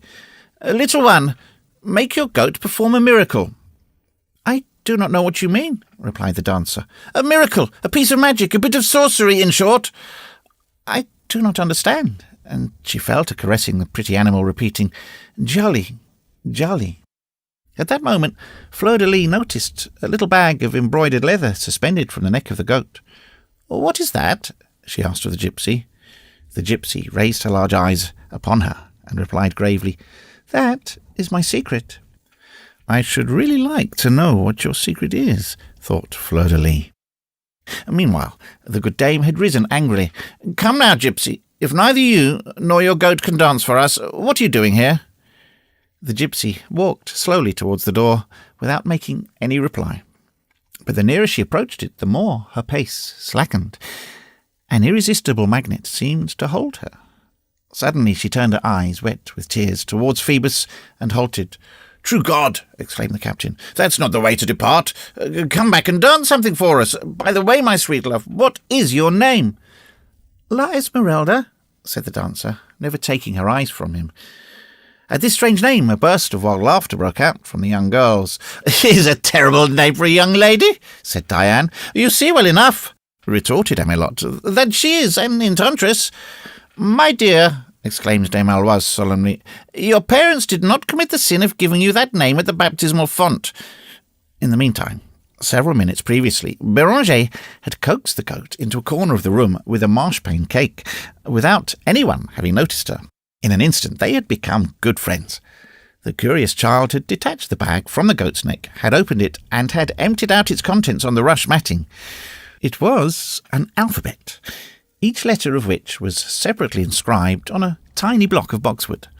Hardly had these playthings been spread out on the matting when the child, with surprise, beheld the goat, one of whose miracles this was, no doubt, drew out certain letters with its golden hoof, and arranged them with gentle pushes in a certain order. In a moment they constituted a word, which the goat seemed to have been trained to write, so little hesitation did it show in forming it, and Béranger suddenly exclaimed, clasping her hands in admiration, "Godmother, Fleur-de-Lis, see what the goat's just done!" Fleur-de-Lis ran up and trembled. The letters arranged upon the floor formed this word: Phoebus. "Was it the goat who wrote that?" she inquired in a changed voice. "Yes, godmother," replied Béranger. It was impossible to doubt it. The child did not know how to write. "This is the secret," thought Fleur-de-Lis. Meanwhile, at the child's exclamation, all had hastened up, the mother, the young girls, the gypsy, and the officer. The gypsy beheld the piece of folly which the goat had committed. She turned red, then pale, and began to tremble like a culprit before the captain, who gazed at her with a smile of satisfaction and amazement. "Phoebus," whispered the young girl, stupefied. "'Tis the captain's name." "You have a marvellous memory," said Fleur-de-Lis to the petrified gypsy, then, bursting into sobs, "Oh," she stammered mournfully, hiding her face in both her beautiful hands, "she is a magician." And she heard another, and a still more bitter voice at the bottom of her heart saying, "She is a rival." She fell, fainting. My daughter, cried the terrified mother. "Begone, you gypsy of hell!" In a twinkling, La Esmeralda gathered up the unlucky letters, made a sign to Djali, and went out through one door while Fleur-de-Lis was being carried out through the other. Captain Phoebus, on being left alone, hesitated for a moment between the two doors. Then he followed the gypsy.